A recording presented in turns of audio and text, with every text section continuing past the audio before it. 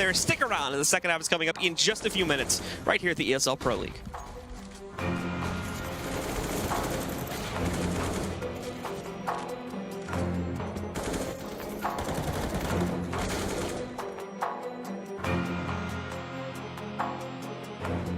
ESL Pro League is brought to you in part by Logitech G, Pay Safeguard, Mountain Dew League, and ESEA.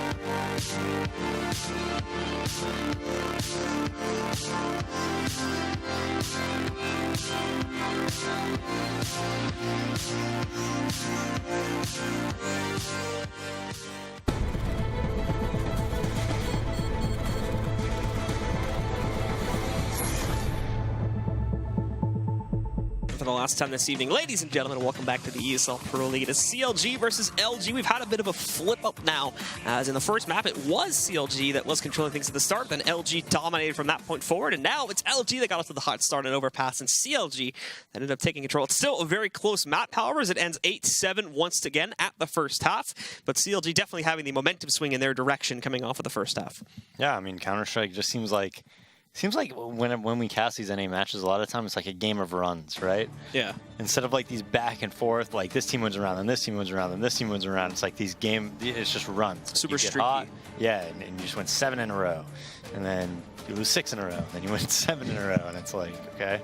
So it's a little bit different than maybe we see all of DreamHack Vegas, for instance. As there was a lot more back and forth Counter-Strike there. Yeah, there was a pretty good finals that we had there. But now we're back in North America, so this is what you get. No, I mean, I think CLG played really well. I was actually pretty impressed, and there was a couple cool things that I saw from LG as well. Pickle kind of falling off a bit though from his really good game that he had on Cash, right? I think it was like what 26 and 10 or something like that. Somewhere around there. Yeah, so not quite bringing the same firepower here on Overpass. But having said that, I think COG had a lot of really good setups. And you know, going back when we started this map, you said, you know, hey, COG is the greatest team in the world on this map. You said they're unstoppable and unbeatable, Blue. And it's looking that way. Yeah, it's looking like they may be able to shut it down very quickly at all. But now they're going to be tested on the T side. The thing is with LG's like T side, right? Is it seemed like really basic? Would that be like an or like that'd be like something wrong to say? Because it seemed like they didn't like get map control, kind of spread them out, make them think about like where they could be hitting. They didn't do much of that. Like a lot of it was just straight B takes. It wasn't very spread out Counter-Strike. You know, it was like, hey, let's group up, let's force the action over here, and you know, let's test our luck, right? And I think they went B by far the majority of the rounds. I don't think they even lost a round at A though. I think every time they went A, they won their round. Because it was so uncommon. I mean, that's what I was thinking, though, is because normally when you see T-sides on this map, it's a very spread out sort of game in gun rounds. It takes a while for the execute to actually happen, whereas this time they were just going forward every single time. They pretty much did what COG did on their T-side of Cash. Like, that's kind of the play style that they did. Both of them kind of did that same thing, where, you know, COG was doing those quick A execs, and we kind of saw the same thing LOG, but on the B side on Overpass. So now we see COG Hayes who runs out, and they're just doing very quick bathrooms control, just basically an A rush, but Pickle and SHZ over there get 2 nice headshots, and you know, taking the bathrooms control is battles all over the place, Blue. Yeah, no one really with control of anything currently, but at the end of the day, it does still look uncertain as PKL Moss back into long there and is able to find yet another kill against Kusta. He's so low though, 11 HP, can't peek out against this. He does have support from Showtime sitting further back, and he takes the distraction now, so Pickle is able to swing out and finish off yet another one. There you go, it's LG with control, and they will immediately tie us up to 8 rounds at the beginning of the second half. Yeah, great control by him there. And that was just a very odd round. It seemed like they had like 4 players there, Luminosity. Every time one of the OG guys died, another one took a spot. And what looked like it was going to be a COG like taking quick control at A just ended up in these battles, you know, all across the bathrooms in Long A, and OG able to, you know, to win it out with some nice headshots from Pickle. So now we have the rest of CLG moving their way pretty much decisively up towards a long entryway there through the playground itself. Obviously, you've got a couple guys sitting over here towards the bottom, kind of messing around a little bit. Hayes down at the bottom of the tunnel connector, and as well, Ethan sitting at the edge of Monster, trying to see if we can catch any of the CTs peeking from there. But they're holding pretty passively, with the exception of like the Monster peek from SHZ. Everybody else just playing the sites, not pushing out towards shorter long A at all either. So it's pretty easy control from CLG right at the beginning of this round. Yeah, and COG does have bathrooms control though, but they have almost no utility. So they have 1 smoke grenade. So how are you going to win this round, right? You definitely are going to need to either open it up like with a 1D by Cutler or Hazed, and then you could swarm, or you're going to need to be able to group up and take as much ground as possible and then swarm together. Well, we've already seen Showtime there chiming back in, now getting aggressive from the CT side. He's found Cutler, and Yell just spotted 2 of them as well, but no, he sprayed down actually through the pallet by FNS. Plywood there is not working out, definitely not acting as enough of a deterrent. SAG tries to swing out, but he's destroyed by Ethan as well. Nicely played by the members of CLG, and now they've got a man advantage, but that may not stay that way for long. No, it's again in their favor. Finally, Showtime trading out from Heaven here, but he actually got dinked a little bit, or just shot down to 24 HP before he actually got that kill. But now chiming back in for another one, he's taking down Ethan. In the meantime, though, the bomb is swung up towards A. This is a long rotate from Hayes, though, so FNS has to waste some time, and he cannot do it at all. Hayes is here. It's been planted on the correct side for him, but he still only has the deagle to work with. PKL's out. They've spotted him there. They're going to jump on the... Oh, they don't actually fully commit to the bomb, so he does get the headshot angle he wants with that deagle, but ultimately, the gunpowder works out better for LG. PKL closes it out, and it will be a 9th round for them. Yeah, it looked a little bit scary there. I think, you know, if I have one gripe about Yell, it's like sure, it works out for you sometimes. Like on Cash, we saw it when he had the Mac 10 and he just runs around and he's jumping and he's being just super crazy aggressive. But it's like right there, for instance, on these anti-ecos, he just gets too aggressive. Instead of just being happy with like the information, just gets like too frag happy and tries to, you know, take it upon himself to win these rounds, since he knows he has the advantage, you know, advantage weaponry. But that would be like my one gripe that I think is a bit selfish and that he needs to work on. Well, we have Yell sitting back here now. I tried to go for the kind of aggressive peek against the push from CLG, but didn't really meet a whole lot from that one. Just spots the usual push out here, and this is still your general default opener for the majority of T-sided teams, so nothing to work off of this just yet. They're kind of spreading out across the map here still while they decide where exactly they want to take the push on this forced-up investment with SMGs, the 1 Galil sitting on FNS, and then a Tech 9 for Kusta. As the most of LG is actually upgraded to rifles now. They're only putting Destiny with an SMG, so they do have a bit of an advantage still when it comes to the firepower. Yeah, and again, bathrooms control. COG being very aggressive with their buys. They got a lot of kills the round before.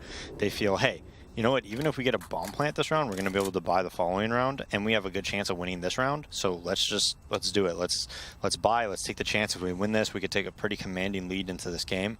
Looks like they set up in pretty much a default. They take control of, you know, the bathrooms or the outside of the bathrooms area, and now they're going to go back to B, and I think that's going to be Kusta, who might throw some type of a fake over at A before they execute. So now Kusta swinging back in, just catches Destiny with a nade in hand. Timing on that one is flawless.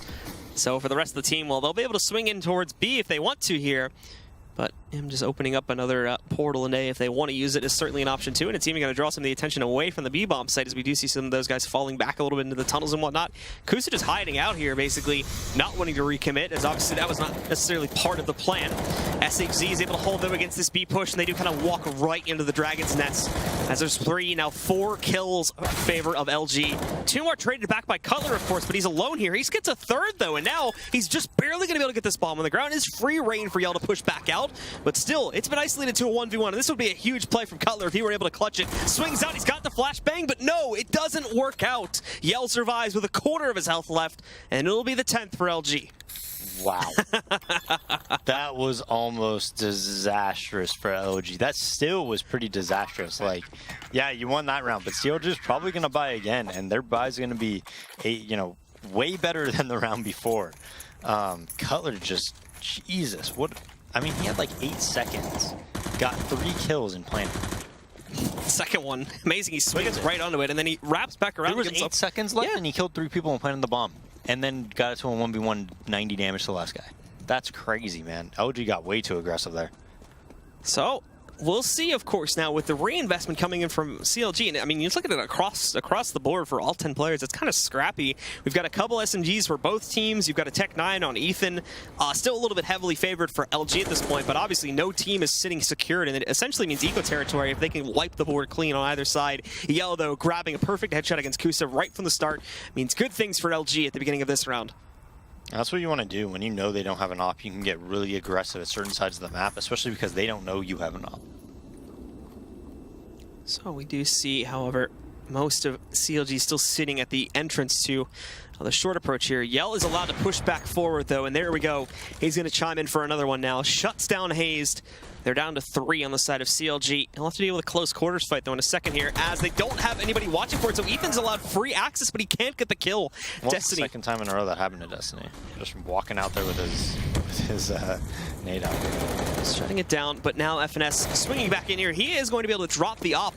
That goes down. That's Yell getting eliminated here. More, though, still waiting, and they still have a very good amount of control here. It's still going to be very tough for CLG to try to clutch out some sort of a 2v4 here, and Destiny actually has a really good position, throws off FNS. We do see Cutler trading it, but now Cutler's going to be moving himself up to the site, basically just going for this one now and seeing if he can make it, attempt at the 1v3, even ducking back down, trying to hide his head a little bit here. They know he's sitting behind that flower box, though, and it's just a matter of eliminating him, and in a second there's going to be a flank from Showtime to finalize things. There you go. Takes a second, but Showtime does close it out, and LG will get up to 11. Yeah, and no heroics from Cutler there to get him down to one person. Cutler buys another ump, though, and it looks like they're going to half buy. They can definitely afford to do that. They're still going to be able to buy, you know, the following round. But very little utility usage on trying to take control of the map, and Yell punishes them for it. Makes it 3v5, you know, pretty much 30 seconds into the round. So we do have CLG again moving very, very quickly to the edges of the B bomb site this time, since they are just on Tech 9s and other upgraded pistols here. LG has not spotted any aggression, though, at the entrance is short, so they're pretty much going to read this pretty easily in terms of where the site take is going to end up coming from, at least initially. Anyways, SHZ has even found that first kill against Cutler. This will put a hold on the rest of their push for now. However, Ethan seems to want to challenge it, despite that Molotov was there. They re-molly it back up over here at the construction. And along with that, they reapply a smoke and another Molotov, really making sure that they hold safely there towards construction within the early portions of this round here. CLG, though, just not able to find anything. They're being sent back, and while continuing to lose their players, trying to figure out what exactly that they can do with this type of a buy-in on this round. It's not letting them do that much, as there's another one just pummeled from construction. That's the third guy now trying to push construction and just been eliminated one by one. It's essentially easy pickings here for everybody on CLG. Finally, we do end up seeing one kill go by the way of CLG as he takes down Showtime, and SAG's a little bit low as well, but rotations are in full swing for the CTs now. They're all moving in to surround these last two players. They are going to try to push back in, but Destiny, beautiful headshot against Kusa. It's not going to leave a lot of room for him to do anything at all, and it's just Ethan and water. He doesn't even have the bomb anymore. Yeah, so we might try to, you know, trickle away at their economy, but LG, man, the start of this half, it wasn't pretty, but they got the job done. It wasn't pretty, but it was gritty, Blue. All right? Yeah. Gritty wins to you know, solidify their you know, control of this match, essentially. I mean, 12-8, they're on CT side of Overpass. They have 2 rounds that they have to lose in a row in order to not be able to buy. But CLG not in a terrible spot. They could definitely come back from this. Yell getting boosted up, taking a quick pick and middle, not boosted, but jumps up on the party. Ethan just holding the connector, and pretty defaulty so far from CLG. The map control they're taking, though, is different, right? A lot of people default and they take bathrooms control right away. They're taking short control with 2 players, other 3 players watching the perimeters, and now FNS trying to work a pick out towards B, and trade kills happening. And we can see Showtime trying to push himself up aggressively. He spotted the player that tried to push his way up the sidewalk, but no, it doesn't end up panning out. Cutler gets the frag, and this goes 2v3, but FNS already so heavily lit.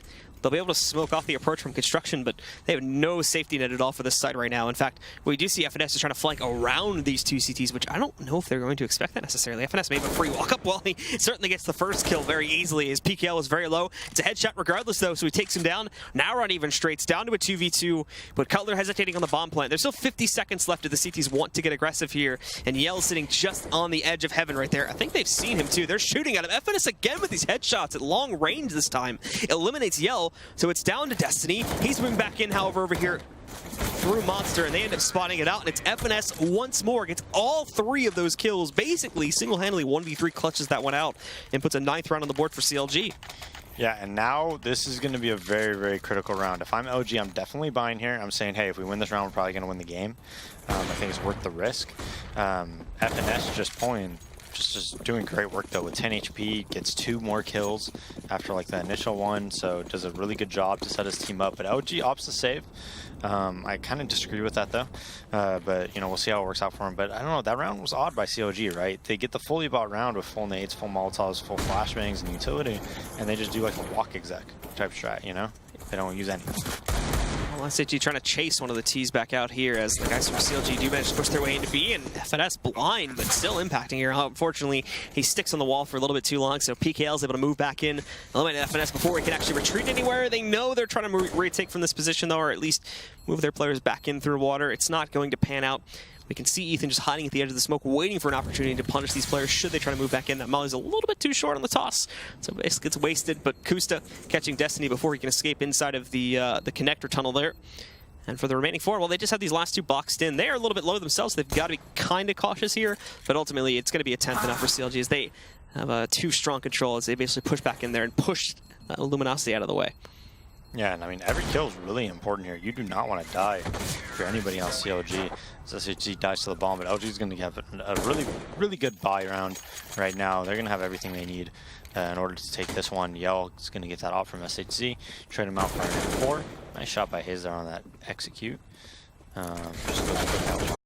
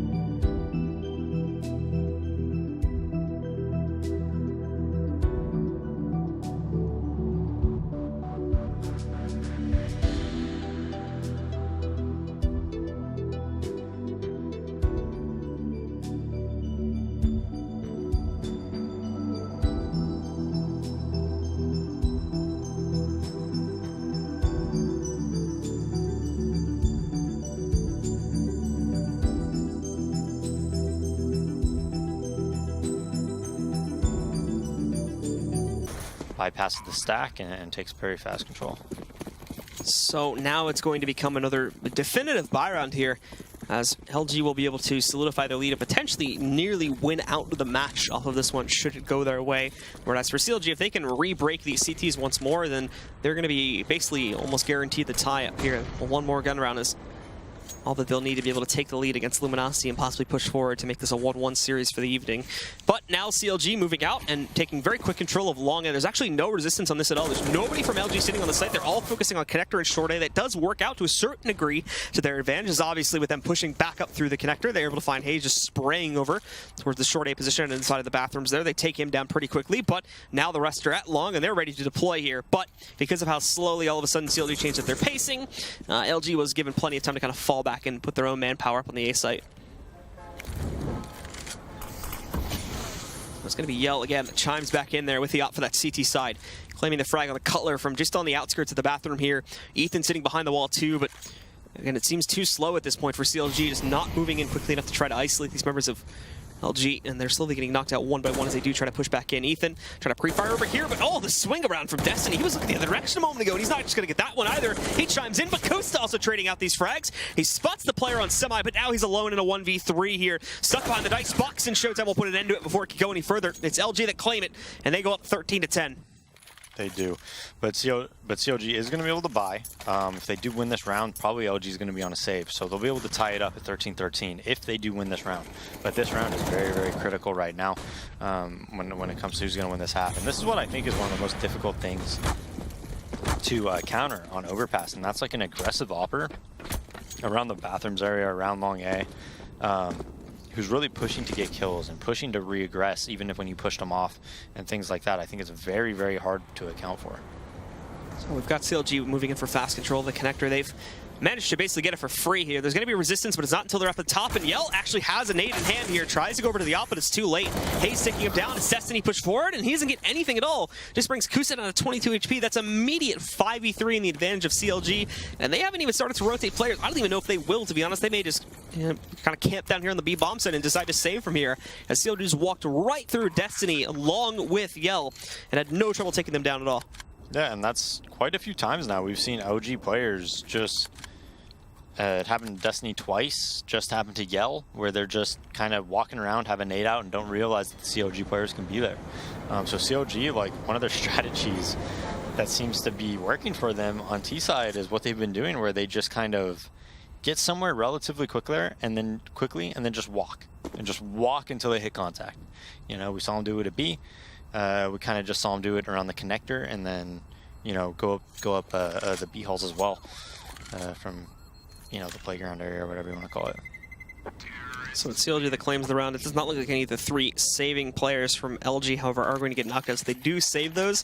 And I think that they should, since those three didn't really use utility or anything like that, they should be able to, for those that obviously have enough, toss over guns to Yell and or Destiny in this case. But that'll still stretch the budget quite a bit, and we'll see in a second what the actual buy is going to look like. It's an SMG for Yell. They do manage to get Destiny the M4. Decent utility for most players. Obviously, Destiny having to buy armor one up behind his M4 while still being down at around 2k. He's only going to get that smoke, which will be used immediately, but the rest are pretty much fully bought on utility, so it's not the end of the world yet, but after this one, they will certainly be broken if they lose all their players here.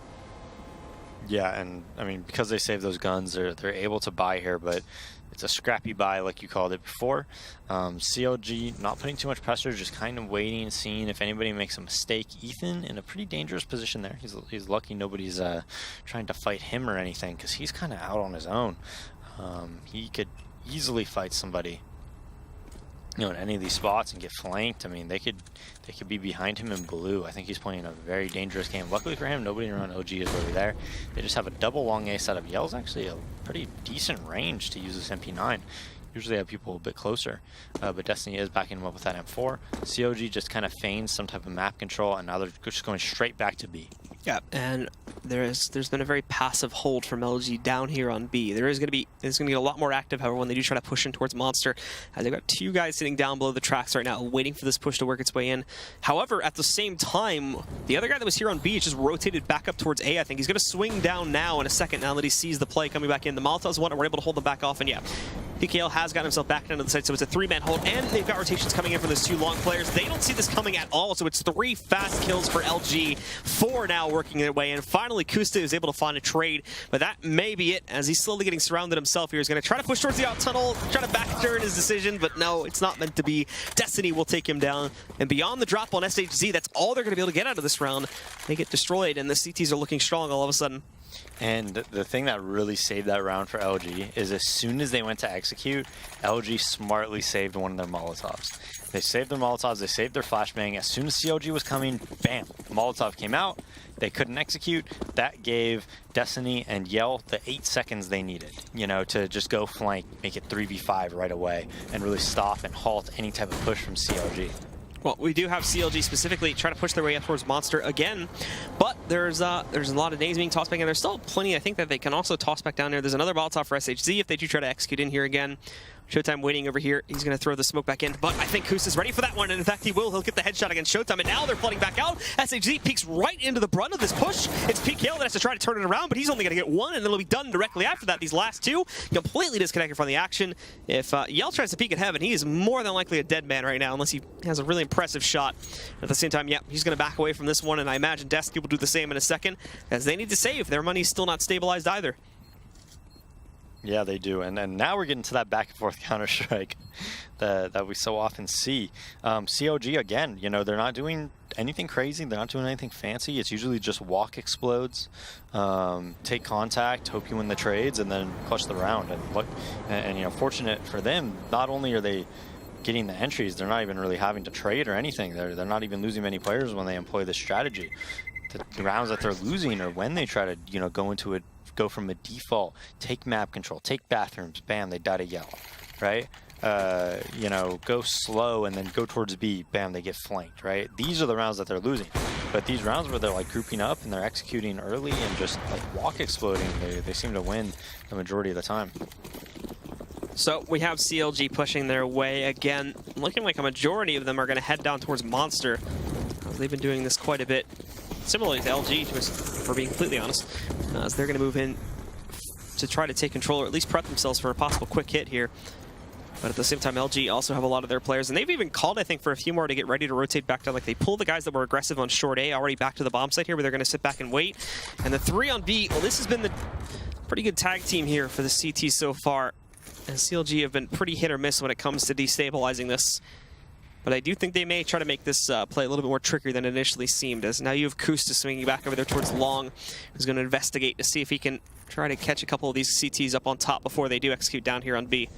And it's Showtime that takes the battle initially, but Ethan's ready for it. FNS finding another kill as well. They bait them into peeking, and it works out flawlessly, and they catch Yell. Thought he was going to kill himself for a second there, jumping back down to that angle, but he's able to keep himself alive. Just with 12 HP, though, so he can't go peeking too aggressively here. They are going to have a very easy time of knocking him out. And there you go. Cutler jumping up on top behind the safe plant box, eliminates Yell. And that's going to be another save call more than likely. PKL and Destiny, nothing they can do about that one. It's full 5 alive here still for CLG and full control of the B bomb site. Absolutely. And LG again. CLG didn't have to do anything when it came to like executing or using any nades. LG peeked Long, they peeked Monster, and both of them died. Made it 3v5. Yell jumps down to try to save the round, but they're already up short, so what can you do, right? So LG kind of making it pretty easy for them as they're trying to save, but both in a spot where they could just easily kill Cutler right there. FNS gets a nice trade though, and these kills are very, very big. So Pickle gonna definitely try to hold on to this. He's not gonna peek anybody. And if he can get Kusta's op, like Kusta. Where is these shots coming from? What a way to die, Blue. Kusta just hops right in your face and headshots you. Yep. So now pause. I'm assuming this is probably going to come from LG, and I'm assuming they're also going to save here. But I think, you know, COG, I think you got to favor them. You know, going into this, assuming this is going to be 14-14, it's looking pretty T-sided. It's looking like LG is making mistakes across the map. You know, whenever, you know, LG or COG is just kind of walking around. But the big thing is that if they save this round, Yell's going to be able to afford an op when it's 14-14. And if I'm Yell, I'm saying, look, I have an op. Let's put 2 towards A, 3 towards B. Let's really make sure we you know, have 3 people at B. Let's utilize our nades. Let's save like a couple Molotovs. And I'm going to get aggressive. Just give me time. Give me time at A. And I will let you know if they're coming A. And if they are coming A, I'll get kills. If they're not, we could even have a 4th rotating over there. Because they don't want to mess around with me when I'm opping A. Right? I'm consistently getting kills. That's what I'd be saying if I was him.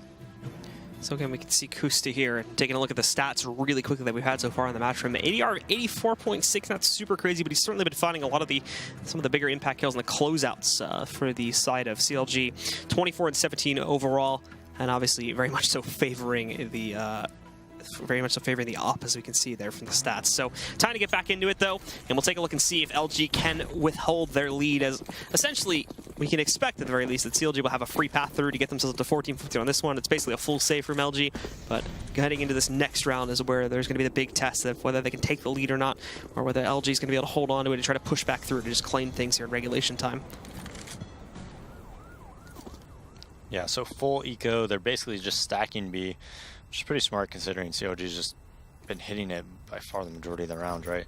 So they're kind of just waiting, hoping that they run into it, and they have that one flash on Yell. So they're going to try to utilize that to its fullest. But CLG just taking it slow. And one thing I got to say about CLG is that they very rarely lose. You know, we've casted them a lot. They almost never seem to lose the anti-ecos. They usually make the right call.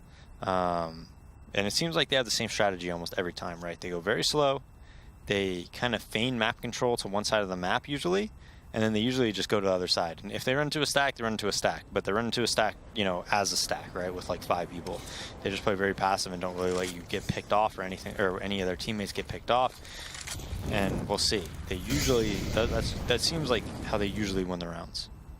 A bit of a Molotov mistoss there is going to delay things for a couple of seconds, but CLG will most definitely still be deploying here into the B bomb site momentarily, especially since the time is getting very, very low here. The creep comes in, and well, LG are keeping themselves quiet as well. They've even got Yell kind of watching for the flank right now, which we'll move in a moment from players like Cutler. In they go, 1-for-1 trade initially. They are hunting these guys down one by one. It's working out brilliantly for CLG. However, despite the setup for the flank and the overall stack on the B bomb site, it's still ultimately going to be a CLG round, and they push through it while only losing one player. Yeah, and now Yell has an op, so let's see how they utilize this. Because 14-14, and if I'm Yell, that's what I'm doing, man. I'm saying, hey, I'm going to be A, let's put 3 towards B, just give me time. Give me time and I'll win the round.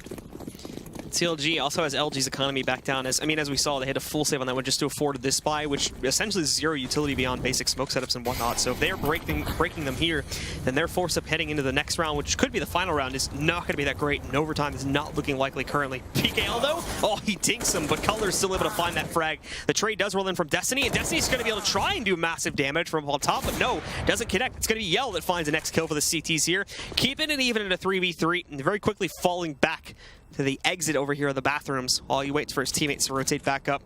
However, CLG are going to be thinking in the other direction here. They swing back down through the connector and are potentially going to head on to the B-bomb site, whereas everybody from LG bid on this previously. They're all sitting up top right now and are only at this very second sending SHZ back over to the B site. Yeah, and this really favors CLG. SHZ is going to have to really hold strong here and probably get 2 kills. I think if you put it down to a 2v2 with how long the rotate's going to be from Luminosity, it's going to be really difficult for them to win this round. But the nicely timed smoke by SHZ.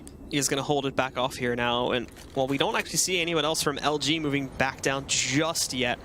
However, that could be changing now with Showtime. 40 seconds left, so you do need to move in a moment here. And SHZ, well, he gets a glimpse of it, so he's certainly going to call for the reinforcements in a second. He does have it now with Showtime, so LG, they got the good read in the situation, but can they actually impact? There's one from SHZ, but the trade rolls in from FNS. Now there's Showtime sitting below in the pit. He's buying time for Yell to get himself up on top, holding the corner, but no, it's not going to work out. FNS has found Showtime, so it's just Yell up in heaven, trying to clutch this out 1v2. The bomb going down. He's really hoping for a peek from the left side, but everybody else in CLG, they've got a huge smoke party and all. He had FNS dead to rights above the smoke. He has him again there, but he's not taking these shots. Finally, there's the connection from Yell onto FNS, and it goes 1v1. He spots his opponent, but with a pistol. So Kusta just gets the free peek onto him there and shuts him down to put CLG up to 15 rounds. Oh man, Kusta.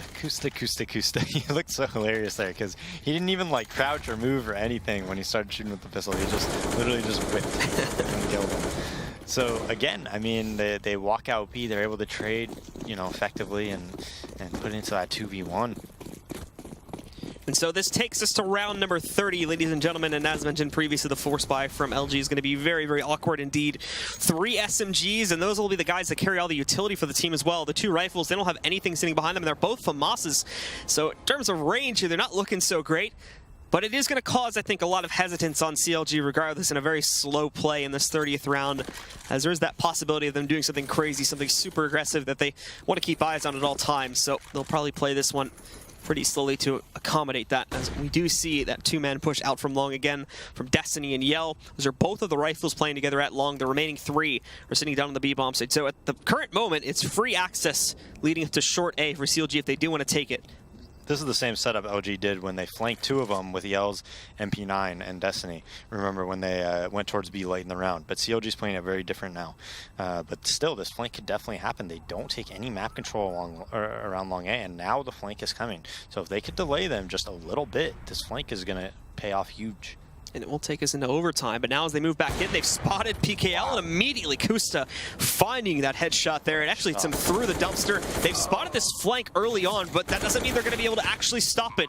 As we do see it goes 2 for 1. It brings us down to an even 3v3. Rotates working their way up from the B bomb site here. Color specifically in the bank, waiting for it to work its way there. They've got very aggressive positions to hold off these CTs trying to move in for the retake. Kusta just hugging the corner, swinging right in there. He actually misses those shots against Yell here, so when he takes the battle, he's relying on his teammate to bail him out. And thankfully that's going to work out, but now the other two jump back in. At the end of the day, it's going to be CLG that take control, and they will take this map 16-14, which means their record for the evening is 1. Barely too crazy, too strategic or anything. Like I said, a lot of just walk exploding, making contact, and then hitting the site and winning any type of, 2v2, 3v3s, 2v3s, and things like that.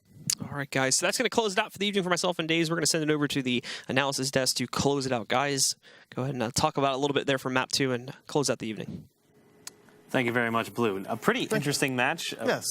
A little bit back and forth there, but CLG ends up taking it in the end, which goes against our prediction where we thought maybe LG would walk away with the 2-0. Oh, I thought LG would win this map and lose in cash, but it's the opposite for me. So I'm just still 1 for 1. I'm wrong, though, so maybe I'm 0 for 2. It's the I don't letters. know. It's really confusing. Yeah. It's CLG versus LG. It's an understandable mistake. It's a tongue twister here. And the one thing about CLG that was so... at CT side, they started a little slow, and I think they had to do with, as Daze mentioned in the match, that... CLG was finding a lot of their success by finding that first pick as a CT, but that didn't happen till after the 6th or 7th round, where CLG started getting the first pick instead of LG, because LG kept picking them off over and over again, and it was always like a 4 and 5, and it's just an uphill battle at that point. Well, a little bit later on in the game, round 11, we have a recap here of that. Why don't you walk us through what we're seeing here? So this is the first round where they stopped doing these long peaks, CLG, and then they instead opt for a crossfire in the bathrooms. And I thought this was a pretty good crossfire because it kind of forces the terrorists to look 2 different ways. And as you can see, FNS is doing a little bait and switch for Cutler, and that's just 2 kills right off the bat. And the people in B really clean it up. So CLG did not give up that first kill right away. In the first 10, 15 seconds of the round, they slowed it down. They did good crossfire. We need to see more of that, so they're not always running a pick strat to where they have to rely on the first pick. Yeah, a bit of the Kansas City shuffle. Yeah. Everyone looks right, you go left. Yeah. So it was a good move. Moving on, round 23. Another recap here. Walk us through it.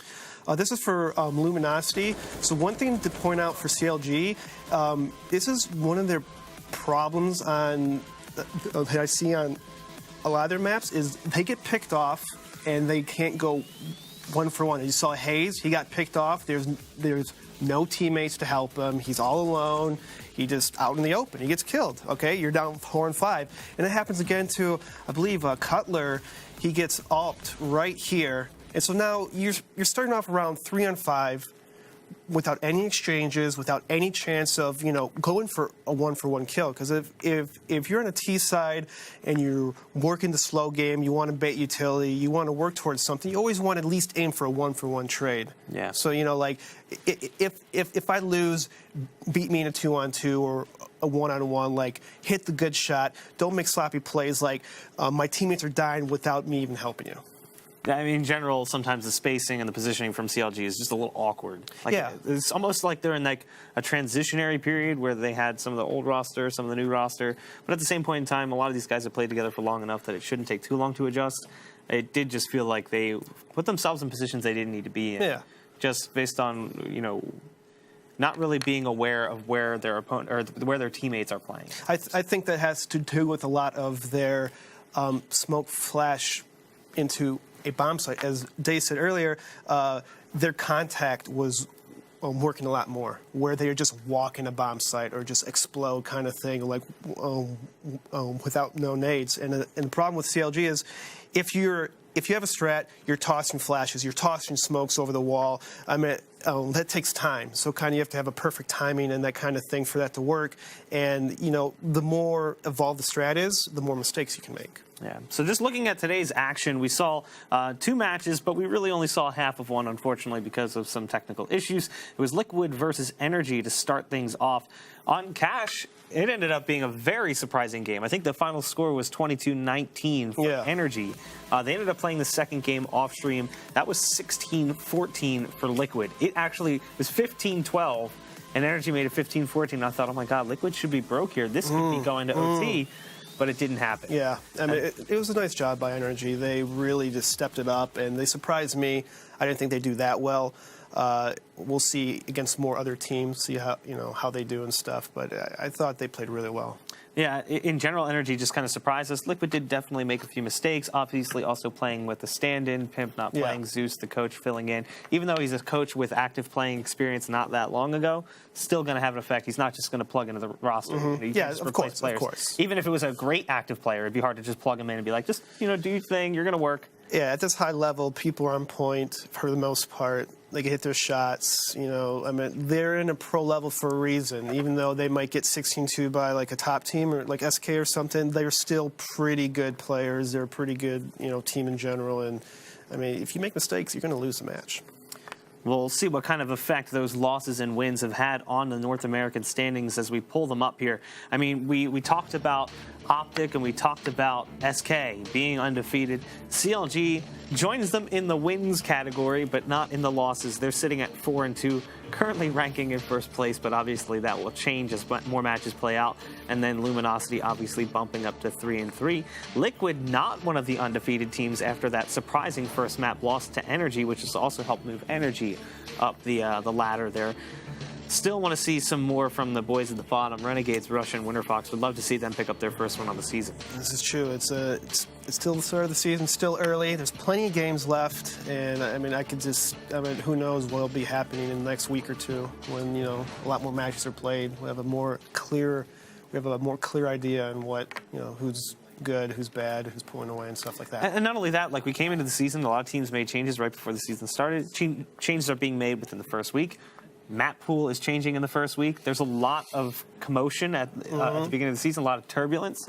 So we'll see how things settle down once that turbulence dies down, and we can see how teams will be able to play out against across an entire season. Teams like Liquid, teams like Optic, who are still trying to figure out all of the moving pieces out. And then also, like we'd said, that map change, like losing Dust 2 doesn't affect a whole lot of teams, but adding another map to the pool that you might not want to play all of a sudden changes your veto phase. I mean, I know a couple teams that literally practiced Dust 2 for like 2 weeks straight right before they announced that they're going to ban Dust 2. And so, I mean, there's a couple salty teams out there. And but I'm happy for the change. I can't wait to see more Inferno. I want to see it. Hopefully, bring it back. Let's go. Hopefully, we'll see Inferno. Hopefully. Don't be scared of it, guys. Don't be scared of it. I'm still not necessarily sure we're going to see a whole lot of Inferno, but time will tell. Ultimately, there's plenty of matches to be played out across the entire season, and we've only just scratched the surface. But if you want to catch more, we're going to be live again tomorrow, right around 4:15 Pacific time, at same place, basically same time. Although it's not going to be the same, too. And I'm going to be moving back to your seat. I think Stun is going to be in my seat. Stun should be here. He's alive. He's healthy. He's okay, guys. It's going to be okay. I'll be doing Telestrator stuff. Who knows? I'll be around. All right, so we're going to go ahead and throw it to commercials one last time, and you guys can catch us again tomorrow for more of ESL's coverage of Season 5 of the Pro League. Woo.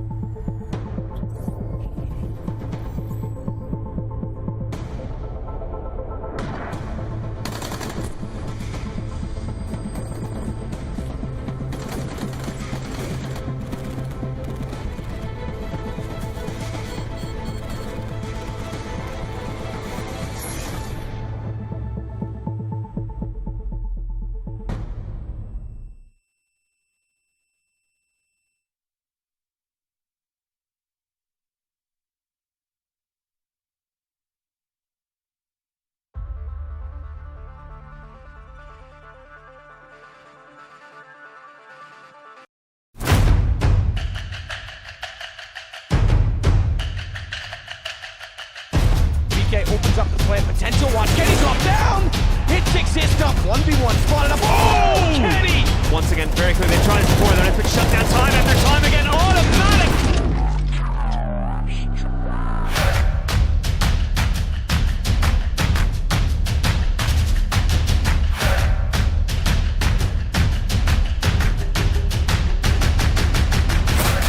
This AWP got two, goes for a shot. That's smart. Does get Skadoodle. Jumps up. Still a bit of time on this. It's going to be a 10-second defuse. He's got to hit the shot right now. Oh my God, Fallen!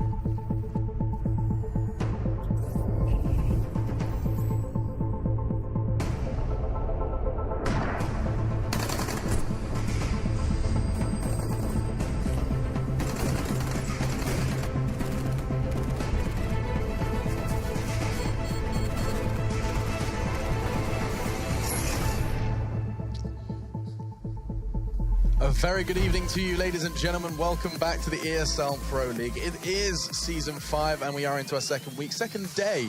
This time I'm back in the hosting seat, and of course, Matt is back over alongside Henry G, where he belongs. I'm joined by Chad Birchall, which is exactly where I belong. Good to see you back with us, Mr.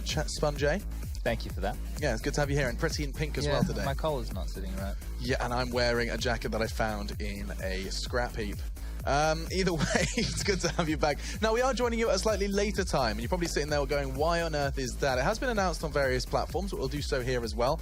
Chad, some players had an unexpected extra day in Vegas. Yeah, well, British Airlines are a really good airline, and you watch your tongue. Their plane wasn't able to take off, so there were numerous players from different teams who weren't able to get home when they were meant to. Bit of delays, so ESL has been kind enough to allow them to have that time off. Yeah, it does sound rather crazy to imagine them just sitting down and immediately starting to play. But either way, we can move on to how things are looking currently in this very league. We can bring up those standings to set the scene for how this league has shaped up so far. It is just our second week, but already some teams are doing spectacular work, both in North America and in Europe. Here you see two undefeated presences, at least at the top of the table. It's SK and Optic. Cloud9 hold a similar feat, however, in the center of the pack with just 2 games played. What stands out to you, Chad? Well, it's more expected when we juxtapose the two leagues here. SK and Optic towards the top of the pack. We got Liquid obviously up there as well. Cloud9 in the middle of the mix. Rush down the bottom. A bit sad for Renegades and Winterfox, however. Yeah, it hasn't been a great start for the Aussies, for sure. A couple of good wins for Misfits. We'll keep our eyes on them as the league does progress. But you're right. The juxtaposition is that you bring up the European table and you have Envious on top. Of course, a team that we thought maybe had the worst trade of the two in that French shuffle. Mouse Sports, Kingwin, and then LDLC chasing the rear as well. Yeah. There are some surprising numbers of losses next to some of the bigger names. Astralis down 2-2. VP in the same. You wouldn't be mistaken if you thought this was currently upside down, would you?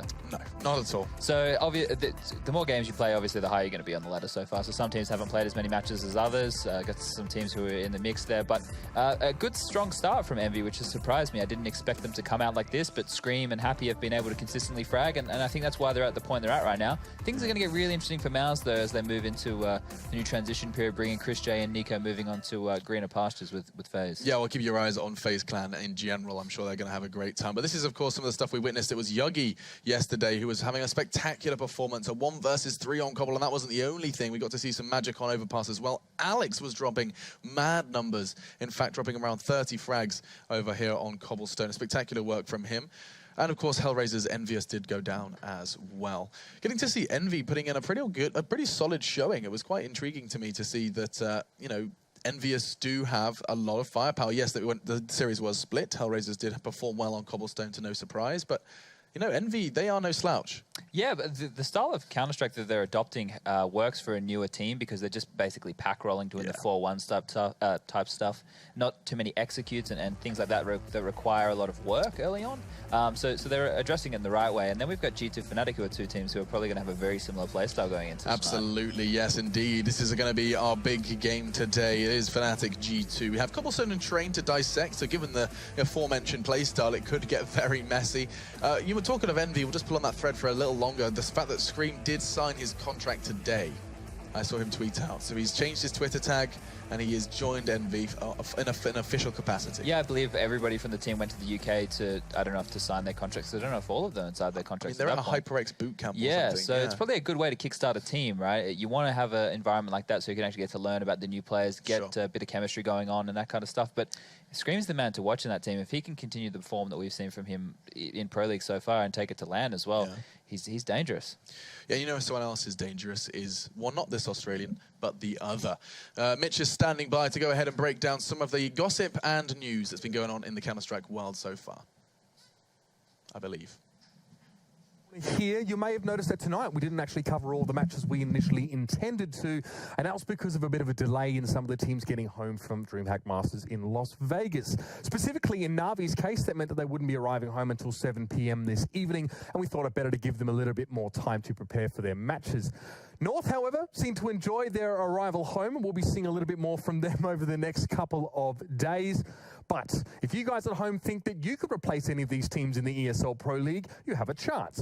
The Mountain Dew League is giving teams an opportunity to directly enter into the ESL Pro League. And to find out all the details on that, you can head over to esea.net/MDL for all the info.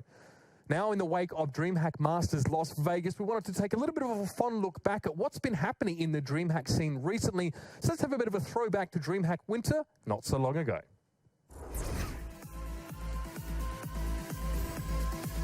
Gambit probably just going to rush B at this point, finish this one off nice and early. And you know what? Naf's not going down without a fight. Oh, Tarek's not either. He's jumping up Shotgun comes through, makes 7 shot into the face of Hobbit. A second one to Mo, but he has to go for the reload. The flash comes through. The flash saves him. That is awkward, but I love it. Is rotated down, however, so he should be in position to back up Cajun B, who's spotting on the site itself. Cajun finds the first kill. That bomb is dropped in the open now, but the smoke is going to allow for Flipside to start and work their way out. Electronic dropping to Cajun, and Cajun is just dominating this B site right now. Somebody needs to shut this guy down, but he reigns supreme. Another kill for him. That's 3 now in the round. Both Flipside members are exceptionally low. Markov had 11, Blade has 1, and he's all left. The flip side, and Cajun B's gonna pick up the ace. Stack up over toward B, 2 out toward, automatic! What? I was gonna say out toward Catwalk, and automatic finds it third! Waiting it, timing it, but better shot from Mixwell. Pistol is successful, but they don't account for the fact that it's Ren also behind this smoke, and he finds 3 immediately. Bombs drop down on top of the site. Give them a bit to work with, but they've got to rely on Naf to get in a better position, and he gets caught off. It's Ren with an ace to hold out the site against the pistols. Crossfire set, smoke off will change things slightly, but clearly he's going to go through. Ricky, lovely shot to find Mazina. Now they can turn back these pistols and try and give Furlan the attention he deserves, but there's so many smokes out. He won't even get far enough, fast enough to catch them off before they're in the doors, and Ricky turns back again. Time is still in favor of the CTs. The flash is coming. It's pretty much a final chance for Ricky. He's looking for the ace now. 4 kills found, and there it is. Wow. What a performance. 4 P250s and an AWP. He finds all 5. Crazy there, just to end on Ricky performing and actually seeing him removed from the Renegades in place for, well, currently, Atta. It was an intriguing removal, that's for certain, and you highlighted already their position on the standings isn't particularly fruitful in the North American Pro League. Yeah, well, they were doing better with Rick. He'd obviously played the first few games with him, but obviously there's issues there, and they've felt the need to drop him from the roster. So interesting to see how they go forward, or if they stick with Atta, what's going to happen with them. It is a bit of an odd one, but yeah, you see a lot of teams heading back from Vegas, and that is, of course, why we have the great pleasure of bringing you Fnatic versus G2. This is from Flusher himself. He says, impossible to play without the mentality we had and this little practice. Now, what do you say about this one, Chad? That without the mentality we had?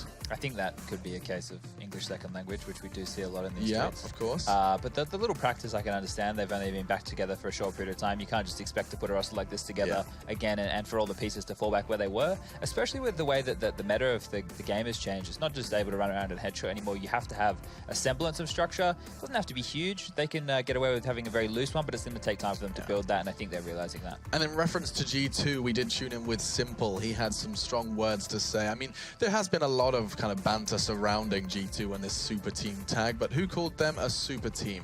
He's throwing that one out towards the French That is a good question. And I think that's the community, and we'll call the community fake news, or really fake news. Alternative facts, for Matt sure. put it very well. He said that they're more of a dream team than a super team. A super team, you know, they actually need to put together a lot of wins and show that they're a dominant force. So I think that's a very good way to put it. Yes, and someone within G2 is celebrating a birthday. None other than Dan himself. Apex getting some congratulations from his various teammates. I think you can even see Sixer is throwing one towards his ex-teammate as well. So you got Apex hopefully going to try and get a little late bit of birthday gift. 24 now. 24 years of age. That is officially in the bracket of mid-20s. 1, 2, 3, 4, 80. 91? Parlez-vous français? On peut. That's 24 years, I think. Oh. 91. There you go. Nice. I'm amazing. French aside, and we can actually talk about the people that can speak French, and that's, of course, G2. Now, I think the term Dream Team just summarizes them perfectly, Chad. Like, I mean, if you are any sort of Counter-Strike fan, there has always been this kind of, like, desperation to, one, it sounds horrible, remove Smiths and Shocks from the hip. They wanted to see Shocks with the likes of Kenny Yes, and I mean, seeing them together now with Apex, it feels like they've got all the ingredients for real success here. NBK, who has been probably one of the most successful French Counter-Strike players of all time, and then you can combine that with none other than Mr. Body, who has proven his worth in his period stint with G2. I think Body's the one that is the most interesting here, because a lot of people would have expected them to pick up Scream, you know, and then this would be the dream team that everybody would think on paper. But yeah, you're right about Body. He is a younger player. He's obviously a bit keener, and they're going to have him more as a role player or a support player who they can mold and put in whatever places they need. I don't know if it's true. I think it was a translation. I was reading something on Reddit. Shox did an interview, and he was saying the reason that they went with Body over Scream is that Scream is a player who they think can only play the one play style, where they want to have people who can be more diverse, and that way they can change it up if they need to. But this team, like you said, is a dream team, definitely on paper. The idea of having Kenny S and Shox paired together, the two most dominant French players we've seen in CSGO, is huge. We get an opportunity just to see some of the plays that were made as well by Fnatic. This was Dennis getting all three on the flank through. Of course, a map that's no longer in the pool. This was just the first week of Pro League where you did have access to Dust 2. Now we're back into Inferno, and look at that spray. That's impressive stuff. The map we're going to be going into is Cobblestone. But, I mean, we've seen these teams meet before. This was, of course, a while back. You can see this is the old G2 roster, the likes of, well, what is it now? That's Scream, Smiths, the whole shebang. This is just a little kind of glimpse at how some of the previous rosters did perform in the last season of Pro League. Do excuse me, I think I got a little confused there. Time does fly. I felt like that Dennis play was just the other day on Dust 2, but it can't have been. That was back when Where did he end up in the whole Swedish shuffle? He's kind of watching from the sidelines at the moment. Yeah, I think maybe he'll end up in the new Super team with Makalele. Well, they need an in-game leader, right? And if he's willing to take that role, but who knows what can happen? I think they've only announced 3 of their players: Rubino, Jacob, and Makalele. I think Fox went to Penta. Well, I think Jacob. And I do think that's a really weird one. While we're having a general community discussion, Fox joining Penta very quickly, like it's like locked in. I didn't see it anywhere, but someone told me that, so I'm taking that as gospel. You should. I mean, he's currently in their roster and all of their, like I think at ESEA, and to be fair, it could be a trial. That's true. It could be a trial. Anything's possible. I mean, I just was really kind of, I don't know, converted. I think a lot of people were with his performance in Atlanta. Seeing Fox kind of playing with SK, having a proper structured team around him, he was speaking his native tongue. And he looked good. He looked much better. People forget how good Fox was when he was on Kick and stuff like that. Like he was the most dominant player in that team. I remember practicing them on Dust 2 when we were over in Europe from time to time, and just versing him on Dust 2 would always get the tag, crossing the doors. He was quite a successful or impactful AWPer. Yeah. I just think over time. Maybe people have either put him on a pedestal that's maybe too high for him, or the expectations are too high. But I think he's a solid player. He is certainly a solid player, and there is an abundance of solid players coming into this matchup. Fnatic versus G2, both teams have really stated that they need to do better. They've made a lot of roster moves, and therefore coming into this one, you've got 2 teams that are not where they want to be, and they're going against each other in 2 best-of-1s. Cobble is our first map, and this is where I'm going to be talking to you, Chad, just a little bit about how you think Cobble's going to go when you have 2 very pug-style gamers. Little structure found on Fnatic over in Vegas, and G2, they've fallen into a similar fate as of late. Yeah, both teams, as you just stated, need a little bit more time. And it's weird having a matchup between the 2 teams who are both in a rebuilding phase. So if you remember Fnatic, they were the type of unit that used to basically send their players off on little missions on their own, and they could do whatever they felt, and they would open up the map, and they could capitalize on that because they had good chemistry and they had good understanding of what they could do. An example of that would be Olaf on the B platform. That's one of the places that became, people call it the Olaf smoke, where it's thrown at Broken Wall and then he goes for picks there. That kind of stuff has been picked up by all the different teams and used, but because of that, it starts to get counted and it becomes the common play. And when people have moves that are so successful like that, it just becomes the norm to know how to play against it. So that kind of stuff has definitely dropped off. And to make that more versatile, I believe Fnatic, they kind of went before they changed roster the first time, trying to transition Flusher over to doing similar things because people have different timings or pacings in the way that they attack it. So in this matchup, it's going to be interesting to see if the teams just go to what they're comfortable with. So it used to be, I believe, Apex and Kenny over towards that A-bomb side. If they're going to do things that they were doing previously, or if they're going to mix it up, which I think is more dangerous because you don't know what to expect in that case, which would be nice. It certainly would be. Something that isn't nice is Fnatic and their recent result over in Vegas. In an offline environment, they did meet Virtus Pro, admittedly the winners of the tournament, but they conceded a 16-2 defeat on this very map. It was abysmal from them. They managed to get together 2 rounds. Those 2 rounds came on the T side, and it really was an absolute slaughter. Virtus Pro holding a spectacular 13-round CT side, and that was pretty much the beginning of the end after VP did win that pistol. So coming off of that, that was pretty much the last game they played ahead of this one. So it's going to be intriguing to see if they've kind of maybe learned some from their mistakes. I did like in the tweet as well, typical us losing to the winners of the tournament. I'm sure that's a lot of teams sometimes feel like that as you get knocked through the group stage. Yeah, well, it's a mindset to have. I guess it's one way to spin a positive, right? I walked past these guys as they were playing Cobble during the end of that match, really. And they were very quiet. The only communication was through typing. So that must be the mentality that Flusher was talking about. It doesn't seem like they have, or they're at the point of other teams when even when they're losing, even when they're down, they keep the fist bumps up, they keep the talk up, which are 2 very integral things. When you come from a team that is used to winning all the time, or a lineup that's used to being very successful, and to go to losing after that, it's very difficult to make that adjustment, right? Absolutely. It depends. This is where we're going to see how hungry they actually are and how willing to evolve they are. Because if they're just going to bang their head against a brick wall for, I don't know, the first couple of months and hope that their old playstyle works, they might find themselves getting very frustrated. Yes, indeed. And I mean, I'm currently looking at their lineups head to head, and it does look absurd, but it does look like since basically February of 2016, admittedly there have been different rosters, but Fnatic have won and beaten the French side every single time they've met.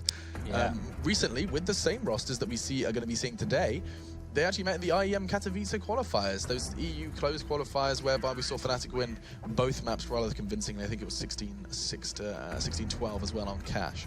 So with that said, Fnatic have a better track record versus this French side. And in general, this French side have had an awful start. I mean, we're looking at the G2's recent results, Chad. It is rather abysmal, is it not? Yeah, I think the level of expectations for this team is huge, right? And to see them go up against other top teams and lose, like a 16-6 online on train, it's obviously one of those maps that you can get blown out on, but it's not what they'd be looking for. And this would be a great point for them to be able to turn it around. I don't know what events these guys have coming up. They're definitely not in Poland. Not sure what else has been locked in or announced for these guys in the future, but this is what they need to be hungry for right now. They don't have a lot else on their plate, so a lot of time can go into practicing for this unit. And I think both of these teams in this matchup we're going to see good things from in 2017. It's just a transitional period for them to get back into it and evolve, right? I'm really excited for this year because even though these teams aren't performing fantastically right now, they all have great players and they all are hungry to win, right? That's the type of Counter-Strike players there are. Yeah, it's kind of crazy. I mean, if you look at their current results, they're not necessarily anything to be snobbed at. I mean, you've got close losses versus Envy. In fact, we got to witness them. They were over in the Pro League. We saw them in our first week. Close losses versus Heroic from G2. I think we're looking at like 16-13, some scores. It's been pretty, like, unfortunate losses. In fact, they very much, other than the Fnatic result, they actually got 2 good wins versus Flipside. So it shows that they can at least do some damage, some degree of damage. What I think is really exciting about this specific matchup is how much of a brawl it can turn out to be, because both teams aren't really going to want to give an edge, right? They're the teams who are going to force by, they're going to back their aim, they're going to back their individualism, which is a really strong thing to have, because if you can win that tug of war and you can come out on top of the economy, you can find yourself in a really strong position in dictating the play. The only thing which will let, I think, both of them down is potentially the lack of executes, right? Because you do need to be able to use that from time to time. And it's just one of those things which you have to have in your gameplay nowadays. Yeah. I find that I'm being very critical of them, but if you look at the top teams at the moment of SK, Astralis, North, Virtus Pro, they all have a very good mix of pacings, executes. They have the individual skill to pull off very, I guess, crazy plays, the stuff that gets the caster screaming. So you need a bit of everything. Yeah, for sure. And I mean, we've seen that. I think it's a really intriguing kind of observation to make that at the top of Counter-Strike now, you haven't got any real examples of the style that these guys are implementing. Yeah, maybe they want to change that. It does. There's a correlation to be identified here. But are they capable? If you look in towards Fnatic, most definitely have, I mean, a respected coach, and I say respected because the players themselves state that they respect him and they chose him. I know that it was brought into question over in Vegas, but they've got some form of leadership, and I'm hoping to see that kind of evolve as Jumpy, even Flusher, who's taken a step. We saw some successful in-game leading from him during that one transitional period without Pronax. Okay, it's time to call a prediction for Cobble. What are you saying, Chad? I don't think it bodes well that Fnatic got absolutely stomped on this map by VP on land. 16-3. I'm going to lead towards G2 because the French have traditionally been quite good on Cobble, and they have a very good passive style that they can play. And I think they're maybe going to be a little bit hungrier right now. Okay, I'll leave you with that one. I think I'll join you on the G2 side of things. Well, there is no doubt that this server is chock-a-block full of Counter-Strike star names, and our caster desk is no different. Henry G and Sadakist are waiting to jump into Cobble. Yes, thank you, Alex. I think we are jumped in. We are in the server, and we are standing by to get ready to roll. Cobblestone waits. I think it's a good map for these two. They mentioned it. Olaf going to be platforms known, but this G2 lineup, this is the first time I'll get to cast them in the flesh. Sure. We know that Shox loves it. Cobblestone, that is. Absolutely. Probably Both loves these this team teams have too. been pretty underwhelming so far. We've seen G2 a couple of times, maybe only once in the Pro League so far, but they looked pretty poor against Envious, but obviously that's one of their first showings. It's going to take a while for this team to kind of build their foundations up and work out how they're going to operate as a unit going forward. The same from Envious in that game. Scream just ripped them apart. Yeah, true. To be fair, that was a bit of an anomaly that game, Yeah. wasn't it? Like, he's never going to play like that every single time, and there's not a consistent basis for it. But Fnatic, obviously, on this map was stomped by VP in DreamHack. It was 16-2, I believe, as well. That wasn't a great ranked start. 12th. That's almost like turd if you're rated 12th with RD on it. Yeah, it's true. Maybe that's what they're going with. But yeah, it's so difficult to call this one. I would say I would be leaning towards G2 basically because they've had a bit of time now. They went obviously at DreamHack, so they've been practicing, working things out, getting things together. And yeah, I'm hoping we can see a performance from Kenny S. He looked very poor in the first showing with this team. Hoping he can kind of step up. But it's known to be an up and down map for him overall. But of course, Shoxy on the server, anything can happen, and that's why I kind of push my bets towards them. Fnatic, I'm not really sure they've had that much time since Vegas to even. They would have got back, what, maybe yesterday? You wouldn't have been practicing then. So I doubt they would have. It's not like you've had a chance to adjust anything.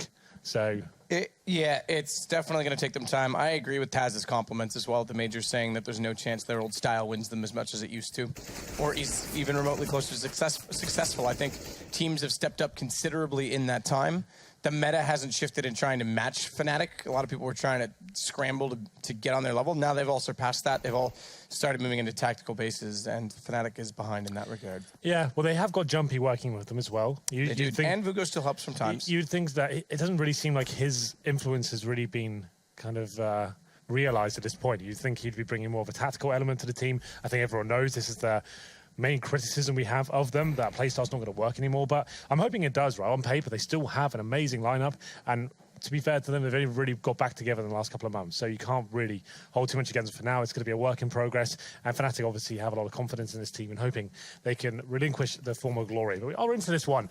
It's going to be Fnatic starting on the T side here, 4 sets of armor, and Crims, he's got the smoke and 2 flashbangs, no upgraded pistols here, just the Glocks across the board. And then in terms of the G2 side, quite a traditional French setup. 5 sets of armor. Really kicking straight into it though, but Shoxy towards long A takes down Dennis. A really nice headshot to kick things off there, and he'll be falling back. His job is complete. He's got that first kill. He's spotted a couple more players, and then we can keep it his 5-4 advantage. Olaf trying to spot down toward long. NBK that awaits. He's got the USP in hand, but there's no one on the receiving end as he re-peeks though. He's tagged to 6. And the natural born killer will have to be naturally born defending, because he's got to run back inside of the site. It's interesting to see MBK, Shox, and Kenny on the same lineup. It's going to be a lot of fun, I think, as this develops. As Apex tagged off, has to back away through stables. He'll go toward the A platform. JW's already down drop. So Kenny has to start to pinch them in, hold them off. He can't push through without any information. He'll go now. They've got confirmation. It's to the A site. Look at Shox go. 1 kill on Olaf. He stands in behind the APC. The last 2 remaining Fnatic players held out top of the half wall and completely locked in position because all of the rotations have made it in place. It's Crims the next one up. Kenny's killed his teammate, and this should spell disaster in the end of the round. There it is. Shox getting his second. Third. I take it back. Third. It's always so beautiful to watch Shoxy hitting every single thing on the server with the USP as well. Goes towards long A at the start, opens things up, falls back, and manages to pick up 3 in total. Looking very strong. We do have a slight technical pause here, and I'm sure we'll be underway very shortly. In terms of the rebuy coming back from Fnatic, they are going to be forcing into the round. That's fine on the T side. No bomb plant, automatically means to be getting Tech 9's armor. Flush has got a smoke as well. And in terms of the GT buy, this is what we're seeing a lot more of recently. Everyone focusing more on the UMPs rather than getting like 2 rifles and MP7s and stuff like that. But Shoxy yet to buy. Maybe he'll bring out an M4 considering he got 3 kills. But we'll just be bringing up the little holding image here as it's an online game. We can't really give too much away, but there it is. No, I like this. Why would you give anything away? Exactly. Don't tell me Santa Claus isn't real and ruin Christmas.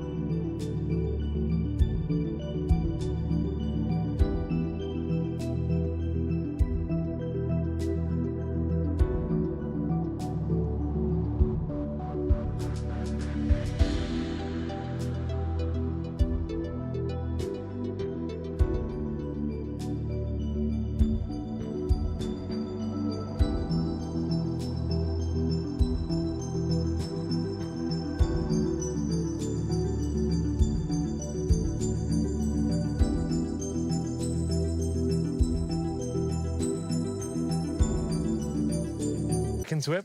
And like I said, 5 SMGs means it's going to be a little bit harder to hold off at long-range angles. Have to commit a little bit more towards B site, maybe towards drop-down and the upper platform itself.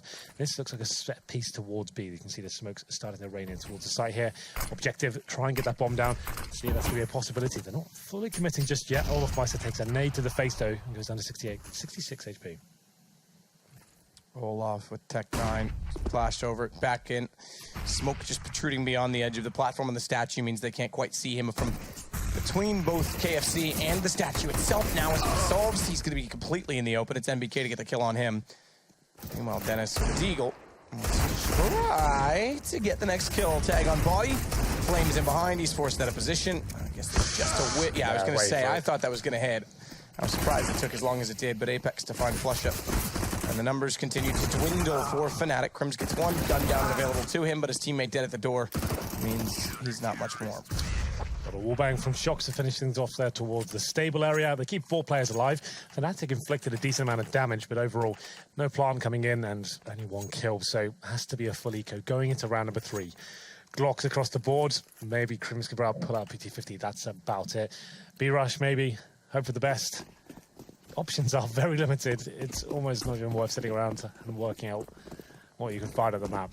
We'll see what they decide to do here. Bishoxi, he's hunting for some money here. That could be working against him. It certainly is. He goes down first, and there it is. Flush with the Glock opens things up, but it's quickly replied by Apex, and it should be round. Obviously still going in favor of G2. Kenny might not check his angle. Of course he does. Ooh, get wrecked, Olaf. Yeah. He does certainly check it. Apex, meanwhile, I need to go out. Has to be careful of his position. It's Dennis that finds the kill. Kenny finding, therefore, Dennis. Crims now last alive. Not a lot of kills from Fnatic to start things off early. These rounds have been quite heavily in the favor. I mean, yes, I know they don't have guns, but even still, they aren't forcing reinvestment. They've been quite heavily in favor of G2.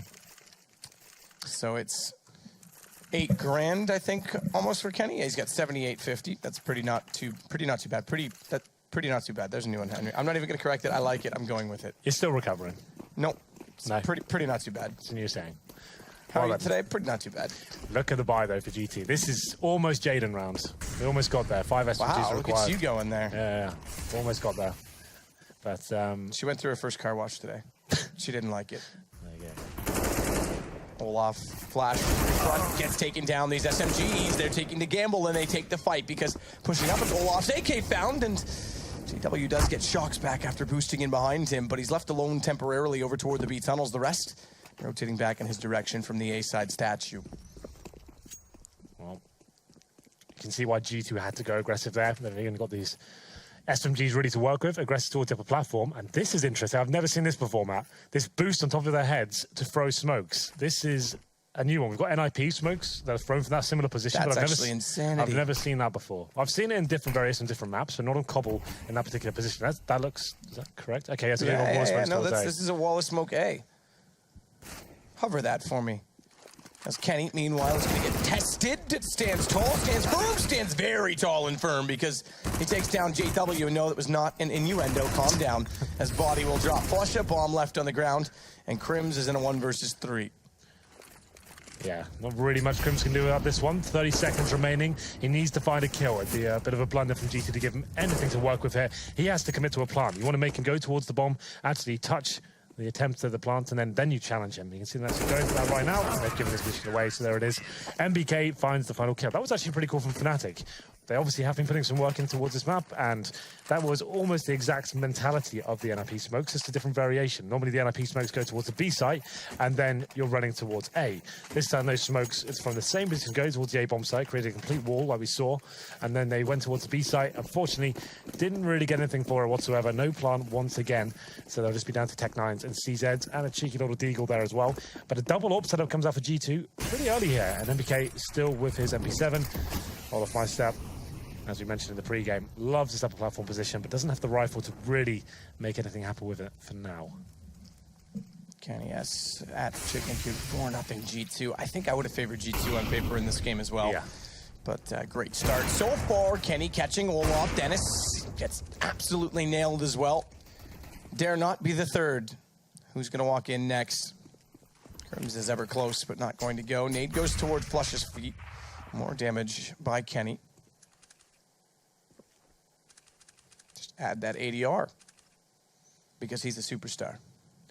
I've only lost MBK so far, and he had the MP7, so yeah, not a bad situation. Yeah, that's actually fine because you don't really want to hold on to them for that amount of time. You know the AK's coming out next, but this could actually fall in favor of Fnatic, but Body's there to save the day. Okay, then Body. Body's always so good on rotations. Yeah, he's so good at holding like solo bomb sites by himself, and then coming in and cleaning up clutches and finding a couple of kills here and there. So far, we've got double my Henry. voice on replay. Yeah. Double Henry, double Sato. Could you imagine if I was a twin? I wouldn't need you. Well, he would. Who's going to provide the knowledge? My twin would have gone after the knowledge, I'm sure. Yeah, he'd have been the next pro. Telepathic. They wouldn't have been able to tell us apart. It would have been like I was solo casting and never having to breathe. Oh, Shoxy, that looked a little bit too easy. Fnatic trying to change the pace up a little bit there, and actually looking against them. Shoxy, pretty standard face towards middle. Fnatic didn't see it coming. You normally want to be flashing towards the mid doors, but Shoxy might have overstayed his welcome a little bit here. Gets it over just about. Little pop flash off the sign. Dennis starting to push up, smoke out. Takes off. Oh, and clears that position, but I think Apex spotted him just above the smoke when he re-entered toward long. Yeah, these rounds aren't going too well at all for Fnatic. The pick goes against them, and then a second as well. They've got nothing for it so far, apart from a little bit of damage inflicted to Shoxy. So what's left, Map? They've got one smoke, a Molotov, and a flashbang, and only 3 players to work with. Someone has to go absolutely bananas this round. Sorry? F5 is next. Okay. Control F5. What does that do? Isn't it F5? What's the one that automatically kills the game? I can't remember. F10. F10. There we go. See? Good joke, though. I don't press that button often. I usually, I'm rage-inducing it upon others. I don't pay attention to them. Right. Well, you can take a screenshot of F12. You can do that. I knew that. Okay. I knew that.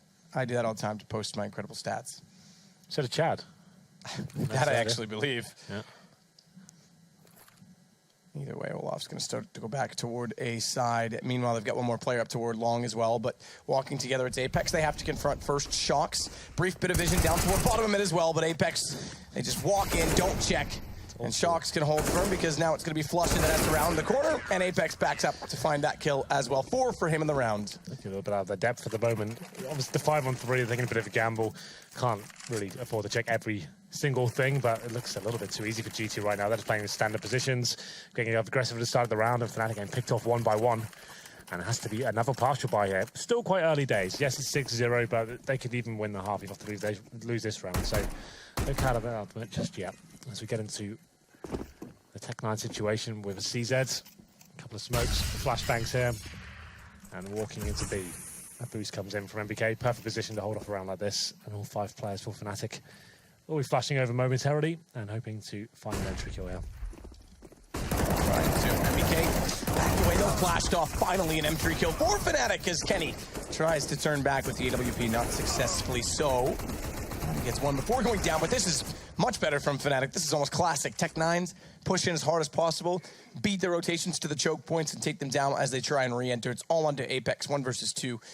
And the bomb planted. Ooh, he nearly gets spotted out. This could leave a bit of a vulnerable position for Crims on top of the site, but he's got a man pushing up to his left. It's going to be JW. Doesn't hit the shot. Now knows where both are, and Body, or rather, excuse me, Apex is desperate and trying to bait them out. Won't be successful in doing so. Well, finally, something goes in the favor of Fnatic. They post their first round, and like you said, in classic Fnatic fashion, going towards the B site, flashing in, and managing to find the first kill and the second as well. Tech9's actually overwhelming Kenny S on the AWP. And now they do have a decent amount of cash to work with, and JW on the orb himself. G2 falling back to this double orb scenario every single round they can, it seems, and Shoxy back in the same position, trying to open things up here, going to see the shoulder. Oh, maybe not quite. Another player waiting behind the rock there. That was actually Flusher.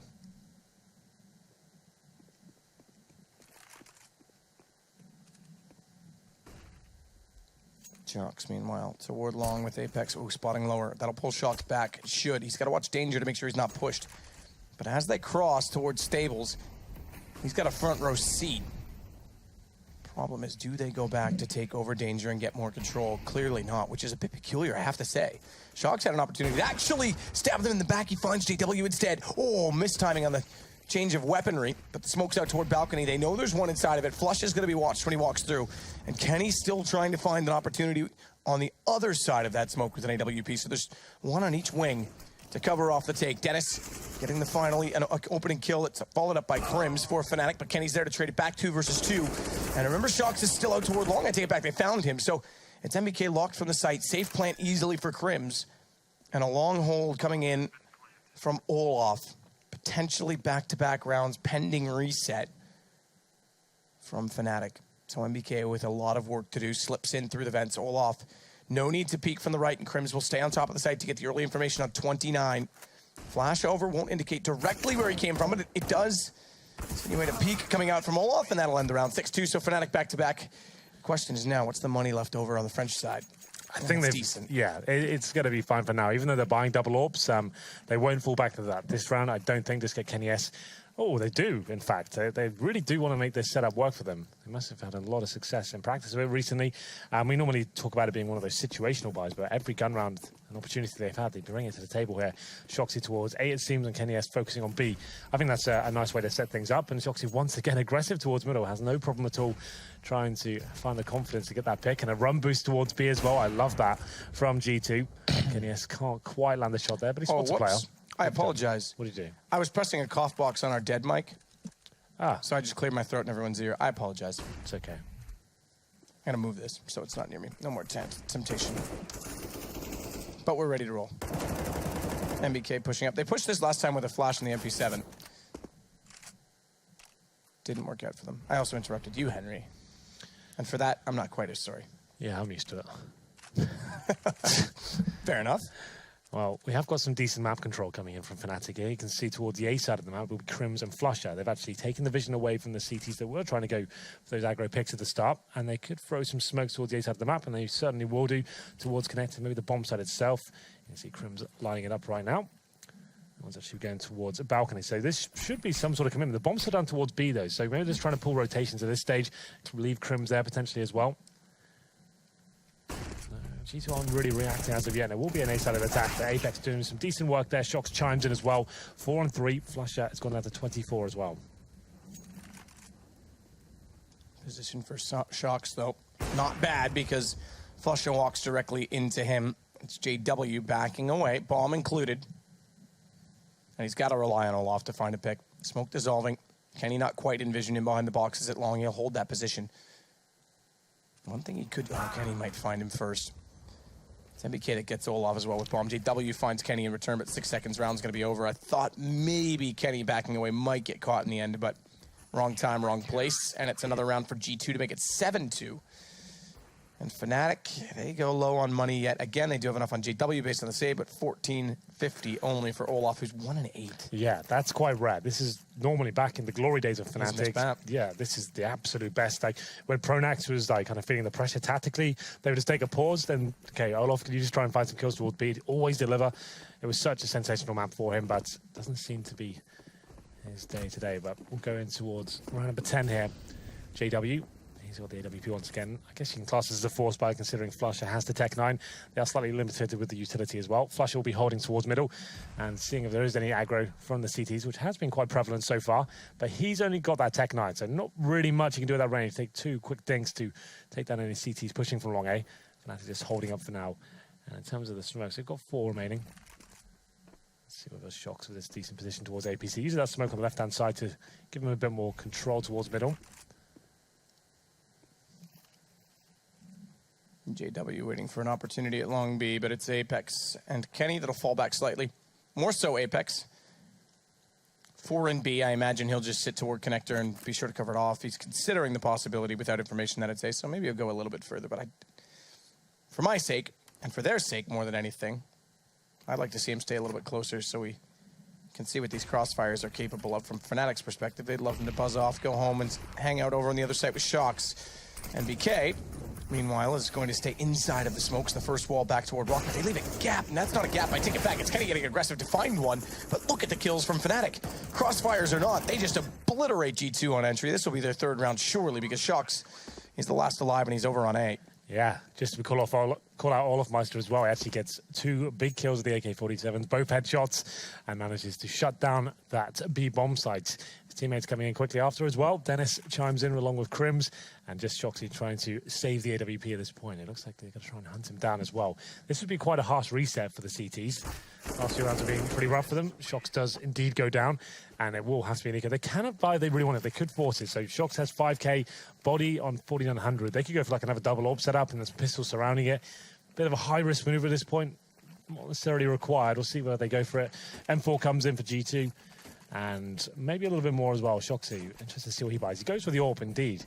Not going to give it to Kenny S. Interesting decision. He has been an AWPer as well. And we'll see whether he can light up the scoreboard here. Cobble's certainly one of those maps that lends himself to this sort of situation. Managing to go towards middle like Shoxy has aggressively, then back towards B, just trying to funnel where the T's are going, dictating the play. And for now, Fnatic not 100% sure what they're up against. They're trying to ascertain, is it going to be an eco at this point? Are they force buying against us? It won't be necessarily clear because they'll come across some pistols, and whether they find Shox is yet to be seen. Shox goes back inside of B, this time not on the AWP, or excuse me, with the only AWP. It's it body that has the M4. So Kenny sticks to the Deagle. JW aiming high. Whoa, could be found by that pistol, scoped in and nearly as Apex to run and gun. All he really does is get information, takes a bit of damage, and then falls back into the site. But man, oh man, did he ever have a chance to take out JW. With Kenny's magic stick. It's back. And Apex is going to go back for more as well. Confirm they are there. Flash in potentially. No, just Kenny's information. Apex has his own flash, so it would have been hard to time that correctly. But let's flush it down. He does find the opening kill. Crims trades. It's more important in this sense because they just need to keep the rifles in place. They get to the site. Nice shot from Kenny, but they know he's at barrels, which means they should, quickly be able to get on top of him. He, in fact, tries to re-peek to catch them off rather than sit and wait for their arrival. But with Dennis doing that deed, and Olaf finding Shox, it all comes to the M4 body, who's got it down to a 1 versus 2. Decent chance to catch out Dennis, who finds now that he's inside of the site. Spots him jumping up, just sees the foot, but can't find the angle. And Dennis, he stayed on top of the hut as well. Spots him now, but can't land the shots. And he'll go down as Dennis hits the head with the AK. Force buy not working out for G2 there. Body doing what he could towards the end of the round. He gets one in the 3v1 situation and spots Dennis as well. But good awareness from Dennis and a nice reaction shot to take him down. And you can see Fnatic reading the economy quite nicely as well. It's going to be 2 MAC-10s for them, which will make light work of these unarmored CTs with default pistols. So should be almost guaranteed round for Fnatic. As I said earlier, even when they're 6-0 down, you can't ever really discount a team like Fnatic. They can always grind their way back into these games, and not really much G2 can do about this situation. Apex trying to spot towards middle, does spot a single player, but Olafmeister, as we said, so strong in his upper platform position. Not going to be giving too much away though. Falls back, and they'll just be doing some nades. We'll drop down and try and get some control with this close range weaponry. Body sits P2000. It's JW though that has the MAC-10 inside a drop. As Fnatic's pulled this game back in a relatively decent manner, all things considered, from what was, I think, 6-0 down. So 7-4, potentially 7-5. Crims has to be a little bit careful. Damage dealt his direction, but Dennis is there to walk out and get MBK, and that's going to be round done. Kenny found in the Hobbit hole. And Apex downed. You're going with Hobbit hole? Hobbit hole's what it's called, my friend. Yeah. Well, you're the first one to name it, I think, so you might have... It's just like the Jaden round. Yeah, that went so well. That's the Hobbit hole on your screen right there. It's got a chicken in there right now. Forget about him. He's just escaped from the coop to go hang out with the Hobbit. Hobbits are vegetarians, naturally. Round 13. They like potatoes, you know, boil them, mash them, put them in a stew. Yeah, that was one of the original memes. It's a good one, to be fair. Oh, round 13 comes in. Kenny S, glass cannon, no defuse kits at all for. And okay, the same thing. I reckon they'll commit to it this time. Like, since our last, they faked towards B. They could, especially with a player toward long, but they have to be careful because that player's made a lot of noise. Yeah. And he's going to get faced off. Decent smoke, so we're going to watch this land. It's Dennis that's at the corner waiting for this, so it's... Ooh, is that... No, it's fine. It creates a whole veil. Okay, so it does create a wall. I thought that one was supposed to go... Oh, no, it is diagonal. Okay, I thought it was deeper at the front of APC. I didn't catch it last time because we swapped over to B. This is new, though. I like this. It is an interesting approach. And it's going to start off, though, over to B. It's still a fake because they can get there faster. Nice shot, Kenny. Flashed, smoke, doesn't matter. as JW spots a gun barrel of a body, slips forward, watch the tracers. He's got to be very careful inside of the archway. I think there's more to those smokes, you're right. The problem is it's such a far commitment away from the site by the time they land. You have to instantly book it down through mid. Yeah, well, the idea is it's very similar to the MIP, just the exact opposite, if that makes any sense. Like, it's the same position and same mentality. You're throwing smokes to one area of the map, then going to another. I'd like to see them experiment doing those smokes and trying to see whether you can actually use them. It looks like they're for a play in towards the connector area, and then try to maybe segregate any players rotating towards drop down as well. I'm sure there's many options, and the Venetian is the B side of the attack so far with that. But it's going to be G2 picking up a couple of rounds in a row here as we go into the next round. Number 14 coming into the latter stages of the first half here. Still enough money for a buy here for Fnatic, but not a ton of cash available in terms of the AWP, and that run boost comes in once again. Kenny might get caught out here. Olaf Meister just behind the smoke, and it's a decent flashbang as well. Yeah. Good find from Olaf as Kenny cannot escape.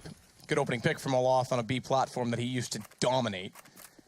So getting something rolling for them at 8-5. Chance to pull this half a little bit closer. Fnatic can convert. Shocks, tap, tap, tap. Can't land. Finally does. Apex made swifter work of Dennis on a much more powerful rifle, in my opinion. The AK-47, I don't think it's really an opinion, but the discrepancy of which is for debate. I think it's significant. Shocks will walk out. Oh, that one's much better. Headshot tag in the first. Follows it, but Body actually steals the kill, and the damage coming from Apex was overwhelming to that of Shocks', so he gets the assist. But it leaves poor Olaf with 2 kills to find all 5. And a bomb down in the site that he's not going toward. He has got time, though. So, something to work with here. Changes his position up towards drop down we go. And he'll make his entrance out. I think he's made some noise. Apparently not been heard, though. So, MBK could find himself in a little bit of trouble. Olaf Meister, I'm going to guarantee he gets his kill. There it is. Now we have got a game on our hands. We'll see whether he can actually finish this one off, but unfortunately he has 29 HP. Time ticking away, and obviously they know his position by now. Olaf near the vents. Just getting closer. He can still make this work. Body knows his position, so he'll stay behind the pillar, fortified at stables. And it's on the site. That's low HP. It's Apex, and he's going to bail on this, is he? 11 seconds. If he's going to go, he's got to go now. Can't pick up the bomb, and Body hears him the whole time. Decent attempt by Olaf Meister, 3 kills in total, but not enough to pick up the round victory there. We go to round number 15. Money's still in an okay position for Fnatic, losing 3 rounds in a row. So AK's come out once more, and we'll go back to that double orb setup for G2. In terms of the scoreboard, Olaf Meister started to catch up a little bit now, and you can see JW is the one lacking behind. Olaf was actually on 1 and 8, I think, at one point, so he's done a decent job to actually recover.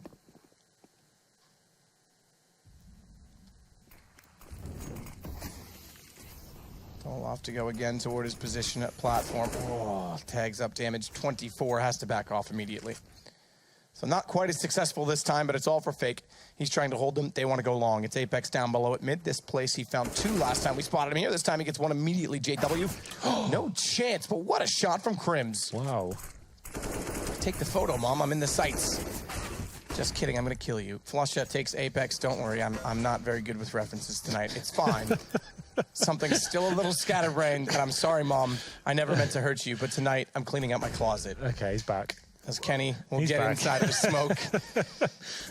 And it's an AWP in his hand. It's Dennis to play with at the top of mid. Half wall from Effect. He's going to go as well. He's got 100 HP. He's got to be one that wants to open it up, but oh, nice shot. The arm shown nearly baits in MBK, but he holds on to find it in return. And Flusha and Crims will win out the round for Fnatic. 9-6 in the end of the half. Yeah, well, Fnatic really brought that back, didn't they? They were 7-0 down. They weren't looking too great, but they showed some great creativity with the tactics, some rounds we haven't seen before, and I'm sure they've got some more tricks up their sleeve for the second half, Matt. So we'll take a break now. Do not go anywhere. We'll have the second half of Cobble.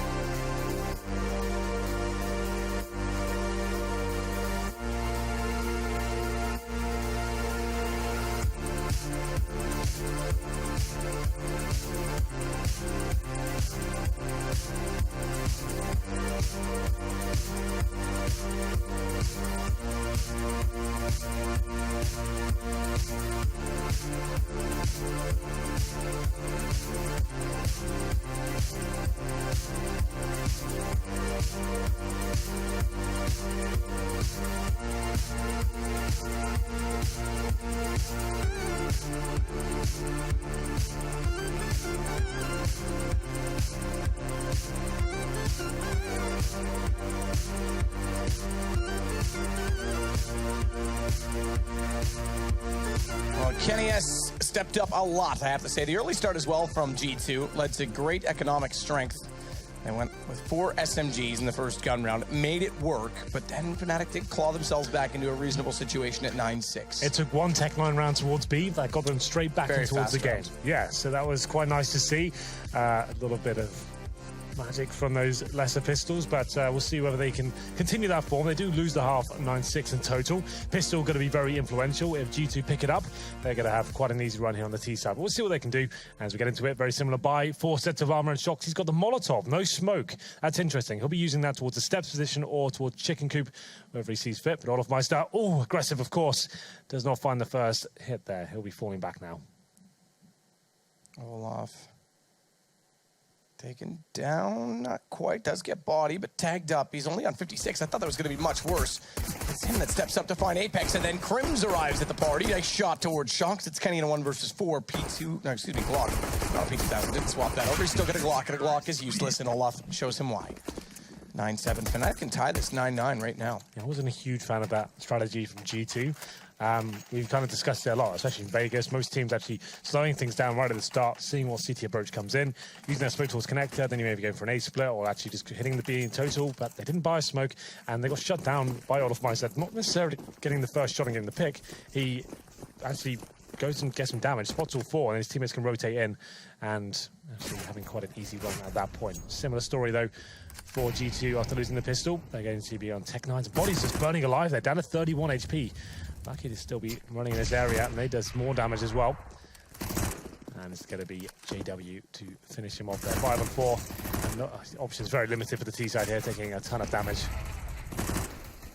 Decent damage as D just flushing now, looks for more. JW, careful on the reload. Stops it up, realizes he's got people to kill.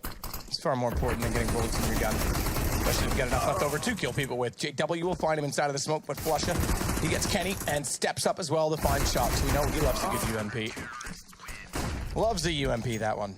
Yeah, a lot of top players do these days. But there's some names that come to mind. Nico especially, he's one of the kind of front runners with that weapon. Seems to use it like a rifle sometimes. FaZe Nico. Yeah, FaZe Nico, indeed. I'm so excited to see them. Same. That's going to be so nuts. If you continue to form from Vegas, can you imagine? It's going to be nuts. I think there's a chance he will, you know. I think he's been relieved of stress and his duties as in-game leading. I think it'll all start to go full circle for him. Obviously, Dennis was doing a little more of the in-game leading toward the end, but still. Yeah, that's going to be very exciting to watch. Well, Fnatic, they've won the pistol in the second round as well, so it's going to be just P250s, Glocks.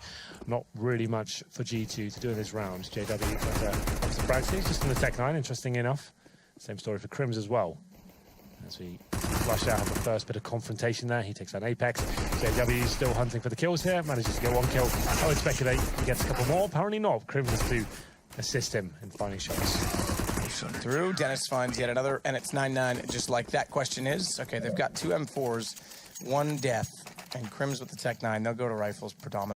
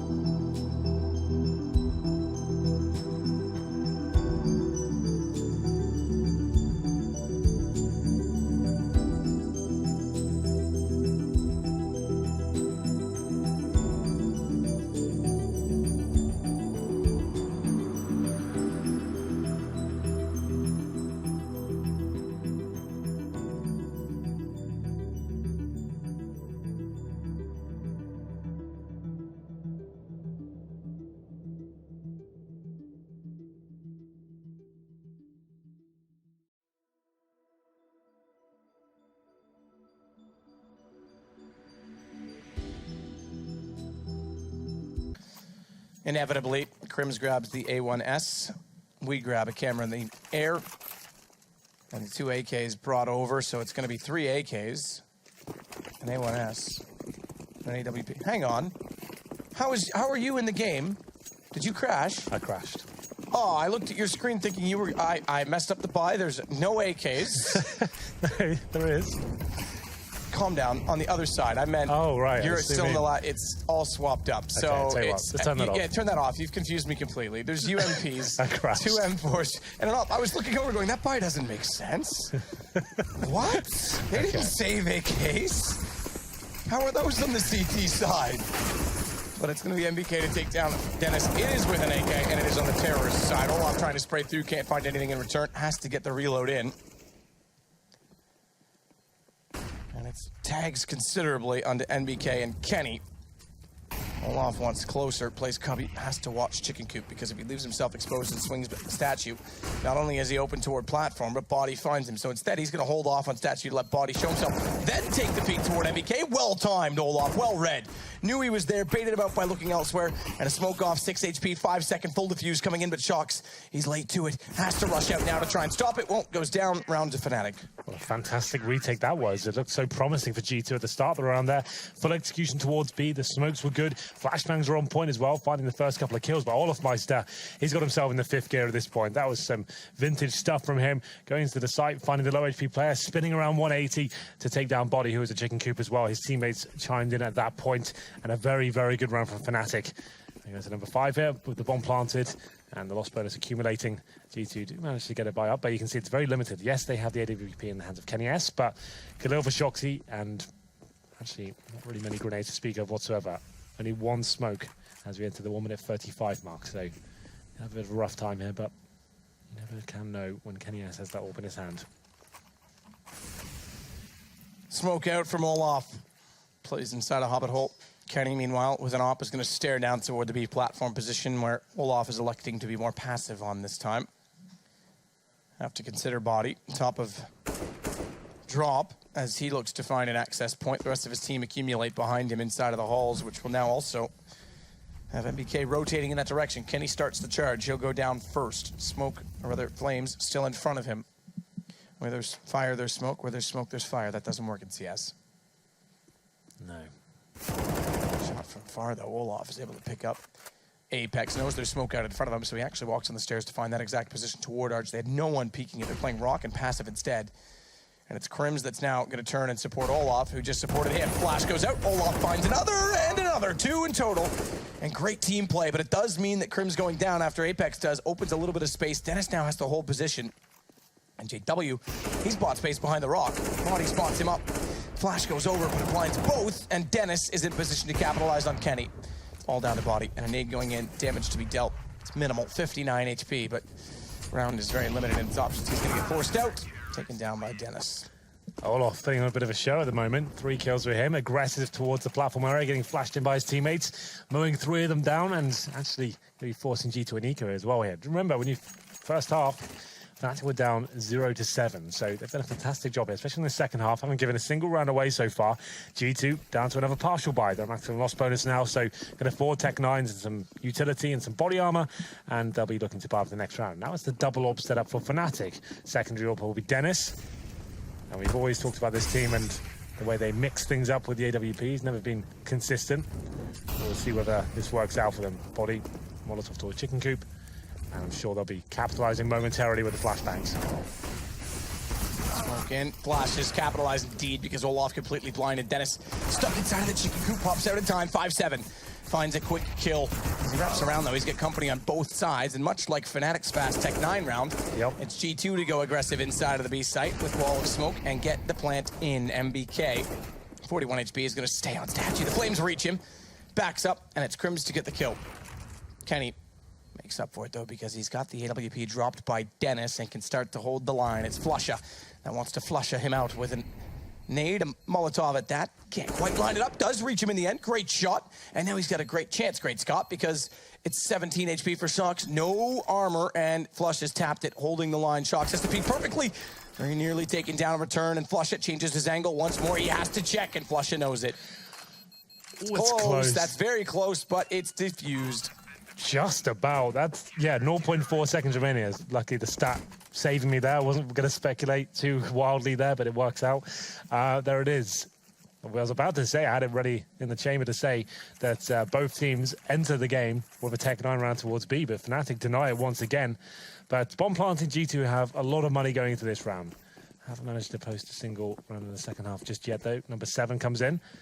And we'll see what they can do here. KNES back on towards LAWP, and a different setup this time from Fnatic. 2 towards long A. JW will be baiting in Flushing. See that on the minimap right now on the left-hand side. JW takes the first shot. He'll fall back. Flusher then presumably going to spray as many players as he can down, and it could work out as well.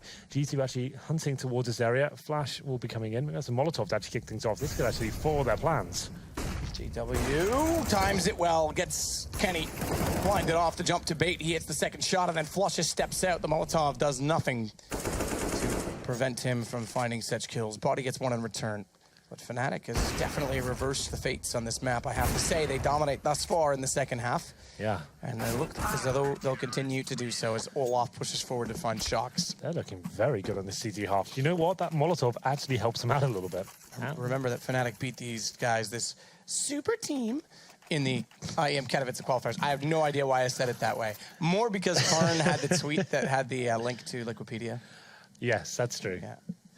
Well then, no one on the GT side really stepping up as of yet. As I was about to say, that Molotov towards long A actually helps Flusher somewhat, you know, because he was going to be hiding completely baited in by the AWPer. The AWPer actually takes the first shot. His teammate goes to the wide peak at that point, gets a kill as well, and then he gets the second one. So it actually forces him to take the challenge, and he just nails a shot.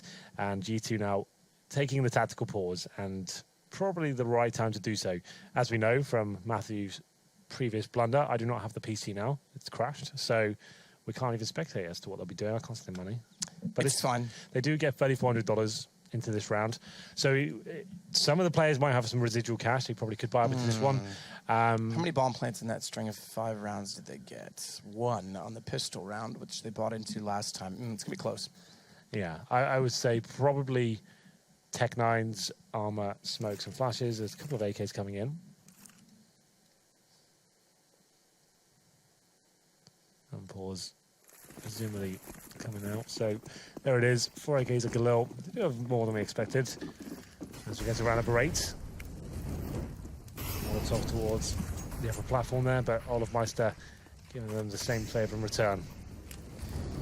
Molotovs aplenty, stacked in fact, underneath the arch at Long B, and 2, 1 at arch, 1 on stairs. Do you want to roast marshmallows? That's where I would go. Dennis lined him up, but it's NBK that comes out winning the exchange as the AKs blaze a trail toward JW, who nearly finds a 3rd inside of the smoke.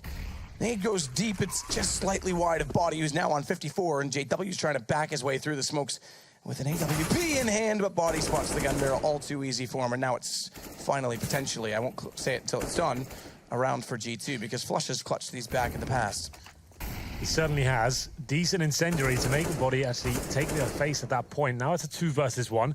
Flush up, has information as to where KNES is. Drops a smoke on the bomb as well. Round over. Yeah, Shoxy, good awareness, good rotation. Takes him down. So Flusher, his chances are thwarted. And they still have plenty of money going to the next round, but that's the first one posted now by G2. JW, this second shot was pretty nuts. My God, that was fast. And the nade as well actually landed on the bomb planter, so he had a decent chance there. And there's JW. Hasn't had the best of games. I don't think that stat's completely up to date from that previous round, but here he goes again towards middle.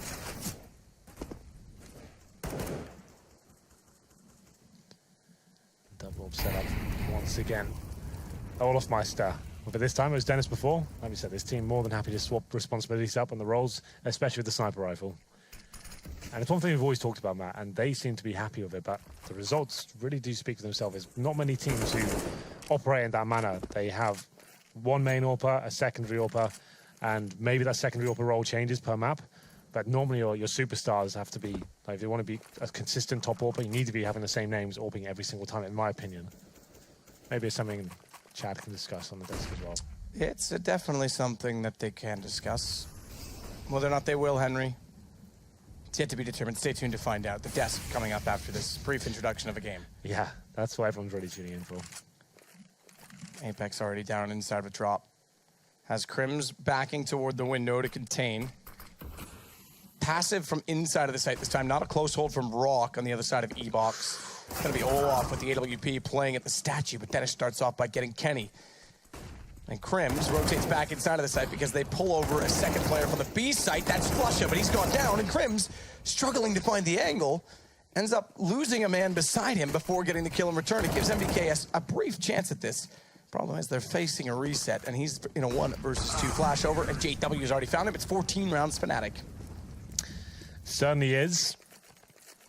Doing a good job there at the start of the round to shut down G2. They're going towards B. Kenny is trying to open things up with that first pick, but Dennis aggressive with the M4, finds him, gets a second as well, falls back. Olaf Meister managing to spray one more remaining player down. But G2 now in a lot of trouble. They do sort of force bind this round. There's a lot of, well, some money left over. I think I saw a couple of $1,000 left over, but looking down the barrel at match point here. I'll just remind you, yes, there are 2 maps tonight, but they both contribute to the league separately. The winner of the map is considered just a win in general. So Tech9's a CZ in the hands of MBK, and what started so fantastically on Cobble has fallen apart here for G2 in the second half. So our predictions of them using that time when they weren't at Vegas to kind of boot camp and practice and be ready. Didn't work. Well, not necessarily hasn't worked. It's very difficult to judge anything from these online games. You know, like it's not like both teams are operating. Maybe they would have like a top event. You know, it's very difficult to ascertain too much information. He did do well, I will say, they did do well to find those new smoke setup. They just never made it work on the Fnatic side. But they were obviously at the event, and G2 showing nothing of nature to try and be as creative. Pretty straightforward. I have to say Flusha's Molotov on top of the B site's quite impressive too. He's used that twice to move people in the post plant. As it's all MBK yet again, and it's going to be map point for Fnatic. Nice shot to find JW, but Flusha's there to trade off immediately, and it gives us 1 round to go in map number 1. Remember, it's 2 individual best of ones, and G2, this would put them 0 for 3 in the year, I think, if they don't win this one. Yeah, they've only played 2 games so far against Envious. So yeah, 0 and 3. Up against some like classic rivals as well in terms of the organization. So it's been a rough start for them in terms of the games they've kicked it off with. But here comes potentially the final round. They're only on the second stage loss bonus here. So Tech9's like a little bit of utility. Last chance saloon really, and Olaf Meister aggressive. Can't nail the shot, but spots 2 or 3 there. He'll be falling back, and there's a response from Fnatic, throwing in some HE grenades and incendiaries as well up the body now to try and make something happen. But Olaf Meister getting flashed, but actually decides to pull back. I thought he'd commit to that one. Spraying through, desperate to get damage done, can't find any. And a bomb plant comes in from G2 on Tech9's, and a Galil from Kenny. Olaf anticipating the boost, nearly tries to jump up and spot in return, but as they get aggressive, Crims holds off the line. Nice shot on Kenny. Down goes the rifle, and he hits that through the chicken coop. And Olaf's going to go onto the site, knows there's one immediately behind it. The leg shot knows it is, and immediately goes to the pistol, but Flusha finds the kill instead. The pistol, though, from range, he's got to find the shot toward long. There's still a chance in this for G2, as it is a 2 versus 2. It's better than that. No, it's not. Crims didn't go down. I thought that was an updated obituary. It's not Shocks, though. He's going to make it awkward for Crims. Finds one. Time ever ticking. And I think they know it's gone, so let's just have a little fun. Knife, knife. Please knife, please knife. Always knife. Always knife. Advice from Sedicus there. Always pull out the knife in those situations, but in any situation. You know what? That's actually a really big round for G2 in terms of making this a realistic comeback. Yep. That round works out. The money's going to be super low now for Fnatic. They do lose all 5 players, but they actually have the advantage. Fnatic, considering they have match point here, they should probably eco, and there's a chance for G2 to really get their teeth stank into the second half. That's only the second round. Remember, that's first half finished 9-6. So far they've only found 2 rounds in the second half. Back towards B we go. And that B execution of the Tech9's could be the lifeline that brings it to overtime. We'll see what happens as we go forward. MBK looking very confident here. Got a simple execution. There's a flashbang in. No smoke to really use at all. And yeah, it should be a clean sweep. Yeah, we could have a game on our hands. We could indeed. I said they were going to go 0-3. Maybe not. They'll get 1 kill here from JW. Not quite as efficiently as he might have hoped, so won't go after the gun yet. Wants them to think that he is, and then he'll hold above and potentially get a second shot as the round expires. and then pick up a weapon. Because if he commits down drop, there's nowhere to hide except in connecting. Goes now, body finds it, no gun to be had. Certainly not. Well then, G2, like we said, very simple execution towards the B side of the map. A couple of flashbangs over. They're reading the economic situation for Fnatic very well indeed. And another eco for Fnatic. It does make sense. You've got match point at this point. That's not overcommit. That's not forced into situations that are unfavorable. Every map counts, like we said. So best of ones, you want to make sure you're going for the intelligent buys instead of trying to close things out quickly. So still a possibility to win these rounds with the CZs, right? But dangerously close there to ahead of one of the Fnatic players towards the mid doors. But at this point, I think they've heard a few shots at the pistols, so G2 will be aware and can just operate with the AK-47s. Flashbangs and smokes towards long A. MBK's there with the bomb as well. 2 players accompanying him, and they will be going for that long A control. 1 player towards B, just showing his Anderson presence towards that position. So lining up for default over toward the A site. With 4 players inside of it, they have to be very careful because Shocks. He's just going back in that direction now. Flasher will spot a Molotov. A second one goes beyond him. Oh, he's got to make a decision. Get out while he can. 86 HP. Makes it to the corner. They don't hit the tags either, so he's evaded them at least a moment longer through the door. JW tagged it now. As Flusher goes, this is starting to fall apart. I thought there was a chance with the stack up that could make it work. Unfortunately for them, they're all going to be found, with the exception of Crims, who has bomb and AK picked up, but no armor, sprayed through. Apex finding him. It's all off in a 1 versus. Finish my sentence, Henry. It's what you normally do. 3. Thank you. Is that what I normally do? Yeah. That one wasn't really We're at the level now. The alley-oop we No, normally it's fine. have. That's why would I jump in there? It's fine. Well, okay then. Round number 14. So this is why Fnatic, they wanted to make sure they have absolutely everything to work with here. Bring out the AWPs, and you see Dennis double AWP, okay? Like we said, it's been all off AWPing as well. Now Dennis having a go. Only 1 kit, but they do have the firepower to work with here. Trying to close things out with the sniper rifles. Flash up towards long A, and JW. Oh, I thought he was going to nail that shot towards Danger. Can't quite hit it, and takes 52 damage there as he falls back. MBK and Body facing at the same time, so Flasher will be taking control of Danger in the meanwhile. That's pretty nifty. Yeah. That's about as well thrown as it could be. That was like having a temporary 3rd testicle that blew up for MBK. That's pretty much... That's what I was thinking as well. I was going to finish your sentence there, and that's exactly what I was thinking. I knew you were. So it's always on your mind, Henry. Apex will back away with Kenny. They'll have to. Not able to gain or ascertain any map control over toward A. Smoke top drop. They won't go that direction just yet. They just want to establish a presence toward the corner. Pink gloves, pink knives, pink everything. Red flames. White flash. Dennis. AWP is going to pop back out with his lovely worm. God misses the shot, though. He doesn't have worms because that gun is struggling to find kills. It's going to be Flusher to get back Body. Look at the flurry of exchanges. It's a 1 versus 1. And the fight has just begun. It's Apex has to go back for the bomb. But he's got time, 36, to get back over if he'd elect to the A site. Well then, the tension mounts. 25 seconds remaining. I thought he was going towards drop down at that point. Here we go. This is some professional observing for you. It's going to cost him 13 seconds to run to the bomb site. He needs +4 of that to actually plant the bomb. So it's going to be very tight indeed. You have about 1 second to spare once he gets to the site. All right, it's a bit more than that. Oh, there you go. It's about right. So 2 or 3 seconds out as we get into the 1v1 situation. Apex now. Huge advantage. JW no kit, AWP as well, a nightmare weapons to bring into this sort of situation. Apex trying to hold it, spots it and nails it. And G2 will get us to a 14th round, and Fnatic failing to close out on the game means that overtime becomes a real possibility. Yeah, all those ecos, and it comes down to the 1v1. Apex, really nice play there. Times it to perfection to get the bomb down. He gets it planted, and as soon as that bomb's dropped, not really much Flusher could do in that situation. He's just got an absolute nightmare. No kit, no nades, AWP, lost track of it completely, and might not be over just yet, but it's looking very promising to be in overtime. UMP's a max 7, just a CZ. Comes down to this first kill. If Fnatic can get it and upgrade to a rifle, then their percentage chances increase. But towards B, that's where GT looks to be heading. One player holding towards middle. Fnatic will just smoke off the entrance there.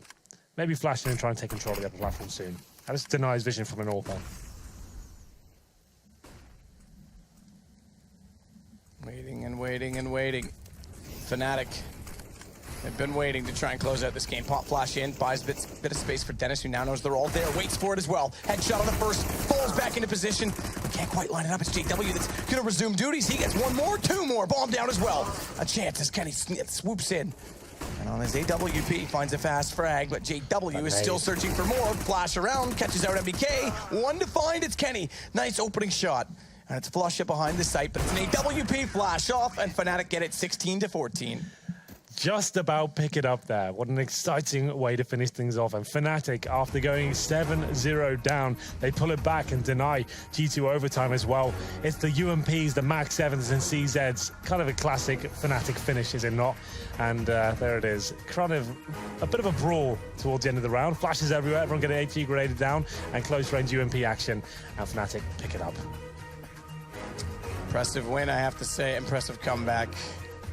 I think on that note, we should just probably send it immediately. A nice long game, considering we have a shortened schedule. Chad and Alex, I don't know what else to say. Thank you very much, Matt. There, yes, indeed, a nice long game. A full 30 rounds for us to enjoy, and we do get to see eventually, in true Fnatic style, they win with Mag 7s and UMPs, Chad. That's exactly how it does end. I mean, quite a fitting ending to a full 30-round game. Always fun. Always is. I was really impressed with the first gun round of the first half by both teams. Okay, right? walk me through it. G2, they held on to the SMGs. They almost had the Jaden round. They only had one M4, I believe.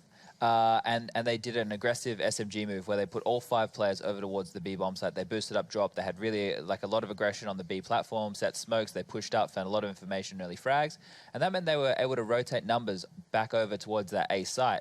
And from there, I think they found themselves in a 3-on-5 situation or something like that. On the flip side of that, you saw that Fnatic did some really inventive smokes. It was, as Henry was saying, it was like the nib smokes. One? Yeah, and they were throwing them towards A to create a wall to the truck. And it was actually like if you were going to go A long and go onto the site, but they were going to use it as a fake.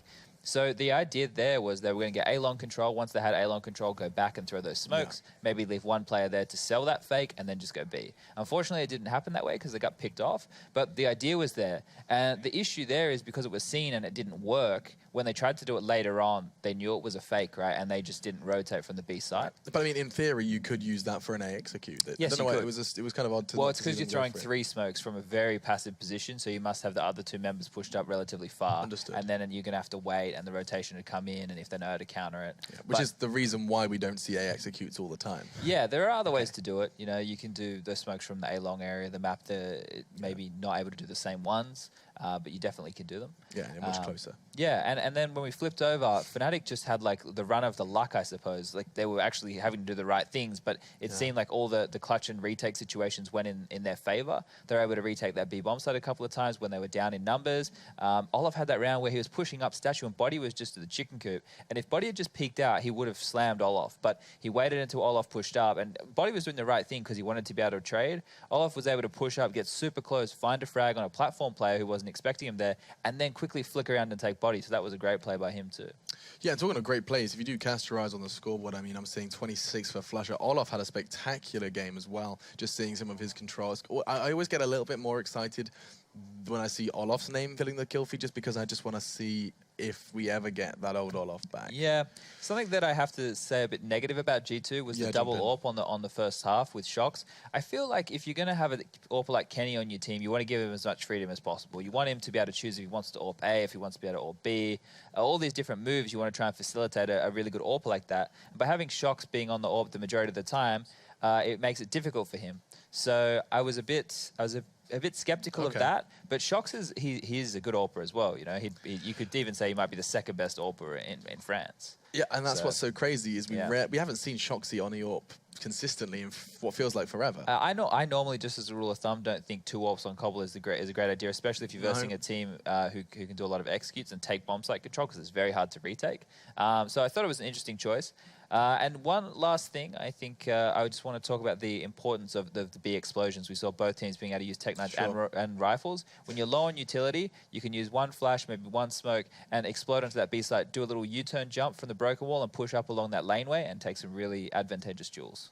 And indeed, we saw it working for both sides of that battle on Cobble. That does conclude, though. We do see the Swedes take the first in the series. We have a second on the cards. In this one, perhaps there will be some light at the end of the tunnel for the French. It's Train coming up straight after the break. Toot toot.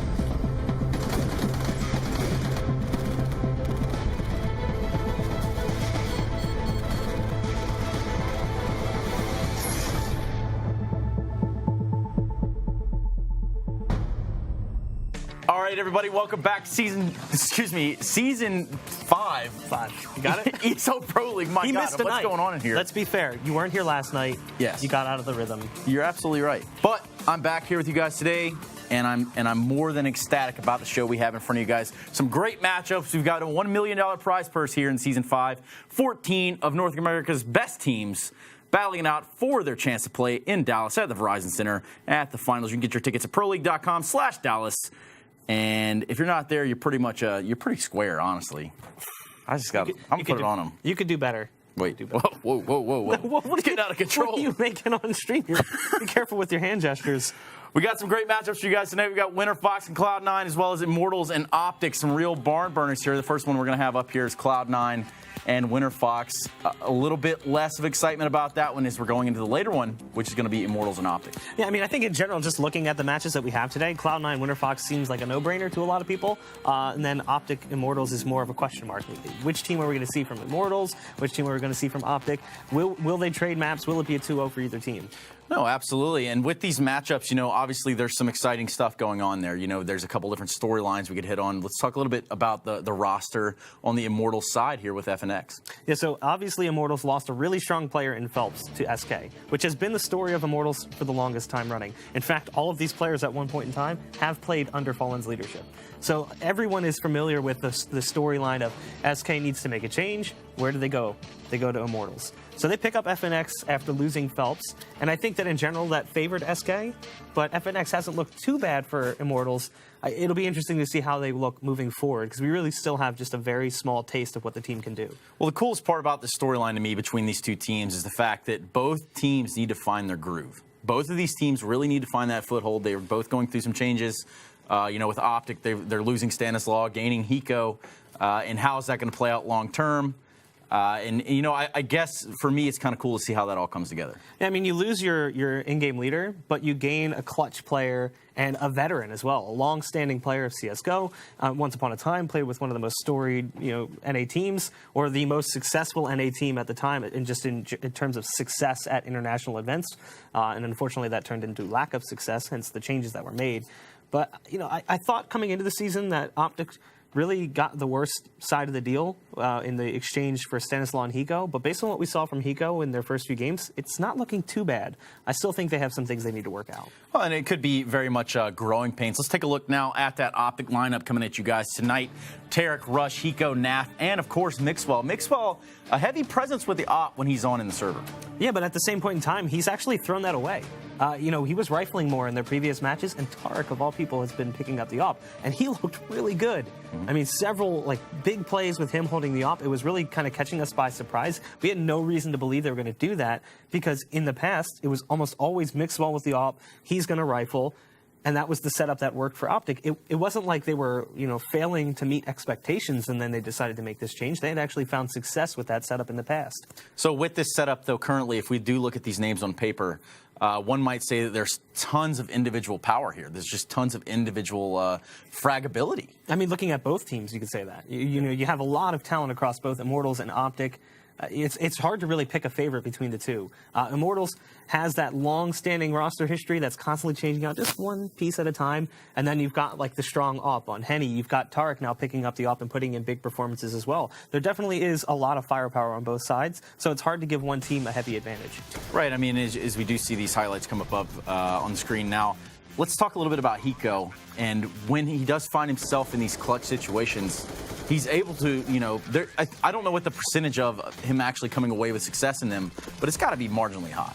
Yeah, I mean, where you have other players like maybe Mixwell and Nafly stepping up big and finding 4Ks early in the round, Hiko's the guy that might only get 1 or 2 kills in a round, but they're so important because they come in those clutch situations, like post-plant 2v2s and 3v3s, maybe even a 1v2 where he's isolated on the site.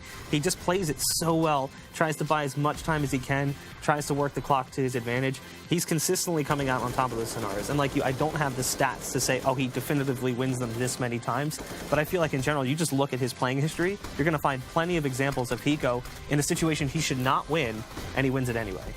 Well, definitely tonight we're going to be looking at both Cobble and Overpass between these two teams in the second matchup. And I don't know, and I can't personally say that there's one clear-cut favorite given the timeline of these stories that we have in front of us. Yeah, it's hard to say. I mean, you could see either team 2-0ing, you could see them trading maps. Both teams have really good track records on both maps, so it doesn't play to either one. I think it was Optic is like 19-11 on Cobble, going back to their days as Conquest. That was one of their better maps. And then obviously Immortals has a really good track record on Overpass as well as Cobble. I think 8-3 on Cobble, 4-0 on Overpass, 12-5 on Overpass for Optic. So both teams have plenty of history and strong performances on the maps. You can't really give them a leg up in either scenario. No, I mean, even this Optic lineup before, we saw them at the E-League Major, obviously a little bit different, but we did see them go toe-to-toe with Virtus Pro. As we know, this past weekend, Virtus Pro obviously coming out winning at DreamHack Las Vegas. Optic is able to go toe-to-toe with these international teams. Yeah, and there was a brief peak period where North American teams were showing up, and that was right in there. They won at Northern Arena, they won at E-League Season 2, and then they got second at ECS Season 2. So they showed that they have promise, but then obviously they were hit with a pretty big blow at the beginning of the year, losing the in-game leader, and that was a change that came right before all of that success was found for Optic. So they are still trying to recover from that. I don't think we can really look at all their past accomplishments over the last few months and apply that directly to them now. It's still going to take time, but of all the people who are on the field, Naf is the one who's picked up the in-game leadership. He's actually the top performer now as well. So not only is the in-game leader, he's also putting in huge numbers for the team. Well, before we get into Optic Immortal, we're going to have Cloud9 and WinterFox. That's going to be our first matchup of the night. We've got Cash, we've got Overpass. Cloud9 obviously struggling quite a bit since their success in last season's Pro League Finals, where they did, they were able to take home the trophy. Props to them for then, but now is the time where they need to come out and they need to figure it out. I mean, this has been a long-standing storyline for Cloud9. They make a change, and it's right away out the gates. It's like a flash-in-the-pan change. They find success early on, but as soon as the flash dies down, it all kind of fades away. So you've got nothing to Shroud, Skadoodle, Stewie, and Automatic. The last two really impressive players. Stewie comes up from Premier. No one expects him to do much. Automatic came from teams where they weren't really finding much success. He was kind of in the background as a player. He wasn't, like a consistent top performer. And now both of those guys are, putting in big numbers for Cloud9. I mean, you put them anywhere in any position, and they seem to get the job done. We could probably talk all day about Cloud9 roster and how, certain players are interchangeable. I want to make a real key note here that when at least, okay, so in nothing, you've got a good pistol player. And Stewie in Automatic, we'll talk about being a little bit interchangeable. Let's talk about Skadoodle when he's on point and when his movement is, when he's going full blown. This guy, and I believe that even Daze could probably say this guy it's incredible what he's capable of doing in this game. Yeah, he's pretty much a wizard inside the game. I mean, his op is kind of like a can opener on a lot of maps for Cloud9. He's able to find like an opening kill that's really important. He's constantly mobile with the op. He gets kills that you're like, how does that even happen? He finds himself in positions he shouldn't be able to get out of, and he does it anyway. And you're talking about, Stewie and Automatic being like prominent fraggers and being able to open up a map. When you have an op like that as well, you have so many pieces to just like carve apart an opponent. Well, let's talk about carving apart the opponent, which is going to be WinterFox. Let's take a look now at their lineup. Coming into this one, not really too known here in the North American scene. Let's take a look now of new Imagine, Zeus, APOC, and the more known name, I would think, out of this entire crew is going to be Raz. And Raz being known, too, because he was a recent addition. And, when he was picked up, I saw a lot of chatter, some scuttlebutt on social media. Some scuttlebutt, Some Australian and New Zealand fans talking about how he was a really good opper in the Oceanic region. He brought, a lot of big performances over there. Now he's coming to the States. Is he going to be able to perform with the team? This team was kind of a surprise team last season. We didn't really know that was going to happen. At the beginning of the season, WinterFox drops the whole team, brings in 3/5 of another team and some puggers to kind of like round things out. So they didn't find great success last season. 9-17, I think it was, like minus 100 round differential. Like clearly there were struggles. Well, as much as there might be struggles on the Cloud9 side, I think it's pretty safe to say that these guys, they're able to pretty much keep it at the top of the game here in North America. They do struggle internationally. That's just been the way it's been. It's been a roller coaster ride, probably for a considerably a long amount of time now. Yeah. But when it comes to this matchup, I think it's pretty clear cut who the favorite is going into this one. Yeah, I think in general, just looking at Cloud9's performances online, they've always been that strong team. You know, Winter Fox, we don't really have a whole lot to look at. Outside of last season of Pro League, there's very little to go by. They placed 10th last season. I don't think they really competed in much else. Like we were talking about it, they actually competed at Northern Arena, but it was so forgettable of a performance that a lot of people don't even know they were there. I mean, I'm not going to admit to that at all, but yeah, he's talking about me, actually. Now, standing by to give us a little more analysis here on this Winter Fox roster is going to be Mr. DeBears. You might know him as Eric Stromberg. We'll call him DeBears. Take it away, Eric. Oi! Thanks, Stunna. Here we are watching Winter Fox on Cash. I'll stop with my accent now. As you see, Winter Fox is going to like a little A default. They're starting offering towards A. Halls, we've got Imagine here, just, you know, making noise. He's trying to keep two people at B. Off new with the off angle. He gets picked off. So now Winter Fox is on a 4 and 5. So they make a nice adjustment call to where they're going to fall back from the A main. They're going to try to get to this boost area. Now, one thing to take note. One mistake that I think that they could have probably done a little better on, they made a lot of noise falling back from that A main. They were hopping around. They were making footsteps. If you have a CT close middle, he's going to hear you. So I would like to see them be a little more quiet towards there. So once they're in the boost, we got Dexter. He's ready to flash. He's ready to peek these angles. As he's clearing these spots, if you stop right here, you notice there's a guy sandbags peeking him easily. All right, Dexter, he gets caught off with a Molotov in his hand. Now this is mistake number 2. Against a team like C9, who they're playing today, Stewart is going to kill you. He's going to see you. He's going to pull a bullet right in your head. Not even Dexter's man pecs can save him from the headshot on Stewart. So once, you know, so one thing to do, wait 5-10 seconds. You made a lot of noise getting there, okay?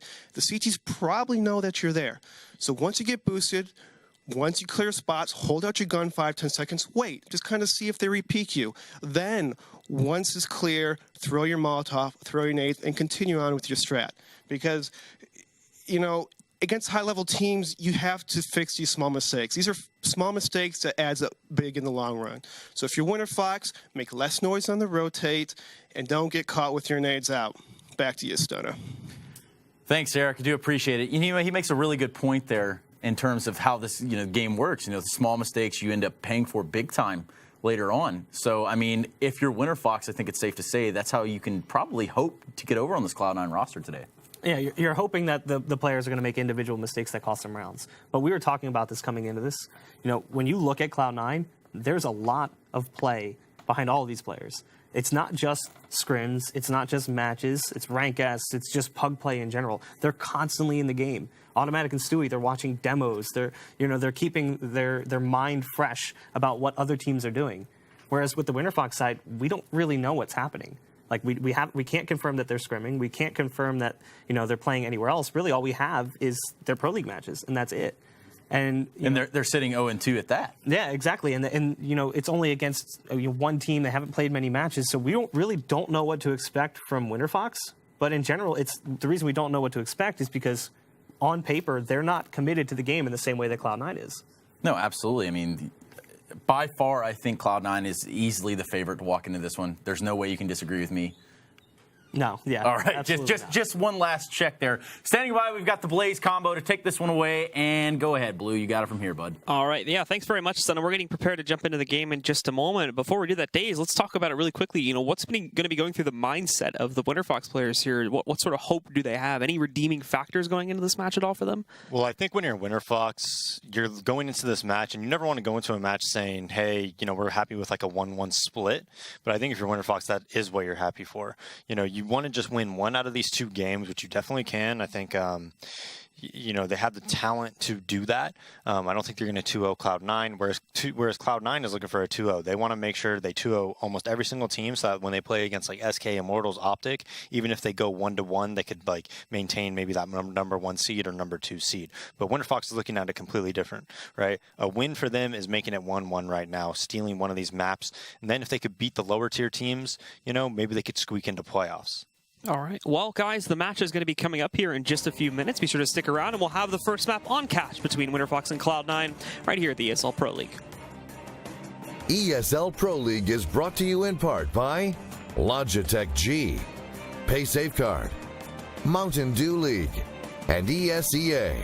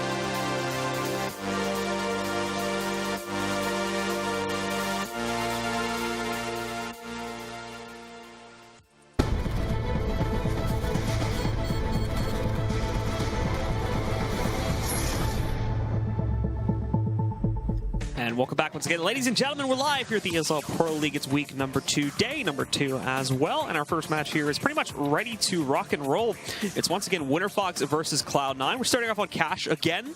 No surprises there. That has become the map, one of the only maps that we've seen so far in these 2 weeks. Yeah, I think we've seen it almost every single game, It's right? that in Kabul, yeah. Yeah, that in Kabul, but it seems like Cash, every team feels comfortable on it. You know, they feel like they could beat any other team on it. And I think it's one of those teams where you can upset. Like I feel like a map like Train is very difficult to upset people on because it's more difficult to make it 4v5 on a map like Train and then kind of use that advantage easily. That's why I think a map like Dust 2, you could definitely upset people on, you know, because if you get a pick on T side, you could really dictate the rotates. And I think you could do somewhat similar on Cash, right? It's kind of obvious what type of setup people are in. Everybody knows what type of setup they're in on T side. Whereas like a map on Train, even if you make it 4-on-5 when you're on T side, you know, is there going to be a guy E-Box? Is there going to be 5 lane? Is there going to be a guy Hell? CT Heaven? There's so many other spots. It's very difficult to pinpoint exactly where the CTs are going to be. So I think that it's a map that's good for WinterFox if they, you know, do want to upset this really strong Cloud9 squad. And you know, talking a little bit more about WinterFox, I know the Deaths touched on it for a second. I mean, you're playing a rank S1 all the time. Like, how active is the WinterFox squad? Because this is the thing is, you know, they're very mysterious in the fact that we don't really see them, and it seems like they never really pop up all that much, even in the community for like rank S games and whatnot as well. Yeah, they don't play too much rank S. Offnew plays once in a while. I've seen Imagine in there a couple times. Offnew's pretty active right now when it comes to rank S, and he actually almost never loses. If you look at his stats, he literally has like 150 points or something, and the guy only has like 80 games played, which is insane because most people average about 50% win rate, which would mean if you have 150 points, it takes 150 games. And he has like 80 games played and he has that many points, so he's actually really, really good in rank S. Having said that, as a whole, you know, talking to people, they really don't practice that much, which begs the question, you know, you move here overseas, you all 5 live in a gaming house together, you'd expect them to be one of the most active teams, right? Yeah, in theory, as I think they took up the same accommodations as the old WinterFox roster in Chicago, so it's interesting, to say the least. But yeah, we do see on the opener here, again, fairly standard from WinterFox. Not going to be rushing into the A site or the B site for that matter, though they do have quite a big stack leading into that B hall right now, running down the timer, waiting to see if C9 are going to do anything aggressive. But again, not really the case currently. We've got Shroud posted up at the edge of the checkers room, but beyond that, everybody else is holding in fairly standard position on the CT side too, just running this timer down a little bit to where eventually I believe WinterFox is probably going to execute over there towards B. But we also have the aggression coming out from the CT side, and well, they're going to try to put a stop to it, but the flashbang timing actually works out great. They're caught falling back a little bit here. Shroud holds the line. He's going to pick up 1 and 2 before going down to APOC. And now Nothing sitting further back. He tries to take the duels, but he too is going to be executed out there by APOC. Canudo still holds the crosshair from True Room, and I don't think they have a smoke to counter counter him back out. But in the meantime, on the flank itself, Offnu's been able to find another kill. APOC with his third, and it's down to Skadoodle now. He's going to be managed by APOC as well. He goes off with a huge 4K and single-handedly propels WinterFox into the lead. Yeah, great round by APOC there to get that 4K, and he kind of just... You know, Cloud9 was actually super favored right there. They got a very early call that they were coming B. Shroud in just the terrible positioning, you know, because he did get blind and was running into that box. Manages to get 2 kills, but nothing, not able to get back towards headshot. Kind of plays an angle where he has to kind of frag or die, and he can't really hide at all. And APOC's able to get the better of him, kind of turn the tides for that round because it allowed them to you know, worry about the flank. As now we go into this anti-eco. They don't have anybody at B, Cloud9, but they don't have much invested in this round. You know, they just had the 2 flashbangs, 3 P250s, or 2 P250s, a P2K, and 2 USPs. So not much to work with if you're Cloud9 here. They're just hoping they run into this middle stack. They're going to throw flashes from the A bomb site. They're all going to peek off Stewie's command, you know, if they're there towards middle, he's spotted from highway, and see if they can, you know, get anything out of this round. Well, we have WinterFox with the time getting lower, forming up just outside of A main in the boost area here to try and see if they can make a bid for some mid-control. Mid-control, if they do decide to actually boost over, which looks like they may cancel that now, could have been very dangerous, as you can see from the minimap there. But they are going to end up just shuffling in through A main for most of their players, and at that point, all they'll have to deal with is Shroud sitting on the edge here with just his little default pistol. The flashbang was perfectly placed, so it is going to hold them back for a couple seconds, and they executed with mollies and whatnot here, so they're going to know it's coming. They're not actually watching the side, so Shroud peeks in, finds one for free, is caught jumping around the corner here, though, but there's more players in the site now that are going to try to hold it. Ultimately, though, it's not going to be met with a whole lot of success. Automatic is already the last man standing here. They've managed to take down APOC and Zeusy, but I don't think they're going to have much luck finding anything else here, and more than likely this will become the second for WinterFox. Yeah, and Cloud9 already getting 2 kills. Actually, like, they're fine with that. You know, 2 kills on a round like this where you really only spend, you know, I think it's $1,000 between everybody is actually a small victory. So they're fine with that. That's more than enough for them. A little bit of a botch smoke on that highway smoke by WinterFox. I don't think that was planned. I think it just went a little bit too deep. But Cloud9, because of their conservative buying on these second rounds, actually purchased a little bit more this round. They get a couple half armors, you know, because they were able to get a couple kills there. Quite a few flashbangs. Just try to whittle away at this WinterFox economy. But they're going to have a very nice buy when it comes to this 4th round. They're going to be able to get head armor if they feel like they're, you know, keeping SMGs, and they basically do the exact same setup as they did the round before. Well, we have WinterFox sneaking into A main a lot quicker this time, but as you mentioned, we have them pretty much going for the same objective, which is going to be just out directly onto the A bomb. So they've also kept Offnu over here in the sunroom this time to investigate. And in a second, he's going to figure out that the B side is wide open. So this actually may get called off here in the A push. More they may just go for it regardless, considering the buy, which it looks like, again, they're deploying Molotovs and whatnot now. But they do cancel it. However, Offnu, all of a sudden, he's got a lot of players in his corner, which is going to send that push directly back into A main and out onto the A bomb site. But I think Cloud9 will know this now that that other player there has been killed. So they're going to get prepped for it here. They start to swing back out and look for some frags. Good flashbang. Allows Zeusy to roll in here, pick up 1, 2. I don't think he's actually seen Stewie, so Stewie's going to find one and the second one as he surprises big time. It's him alone now, though, in a 1v2. Stuck in this corner. He's got bomb control, but WinterFox have full mobility if they want to go outside of A main. They do end up peeking into Stewie there a little bit and doing some damage to him. 74 HP for him to work with now. And there's that second player to deal with up on top of the forklift. In fact, they're both playing around with him right now. They swing back out, and Raz is going to finish the job before they can go any further. But for Cloud9,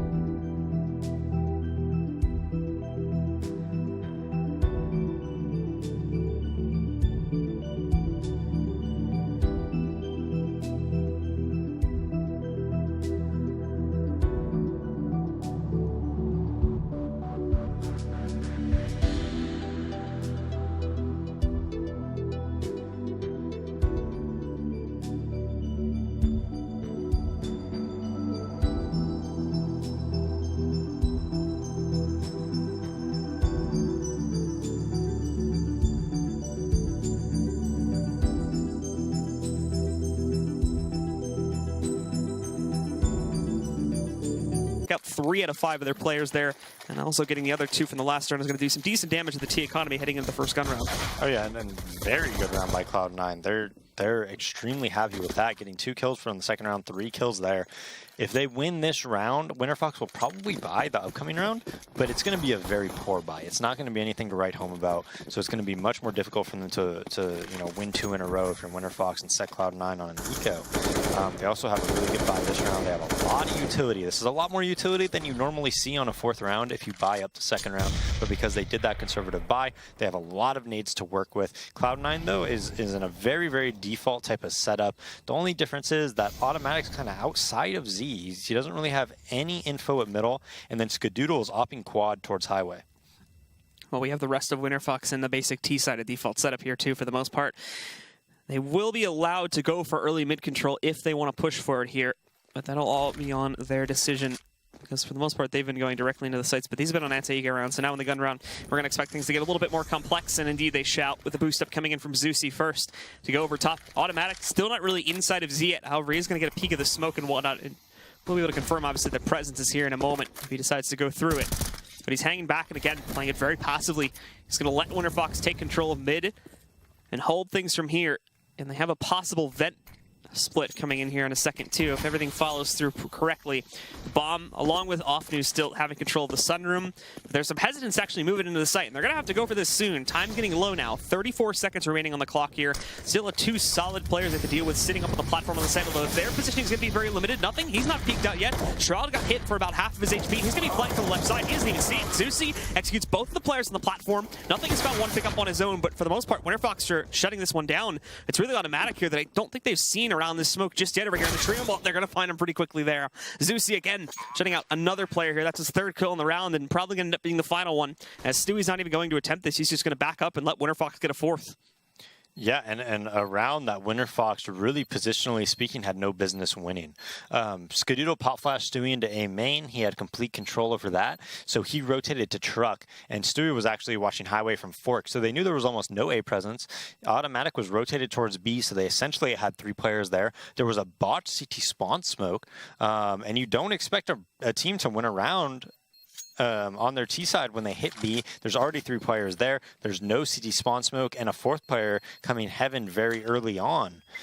You don't expect that to happen, especially a B main smoke. So everything pointed to Cloud9 losing that round, but WinterFox able to win the individual battles. They crossed towards the headshot unknown. I think nothing might have been blind, and that's really what did it. Whenever these people crossed that headshot angle through that smoke that you saw, that botched CT spawn smoke, they went through that smoke and they got past at a headshot angle, and you're almost always going to win that battle as a T. So now the save by Stewie 2K, 4 P250s on the rest of Cloud9. This is a round that you really need to win if you're WinterFox. If you blow this round, it's going to make it a lot more difficult for you. And Cloud9 is one of the teams that are like one of the best teams at winning rounds like this. When Stewie has any type of a gun and half armor, he knows how to set himself up and his teammates up in order to make like a 2v5 happen or something like that. We can even see the hesitance a little bit here from WinterFox in the previous rounds when they had an anti-eco advantage. They were very direct with their play and moving directly over towards the bomb sites themselves. This time, though, we can see Zeusy going up on top, mollying and smoking off mid to allow them to get free control here.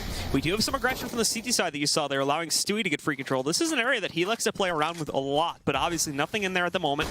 And the majority of WinterFox is shifting in either direction, especially now that Zeusy got that mid control for free all the way up to White Box. Finds the early damage, I believe, on Automatic as he's trying to cross back over, sending for Stewie. Both can get hit for about half or a little bit more. Now Shroud, though, swinging back out. He's got one. He tries to go for a second, but the players jumping out of vents do manage to take him down.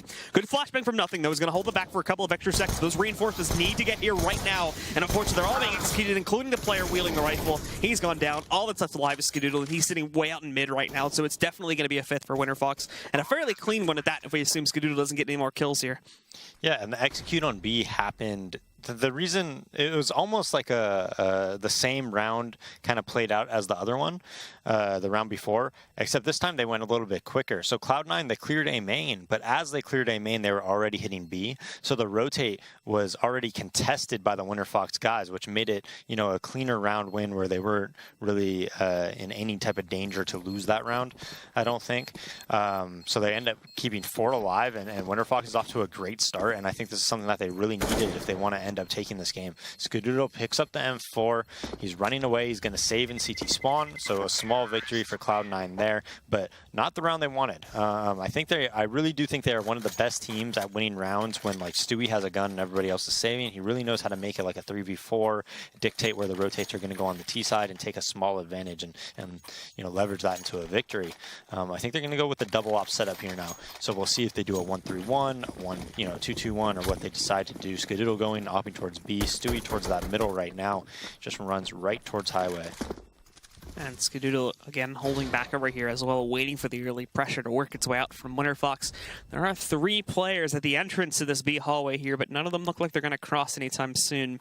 It's still that same very passive setup on the opener from the T side here, spread out across the map, not deciding on anything anytime soon. In fact, pretty much avoiding mid-garage here, too. Normally, you've got 1 or 2 players watching out for that, but finally, we do start to see them poking in over here towards the sunroom a little bit. Skadoodle has changed his position in the meantime for a direct peek in from the main room to now playing towards checkers. But fast smokes are going to send him reeling back into the tree room.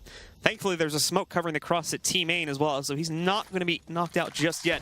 Trying to reapply that smoke, but they move in, and as he attempts to time the shot on Offnu there, he's just barely going to miss it. So everybody on Winterfox will stay alive. Good timing on the spray, however, coming out from Shroud. He actually manages to find Apoc as he goes for the cross, and Offnu just walks out as the smoke is fading. Skadoodle is fed. Yet another one as Raz does exactly the same thing. So down goes 3 of the players from Winterfox. They were getting a great amount of control, but all of it is now gone by the wayside. And it's down to Zeusy and Imagine, who are going to try to go for some sort of mid-control here, boosting up on top, sending one of their players over. The bomb's still back behind A main right now, but Stewie's prepared for this. He's sitting here checking it. Actually, a bit of an uncharacteristic miss from him, but he can see the shadow wrap in the corner perfectly. Very, very, very patient with that shot there.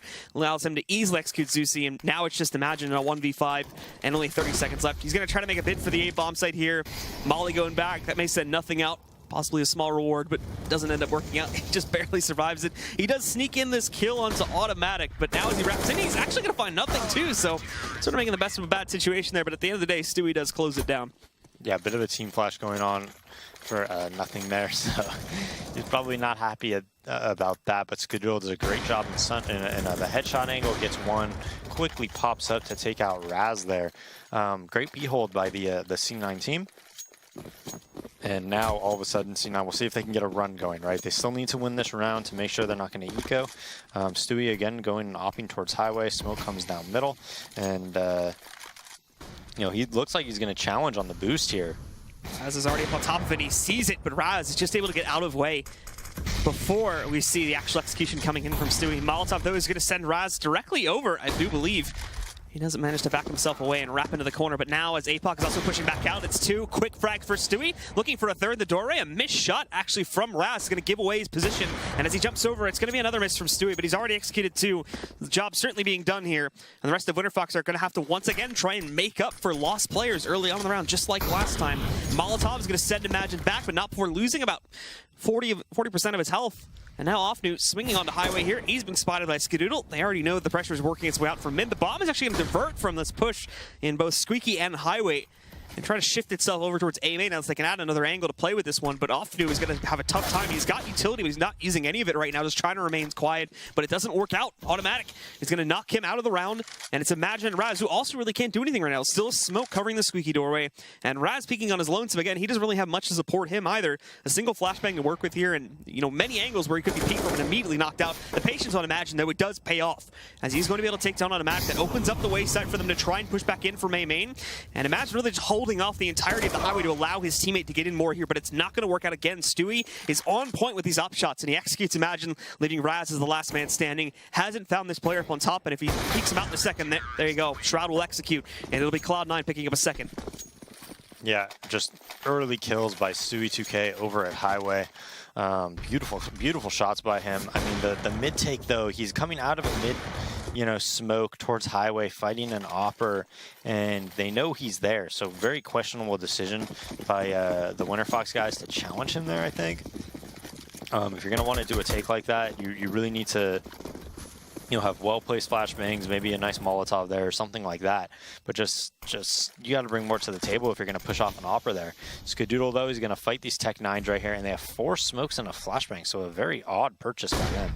And we can see Skadoodle gets hit with a flashbang. He's not able to connect on anything. Again, the smoke covering the cross there, so he's safe for now. Loses about 20% of his health pool, but Zeusy actually takes down Shroud on the site. There's Stewie, though. Chopping back in with the op, and Automatic sneaking back in. It was supposed to be APOC that took down Automatic, but he was hung too far close to the vent, so he wasn't able to find the kill initially. Now, Nothing swinging back in is going to find the kill onto APOC, the second player to push in from the vents. Now, they brought this down with 3v2. Nothing takes a chance, and it works out beautifully. He gets traded, but he finds another kill before doing so. And now it's Zeusy looking to clutch 1v2. Bomb on the platform, so he does have control of that and will be able to plant. As Cloud9 are currently backing up and wrapping back around, but this is still going to be a very tough situation for Zeusy, as he has no idea about this wrap currently going on towards mid.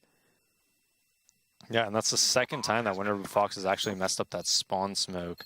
They threw two towards it. One of them messed up. Zeusy tries to hold off the clutch here again behind the trip stack. They know where he is now, so it's all just a matter of getting up to the site. The nade is good, but at the same time, the return spray from Zeusy is not bad either on a Skadoodle. Ultimately, though, he does peek out into the open where the op is waiting for him, and Skadoodle will shut things down, taking out the last member of Winter Fox and putting a third up onto the board for C9 here.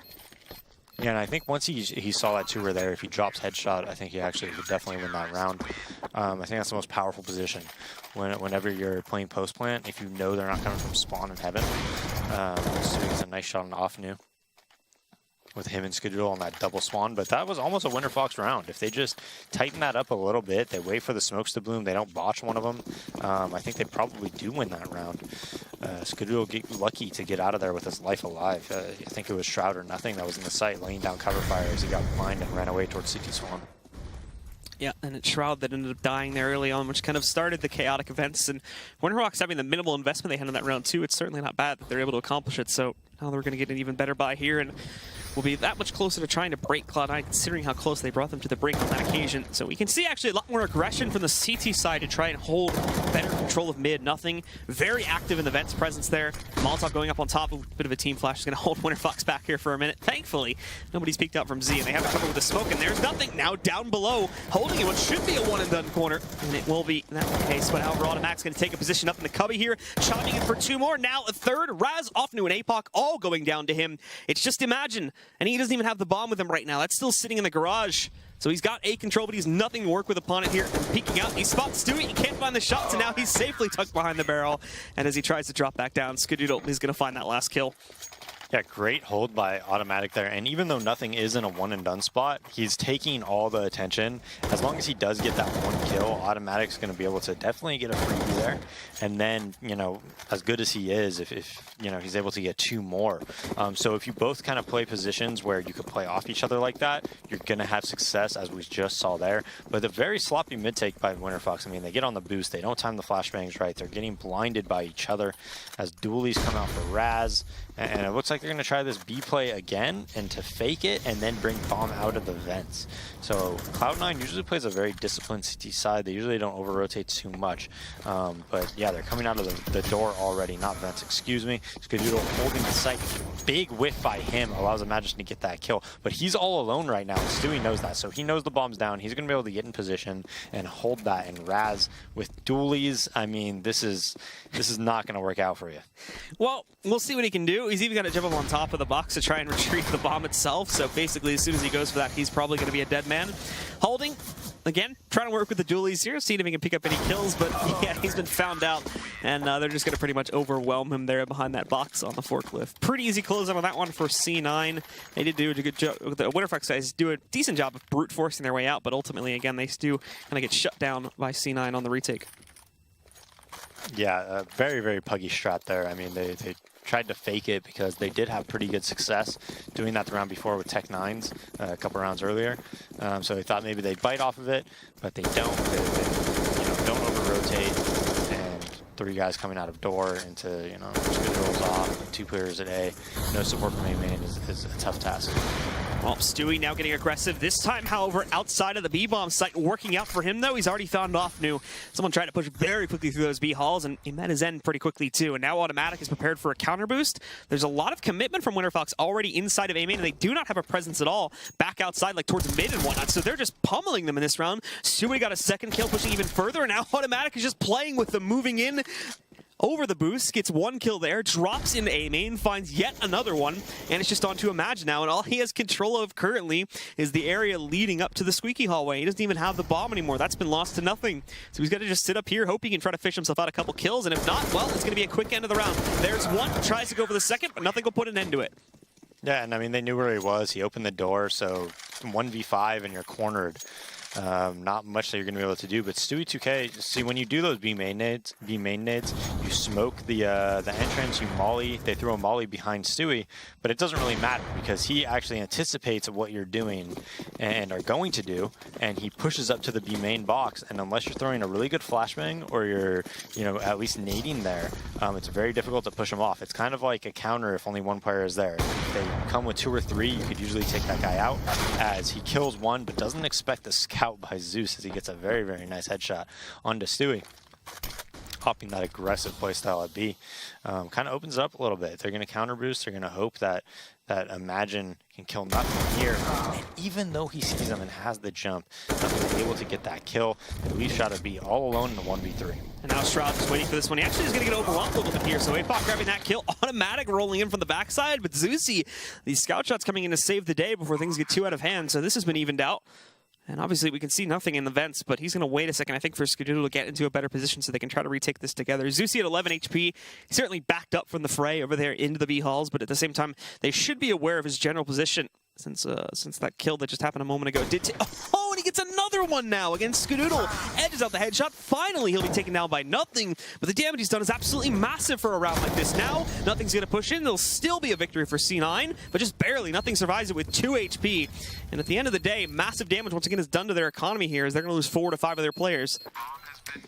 Yeah, but you know what? At the end of the day, they still have a lot of money. I don't think they're worried too much about, you know, that happening. Zeusy almost has an incredible round there. I think if he just didn't re-peek nothing at the end while he was coming toward, you know, down vents, maybe he went towards Sunroom and just killed him on the cross, he probably wins that round. Instead, just gets too over-aggressive, gets those 3 scout kills, is just feeling it, and goes for that 4th, but gets punished by nothing, putting his teammate in a 1v1 in the site with a Molotov coming down on his face. So Raz getting aggressive, looking for the highway pick, nothing to come of that. And now Winter Fox, all spread out, looks like they're going on the boost. Stewie again waiting on this edge here to see if he can catch these guys moving over the boost and down into the cubby. Trying to also hold them back for a couple of extra seconds here with flashbangs and want to, as Cloud9 have the heavy mid presence once again. They're leaving Shroud as basically the solo player to defend that B bomb site currently, but obviously with a more aggressive stance on mid. Excuse me, correct me, I don't have 2 on mid. They actually have Skadoodle waiting aggressively in the checkers position once again. So it's just going to be Stewie outside here, waiting to fend off that mid-aggression, and he's already knocked up 1 kill here. That's going to be Apoc on down. Molly's off the edge of the warehouse there to make sure they don't push out from it. And the only other option they had was to push from the cubby, but they just don't feel safe to do it. Raz peeks, but Stewie again on point with the op shots from this white box. He cannot be stopped. He's found a 2nd kill in this round. That's easily like the 6th or 7th kill he's gotten from this position in the half alone. So again, waits for his opportunity, does get baited into that shot, and this is where the white box player flanking around. Zeusy finally going to put an end to this one without taking like 3 to 4 losses in this occasion. It may actually be recoverable at this point for Winter Fox, but they've got to move quickly. Time's getting low, 40 seconds remaining, and rotations are on the way over to that B bomb site as Skadoodle waits for a push out through Team A, and he's not going to get it though. They're all moving out through the checkers doorway. Smokes will cover up the tree cross. They've also taken down Skadoodle and Zeusy from inside of the smoke, destroy Shroud. So all of a sudden, they've turned the odds back into their favor. 3v2 as nothing on automatic. Try to rotate into this one, and nothing's quick on the backside. Headshot against Zeusy, looking for more inside of the checkers room, but not going to be able to find it. Just flashing right in, giving automatic the key he needs to swing back out, and nothing again while he's still changing position. Eliminates Offnu as he tries to peek him. It's down to Imagine now, sitting up on the site platform in the 1v2. Both the CTs are peeked back out, but he isolates one of them. Now down at 18 HP though, and nothing sneaking back in. Hayes gonna finish the job. A huge 3K from him, and it'll be 8 rounds for C9. Yeah, and just a back and forth round there. Stewie is consistently getting 1 or 2 picks at the start of every round, except for that time he, you know, got scouted by Zeusy. I mean, he's just making it extremely difficult for these Winter Fox guys to play any type of 5v5 CS. Luckily for them, they're able to go into B.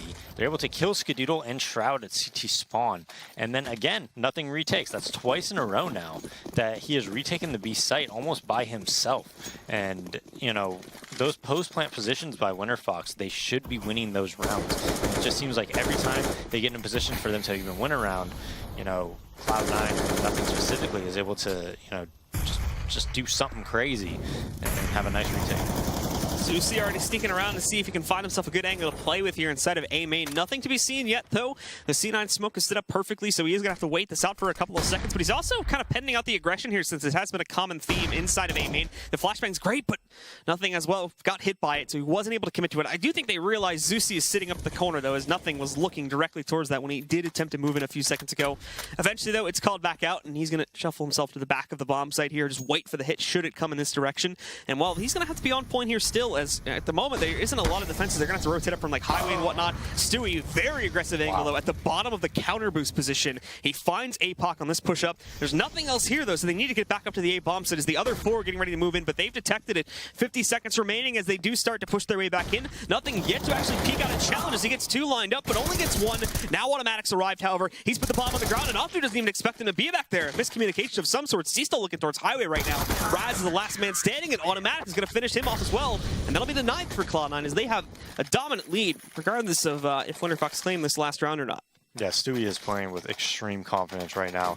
That's very difficult for a team like WinterFox to stop. I mean, he's in the middle, just close to the to the middle main T side. Kill somebody on the boost. That's like crazy. That should almost never happen. They're not able to punish his position in the middle as he just has complete control with just one person essentially. And having said, WinterFox actually put them in a decent spot. They had themselves, 2 rounds that they could definitely win as they push B and they trade kill as a 3-man B push comes. Automatic pushing through the B main smoke or mid main smoke. He might be able to catch somebody, but he knows they're coming A. So here comes the rotate. They need to hit it quickly enough and not lose any guys to Stewie as he holds, this despawn angle. He still has the smoke to cover off his right side there too, so unless they push through that, it's going to be rough to eliminate these players in the site. Stewie and Skadoodle going off. Finally, we do see Imagine actually taking down Stewie, so at the very least they have that working for them, but they're still disadvantaged here, down by a man currently, and even hesitant to move in and plant the bomb as Imagine sort of just sneaking up. But they are going to have to worry about a flank. Nobody's watching out for any main currently. Automac's going to waltz right in. APOC actually has himself backed into a corner where he may be able to help out with this, but at the same time, he is dealing with players further back, and that's where Automatic's going to strike. Imagine finds one more, but that's going to be the end of it, and we will see Cloud9 grabbing this defuse and going on a huge dominating streak here after WinterFox were looking strong to start off. Cloud9 came back in a big means and managed to take control of this half 10-5. Guys, the second half is going to be coming up here in just a few moments. You're not going to want to miss it, so be sure to stay tuned right here at the ESL Pro League.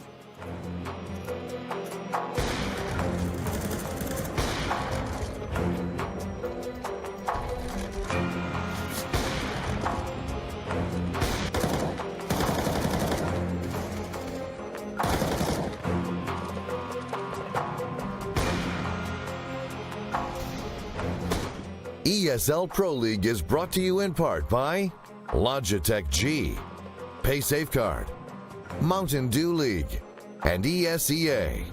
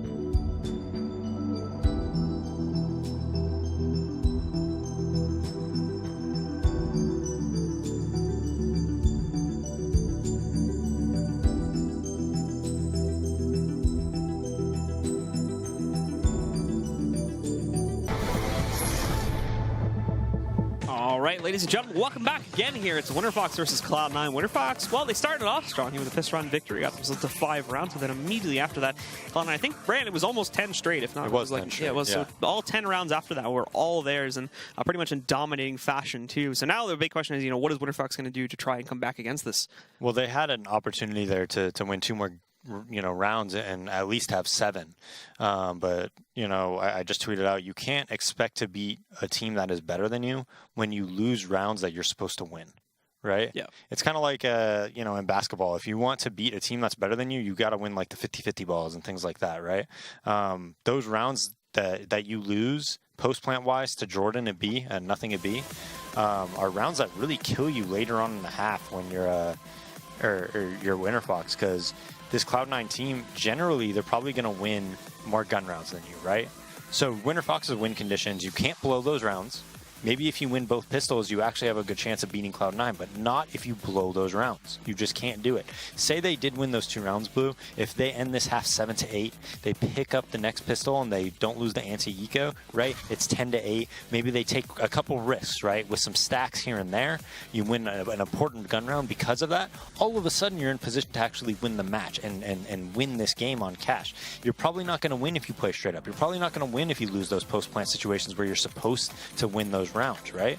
You have a win condition, but you have to, obviously accomplish, what is in that win condition, because you're not going to win straight up and you're not going to win if you blow those rounds. And you can see again, guys, we have the stats up there on the screen for a moment from Stewie at the moment, just in dominating fashion. 18-7, I believe, was his KD ratio, and about 107 ADR, around that neighborhood. Definitely over 100, and definitely showing up as the dominating fashion, especially in mid on the CT side there for Cloud9. But now they jump onto the T side, and in the opening moments here, pretty decisively towards AMA, and probably going to see 1 or 2 players moving into mid as well, judging from the boost right now. It looks like Automatic is going to be taking himself over top.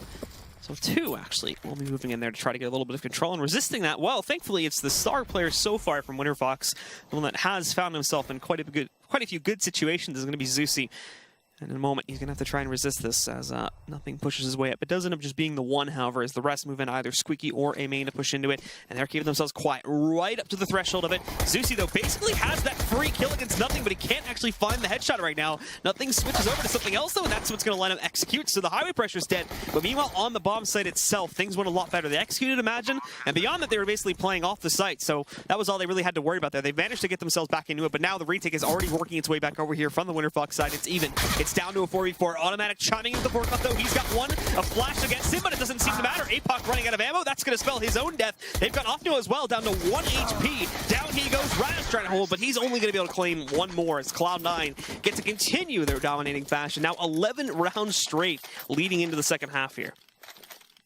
Yeah, big pissed around by Cloud9, and I think that just puts WinterFox in a terrible spot. I'd be very surprised if they end up, getting double digits into this game. I think they should definitely buy up here. I don't think you should save 1,400 on Raz and 1,200 on Offnu if you want to, come back and win this game. I think you really, really need this round. Cloud9 just gets nothing on Highway, but the thing you want to note before that is that Stewie actually goes towards B. Even if he's just shooting his Glock at the wall, he's going to know if he pushes. Ton of damage on these boosting players at WinterFox. Shroud opens the door, gets that early kill, 3v5. Nothing coming up Highway, gets that, smokes off Z, and now WinterFox just going to try to look to salvage maybe this ump, because they're definitely not winning this one. So, Offnu just, he's not even, these 2 players don't even have armor, Blue, so this one's over. It's going to be Cloud9 12-5. WinterFox is going to be on a full eco, so you're going to expect to see 13-5 before WinterFox gets that buy round in. Yep, and Raz is giving away his own position here now as well, so I imagine that they would move in and try to hunt that out. Yeah, they managed to certainly isolate him in mid, and Stewie will let's just round up around the backside here to finish the job. So it's clean, it's nice, it's exactly what we want to see from Cloud9, sort of a call in the other direction for what we were seeing from WinterFox to start with. They were actually really struggling just to pick up rounds number 2 and 3 in the half, and they almost got traded up by Cloud9 in these eco scenarios, so Cloud9 already off to a much better start and trying to build up an economy nice and early here.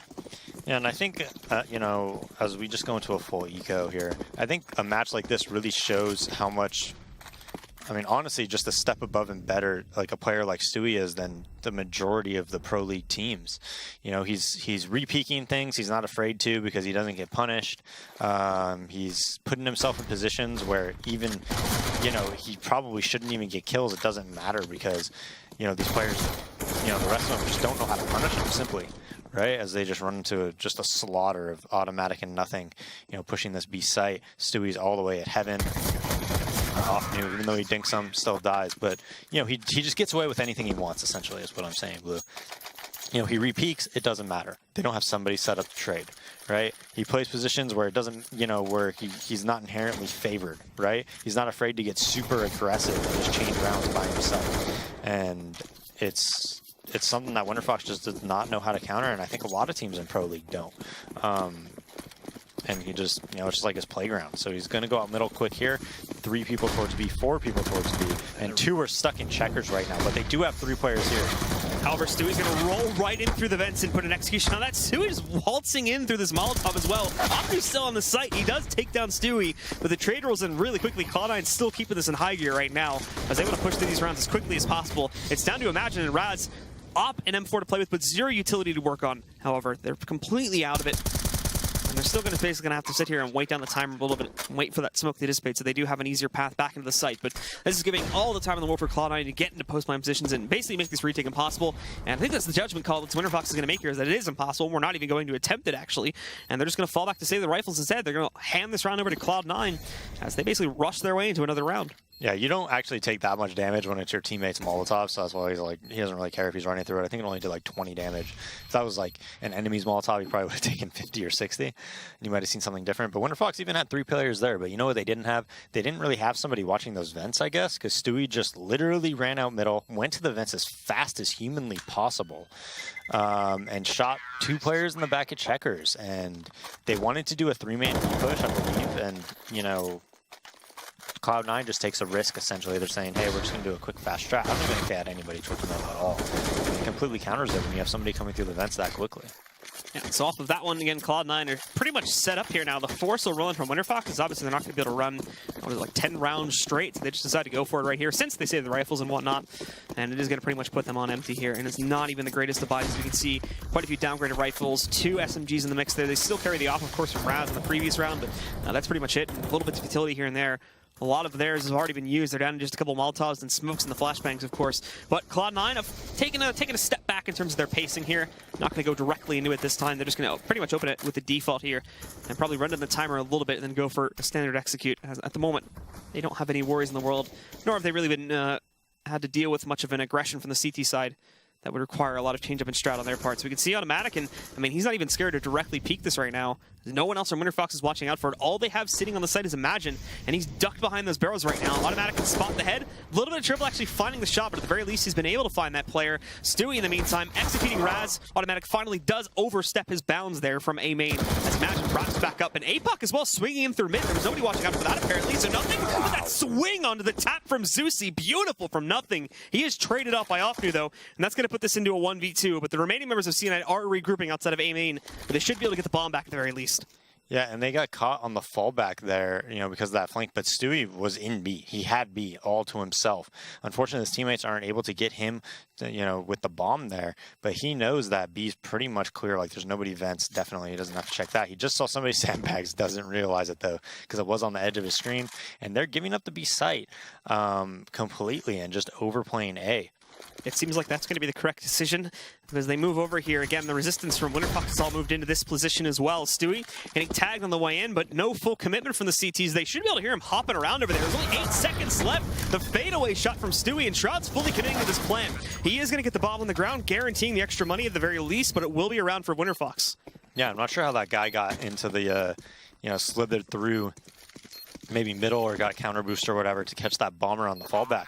But that was huge. I mean, Stewie got that kill at B. He went towards B and, you know, had the site, and they just couldn't bring bomb back. You know, something to note is Automatic. What's his score line right now as Jordan hits an incredible shot on Zeusy on the site. But Automatic started 1-7, and what is he right now?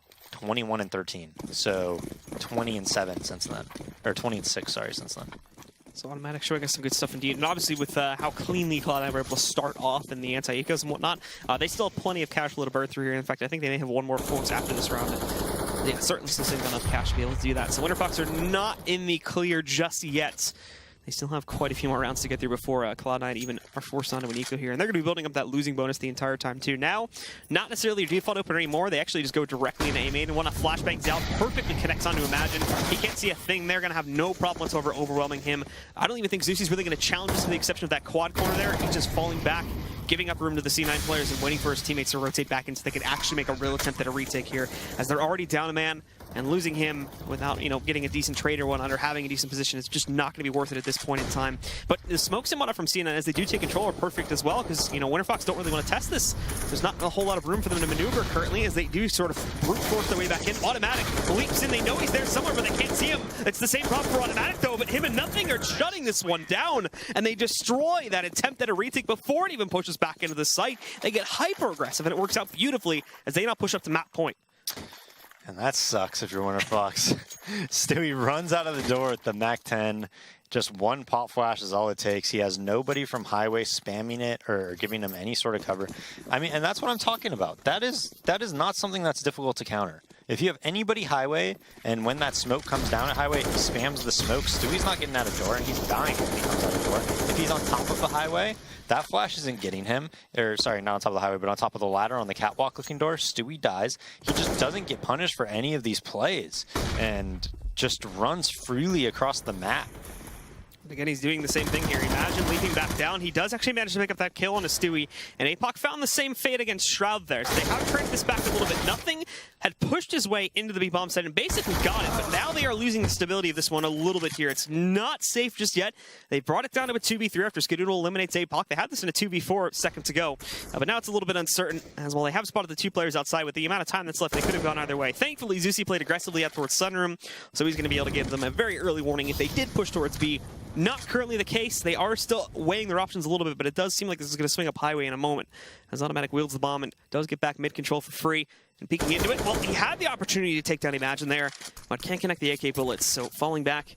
And in a second, Zusi is going to be challenging them right over here in this mid-garage as well. Has controlled the useless room, and oh no, he doesn't take the shot. Skadoodle finds him and instantly eliminates him before he can retreat further back inside of the useless room. So this is even now, into a 2v2. The bomb will go down in the perfect position. Now C9 can just hang back. If Automatic wants to, he can actually fall back a little bit here too, as he does have that time, but just doesn't want to take the chance on it right now. Now they have Raz re-peeking back over there inside of Tree Room. Skadoodle has the angle against Imagine, though. Actually having trouble locating him. There we go. He knew he had gotten in there at some point, so takes him back down, and Raz as well. He'll be eliminated pretty quickly. Nice job from C9 controlling the chaos. They kind of created it themselves, but it does work out for them as they close out this match on what was, I think, a flawless 16-round streak. No, I think we saw one or two rounds in there where WinterFox were able to fight back a little bit, but nearly a 16-round flawless streak from C9 to be able to close out there on cash. Yeah, almost the reverse sweep. I think it was 16-1. I think they won like 14 rounds in a row, then WinterFox won one, like maybe. That, yeah. It was 16-6 then, right? Yeah, no. Yeah, so WinterFox won one round out of the last 17 rounds after they went up 5-0. So complete, utter domination by Cloud9. And like I said, I mean, Stewie's just running around. He doesn't get punished for any of his overly aggressive moves. And I think if you asked him, like, he's not going to... He can't play that way against a team like Virtus Pro, for instance, or, you know teams like that, because they'll actually punish him and they'll take things more methodically and they'll have people in position to trade kill. But Stewie is just a step ahead, and I guess this WinterFox team, I think it's like more like 2 or 3 steps ahead, and just runs wild. All right. Well, to talk a little bit more about that and the rest of map number 1, we're going to send things back over to the analysis desk. Stunna, take it away. I mean, thanks, Blue. In all reality, I'm pretty sure we just watched a Stewie 2K frag video. Yeah, I mean, it did kind of look like that at times. Several highlights. The odds of picking out a memorable one is slim because it felt like that was just every round. No, absolutely. I mean, we did see Cloud9 come off to a rather slow start there. I think at one point it was up, they were down 5-0. Yeah. So we saw WinterFox come out and get that first pistol. We saw him come out and get that first gun round. But then after that, obviously, things started to go less and less in their favor. Bach, walk us through a little bit of what happened. So, I mean, I feel like Cash in general is one of those maps where you'll see a team maybe get off to a 5-0 start. It's a pretty common thing for it to happen. Cloud9 played it very careful in their anti-eco, or in their ecos after losing pistol. They didn't really spend too much money. They did a lot of damage. It looked like, okay, they're killing 3 people in these ecos. They should be able to come into the first buy round and just wipe out WinterFox. Didn't happen. So what else didn't happen were some retakes. We've got a replay loaded up for you guys here. We got round 12 and round 13. Let's take a look at that now. I'm going to let you take it from here, Bob. I mean, this is just a continuation of what had been occurring at this point. Cloud9 has won 6 straight rounds. WinterFox really hasn't had much of a response. It looks like maybe there's some light here for WinterFox. This was an eco round. Zeusy gets a couple of crazy headshots with the scout, picks off Skadoodle, I think it was, or no, it was actually, I think it was Stewie this round. He was getting a little bit overly aggressive. He gets that opening pick from Checker, but then it comes down to nothing in a 1 versus 2, and he's got this man on the site. It's a pretty easy kill for nothing to get. 2 HP survives, thought for a second he might walk into the molly, and now the round immediately following that, it's another chaotic round with a push towards B. WinterFox has the numbers, and they've got plenty of clock time as well, so they get the bomb down. It's a 3v2. It seems like another situation that WinterFox should come out on top of, but nothing coming in from the backside on B main. Gets the first kill on Zeusy, hangs back by the big box, and the player from Checkers peeks and just somehow does not kill him here. I mean, he's up, he's got no cover whatsoever, and it comes down to nothing in the end. Imagine's back behind the default box. He's looking for intel. He spots the player Heaven first, but now he's only got 18 HP. Nothing's tagged up too, but still, I mean, another big retake, and that was kind of the storyline of the game. Even when WinterFox was in a winning position in a round, individual players from Cloud9 would step up and shut it down. No, absolutely. We did see that double op come out there for Cloud9's CT side. Proved to be highly effective. Yeah, I mean, Stewie looked really good with the op. But I think part of that is caliber of opponent. He made some mistakes. He got a little overly aggressive at times, and it was punished occasionally, but not as often as it might have been against, you know, a team like SK, for instance, who would completely obliterate you from getting that aggressive with the op. Now, if you were paying attention during that at home, you might have noticed on the scoreboards, Cloud9's rocking a coach these days, and that coach goes by the name of Valens. Might be one of the smartest people I've ever met in life. Not just in game, in general. Not, you know, and outside of the game. Very smart guy. This guy, I think, worked for Google, Tesla. I think he built a rocket and went to the moon one time. Anyway, the point is, the addition of a coach to that lineup, do we see it taking them anywhere? I mean, I don't think it really had an effect here so much. Maybe after 5 rounds were lost, they were like, okay, we need to settle down. That could be his impact in that. But after they started to take over, didn't really see a whole lot of coach plays. I wouldn't look at Valens and be like, wow, he taught them to play aggressive with the op. Specifically in this matchup, there's no way. But against, you know, other opponents on the international stage, I feel like a coach input would really help Cloud9. It's something they've needed for a long time, was a good, solid coach. Right. And I think they really get that with Valens. No, absolutely. In this day and age, I mean, these guys, they needed that sort of, that little just umph more, you know. And you're exactly right. There's nothing that in this matchup, and maybe even perhaps the next map, that we're going to see sort of, you know, a great addition there. But they are currently building with Valens, so there's a chance. Yeah, I mean, there's obviously a chance. I think Cash is just one of those maps in general where coach's input is going to be a little bit slim. Oh, absolutely. Now, to go back to this, Stewie 2K obviously coming out, grabbing 1 to 2 picks early round each time. Really on the CT side, really just kind of solidifying each round too, I think. Yeah, I think that WinterFox never really had a solid 5 players when they would want to go for an execute. So they'd try and take control of something early in the round, and there's Stewie playing aggressively with the op. So he picks off a first player, and you're thinking, oh, okay, like he's going to fall off. He got that pick. He's going to fall back. Not his style, especially not against them. He repeaks again, gets another kill. He did that time and time again. He did it on B main. He did it towards the A side. He was doing it in mid by white box consistently. Yeah, 9. I mean, you see the graphic loaded up right there. 9 opening kills for Stewie 2K. I mean, the numbers, they don't lie, do they? No, they do not.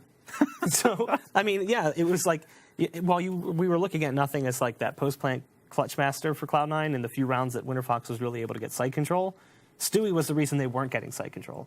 Stewie was the reason they would struggle to get even towards a bomb site, because by the time they even got close, they were down 2 men. So it was either a 4-on-3 or a 4-on-2 or something along those lines, maybe even a 5-on-3, where Cloud9 just had all the numbers and the lack of utility for WinterFox buying off the back of, you know, full loss bonus. And not only that, with just 3 players, they just don't have everything they need to execute.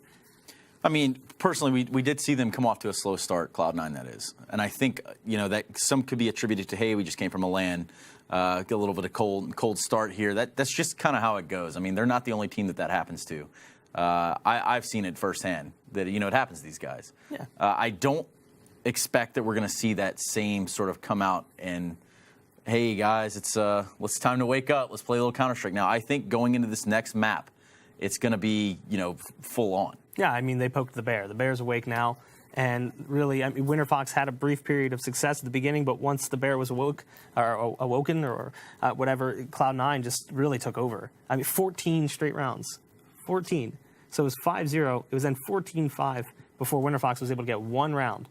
immediately lost the game after that, 2 rounds. Absolutely. We're going to see Cloud9 take cash when we go, or excuse me, when we come back from break. We're going to have Cloud9 taking on Winterfox again on Overpass. So make sure you guys stay tuned in right here. We'll be right back.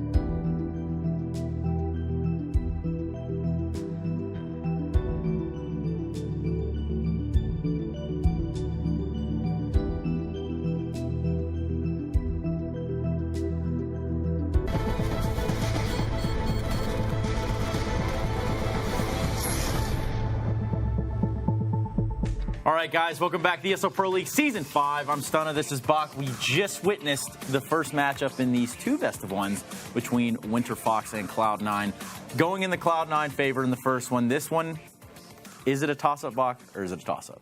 I mean, you can't really count them out entirely, but based on what we saw on the first map, a lot of the problems we knew we might see ended up coming through. And then Cloud9's individual strength obviously shined throughout the map. Stewie, nothing, all those players really stepped up big. Okay, so we're going to be looking at Overpass here in the next matchup. And to do that, we've got Mr. Stromboli standing by to give us a little bit of analysis on Cloud9 on the map. Take it away, Eric. Thank you, Stunna. And here we are going to be looking at C9 on Overpass. Now, one thing that in this match is that SK has been destroying C9 the entire time. It's 10-3, and C9, all their strats, all their positioning was not working. So what they had to do something different. They had to do something drastic. They had to pull something out from deep in their loins, and that is Stewie 2K. He's an aggressive player. He's explosive. He gets the job done. And what he does right here is him and Skadoodle are going to be pushing towards this connector underpass area. And what's so nice about this is that, you know, they're down 10-3. He has to do something. He can't just sit back in the bomb site anymore. So what you see here is he gets a kill on Taco, who didn't really expect the kill. I mean, he was waiting for it, but he still got outshot. And this flashbang right here is the MVP of the round. Stewart's flash enabled nothing to get a free blind kill. Blind's cold zero. He had to reposition himself, and that's an easy 5 kills as Fallen eventually dies in the round. SK ended up losing the round, but it was all because of C9's aggressiveness. Stewie 2K took the game in his hands and he ate it. That doesn't make sense, but he took it, all right? He did it, okay? He won the round. That's what matters. Back to you, Stoner. Thank you to Bears. That was fantastic. Now, no, he's got a very good point, though. C9 needs to come out just like they did on Cash. And they need to come out. They need to have Stewie guns blazing.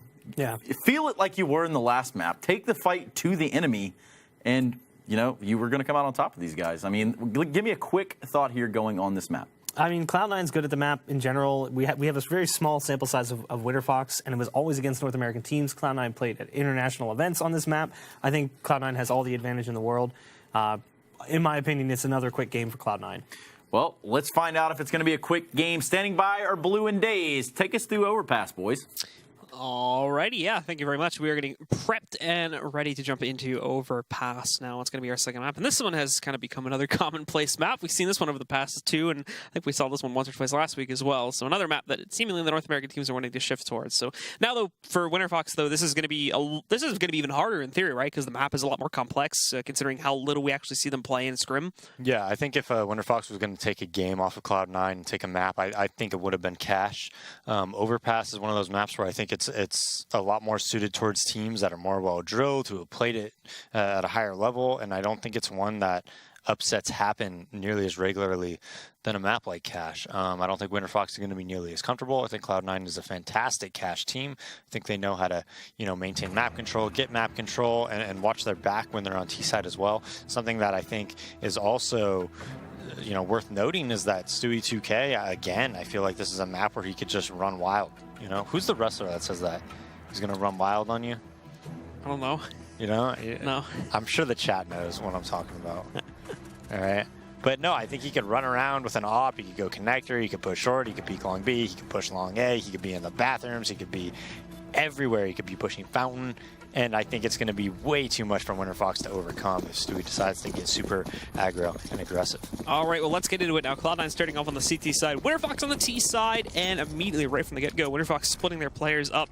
We do see, however, that they try to push themselves towards the fountain, but one shot from Skidoodle and 1 kill. He's immediately going to take down APOC. Now, this is the guy that came up big on the last pistol round. We actually saw Winter Fox winning at a 4K there, so eliminating him is certainly not going to do any favors for the Australian roster here.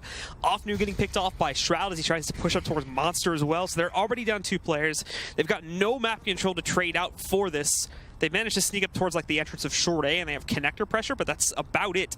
And unfortunately, this is not going to lean into anything too big for them. They're going to be, for the most part, I think, just falling back now and going in for long control. But Skidoodle even has the angle here now to watch out for a player pushing out from the connector. He spots that cross from Imagine, but obviously he's going to miss the chance to take the shot itself. So now he's just going to fall back a little bit more and, well, wait for the eventual push to come in. It's certainly working its way over here towards the A. Can catch one of the members of C9 out in the open and be able to sort of abuse that one. But there we go. Stewie picking up yet another one. Down they go. He's got a flashbang against what's going to be Raz there, but Raz is actually able to hold on. And Zeusy picking up a second kill as well. So they do manage to get him to the site. And, I mean, after everything's said and done, finding the plant here is going to be significant, although Automatic almost denied it. He does actually let it sneak through. But at the end of the day, it's going to be a team ace from C9 on the pistol there to start off with a lead here on map number 2. Yeah, and Cloud9 just Their pistols are pretty damn good. I think they're one of the best teams with pistols in the world, actually. Stewie has really good T-side pistol strats that a lot of teams actually end up copying. And, you know, when you have players like Shroud especially, you know, just each one of them as an individual is just very nice at hitting these headshots, especially Stewie too. But yeah, I got an update. It is Hulk Hogan that runs wild on you, so okay. Hulkamania. Gotcha.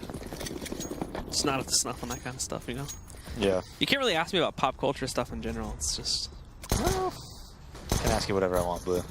That's true, I suppose. Well, getting into it here, Raz trying to peek out over towards Party. Not going to work out very well. He's dropped down to 16 HP, or 18 HP, excuse me, right from the get-go. And Stewie also waiting at the top of the connector. Skadoodle's being able to pick these guys off from range, but it's going to be Stewie that gets the first brunt of it, although he was dinked by the first player there, so Hofnu's going to be able to move in and finish the job. Now Skadoodle, though, being pushed back a little bit. He has support from Automatic, swinging back in, but he over-peaks against Hofnu. He chimes in for his second here, but Skadoodle is still hanging out in the bathrooms, and it's still going to be an overall menace to these guys. Out he goes, down goes Hofnu finally, and it's down to just two. Imagine somehow flung his way up from long unaccounted for, but at the end of the day, nothing does pick up those final two frags and allows for C9 to swing into their second point. Yeah, Cloud9's stumbling a little bit. I mean, Skadoodle lagged like almost their whole team, but Stewie not able to straight transfer onto that second guy. Automatic, I would have thought he would have got, you know, like the next three being unarmored opponents with about 30 HP. Stumbles a little bit, but they do come out and win that round. I think Winter Fox is still happy with that. You get 2 kills, you don't spend any money, you're able to buy here. AK armor up, pretty limited utility, but enough. Like, they definitely have the better weaponry than Cloud9 here. Cloud9 playing very aggressive with Stewie and Skadoodle around the fountain. Stewie gets killed, and Scott, although he legs him, goes down to about 20 HP. So Zeusy does about 180 damage and stays alive. Huge advantage from Winter Fox. Yeah, now Zeusy trying to sneak his way through further here. He has that control. He's actually not going to go any further than this just yet. Just happy to hang out. Apok, unfortunately, was not met with as much success as he was boosted himself up on top of the flower pot there. He's brought down to about 7 HP. Him and Apok very, very low, of course. We can see the rest of them kind of just holding at the edges of the long entryway, along with the short entryway leading up to A. Still decisively going to be going into that bomb site, though, and with the man advantage, they certainly don't want to throw this away. But now you do have Automatic also sneaking back up too, because everything has gone quiet on the battlefield. He's been given free control of the bathroom. He's able to push his way back up, and in a moment here, if he's allowed to go too far, he may be able to line up a monstrous flank against this long push. There is nobody paying attention to that one right now. There's Apok. He does still have to watch out for this one guy sitting on the outside, and that's going to be Zeusy, but he's very low as well, so he may not actually want to challenge this one. The flashbang goes in. It's a perfect connection, but he still has the wall to support himself, so he jumps up. He's able to dodge it, and there we go. Automatic actually is able to hold on to that one. He takes down Zeusy, but then walks back into his own Molotov. So we do end up seeing him kill himself in that situation. Now this goes down to a 3v3, but Hofnu's here. He's able to take down Skadoodle, but a flank from Shroud executes 2 more for the Winter Fox roster. 1 up and remaining, and it's Imagine. Shroud unfortunately can't take him down just yet, but he is at 31 HP. So he'll have to hold back here. Challenge from the outside by nothing, but at the end of the day, nothing will win the duel and close out on the round for C9. Yeah, and that's what I'm a bit worried about for Winter Fox when I look at them on a map like Overpass. I'm worried about them stopping mid-round aggression from Cloud9. You know, like right there, we see Shroud gets a flank, a very well-timed flank. Automatic gets 2 kills with you know, 40 HP, getting, again, mid-round aggression as he throws the Molotov and ends up running into it afterwards. But, you know, that's what I'm worried for with Winter Fox, and that's why I think a map like Overpass is very C9-sided versus them, because the Cloud9 players in general just have a lot more map knowledge, a lot more knowledge about how to get aggressive, about how to get early picks and things of that nature. And they're getting aggressive already here in this map too. It took a while for them to kind of warm up to it back on Cash, but they go right back to those tendencies now. On this eco round from Winter Fox, they've already lost 3 to 5 of their players. Nade going deep there against Apok, knocking off a quarter of his health pool. And the second he peeks again, there's up to 2 players watching out for it. Automatic finds Zeusy down below, and Apok doesn't last very long either. It's another quick swing for C9 to push forward yet again. Yeah, and I think that Overpass is a map where if you're a CT and you're a very good player, you know, like all these Cloud9 players are, if you're Automatic, if you're Skadoodle, Stewie, especially those 3, if you look at someone like Taco on SK, when a team is down and you're down 4v5, I think there's a lot of openings on that CT side for you to get mid-round aggression, whether it's being pop flashed into short B, peeking deep into Monster, numerous places that you could push and find frags and take positioning to flank and whatnot. So I think it's a map that you could play from a man down a lot better than other maps. We've got Stewie again holding aggressively here at the top of the connector. Molotov was actually wasted as he tried to throw it down. Misjudged the position for the smoke, but when he does leap through the smoke itself, well, goodbye Imagine. And again, hello to another 5 versus 4 advantage for C9 at the beginning of the round. So he's not even retreating it. He's still just sticking around to see if anybody's going to move in and try and claim revenge.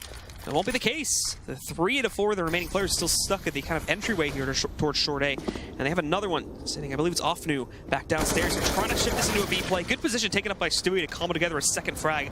Finally, Hill's going to get knocked out by APOC here. But again, 4v3, and they have a pretty good idea of where they're going to be going off them. They're still just keep it to an even 2-2 split, but if they get aggressive again and are able to get the read in terms of where WinterFox is going, they're not going to have a lot of chances to correct this man advantage here.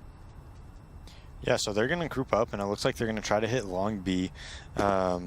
Decent amount of nades and utility, so we'll see if they want to use that or if they want to go off contact. I think it's much better to go off contact here, but it could be very easily punished by somebody on the left-hand side of Monster. So we'll see what they opt for. Flashbang just going back here to try to hold them off. It's actually very well connected there. So perfectly sunk. Nothing is caught lurking, however, so Raz is going to take advantage off of this one. This will send Shroud back. He's actually still peeking. He's still trying to prevent them from pushing back into construction here, so we can at the very least try to trade it and put it back into the advantage of his team. But as the smokes roll in, he's given a little bit more room to play with here, get a little bit closer to the bomb site. And well, he's got a teammate helping out there too, but there's another kill from Shroud, just right through the smoke. Eliminates APOC. Automatic is a great position for him, and then tries to retake back in there through construction. And up on top of Heaven, it's Skadoodle finding off here for the backside. And he's even going to combo to go that last kill too. Flawless on the retake from C9. And they will continue forward to get 5th now. Yeah, a little bit of a blunder by Nothing there to push through that smoke. Gets caught, with a T waiting on the other side.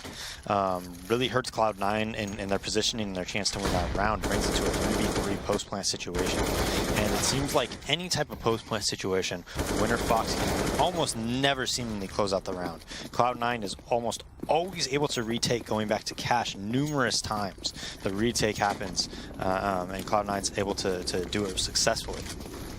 The rest of WinterFox now shifting their players up over here towards the playground fountain area yet again.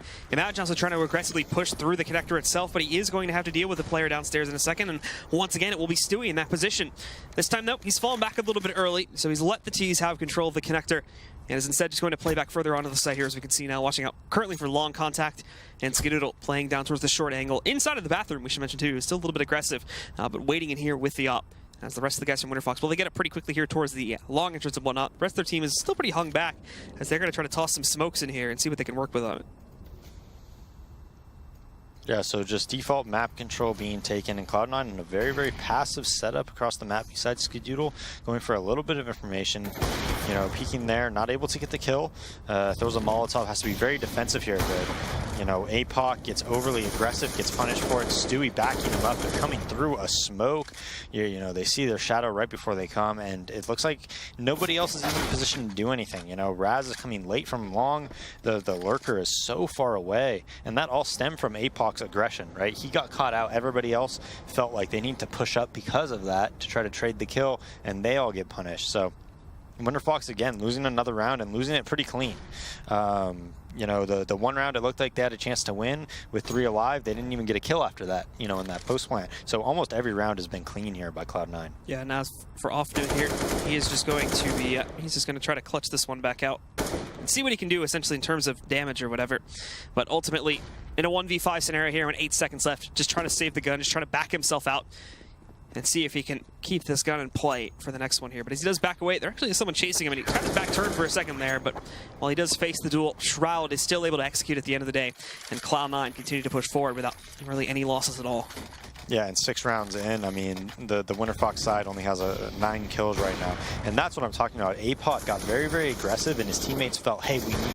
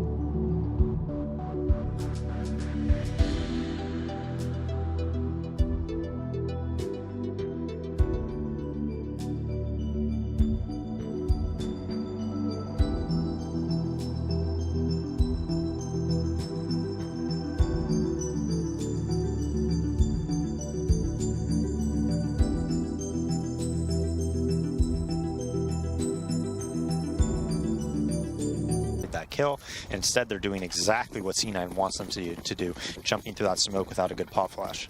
There was room for punishment there from Raz, too, on long, but again, he swung in so late that Stewie was able to adjust and watch out for that by the time he actually did commit himself. This time, Skadoodle and Stewie, once again, playing the tag team here on the A side of the map, and they're impacting. Skadoodle has himself a chance to get another kill. Him and Automatic actually racking up the frags here. Stewie's still out in the open. Skadoodle, well, he's given up the pursuit on the op, now over to the pistol. But the damage has already, again, been done here. There's nothing left. These two players here from Winterfox are going to be able to adequately try to put together in a 2v5. Unless some massive mistakes are made by C9, they have a very clean chance to just shut this one down again. But just like that, however, they lose the two players that were pushed out aggressively. Stewie and Skadoodle, both sort of remaining in the open there, and due to a very well-placed flashbang, and again, a bit of a mess up there in the actual fight itself. Winterfox are able to execute, put this back down to a 2v3. Nothing is going to try to put a stop to this, however, before it can go any further. He's looking around the corner and he finds Raz. That's the bomb as well. The last one's sitting down on the connector. He's actually going to get smoked off, so he has to push beyond it. Flashbang connecting onto him too. Nothing has been able to find him inside of that smoke just yet, but oh, there you go. Right through the smoke to close out. It's going to be the headshot against Imagine from nothing. Yeah, and I'd like to see if you can go over the scoreboard and see how many kills Winterfox has gotten in each round.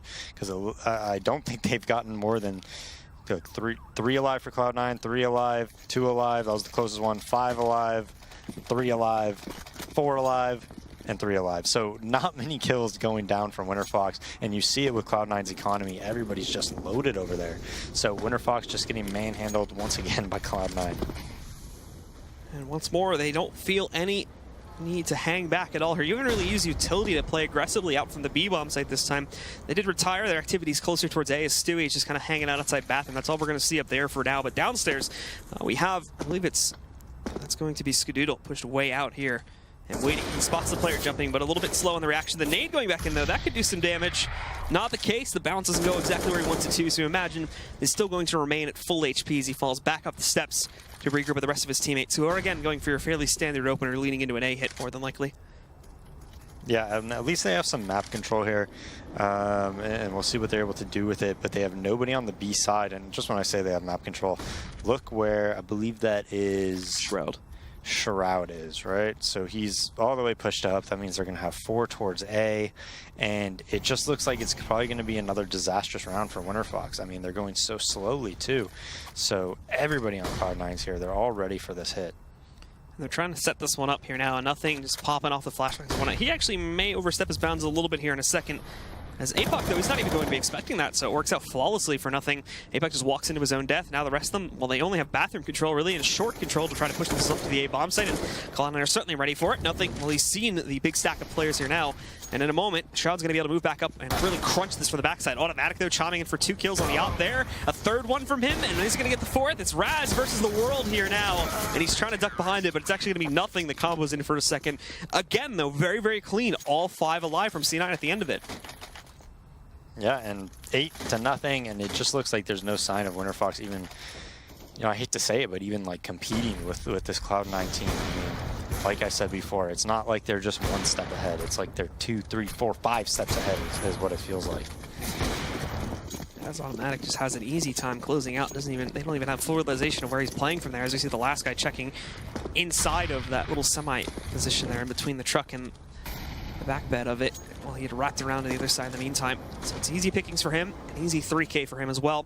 And once again, Winterfox go back down onto another just upgraded pistol round. A few players buying up armor behind it, but basically 0 utility. And we've already seen many, many times that Cloud9 have been able to handle these, assuming they don't get a bit over-aggressive, they've been able to handle these with relatively minimal losses. This time, though, Stewie's actually caught looking in the wrong direction. He does try to pick up a kill before going down, but he's unsuccessful. Apoc is going to execute. Now an op goes into the hands of this T side, and Imagine still sitting with armor behind it, so they have a little bit of gunpowder to work with. But while the guys from Winterfox do make a whole lot of ground off of that one, Cloud9 is actually not going to rotate into this one just yet. They're actually pushing out for being out to investigate and see if they dove back down into the connector. Whereas now we see Automatic pushing back out. He wants revenge for this one. He's found that first kill, caught swapping a weapon, but his teammate in the backside is doing way more damage. That's going to bring Zeusy down to just about 22 HP. Look at this, though, from Apoc at long. He's got free access. Easy 2 kills for him, and now it's just on nothing, who was trying to flank, but there's a smoke in the way. He just gave away his position by spraying through it. He's doing 0 damage to any of these remaining Winterfox players. Leaping into it, he tries to impact, but no, Apoc is ready. And finally, Winterfox are going to find around on the board. Yeah, and you know, what did that stem from, right? That stemmed from Cloud9 making a mistake, Stewie getting way too over-aggressive, you know, without any backup either. They just walked through the bathrooms, and nothing you could really do about that. You had to watch 2 different angles and an aggressive op spot, so gets punished there, and that's what we've been looking for. We've been looking for that sense cash, for them to punish Stewie and his over-aggressiveness. It finally happens for him. They get that op. Skadoodle not aware enough to check long A when he probably should have, and dies. And now they get into another setup, double connector boost, watching the B tunnels there. Not able to get a kill. Imagine kind of pushes them back just with that one smoke grenade. They bail out, and their aggression, they don't get anything from it. Offnu picks off Skadoodle. So nice find for WinterFox, and we could see if they can translate that into some type of an advantage and a round win. Still no really aggressive movements coming off of that kill, though. They're still set up in this default pattern, 2-1-2 across the map right now, and waiting to really push out towards it and execute into a site. They still have a minute remaining on the clock. The problem is that this is often where we've seen Cloud9 being able to punish them time and time again. Automatic moving up, and again, we tried to smoke out that Molotov, but he's actually going to call it off at the last second since he's hit with the flashbang and everything like that. Won't be able to get aggressive off of it just as of yet. Smoke's also being redeployed by C9 back down towards Monster, is preventing this hit from coming through after the kill hit onto Skadoodle just a couple seconds ago, but they are getting prepped for it. They've moved everybody down either through the connector or back around through T-spawn here, and they're being prepared for mainly a construction execute, while they still have 2 more as well working in from Monster, but keeping it quiet right until the very end. Not sure if nothing spotted this player peeking out around the corner just yet, but they're going to have to be ready for it now. Both teams trying to deploy grenades and whatnot against each other. And you still have that other guy holding left side, hugging up against the wall there too. They're going to swing out. They expect it, but Shroud, 2, 3 kills from him. He shuts all of it down. They're going to try to respond, but it's not going to happen as nothing chimes in for the last 2. Wow, that was incredible by Shroud. How does he do that, man? Wow, and you know, even if he only gets 1 or 2 there, nothing's probably going to get the other guys. So Shroud does more than enough and more than his part into winning that round. That was pretty exceptional. And so off of that, Cloud9 continue their streak forward. A little bit of a bump in the road, but to a certain degree, it does also help them a little bit here, as it is going to reset the losing bonus for WinterFox, and now it's put them back down on Winiko here, as the guys from the T-side pretty much buying out, I think, as far as they can, upgrading pistols for what they could. Looks like Offnu's not going to buy anything here. He's just sitting on the Glock. But Stewie, well, beautiful spray transfer from him. He's picking up 2 kills. He's sticking around for more on his own default pistol. But unfortunately, he'll be unsuccessful. Skadoodle, he'll be able to find a few. Moves in, chopping in on APOC. Grabs a second there now into Offnu. And Stewie just running right up. Finds Raz on a headshot there. Another one up on the board for C9. Yep, 10-1. WinterFox going to get a buy-in. Pretty good buy at that. But, man, this is just... It's a slaughter, Blue. Yeah, it's looking like it. As WinterFox have really only been able to find success off of the mistakes from C9 that we talked about earlier. Stewie finally kind of meeting his maker when it came to over-aggression. He's kind of reeled it back a little bit there now, as we saw in the last round. So C9's about 1 for 11 in in getting punished for flying at them. Oh, well, 2 maybe. For now. Well, they did make it 4v5 before, but then Shroud shut him down. So Skadoodle doesn't even get flashed. Stewie over there doesn't get flashed at all. I mean, just a very, very poor take at long A. It's just 1 flash that they throw, and it's not even a good one. It's just not good. Well, Raz, along with one of the members from C9, are going to try to play around, but Raz sees that, and he gets himself a nice little no-scope there against Stewie. Punishes him, brings the players back to an even battle, down into a 3v3. We're going to go now.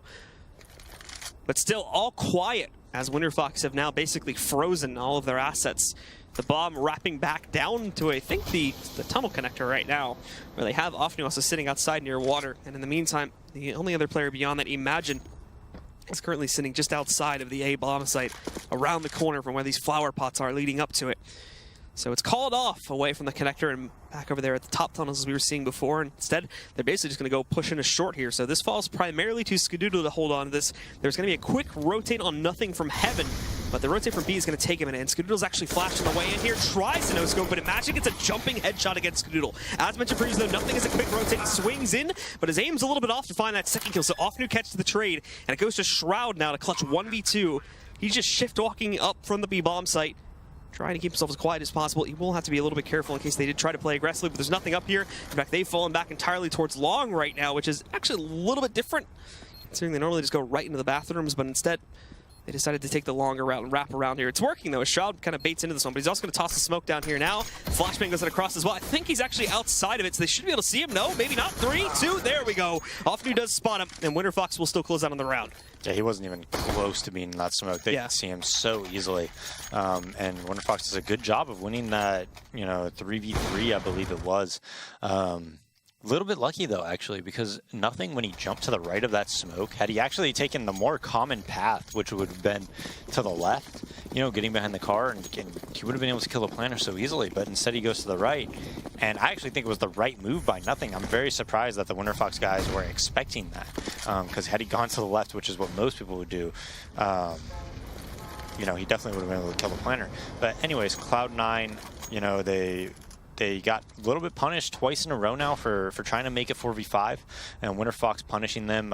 First it was Skadoodle at Long B, and then they made it 4v5 again. Stewie getting really aggressive, trying to walk that smoke dies as well. So finally, they're starting to punish, some of these overly aggressive plays by Cloud9. But I just think it's too little, too late. Yeah, as again they go just into a default style of play here. Offnu watching out for B aggression. A lot of their players trying to slowly make map control progress, leading up towards A. And we have that bit of a passive hold on the Cloud9 side too, pushed into the bathrooms. It's a full 3-player commitment into A right now, though. You got nothing hanging out on the backside, I think somewhere around Bank, and 2 more playing together. And I think it's going to be the Skadoodle and Stewie tag team there that are working together to still hold the bathrooms and prevent them from getting any access here at all. And we can see that smokes and whatnot are being deployed, so Cloud9's going to toss out their own mollies here. They're trying to push in the short avenue, but Skadoodle can have so much going for him. He should have spotted all 3 of those players in the cross. He alerts his teammate to it, but Stewie's only going to be able to get one of them. Skadoodle now chiming in for a second, but he's being cornered here. The no-scope, though, before he goes down to APOC, and APOC's on his own at 3 HP. Shroud's going to finish the job there. Raz trying to push in towards Long, but with his miss, nothing will finish the job, and Cloud9 will claim an 11th. Yeah, with 3 alive again, and they're jumping through a smoke grenade. Skadoodle's just shotgun opping them in those bathrooms, and that's been troublesome for Winterfox this entire half, is when Skadoodle is around all these bathroom angles. They're never able to take him out cleanly. He always seems to get 2 or more. And not only that, but he's calling that the take's happening like 10 seconds before they even get in the site. So by the time they kill him, all of Cloud9's players are there. They're ready for any type of aggression coming into the site. Winterfox's economy is going to be broken again here, so they have themselves a bit of a scrap buy. Molly's one being tossed down, but actually the Molly's going to miss, so it lets Imagine kind of jump into the smoke there and try to sneak through a little bit of this. The CTs are long gone now. After they toss in their nades, they just back right over here to the top area behind the bathrooms, and they'll let Winterfox move in to get control of water in the area leading up to construction. So this may end up being their choice in terms of a site take, but even with this, it's been a while actually since Cloud9 have been tested down here, but with players like Automatic, who has been looking very consistent, transitioning here into the second map now, it's still going to be very tough to actually pierce the veil, get in here, and actually get the bomb down with the kind of firepower they're working with. And, well, they don't have anyone watching out for construction, so Automatic's allowed to push back in, and the second player peeks it too. Another one moves in, he misses the shot. I was getting worried he would stay alive for a second there, so APOC finally gets the trade. Shroud chiming in for 1, but he's also going to be taken down. Nothing. He's wrapped back down in the meantime, though, and often taking a little bit more damage from Molotov. He'll be at about half HP. Zeusie's up on the site, but he does have to wait a couple of seconds here to actually get the bomb, and as it was mollied off a moment ago, now it'll be re-mollied, and peeking into it, nothing. They'll have an easy execute against Zeusie here, off to try to hold, chimes in for 1 more, but now they know exactly where he's playing from, and they're just spraying him down through the wall. Skadoodle will finish the job, and there you have it, Cloud9 up to 12.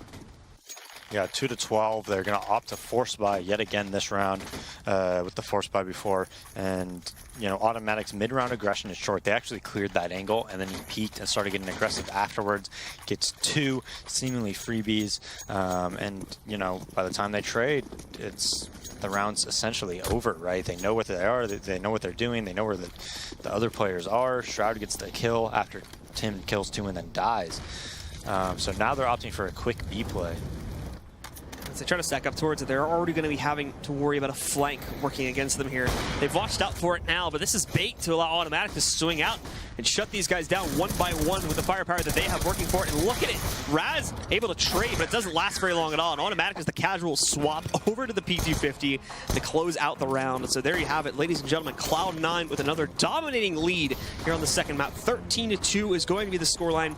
Stick around, the second half is coming up in just a few moments.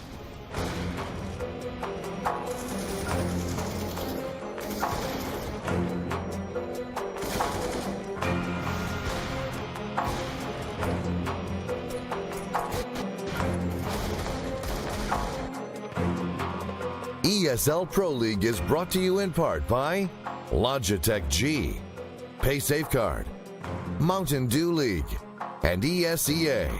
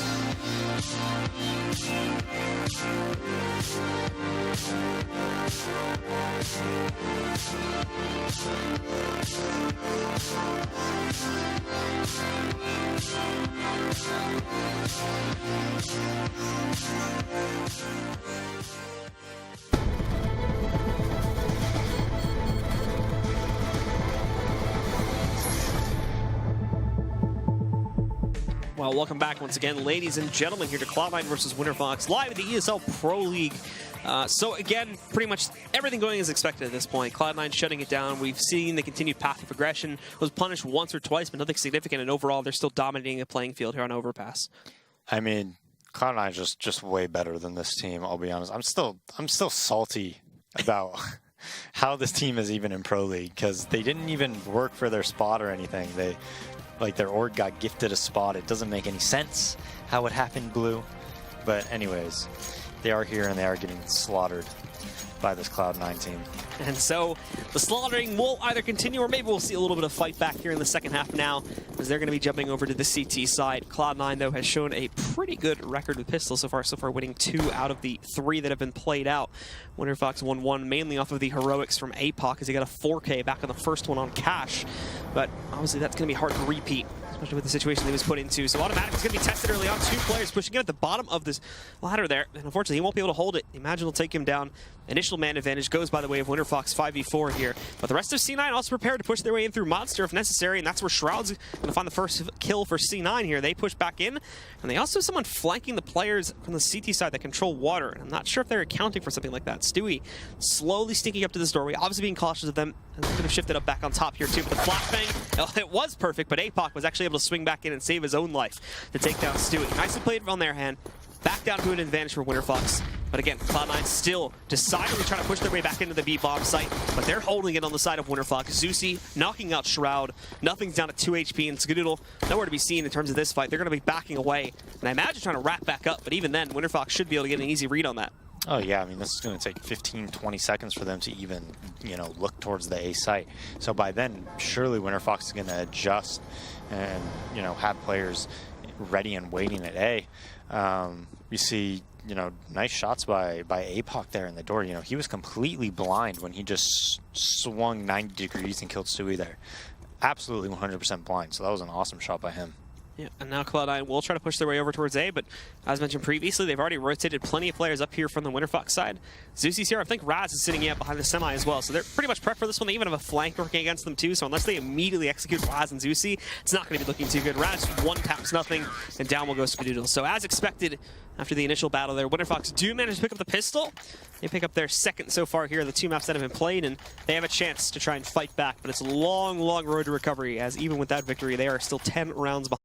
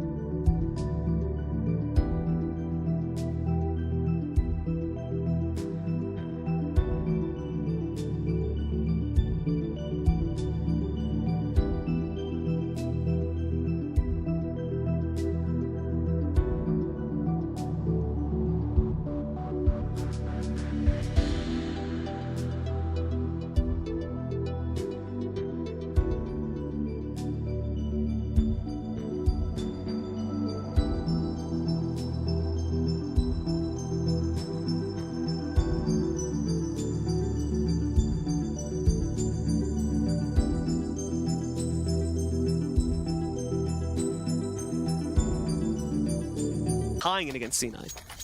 Yeah, C9's in no hurry here to, you know, have to win a round, really. I mean, they do buy. I'm even a little bit surprised that they bought here, right? But they are confident in these rounds, and these Tech 9 rounds. I actually think Optic is like the best. Well, when they had Stanislaw, I think they were the best team in North America.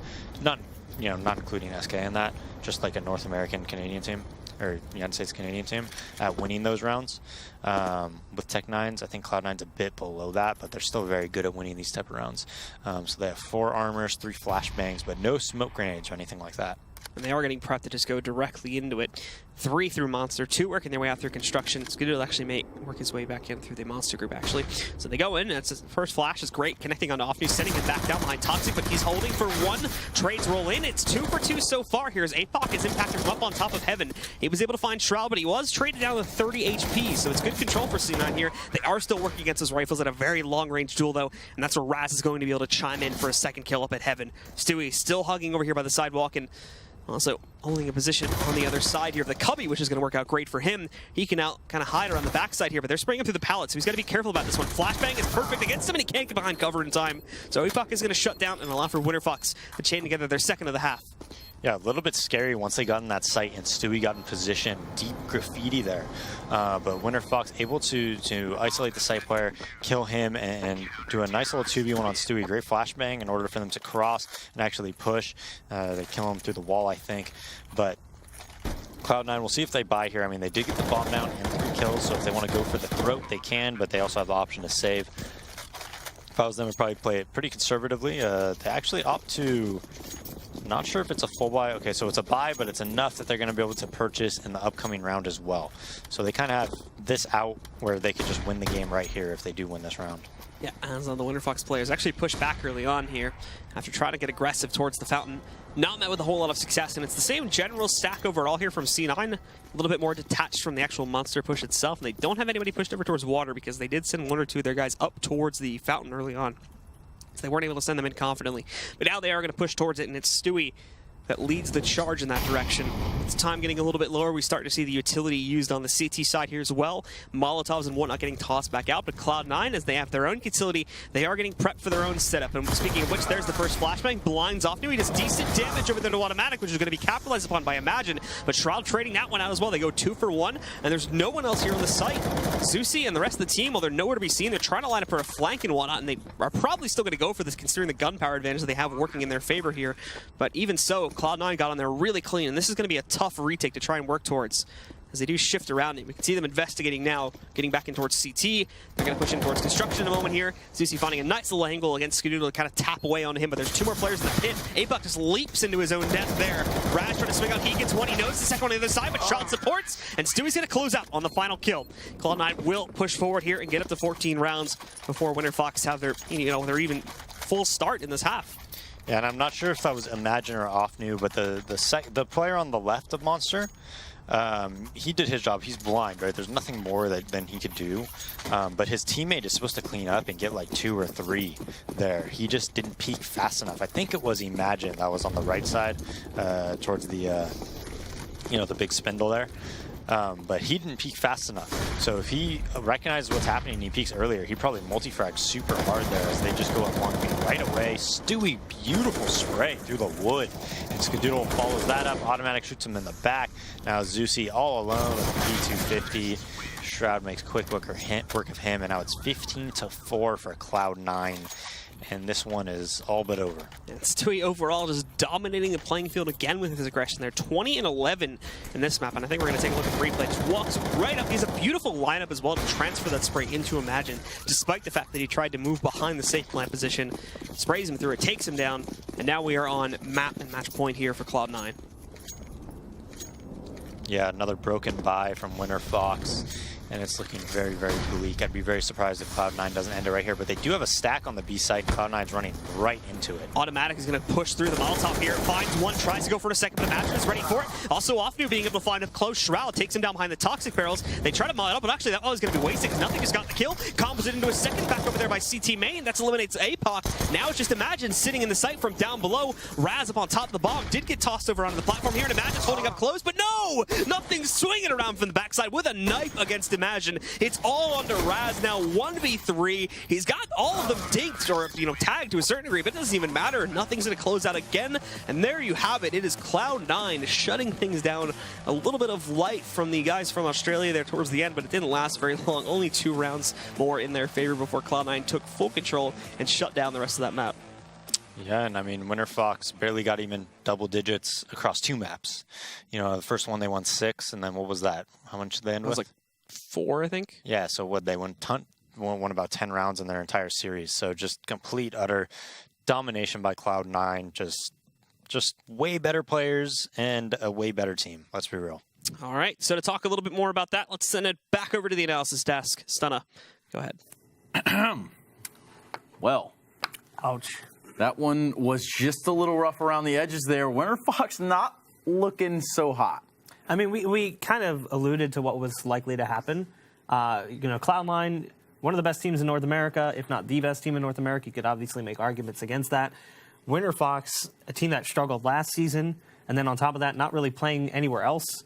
Not really putting in what we can see as a measurable amount of practice. We're not seeing them scrim. Like, it just seemed like all signs pointed to Cloud9 easily picking up this 2-0. Right. I mean, that was the theme going into this one, and we discussed it beforehand. I believe I heard the Blaze couple over there also talking about it as well, is that severe lack of preparation seemingly going into this. I mean, what are these guys doing? I mean, yeah, you look at other teams and you even see their players playing in just rank S, just being active in the game. You can't make that argument for a lot of the guys on this WinterFox roster.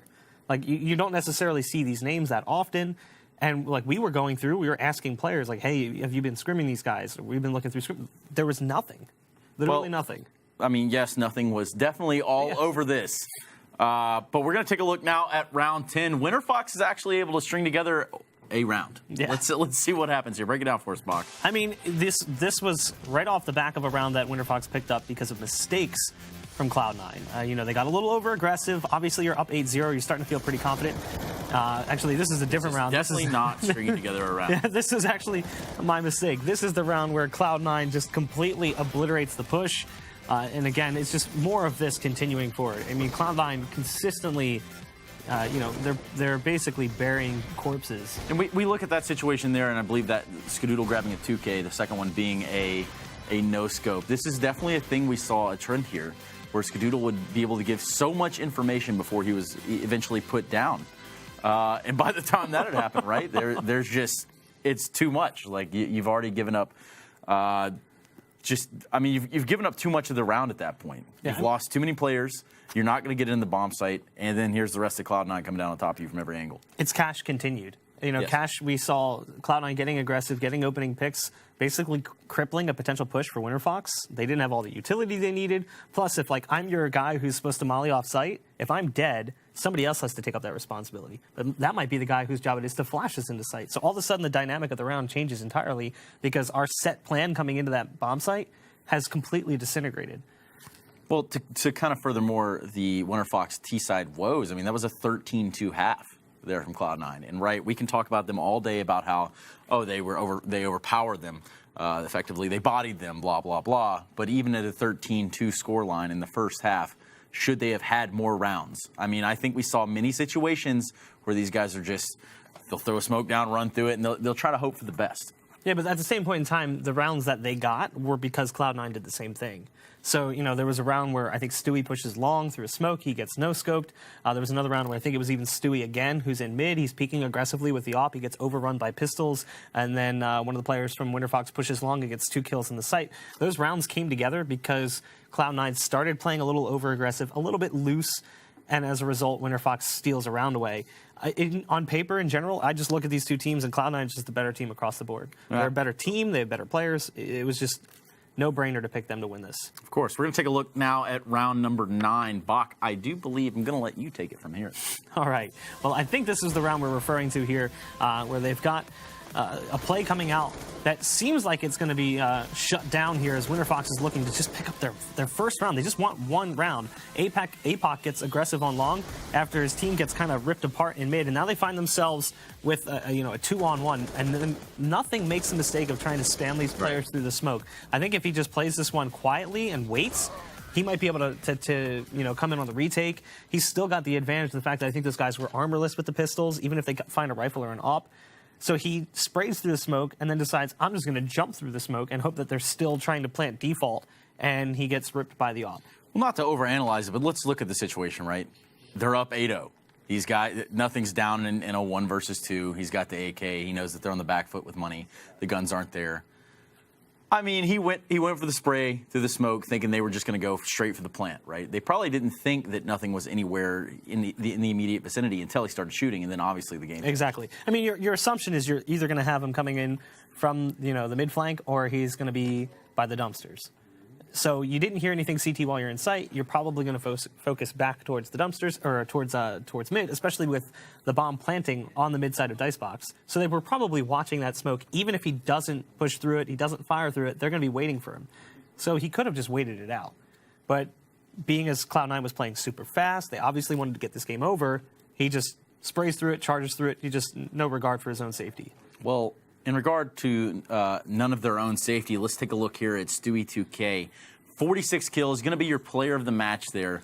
I didn't realize it was that many. It was that many, and honestly, when you brought out the AWP on Cash, I mean, it's pretty much, you could tell right then and there on Cash that this guy was out for blood. He's not messing around with you, Winter Fox. I mean, he's like Tark. We talked about Tark. More of a rifler, not necessarily an opper, but when you're mechanically talented, it doesn't matter what gun you pick up. And, he was just running towards everyone from Winter Fox with an op of all guns in his hands, and consistently getting 2 to 3 kills. Okay, we're going to go to a short break now. When we come back, we're going to have Immortals and Optic on 2 maps, so we'll be right back after this.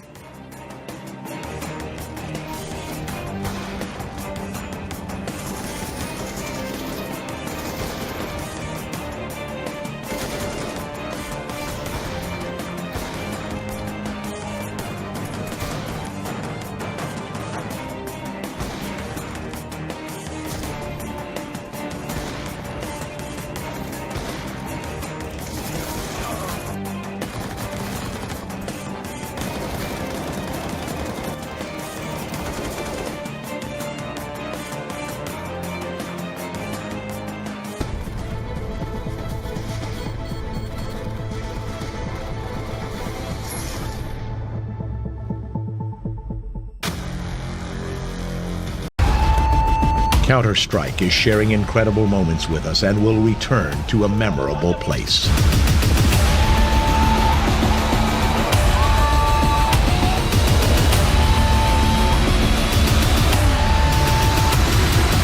Get your tickets now at proleague.com/Dallas.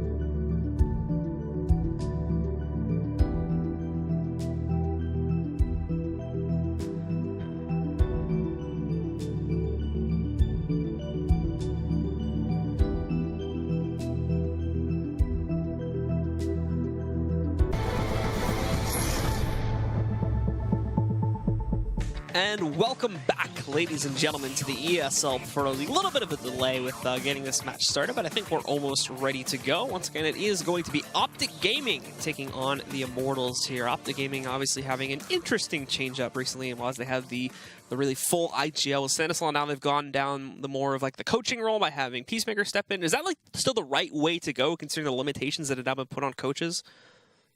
With Immortals? No, with Optic. Oh, with the Optic, yeah. They have Peacemaker, but I don't think he's in-game leading or anything. No, yeah.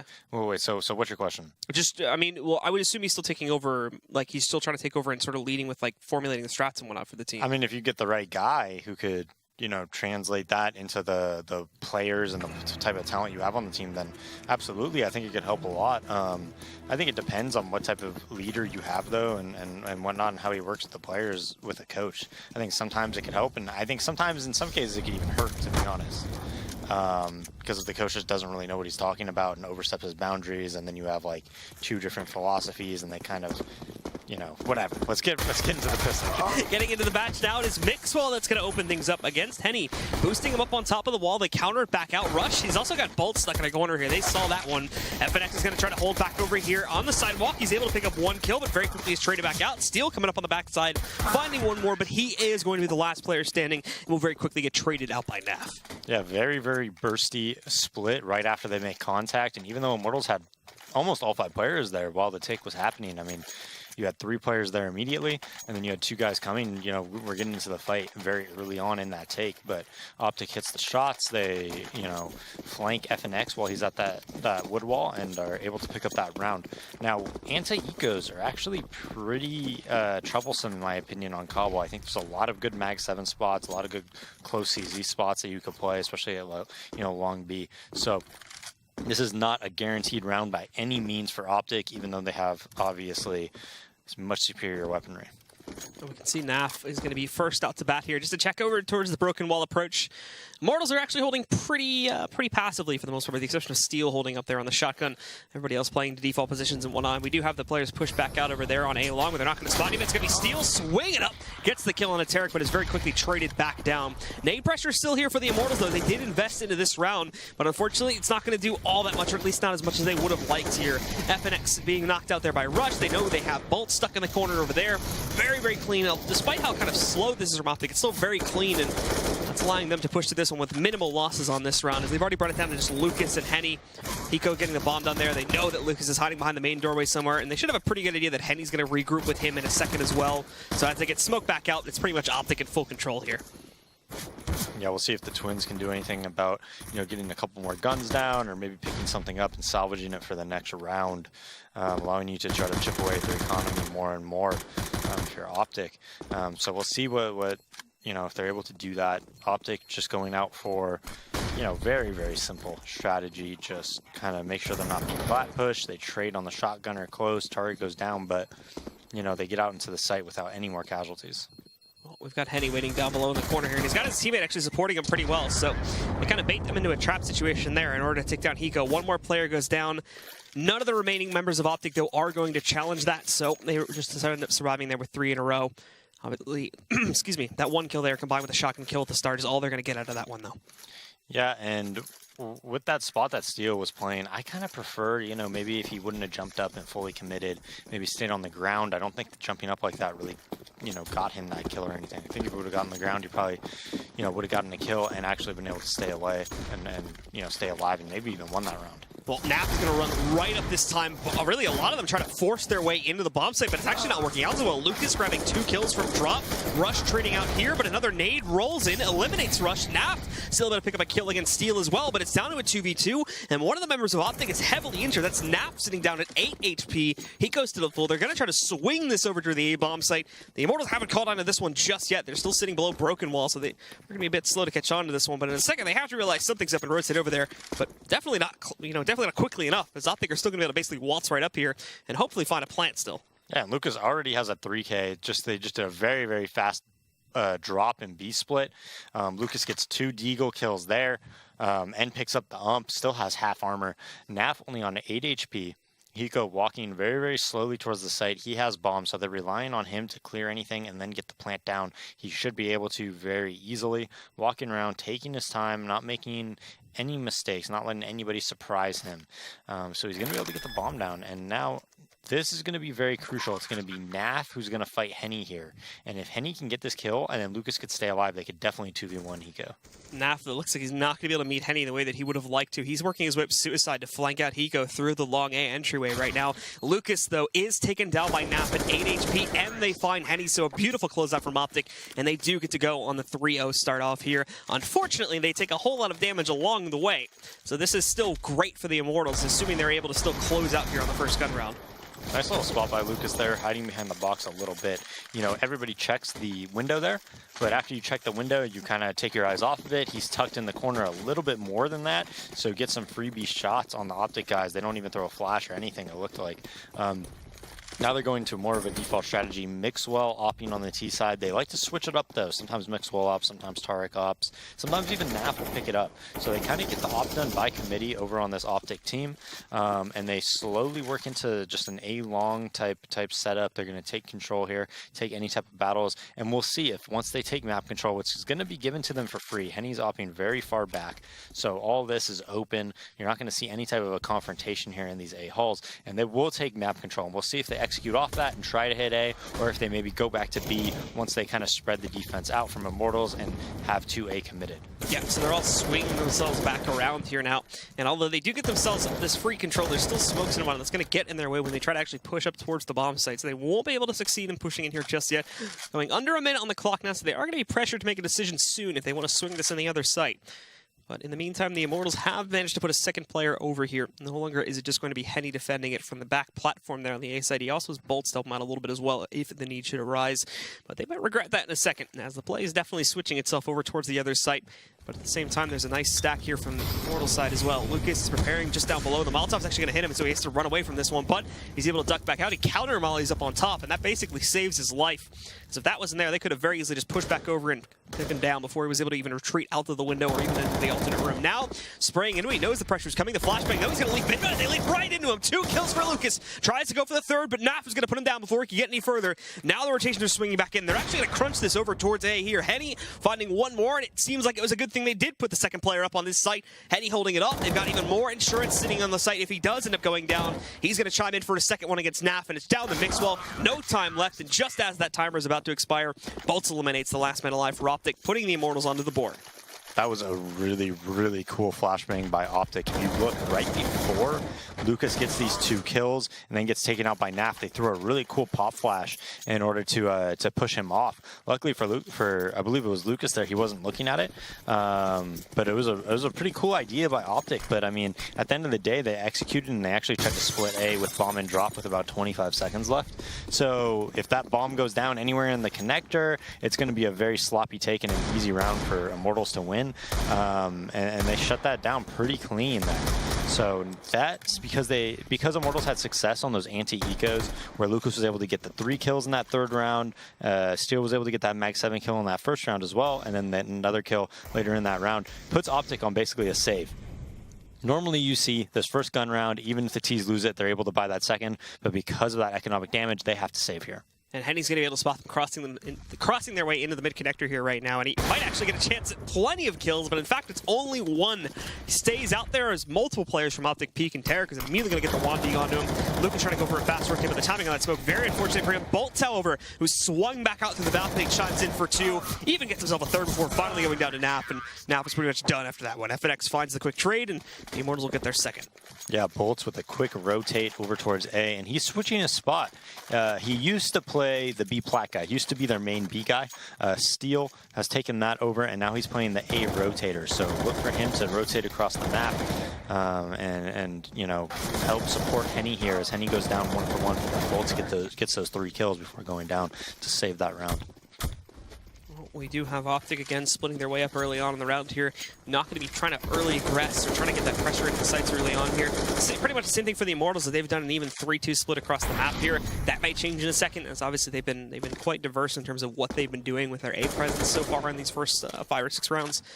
So we may see that change up a little bit, but for now, everything's quiet across the battlefield. As Optic pretty much just form up in the exact same way they did in the previous round, just outside of the mid-connector here, getting ready to push in these smokes and whatnot to get control of this initial staging area, but as they round back outside, Steel is waiting, gets one, tries for more, but Naf is going to trade before that can be done. Now the rest are pushing back up, but they've got to be quick. The rotations are well on their way. Bolt still holding in the alleyway over here behind the plywood, and they haven't even gotten beyond the broken wall sitting over here, or the ramp wall, I should say, up on top just yet. Bolt's chiming in for another one. He almost has eliminated Tarek, too. Got him to 17 HP. Finally, he's going to meet his maker against Hiko. But still, everybody else from the CT side is here. They're ready for this kind of a hit, and he's just lost his last teammate there, too. That's Henny knocking out Tarek. So all Hiko has to control right now is the alleyway, and that's not going to let him a lot of room to go back over to the ramp to retrieve the bomb. So the second he crosses, Henny shuts him down, and, well, we're going to be even off of that.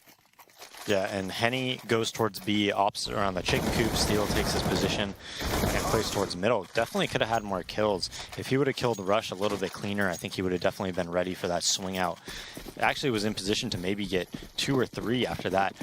Goes 1 for 1 though, and then the rotate comes. Bolts hold strong at the wood wall, and they end up taking the round pretty clean. I know they only had 2 alive, but I didn't see any chance for Optic to really win that round. Puts them back on a save, and after that pistol and those 2 anti-ecos, Immortal fights back, makes it 3-3, and looking to take the lead here. Yeah, as the guys from Optic are just going to be put onto another eco round. Deagles and P250s are all they have to work with here. And again, shuffling directly outside of that mid-connector. After sort of playing around with the map a little bit here, Tarek, I think, is going to try to toy with drop, but he's the only one in B that will be doing that. Everybody else is pushing out either through that mid-connector that was mentioned previously or directly in towards long A. Now, the good news for them is that if Tarek can distract for long enough here towards drop, the only one that's actually there defending A right now is going to be Bolts. So if they can sort of overwhelm him, they may at the very least be able to get control of the site and get a plant. Post-plant is still going to be very rough, considering that it's only going to be this guy here, not really going to find yourself a whole lot of upgrades or anything like that. But Bolts seems ready for this one. He is trying to hold off a pressure from both sides of that take, as he does find the first kill. Again, pulls back a little bit. Now has the support from Steel and the cross with the doorway there. Handling this one very nice. Even Tarek's attempt to go back down into the B-bomb site has pretty much failed. Henny managed that very nicely with the op. They're just whittling them down one by one at this point, as Rush is now the last man standing with 37 HP. They know where he's at. They've got him cornered. There's not really a whole lot of places for him to run. He's hoping for a lucky headshot or 2, but not meant to be. It's a clean one from the Immortals. Yeah, and they take the lead, and you know, Optic, I'm really curious to see if they're going to be able to keep any of what Stanislaw kind of implemented in this team that, you know, showed, you know, helped them achieve a lot of success. I saw a lot of really, and we see it now with Liquid, a lot of really clever strategies in especially 3v3s or 4v4s, a lot of good CT side rotates and adaptations. And I'm curious how much Optic is going to keep from that, because that was what I think it was one of their main strengths as a team. We have Henny again, is now going to play himself over here at the edge of A long, right now inside of the suicide steps. But for the rest of Optic, again, this has been their go-to, which has been hanging out outside of that mid-connector. We've seen this already used 4 or 5 times in the half. So it has been their go-to style of play, while only keeping Naf at the moment outside of the B-bomb site to possibly toy around with that in a few moments here. This nade, again, not going to be a huge deal here. And after not seeing anything for these first couple of seconds, he does start to expect aggression in his direction. So Henny actually falls back and waits at the edge of A long, almost connecting on that option, actually. Just a second or 2 later, and he might have been able to sink that onto one of the players. But Optic, nonetheless, do get control of long A and the mid-connector itself to try and go for this push up to the site. It is kind of trapped a little bit, though, as they have the full 2-player commitment. Both Bolts and Henny are sitting here waiting, focusing on long, and Henny, I imagine, playing a little bit further back to watch for the push out onto the ramp there. He's got a perfect angle spot for that one, and reinforcements are not that far away either, as you already have Lucas hanging out towards the window there and drop. And while Nap may be able to eliminate him, if more than likely he ends up failing at it, and that's going to be a third player right up in their face just a few seconds after this take begins. So finally, at 25 seconds again, they will attempt to go for this one. They call off the drop play, but there's Bolts already waiting for this one. He actually does underestimate the amount of players that are going to push out from there, so he's dropped to 12 HP in this bit of a battle here. Eliminated by a nade thrown in by Mixwell, but Henny still sitting in the backside, and they've got players peeking out from the doorway here too. And this is what I was talking about with the fast rotations. They do not have enough time to get up to this bomb site now. 4v2, this has been brought down to Henny and Lucas just execute those last players with no problems at all. And again, it's another relatively clean round for the CT side. Yeah, and you're absolutely right. Every single gun round so far, they pushed back A.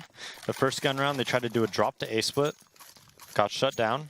The next gun round, they pushed back A, they got in position, and instead of waiting at all, they quickly executed and got mowed down.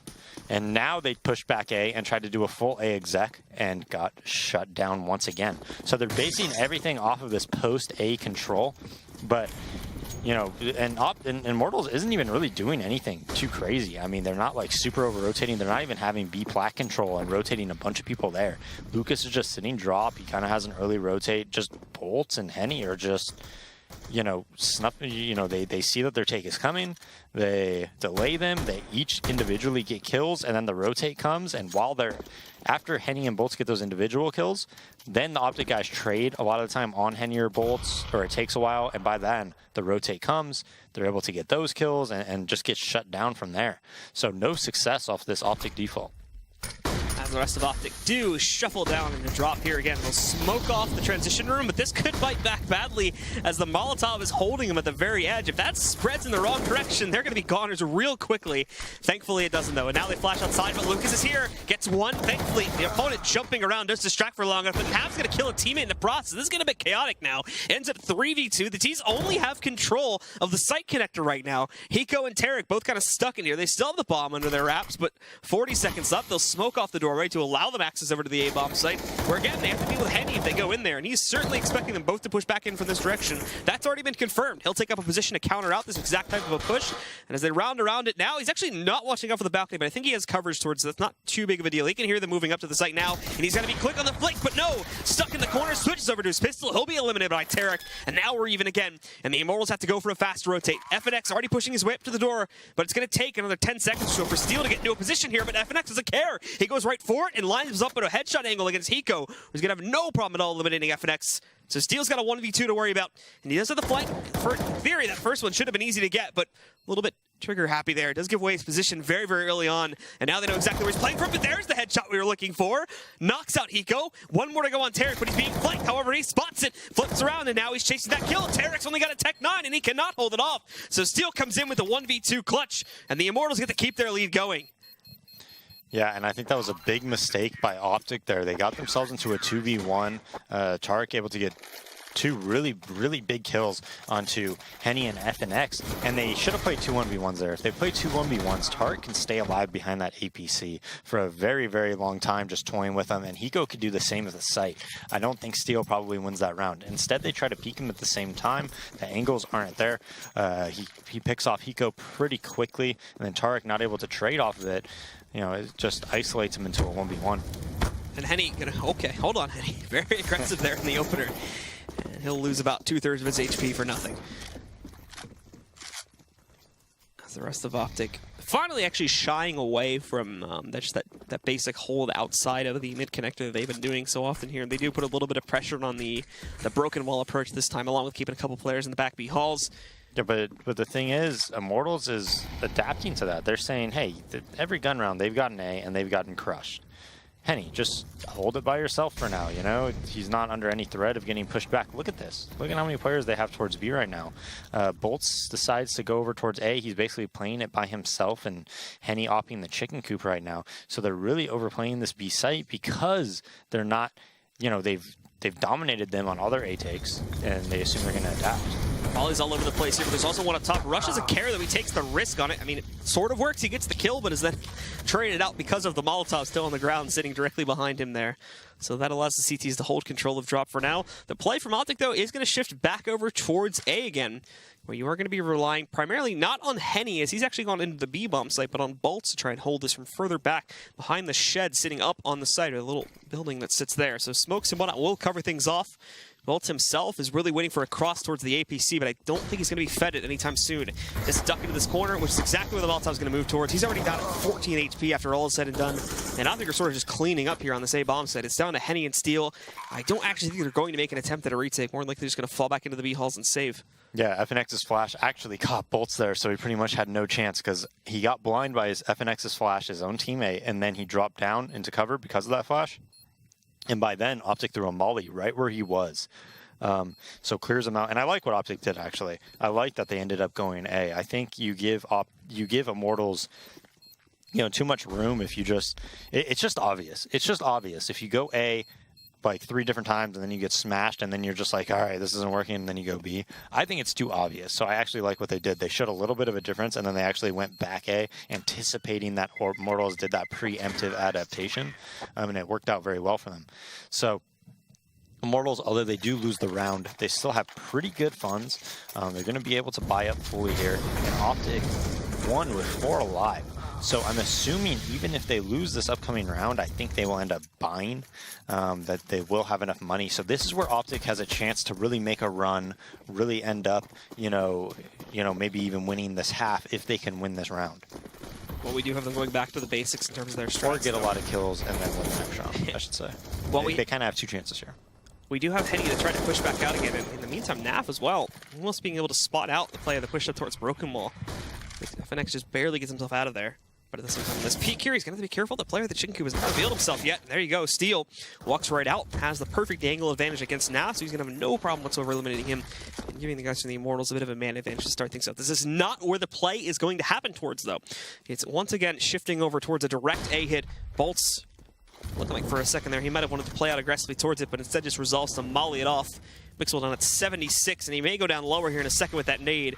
That was about 20 to 30 damage overall between 2 players, so nothing fantastic off of that one. But in they go, they prepare for this one, and they meet their first mark. That's Henny gone down. Now Bolt really has to shine. There's nowhere else to fall back towards here. They're going to smoke off the doorway. That cross ain't going to help them, and they aren't going to be able to get a lot of help from the shed area there either. They do drop down, but Mixel with a perfect flick on the Lucas decimates him, eliminating him from the mound here. But now FNX and Bolts are trying to trade, but it's not enough here. It's down to Steel, and he's spotted pushing out from that smoke by Hiko, as he'll finish things off and allow Optic to now come within 1 round of tying this up. Yeah, we'll see if Immortals decides to buy here.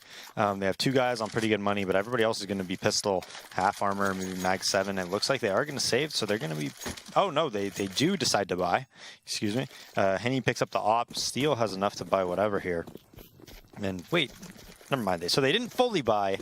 Henny has an op, and then there's like a few pistols. So very a strange buy coming out from Immortals here.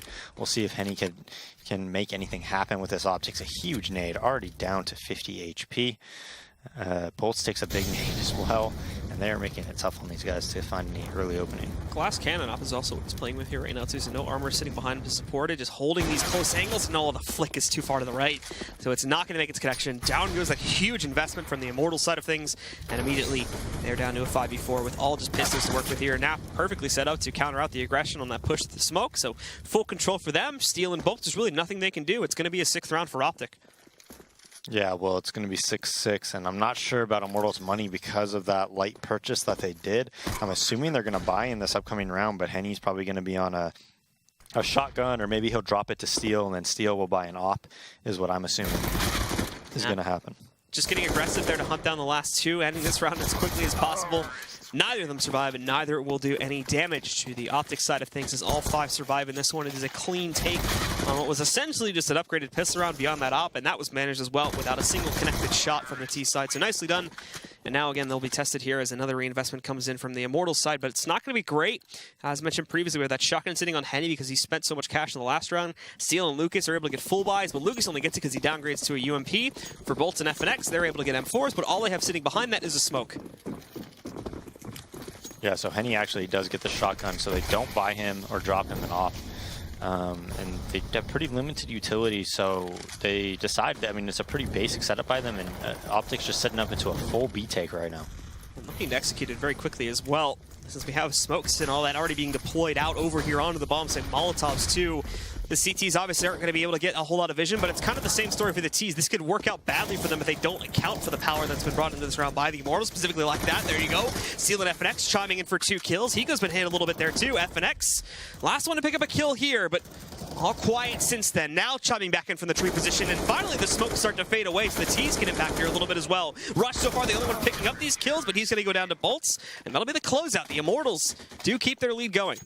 Yeah, and I'm pretty sure those were some botched smokes by Optic. I think there was just massive gaps between them. I don't think FNX was just on top of the rock and killing them all. I think there was a huge gap on the other side as well. So while they were taking the site, they played a retake setup, and you expect to be able to get the bomb down freely and take site control freely in case of that retake setup happens. But the gaps in the smoke, the guy boosted on the rock just dismantles them while they're entering the site. Even though NAF got into a great position, the bomb wasn't able to go down. They make it 3v5 for free, essentially, and by then, it's too little too late for the Optic guys. So now Optic coming on to one of the last rounds of the half here, splitting themselves up again, but it's still basically your default pattern, and the Immortals have shown that they've been able to handle these quite easily if they don't screw up and give away one or two of their players early on here. So they do have a lot of aggression working its way out from the B halls here, and Lucas sits at the bottom of the drop room. He's gonna have to fall back. It doesn't take a whole lot of damage, just about a quarter of his HP getting knocked off there from the Molotov. So he falls back, he kind of gets ready for this one, and he counter mollies up top too, so that is gonna hold the T drop players from pushing in, and they've got a second molly ready for it as well to stop them from pushing back in. So more than likely those plans are going to get canceled or just delayed for a few seconds here. Bolt's even waiting at the A long entry point, knows that there's someone around the corner. He's not going to challenge it. Same thing for Henny, though. They both just sit and wait for the actual push to come in, and it never will as Hiko's sitting back. Finally, though, the T's will be able to get access towards drop. Lucas can't see anything because of the nice smoke setup they do deploy on that side, so it prohibits him from doing much unless he wants to cross against it. In the meantime, Bolt's finding his first kill, but that's traded out by Rush. Lucas still wants to go back in here and counter out this push from the Optic side, but the smoke is sitting there. It's not going to be there for much longer, though, so these guys on Optic, they do need to actually push out and go for some site control, and the problem is Broken Wall right now. Steel finally taking down Tarek, goes up to there, and Mixwell picking up an additional kill. He's the only one making progress at Broken Wall right now, but it might be enough progress in its own right, but then he overpeaks with his pistol out. Naf, however, trading again on the bolts, and this goes to a 1v1. Lucas trying to take down Naf. With only 11 seconds left, Naf has to get the bomb on the site. Lucas just waits for him to cross back out. He spots the rifle, and there you go. The perfect setup from Lucas, and he clutches out the 1v1. Yeah, and Lucas played that 1v1 very, very well. I thought Rush played it very good in drop as well. But like you said, they were coming out from Broken Wall, and, you know, Immortals are getting the best of them when they're actually trying to take the site. Mixwell gets 2 nice kills there. And if you notice, Lucas has been playing drop the exact same way every single round, and they just cannot seem to counter it. He just sits right underneath it, right on the plank. They're not nading him or anything like that. And then he just throws a counter molly as soon as they molly below him. And it's causing Optic a lot of troubles as they just set up in a quick B-take right now. Last round of the half, and they're going right for it, but it is going to be delayed by Molotovs on the CT side. Naf, first one out, can't do anything about it. He's getting ready to jump back over the Broken Wall, though, and he's immediately just pummeled on by Steel. 2 more did make it across the threshold, and it's going to be one of those 2 that managed to trade out the kill into FNX here. Steel from over here in the chicken coop, unfortunately, the Molotov, he doesn't even realize it's there. Hiko, he'll finish the kill. Lucas is able to trade out 1 more, but Hiko impacting here, gives them the advantage, gives them the site control. Henny, though, through the smoke, pre-fires onto Tarek, destroying him right there. Now we're even, he finds a second one, traded out by Rush, but Bolts closes out the job there, and it's going to be the Immortals that lead the path coming out of the first half. 9-6 is going to be the scoreline. We got ourselves a good match, ladies and gentlemen, so you don't want to miss the second half. It's coming up in just a few minutes, right here at the ESL Pro League.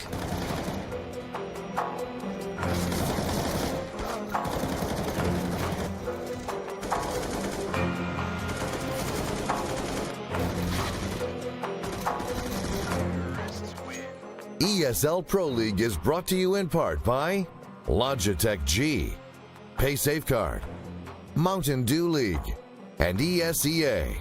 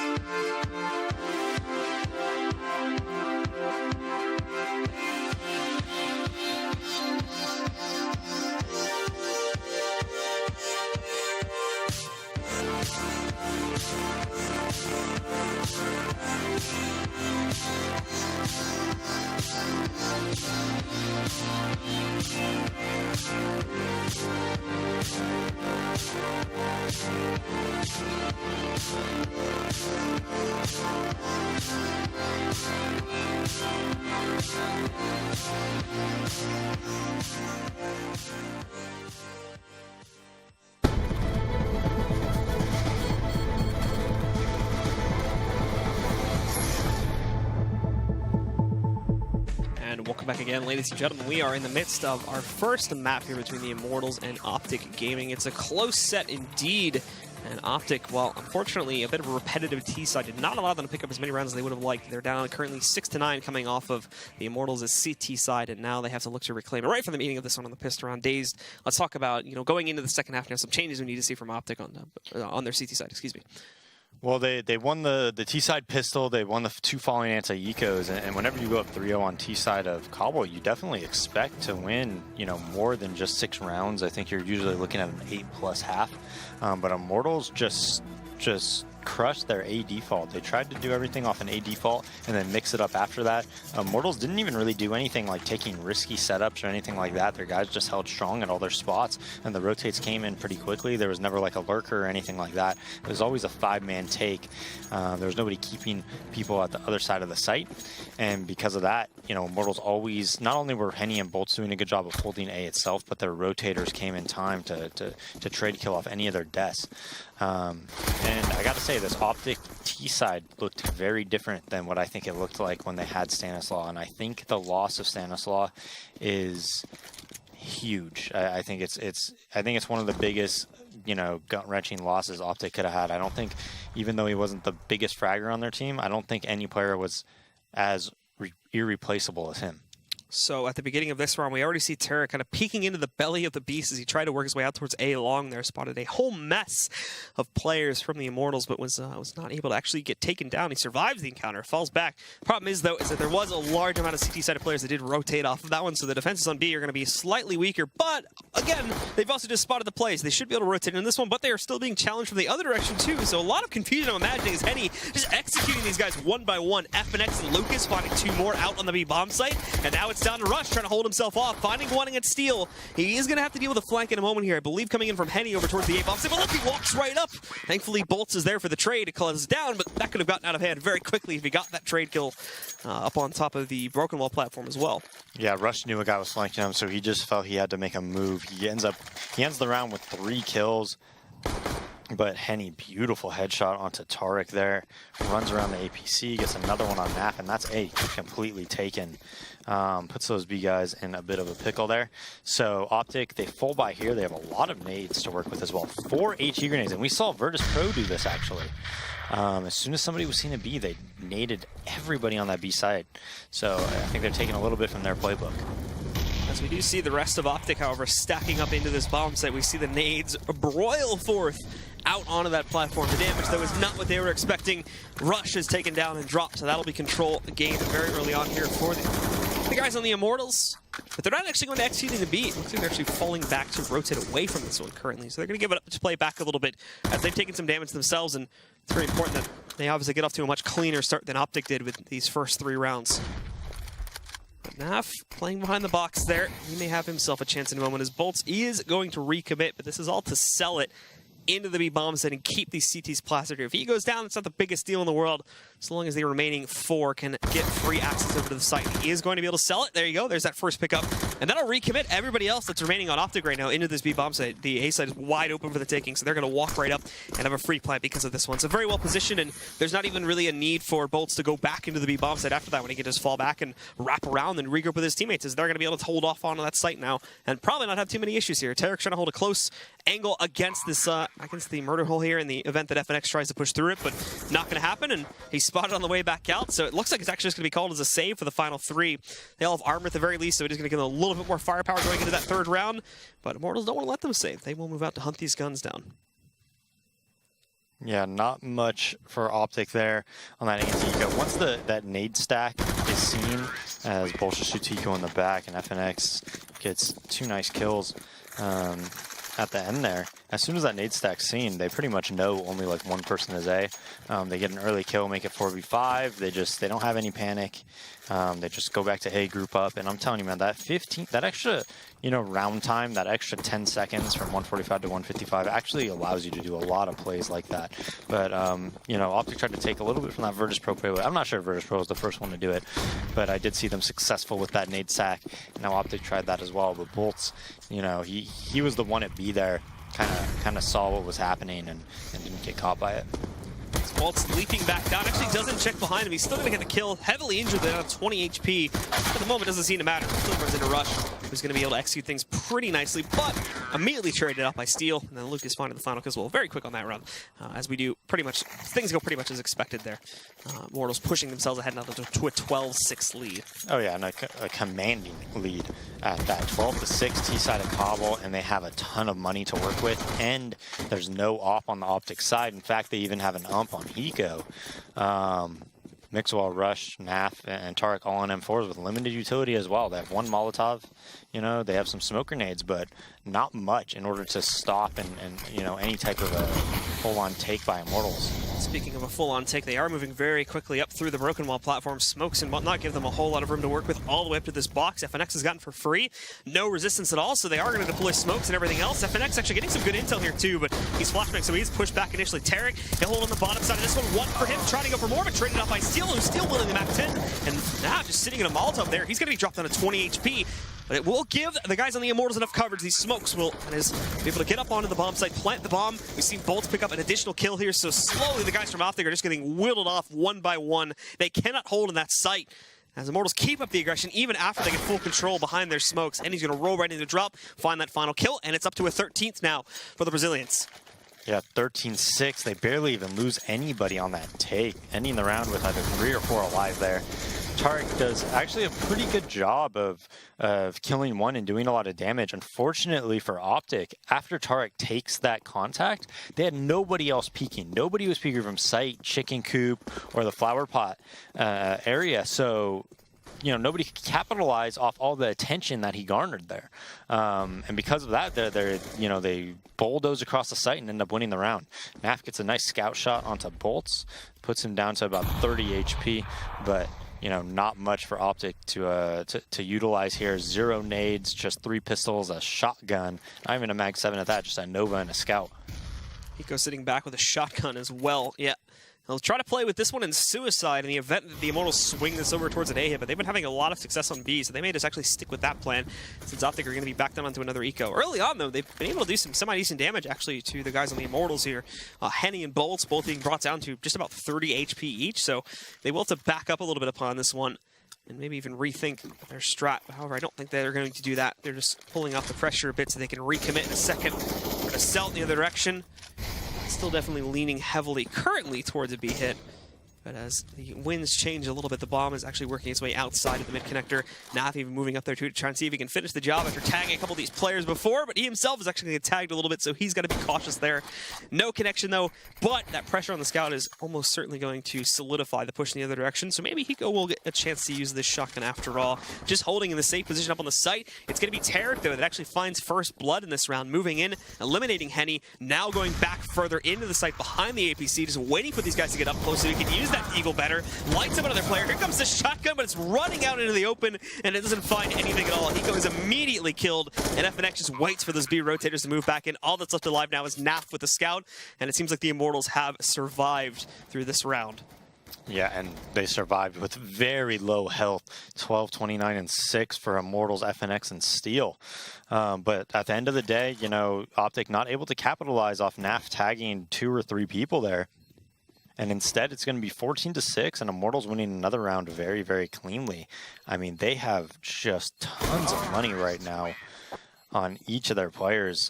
This is going to be... It almost seems like an impossible task for Optic to come back, because by the time they actually break Immortals' money, Immortals is basically going to be able to buy every single round. You know, worst case scenario, they're going to have pistol half armor. Or pistol armor and nades, sorry. So by the time they get them to save, they're going to be getting 3,400 every round. So this is like one of the most difficult comebacks for you to come back on, just because of the economy. Well, the full investment does come in from Optic, and it could be one of their last ones here. Mixwell is just caught with a nade in hand as they are swinging out immediately through the mid-connector, and they're not stopping either. Lucas going directly up on top. They will have to deal with Hiko from the long position, but beyond that, they already have the site. And this is like 20 seconds into the round that they've been able to accomplish this, so they're not putting stops on anything. They have left quite a few players alive from the Optic side of things, but Henny's already accounted for the flank from Hiko, so he's going to be waiting for that. I don't think he realizes he's down below just yet, but this is going to be a very important duel, as this could open up another avenue for Optic to really try to crunch on this retake.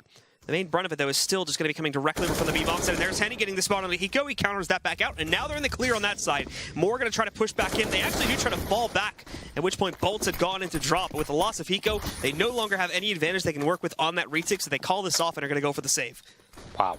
I don't think going into this, either of us really would have thought that Optic would be down 15-6 to Immortals. I think, you know, I would have definitely thought this would be a very, very close game. But right now, Immortals is just destroying Optic. Rush able to get 3 kills. So salvages a little bit there, but, you know, at the end of the day, those 3 kills are pretty non-impactful, right? Immortals has so much money. They don't really care. They're fine trading a 3-for-1, you know, if they win the round, you know, chasing. So Immortals completely fine with that. And game point. And not really giving any extra gun power over to the Optic side of that one either, since they were already on full rifles or anything. Exactly. So it still works out good for the Immortals here despite the losses. Naf tries to play aggressively, but a smoke gets in his way, and FNX just hopping his way over towards the Broken Wall platform, destroying Tarek. Heavy cost to it. He's down to 10 HP now, so someone else is probably going to have to take the charge as they do swing back out onto the site itself, and down they will go. Where's Optic, though? As they have this smoke wall across the site, and just now Naf is leading up to it. I think Naf saw Lucas going back behind it, though, but Steel's going to take down Naf before he can do anything. Look at Lucas just walking behind enemy lines right now. He has such a huge press in these guys, and I think they realize it. No! Lucas is able to just wait this one out. 1 kill for him. He catches Mixwell twitching out from his pistol, but he is still able to find the frags. This goes 2v3. Mixwell and Rush now looking to clutch this one back out. Rush takes the duel in the open, and he's going to win it, but it's just barely. He's at 14 HP. Steel eliminates his teammate, and as Rush peeks out from the big box, it's going to be the Immortals to close it out and shut down this map. 16, I believe, to 6 is going to be our final scoreline for this one, and they will indeed dominate on Cobblestone. Yeah, a fantastic performance from Immortals there. I mean, it didn't even seem like on their CT side, the way they won the rounds wasn't like they were taking big risks. It wasn't like they were, you know, just just adapting to what Optic was doing. They were like holding their spots, playing a pretty default type of setup and just destroying the Optic guys. And they did it in a way that, you know, it doesn't give you much confidence if you're an Optic fan for their Cobble, right? If they lose that you know, in that fashion, but they're losing because, you know, they're taking these risks and they're stacking different points of the map, then you're like, all right, they just have a really good read on them.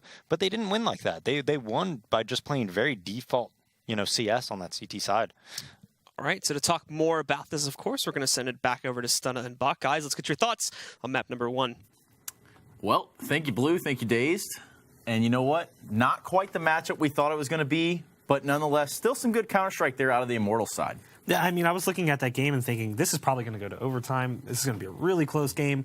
But in general, Optic was just really lackluster on their T side, like Dazed had touched upon at one point. The loss of Stanislaw really shows on this map. Right. I mean, when we look at this Optic T side, we break it down a little bit further. It looked and it appeared as though they were getting caught on these choke points just a lot. And when that was happening, they were getting mowed down. We even saw situations where they had prepared pop flashes to counter some of the stuff that they expected to see coming here from Immortals CTs. Just it didn't manifest quite how they wanted. It really felt like it had kind of like fallen back to what Cobble was maybe like last year when the map was first put into the active rotation for a lot of players after all the changes had come through and we had started to see teams actually picking it. You would see teams that were just like default B over and over and over and over and over again. Like just go fast B as fast as you can. And it was working for some teams at the time because the timing was just rough. The CT side and T side kind of clash at the Broken Wall. And I feel like Optic just kind of fell into that trap where nothing was working. So they're like, let's just go B. Well, over and over and over again, that happened. You know, in terms of just pure timing and chaotic just fashion that we did see in some of these rounds. Let's take a look now at round 15, the last round of the first half. Bach, talk us through it. So, I mean, this was that setup. They try to go fast towards the Broken Wall. The Mollies were down. They smoke it off. They flash their way through. Kills are going each direction. The smokes are not exactly where they need to be. I mean, Steel cooks back in Chicken Coop. It comes down to a 3-on-2. This is a round that Optic should theoretically be able to win, but they lose Tarek through the smoke as Henny just fires away with the AWP. The bomb's planting on the far side of the fountain, so he's caught out. I mean, it just was awkward timing, position, smokes, like just nothing was really working, so they just started playing fast. And even the fast play didn't work. Now, this fast sort of play we did see come out of that side, we saw a lot of Optic committing in numbers to one side or the other of the map, and oftentimes that would lead to those choke point scenarios where they would just get mowed down. Yeah, I mean, they would never necessarily be like, let's throw a fake, or let's like put some presence towards B early and then fall back. And General's like, we're just going to go long B. And that's what's going to happen. Like that run, we were at like, what, a minute 30, and NAF is already on the other side of the smoke waiting for a pop flash. And that just was the kind of the story of that first half. And then when we came into the second half, we saw Immortals playing a little bit slower, but then towards the end, they started doing the same thing. They realized they were beating Optic Gaming down. The confidence was starting to fall away. They catch Mixwell and Mid coming into the end of that game. He's just not even prepared. They just run right through the door and shoot him in the side of the head. That started to really happen a lot. And Immortals just took over. Now, in terms of taking over, let's talk about a player on the Immortal side. Let's talk about Bolts. I mean, Bolt's performance, he's not necessarily a player you're going to look at and be like, oh, he's going to be like the top performer. We highlighted, Henny, and we talked about how they lost Phelps. Bolt's really came alive here. 21 and 14 and 112 ADR. That's definitely something to look at. Pretty impressed with his performance because even though he is a good player, he was never one that I looked at in the past and I highlighted him as the profile player for the team. Absolutely. I mean, okay, so if we take a step back to the other side of the equation here on the Optic side of things, we did talk a little bit about Peacemaker coming into the equation. Is this a situation where Peacemaker, having been involved with these guys in the past, or even working closely with some of them in the past, should it have more of an impact here against this team today? So here's an interesting thing. I'm sitting back with the observers watching the game, and I noticed Peacemaker was not there. Oh, well, how about so that? I don't know why he wasn't there, but Peacemaker was not in the game. That doesn't mean he's not, in the background talking or walking through anything. All I noticed was, we had the coach from Immortals in the server, but Peacemaker was not present. Well, Peacemaker's not present, but you know who's present? That's Optic and Immortals, and that's going to be our second matchup when we come back from this break. We'll be right back after this commercial.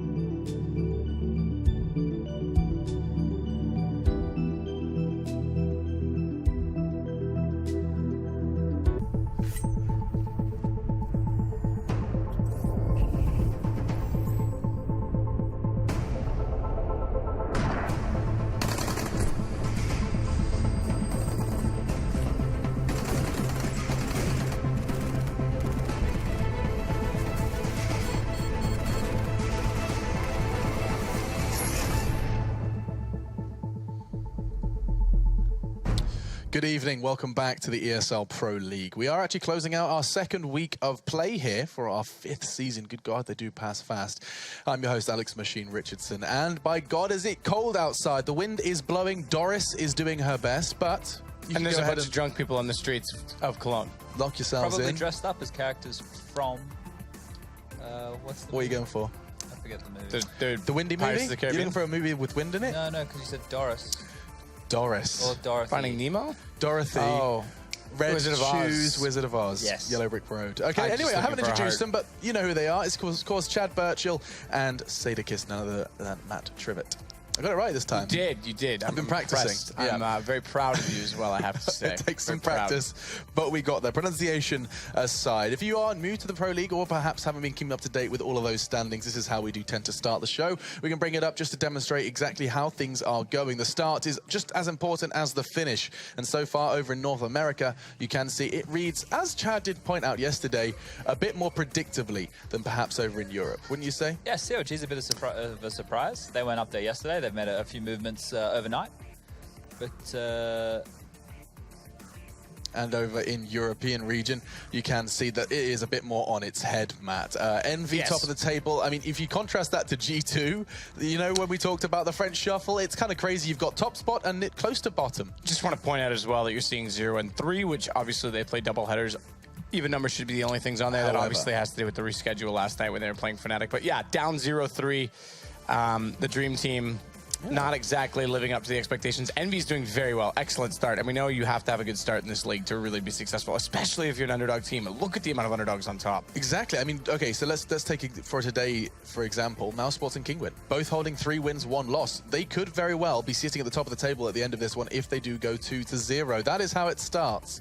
And then we end with a crescendo of the evening with, as I posed it yesterday, and in fact, as Maniac did too, David versus Goliath. New addition to the Pro League versus defending world champions Astralis. Now, LDLC, they have had their fair share of, I don't want to say surprises, but some already solid results in the Pro League. You know, we have seen in the past, in the previous 4 seasons, some teams get promoted and it is just kind of, they are the whipping boy. They're just going to be beaten up and just battle for survival. But it feels like LDLC, Kingwin, 2 of them that have been added to the league, both have a chance to actually do something here, Matt.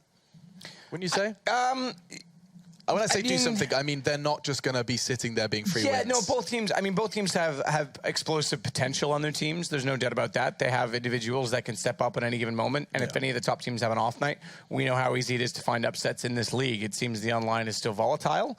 It seems that teams that are, you know, of the upper echelon, I hate to use the tier thing, especially when they're all in the same league, but you know, the upper teams that are going to more tournaments, they're coming back tired, maybe jet lag. That's the chance for these guys to strike, the lower teams to strike. I mean, you're talking about big tournaments. You know what's better than just around the corner. Katowice, Vegas has only just ended, and already Counter-Strike teams are going to be preparing for another big one. We head to the Spodek Arena, and this is how the group draw did go down. This is a quick reminder for everyone at home. And of course, Chad, you were part of this drawing process. We did argue that your group came out a little more weighty than that of Henry G's. Red. Yeah, and it's mainly just because of recent results, right? Yeah. That's why it's looking that way. Optic have dropped off a little bit, and IP have definitely dropped off a little bit. On the flip side of that, you've got FaZe, who are going to bolster their lineup with Nico coming in, so that makes that group maybe a little bit more scary. What we saw from Fnatic last night was actually better. We saw more strategy, more diversity. So going into this event, it's looking interesting. And that is, of course, going to be starting pretty much next week. So if you haven't got tickets, or if you want to watch online, make sure you do keep your calendar free to watch some CS and the Katowice crowd, which will be kicking off later on in that week. Pro. There they are. Oh, There's this is the a prime lads. example, yeah. I mean, when was your first Katowice, Matt? Last year. Last year. I hosted it. You cast it. Oh, that's right. Yep. Yeah. Do you remember that the crowd and the roars? I did. I tried to do this cool throw where I was like, so and so is playing. Well, I'll let the crowd tell you who. And I thought they'd all go nuts over it, and they just did nothing. I was like, all right, language barrier, maybe. I'm just gonna forget that ever happened. It was almost as bad, not quite as bad, but almost as bad as Scoot's going. Instead of USA, can we just get a chant for Counter-Strike? And nothing happened. Nothing happened. Yeah. Remember that at MLG? Yeah. Well, I put my foot in my mouth at one point, and Fiflaren kept poking me at Cologne. He was like, hey, why don't you start the Virtus Pro chant? And I was like, no, it's a bit silly. No, I'm fine. He was like, oh, Alex, what, are you scared? And I was like, okay, Virtus Pro. On the mic, in the big arena. Damn it for Flaren. Yeah, never do it. They'll Don't troll listen to you him. every time. Don't listen to They'll him. troll you every time. They did it, I but had it fun didn't- hosting that event, though. I was there in 2014, well before you, mate. Do you want to know? Yeah, well, see, you actually played on a team that was capable of things. This was my first major. That was when you had all the cool hair. It's a shame. Can about I that. say that was the first time you guys qualified? Can I say as well that Katowice last year was the last time the Fnatic lineup that is now back together won an event? Oh, good It will call. mark almost, well, not quite by dates, but it will Close mark enough. 1 year of events that Fnatic has now not won an event, Now which is pretty that's- significant. That's huge. That's going to be really fun, especially just to see what they can do in their group. The likes of FaZe, NIP, Astralis, Optic all going to be battling to try and knock them off that podium and stop them from progressing to those playoffs. But you guys can let us know who will go furthest at Intel Extreme Masters. You can cast your vote either at Facebook or Twitter. Now, I think some of the votes I'm are gonna go coming with in Henry already. G. Henry G is going to go the furthest? Absolutely. If you wanted to go for a Counter-Strike team, perhaps Chad would. The likes of Astralis, SK are probably going to be up there. Virtus Pro as VP well. is in the finals is what everyone wants, right? Especially that Polish crowd. I think it there's a would be chance. cool. They've been in 7 finals since July of last year. That's ridiculous. Not bad. And it did seem like Taz was getting really sick do the math on of this super team rhetoric. That we, did you see his pre-match interview, Chad, over in Vegas, where I it think was it just was like 6. Sorry, I think it was 6. Sorry. that was really important. Thank you, Matt. You're welcome. Integrity. The point I was trying to make was that in Taz's pre-interview, he was just like, you guys all getting hyped about super teams, but look at us. And 6 still a huge number. You can't sleep on VP.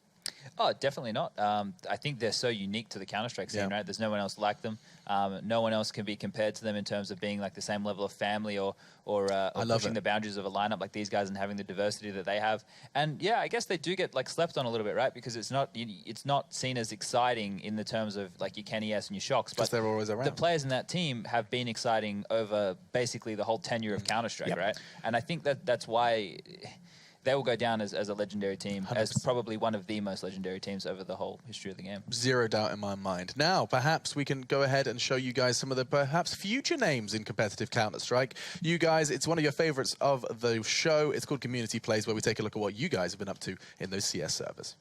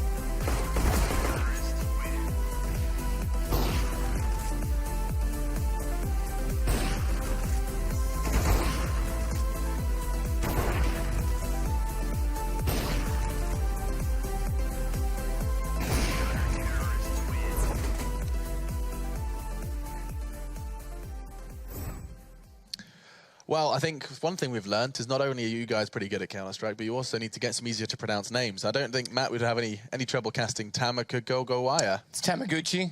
Oh, excuse me. Henry and I might start submitting some clips from our ESEA games. Yeah, you should. Yeah. You've been rocking those ESEA We had games. some really good banana control today. You did? Yep. None of my smokes to mess you up? No, I know Henry's good with a banana, so it's fine. He is. He is fantastic with it. What has he got? Like a good, healthy? Never mind. No, moving away from that banana dialogue. Just not gonna Just, you could have played it off, Alex, no, but you just let it go down. What was I saying? Mouse Sports versus Kingwin. That's right, indeed. It's our first game, and as highlighted previously, these two teams are actually rocking pretty comfortable in the standings so far. And you can see that this is going to be a historic day for Mouse Sports as the departure of Nico is official. We knew it was happening before Vegas, but his last tournament, his last run, has come to an end with the Mouse Sports name, and you can even see his family are celebrating with him. What do we make of this, Chad? His family rocking a FaZe logo cake. Are they happy for him to be out of Mouse Sports as well? Like that's an interesting birthday cake. Yeah. Or just cake, not birthday cake. Oscar comes in, he says, well, unlucky in almost every situation. I feel sorry for Nico that I couldn't help him with this performance. And that's, of course, in reference to the fact that Nico was playing oh so well, and Spitty kind of references the same kind of dialogue, just saying, I'm super shaky and unconfident, and then another apology to Nico, he deserved more. I guess when you're playing lights out like he was in Vegas, not Chad, Matt, when you're playing as lights out as Nico in Vegas, and you're not quite pulling your weight as a teammate, I can understand why there might be this kind of The thing is, Alex, the lights never really go out in Vegas. So I have a think that Nico will live on. I think a couple things happened. First off, he had no more pressure on him. He wanted to have fun. He got into a situation where he didn't get upset when they weren't winning rounds because he knew whatever happens, I'm gone off this team, thankfully, finally. And it let him kind of just get into his own element. Now, obviously, Dennis was doing a bulk of the in-game leading toward the end of his tenure there. But we know during that time, it was roughly when he got declining away from his star potential. Sure. And I think if he goes into FaZe with the same liberties, the same freedom, and without putting pressure on himself to take care of the whole team, I think he'll actually perform at that level again. So I'm excited for it. Yeah, 100%. You can see, however, there is a slight slip up there. Nico no longer in the roster. Chris J will be taking that slot amongst the Mouse Sports roster. He's back. He's back in business. It feels like he only just left, and now he comes, I don't want to say crawling back, but he's re-invited back to the roster. This is going to be very interesting with this team now. Nico departing, like, obviously, like, that's the superstar who's just like been removed or has just left the team, right? That's going to open up a lot of space for everybody else on the team. Yeah. When you play with someone of such a high caliber like Nico, who demanded so much of himself and his teammates, you might find yourself starting to walk on eggshells as a player, right? Not wanting to make any mistakes, not wanting to do anything wrong, so that you allow Nico to have as many chances as he can to actually win rounds on his own. Here you might see players like Spitty and Dennis potentially coming back into their own, taking more risks, having a bit more room to move, because it's not just going to be Chris J going into Nico's spots, because he had his old spots on the team too.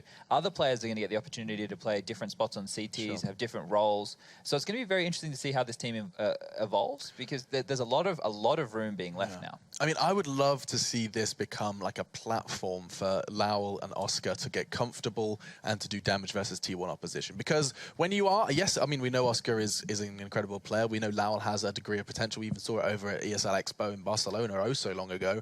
We know that exists. It's just a question of now Nico's gone, who's going to be the new Nico. I could good eyes on Oscar and Lowell stepping up. I think this could be a nice little breeding ground for some good Counter-Strike talent. Yeah, I think Lowell's an excellent shout. I also think that Thorin mentioned it as well at Vegas, that Mouse Sports right now becoming more European, becoming more financially viable, as all the tier teams have done. No longer two teams. Again, I want to stray away from this tier 2 realm or conversation, but those teams used to kind of be breeding grounds where the top teams, which had the money, and the organizations, which had the finances, would just come along and pick players from them. That doesn't really exist anymore, and I think that Mouse Sports could actually be similar to a FaZe, or maybe Michael Lilly's new team, if that exists, where some players who don't have anywhere to fit could go in the meantime, and they could actually manifest some individual talent. I think Lowell's a good example of that. Well, when you sell Nico as well, you've got some budget if you wanted to go shopping for players. It's true. Because that was, I think we've confirmed a record-breaking. Yeah, it was $6.8 million. Yeah, okay, well, all right. Wow. I thought you were going to say something ridiculous. No, I was going to say a number. I was just going to say that was in CSGO the largest historical transfer fee that we're aware of that's been relatively public. And I don't even know what the number was. We just know that it was that high. It's not been made public, no. But we can move on to their opponents, because Kingwin do bear a whole lot of semblance as well in the Polish scene. These guys have been kind of locked out of this discussion we've just had about, okay, who's going to break out from the Mouse Sports roster? Well, you can't really break out in the Polish scene. Kingwin are going to be that ever second place unless they can continue to beat Virtus.pro as they did last time they met here in the Pro League, in fact, in the first week and of before play. That. Yeah, they had a good WSG as well. So, I mean, let's start the discussion regarding Kingwin. They're 3-1 at the moment. I wouldn't be surprised if some of us considered them favorites for this matchup as well. What do we make of the potential for Kingwin here, Matt? Yeah, I think you kind of touched on it. They are perpetually the second-place team in Poland. We know that Virtus Pro, obviously, we just talked about their phenomenal run as a team, their longevity as a team as well. They're signed until 2020. That'll put them from 2013 to 2020. That's insane in esports. So they have to be motivated to find ways to work together and maybe not be the #1 team in Poland. That's fine. You don't have to beat Virtus Pro, but you can easily be second to them and still be a very good team worldwide. You've got to look like North. You've got to look like even Heroic did at a time. Astralis might be a couple steps ahead, but you can be right there with them in the top 8. And one of the ways they do that is to look toward execution. They've got guys with great skill. We've got Mihu that's been around on that team. We've seen Maniz in and out of that team. There's lots of guys that have shown skill. They have to bind together. And I know, Chad, you've touched on it. They are kind of innovative at times with smokes. Question is, are they implementing them correctly? Well, their smokes are always very interesting to watch, right? They have some really cool things that they can do, especially leaving a lot of spawns on maps. It makes their executes a lot quicker than you can see in other teams, especially playing them in practice. You get to feel the wrath of some very quick B rushes with some interesting smokes landing in your face before you've even been able to set up. Sure. So those things are always cool, but they're the things which I brand as gimmicks, right? Those are things which you can have in your arsenal and you can use, but they're not going to win you games. They're not the fundamentals. They're the things that you can grind. These are the things that you would see from like the Asian region when they can't practice against a lot of teams. Just crazy innovation. What they need to thrive at is the fundamental side of Counter-Strike, making trade properly, set up their after plans properly. They have the skill, right? The individual skill is there and stuff. So they do actually have a lot of pieces, and they're probably hungrier than a lot of other teams who are already in that top, 15 realm where they're in, because they know they're not going to be considered the best team in Poland ever, but like Matt said, they're on their rise. And and to the point I was making, obviously, I mentioned a few names. The point is there's more talent than available there, so even if they aren't working out consistently, they need to, I mentioned Maniz, who's not there, they need to work as a team. They need to work on the fundamentals, as Chad said, because don't get depressed that, we're not Virtus Pro, well, we might as well settle for second best. You don't have to be Virtus Pro. There's still lots of availability to climb into the top echelons right now. We know there's inconsistencies that still exist. NIP, Cloud9, they're all over the place. Obviously, in Europe, you got to focus on the European stuff, but absolutely. But there's lots of availability and there is talent within the Kinguin roster. I mean, we've seen Mihu, Mount Zeno is another one that springs to mind as well. Two very, very impressive players who've been around for what feels like millennia. Mihu, Rollin, and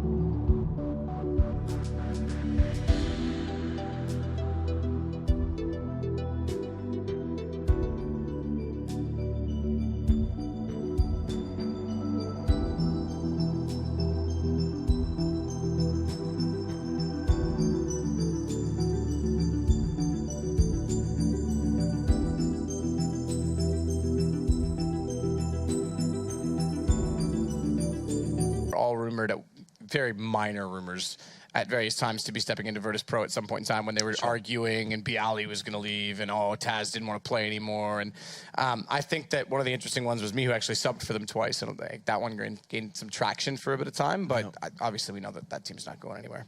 Yeah, and it's really funny when you see Mihu and Snacks next to each other as well. I'd have liked that just for the comic side of things. There. Just a slight height disparity indeed. And we'll see if there's going to be a score discrepancy in this next game. It's Nuke, and we'll put our attention towards Nuke between Kinguin and Mouse Sports. Get your thinking caps on, and let's start thinking about how this one goes down. If you have to talk about it from the get-go, you look at these two teams. One's recently had Chris J come in. They've also recently had Oscar come in. So and Nika going out opens up a lot of room and means they have to change a lot of potentially their playstyle and the places they hold on the CT side. Whereas you go to Kinguin, who have been practicing relentlessly. They haven't really stopped. These guys probably don't even take holidays. So they're going to have a lot more depth, a lot more strategy, and that is something which you need going into a matchup like this. this. However, in the online environment, potentially just being skill-based or random might play into your favor, but not on Nuke, I don't Okay, so the map favors Kingwin in your opinion. Yes. Okay, giving Kingwin the edge, and Matt, what about you? Giving the polls the edge here? Yeah, I'm up in the air on this one. I think Lowell on a rifle has more direct impact as others, but Oscar on an op is very, I don't know, it's tough. I agree tactical. I want to go Polish. I'm going to go Mouse, though. Okay, giving Mouse the edge, I think those individuals, however messy it may be, will take over Kingwin and their impressive strategic minds. Right, let's jump into it then. Your casters are ready. Pansy is standing by with the ever-lovely Henry G. Yeah, thank you guys. A little bit of discussion about you, Henry, on the desk there, but... Yeah, getting wrecked as usual. Always an interesting one. Always interesting to see their thoughts. But yeah, we are about to get underway into this, and I think they're actually about to dive into this, so we can get into it right away. What are your thoughts initially coming in this one? Obviously, they've highlighted who they're sitting with on this, but so much to be said, and it's already underway. We should probably just get on with the game. Yeah, let's just dive in now, as it looks like Dennis already is going to be getting himself building up pretty nice and early there, but there's a bit of a bite back already from Kingwin, trying to take some aggressive control towards outside. Oh, there's a nice shot there from Chris J. Well, 3-on-2, Dennis to open things up, and Chris J finds 2 headshots. It's just to be 4 on Furlan, a very fast approach towards outside. It's quite rare on pistol rounds to see that. Obviously, the USP and the PD5 having a huge range advantage, as has been demonstrated there. That's actually quite a clean sweep for Mouse Sports. Dennis, he opens things up. So we'll go back to that thought. How do I think this game's going to build up? I think Kingwin on paper should be much better here. They've had a great start in Pro League so far. They've taken a map off Virtus Pro. They've actually taken a weakened phase down 2-0 as well. But Mouse Sports, they're going to be hungry to prove themselves. They've lost their star player, of course. But maybe that's all to release the pressure now. They can actually just play, okay, we can play more like a team instead of doing this whole 4 on one side of the map, Nico on the other. Let's kind of change our setup and maybe be more of a tactical team, and maybe that can work and maybe allow Speedy and Dennis to find some form, and hopefully that works out for them. I'd like to see them kind of bounce back with Chris J, and I hope they're still a competitive team going forward. Yeah, considering this is second against third currently in the Pro League, it doesn't feel like it when we discuss it in this aspect, but it is what it is, and so far Kingwin again just going to be trying to work the way throughout the map. Nothing particularly shown just yet, a little bit of a tendency towards the outside so far, but this time actually working out better. The UMP's not stretching to quite the extent as those USPSs were earlier, and now the Pistols going to come out a little bit on top, and they've got some good ground gained here. They certainly have. Well, the smokes have been deployed towards outside as well. They'll be going towards Secret, and Chris J, only that UMP can't really do much about the situation. His teammates dropped. That's Dennis, but more importantly, Oscar's gone down towards lower, so he needs to do some good work here. He is slightly limited as well. He's only got that aforementioned SMG as well. Only rifle in hand is going to be Lal, so he'll be trolling towards outside, and we'll see whether CTs can actually combat it. I like Spiro's position. This is actually quite an exciting push coming in from Kingwin here. Yeah, it could be a nice little pinch towards lower, but Speedy and Oscar are down there on the stairs, creating that nice little crossfire that's going to make it hard for them to get past this choke point, but if one of them gets caught out, it could be a bit of an issue, but a little bit of damage come through so far, and they actually do get overwhelmed. This is worrying now. Sparrow can just stop the rotate from ramp, or at least get notification of it if it's happening, and here we go. Here's the first possible victim, Lol. Will he check behind the box? Absolutely not, but he whiffed the shot. That's actually a massive issue now. Sparrow's just buying time, I guess it's something, but he could have made so much more from that, and now down to the 2v2. Bomb is planted, and it's retake time for these guys. That was such a blunder. Now it's a possibility for Mouse Sports here. Up to Rylan, gets in the dark spot. Still 2 players to find here. Lowell low HP as well, so you still do favour Kingwin on this retake. We'll see if Rylan can land the shot, and he does. That's lovely work. Now, Chris J has to get to work pretty quickly already. Chris J knows where 1 is, but the second is the problem. Mao's just going to be biding his time. It's a full defuse. He needs to peek it, and he gets it. Great little shot from Mao's. That is crisp as you like, and a great turnaround for Kingwin, getting back into the game early. Going to really put Mouse Sports now up against it. Just about there. Spiro almost fluffed his lines too much there. The fact he allowed Lau to walk past him, I think he's assuming the 2 players had come past, and he was trying to this way. Okay, I'll guarantee 2 kills here. It let him get a little bit too far. The tech line didn't really reach the target as much as it should have done, and he gets taken down. I thought Mouse was just in that round around, but it's going to be Scouts, CZs, 5-7s, and we'll see whether Chris J. He is actually, at one point, one of the world's best scout players, so maybe he can cause some damage in this round. I think we're not going to be giving out too much just yet. Here comes the first opportunity. Doesn't pull the trigger quite yet. He needs to be careful. He knows that there's possibility of the silo push coming in as well. He does have Speedy working around towards Secret, I can imagine, to try and support him. He does have a little bit of help, but Kingwin being quite cautious on this as well. Normally, once we see that kind of reset-ish coming towards Mouse Sports or just the CT side, they go quite aggressive. Astralis known for just ploughing through towards that upper side, but no, a little bit more air of caution with Kingwin so far as they do just work the time down. and showing a great deal of presence towards outside and actually not necessarily utilizing all of the pieces they're putting down. The whole smoke wall has been put there. They are looking like they want to look towards Secret, but they're not actually going off this. Yeah, this is quite a common approach. Obviously, taking away all that CT vision, you're going to be forcing rotations towards lower. Furlan, be careful. Do not jump into the pit of fire. What are you doing? Taking a lot of damage there, but he stays alive. I guess it's fine. And his team is going towards Ram. A huge choke point of the map, but it's going to be Dennis to open things up here. And Chris J, he'll be smoked out. He'll probably have to rotate at this point. Tries a little wall bang there. But for now, Mousesports have got the 5-on-4 advantage. And they've done considerable damage towards Rylan and Mihu as well.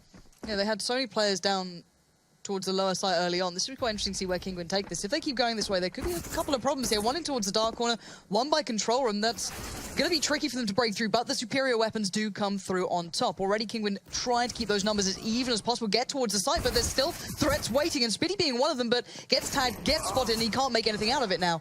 2v2, Bomb going to be toyed with, and actually will be put down. So, Mihu and Mouse have to hold on to this. Chris J, not really done too much with the scout just yet, but a good way to start things off for himself, and Lol did find Mouse in the vent, so the retake comes through. This is exactly why a lot of teams on the T side, especially on their anti-eco rounds, that's why they're rushing straight towards upper. Now we have the CTs that are limited. They can't go above the squeaky door. We're rushing squeaky door against pistols now is actually very viable. If you start slowing things down and try to face towards outside, you take a lot of damage there with the scout. Christian only gets 1 kill, but he actually assisted in a lot of the frags coming in. They funnel Kinguin down towards lower. There's some blunders made, like jumping into their own molotovs towards secret steps and then separating themselves. There's no refrag potential at that point, right? He's faking towards lower. He goes down. They're getting picked off one by one. You're much better off this. If you are going to slow things down, stay as a tight unit, have one person in T-spawn watching the flanks, and you're just trading frags. I think they kind of overthought that situation a little bit too much, trying to be too clever, and Mousesports capitalised and actually managed to pick up a couple of AKs here. Another 4 spy come in. This certainly is the war of attrition, but we'll see whether Mihu can get anything done with this AK-47. Yeah, Mouse is there on it as well, but Oscar with a quick start. Not what you want to be seeing if you are a Kinguin fan, and already Furlan as well taking a fair bit of damage through that door, I can imagine. It's going to get confusing. We've obviously got Kinguin player called Mouse, and we're going to refer to Mousesports as Mouse as well. So that's very true. We'll go for the full titles. That's what we'll do, just in case anyone gets confused. Because I got a bit confused. I was like, what's going on? Okay, that makes sense. At least it's not the double Dennis. That's no one appreciates that. Yeah. No one appreciates it. But let's look at Kinguin. What are they up to so far? And to be fair to Mousesports, they're not particularly giving them many opportunities at the moment. They're not going to be peeking out towards these deagles just yet. And actually, Mouse is going to find Dennis. Now, that's something to pick up at least. But the trade does come out. And slowly but surely, they are creeping through towards that secret area. But the bomb's still not been picked up nor touched. And they're down to 2 players here. Mew's in a decent position, but I don't know how much work can get done. And Rylan, again, looking for chances here. He's got himself in an interesting spot, but no bomb near them. They're going to have to give away where they are at some point. Well, all the options here. Mihu getting himself in a decent position towards heaven. They have got a lot of frags to find, and the bomb's still down for now. But Mihu could make something happen here. Opens up that first frag. The double comes in as well. Both headshots. And now this is an actual possibility on this 4 spy. Shooting out the vent, allowing the player to come through those vents without giving away the game, but that has allowed Chris J to come back into this. Now, Rylan still yet to pick up a gun here, nor the bomb. 24 seconds. This is going to be the problem. Where does he go with this one? Spitty pushing up towards radio, going to be just putting himself towards it, and Rylan on that mission. 15 seconds, a lot of ground to cover. He will at least get a rifle, that's something, and Chris J is going to be waiting towards that upper side of things. So this is going to be tough for him to work with, and a straight plant would be what he needs, but Rylan's going to find the first. Chris J goes down, and now 5 seconds, but the push is going to come in. Spitty, you're not going to miss that. Thank God he doesn't. And there we go, picked up. Does he normally miss those ones? I don't know what you mean, Henry. It was just a sitter, let's put it that way. Yeah, well, yeah, at that point, that round's pretty much, like, unlosable. The fact, like, unless he goes for some sort of fake plan and he knows exactly where Speedy is, maybe there's a chance. But as soon as Speedy knew he got the information, he's running towards the site, easy win at that stage. And Mousesports managed to evade a bit of a blunder after me, who got towards the heaven area, found 2 frags and an opening. But I think we have a small technical pause here. Yes, indeed we do. One of the Kinguin players have dropped out. Seems to be a lot more common in online CS, of course. You've got 10 different internet connections working at once, trying to make a competitive game. Yeah, so he's back in quickly, though. At least that's something. So hopefully then they get this one back underway. And we haven't really seen too much of Kinguin. Well, to be fair, we've not really seen a full gun round as of yet. Lots of 4 spies and then a couple of mistakes being made. As the guys are kind of been pointing out, Kinguin have got quite a deep strategic game normally, and they can beat some massive names. You remember back to WESG finals, they actually took down Virtus Pro, so they can go toe-to-toe with some giants here. But Mousesports looking pretty decent overall. We have to remember, we always talk about Nika, but they have got their own stars themselves, like Laul, he was a great pickup from Spain. Oscar, I think everyone knows about him from his Hellraisers days, how good he can be. I think he showed himself in some games, not towards the end, but in a lot of games in Vegas, he looked very good indeed. And Chris J as well, like at one point considered a very high-level AWPer, so Yeah, Still some talent now. it's going to be interesting, though, to see how Chris J gets on with being a rifler now. He's coming to this, and I can imagine that's where he's slotting in. That's why he was removed, right? Because, like, okay, it didn't really work out when Oscar and Chris J were there. Then Oscar was removed. Oscar comes back. Chris J's removed. Is this really the lineup that's going to do it for them? I'm not so sure. Yeah, longevity is certainly going to be put into question at some point, I can imagine. But again, these kind of buys are gone, on top of buys here for Kinguin. Then they're not giving up on this one, but they are operating with a hell of a lot less than they ideally want. Down to 3 pistols, a little bit of armor spread throughout. Mouse with pretty much nothing apart from the Deagle. 2 rifles, though, and still looking for their way into this one. The smoke's going to be lined up towards the outside, allowing them that passageway towards Secret, but Oscar is waiting towards this. The flash comes over, I can imagine, from Dennis, just to maybe allow a little bit of time, hinder them slightly, and allow this to happen. Oscar will find one of them. That's going to capitalize on a little bit of a chance to go in for a second. He does, he toys with it. Maybe get a little overzealous there, trying to find a little bit more. It's not going to happen, but there's still a crossroads, still a couple of players watching this, and they're well aware of where these players are going, and Mihu's not going to get away with it this time. Certainly not. And now they've lost that man advantage. It was a force buy. They have 1 smoke remaining, but Furlan doing some decent work here. This still is a possibility. The 3-on-3 comes in. Furlan's down to 28 HP. Rylan not far behind, and Spiro trying to do what he can towards lower. There's a player towards the window room now. I believe that's Speedy, and he could be the fly in the ointment here. But Spiro is still undetected for now. He could actually ruin Speedy's plans, but he seems aware this could be a possibility. Let's see what Speedy watches. Oh, no, that is not what you want to be seeing. Sparrow going to get control now as well. He's got a decent position to watch towards ramp if he wants to, but let's see how Kinguin take this one. They're still being very cautious. They're wondering where those other players are. Dennis and Lowell not giving away too much just yet, but they're going to have to make the move soon. Furlan getting the door shut on him, but going to change it around so you get a nice peek towards the secret push coming around the back. And they've got a nice bit of crossfire set up now. Lowell and Dennis on the retake. It's not going to be particularly easy, especially now. Dennis goes down, Lowell. You're left with that option of, do I just get out of here now? And I can imagine the answer is going to be yes. So that's another force buy from Kinguin. But the reason they're doing that, all the rounds they've been losing, is only be 1 or 2 maybe CT players surviving. So their money, they don't want to allow it to swell, right? They don't want to get themselves in a stable position. So this actually works out quite nicely. 2 AK-47s, 3 Tech-9s. Furlan finding 3 kills, which were all headshots as well. So he did a very good job. And now it's this poor old Lau. He's hunting for an upgraded weapon here, finds an AK-47, but he's been detected at the same time, and he won't commit to that shot. I think that's the correct decision to make here. Try and save the AK. They'll probably be force buying in the turn back. That's Spiro. He'll be taking him down. Yeah, and the money's completely wrecked now for Mouse Sports. So that was a calculated risk for Kinguin. They haven't really had a full gun run as of yet. Keep force buying in, but they've actually broken the string of rounds Mouse Sports built up. So this is actually working out pretty nicely, and another force buy comes in. Okay. We've started to see how integral that utility is on this to stop that upper push that we see now starting to bleed into this more and more often once you break that CT-sided economy. But we'll see if Mouse can actually do something without any utility at all. No singular flash, nothing to work with, purely just those weapons and the armor to boot as well. Not going to be easy, though, and we might find out as to why. But then again, Kinguin haven't been particularly pressuring too early on towards that upper site. But again, nothing really playful for Chris here. Already a couple of players, or a player, Sparrow there, sneaking through towards Secret. Yeah, Kinguin have realised that Chris J is a massive risk with their scouts. They're not sending anyone towards Silo this time. Using the standard smokes to get towards Secret. This will be a lower split, and they're going to have some confrontation there, but good utility usage at this point is locking out any CTs rotating into that ramp position. We call it the portal of Nuke. Once you have control, you obviously have options to go towards upper and lower, and especially when you have Secret control as well. It's very difficult with the CTs to hold this off, and I think the first frag comes in. There it is. Mihu takes down Dennis, and this should be quite a simple procedure, but starts to burn alive. And Chris now coming to life with that scout. They're shooting each other as well, Mouse Sports, but it's fine. They're still alive. It's fine. Bomb isn't planted yet, and now this is an issue. You've got 3 players left up for Mouse Sports. Oscar, Christian, and Lowell in pretty annoying spots as well. Kinguin don't have much control yet, and Chris J showing how deadly he can be with his scout, something that we know, but now seeing is certainly a different matter, and he's going to go back in for more. A little bit of a peek, spots a player on the stairs.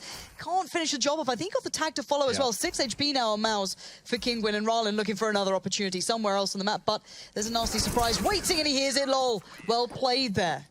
This game is getting nuts now, isn't it? The force buys. Yeah, will Kinguin do it again? They might as well, right? Because they're going to be double eco regardless. So force buys can work out. They can get a single AK if they really wanted to.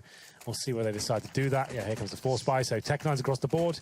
No one goes for a Gilo or an AK here. So just the upgraded pistols. Mihu keeps his money a little bit stronger than the others, I think. Yes, he's got about $1,000 left over. Same story for Mouse. So what have they got to work with? Deagles, 3 smokes. That would suggest they're going to be going towards outside again. Speedy's not moving for now. Has he crashed? Is another technical pause coming in? No, he's back. There. He's back. He's just thinking things over, Henry. Yeah. Just a very cerebral player. Yeah. And it does seem as though him and Chris J are going to be swapping things around there already on ramp. Going to be a little bit cautious. They know they're probably coming into a team with Tech9s with something else. Oh, Chris J again! This guy! All right, he might not be allowed to AWP, but give him the scout, Oscar. Let him still have that one, but we'll see how the rest of Mousesports actually hold on to this, and it's already looking to be an issue.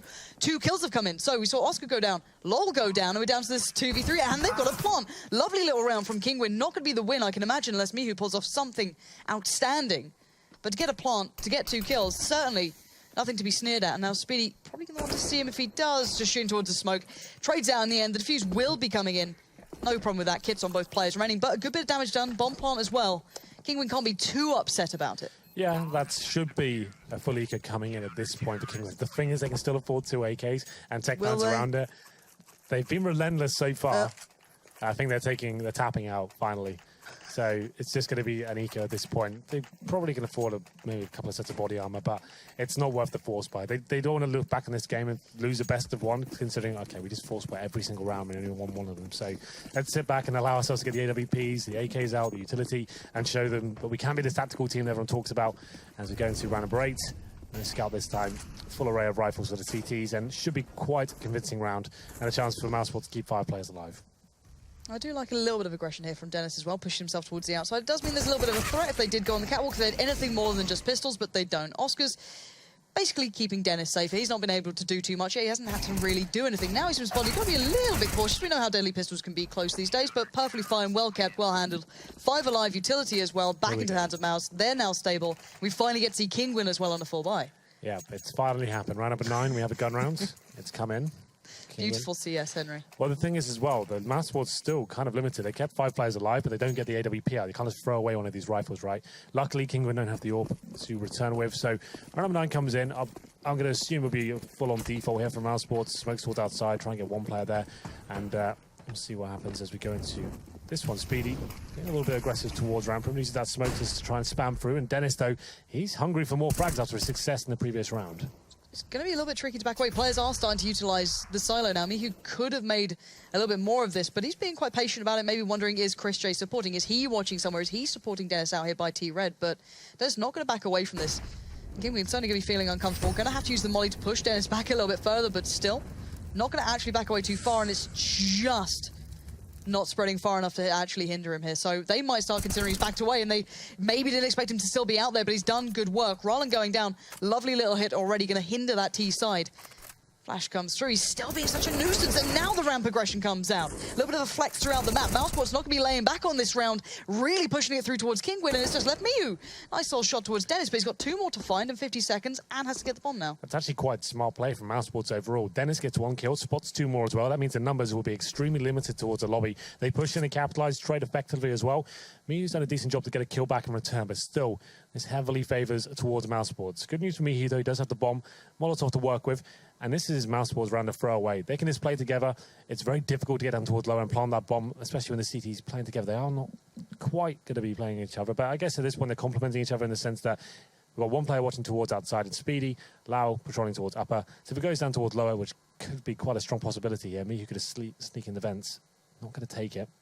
Speedy might be able to spot this at some point there, and Speedy just came up the ladder in time to be able to spot that, moving away from lockers, but Miu's still going to be trying to bait this out. Molly goes down, time is of the essence, 5 seconds left. He's just about to get it done, and they've run through the molly anyway.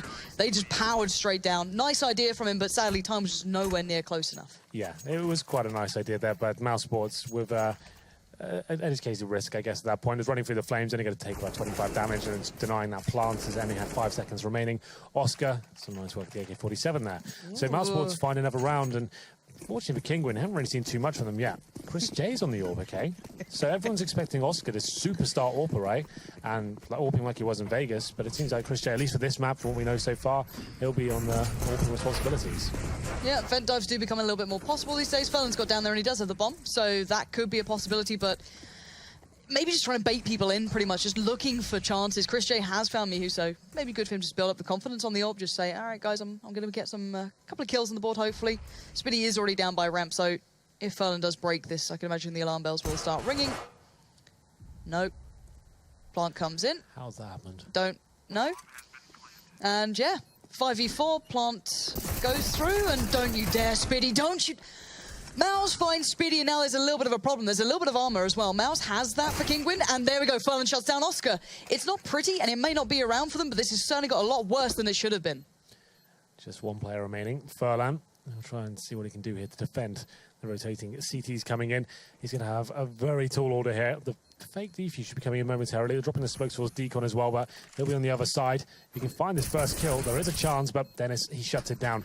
So to be fair towards Mousesports at this point, and the older versions of Nuke, especially in CSGO, the first iteration of it, it was much more difficult to plant down towards lower. You couldn't go behind the silo and plant there. Now you can. So if you do manage to sneak down towards the vent, a sneaky plant can come in. And like you said, getting towards the vent is a lot easier these days. Well, ever since the last 2 months. The last patch, yeah. Yeah, so now you can nade the door and get there very quickly down towards vent. So there are possibilities for that sneaky vent plant to come in. But the fact is, he didn't do it straight away. They knew there was a player down towards lower, and no one rotated whatsoever. So maybe gifted quite a lot of money towards Kingwin in this round. Double orb setup. Oscar now. He'll be joining in the fun.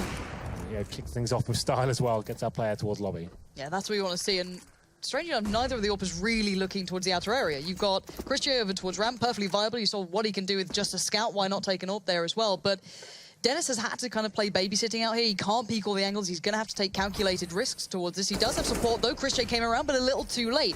Muhu finds him, and now RERUN finds Dennis. And we're back to the 3v3. And the 3 remaining players for Mousesports, Oscar, Lowell, and Speedy, have to play catch-up now as to where the T-side are actually taking themselves. Yeah, and Furlan, he's towards Garage outside. Speedy trying to hunt him down here. He's towards the window rooms beneath heaven.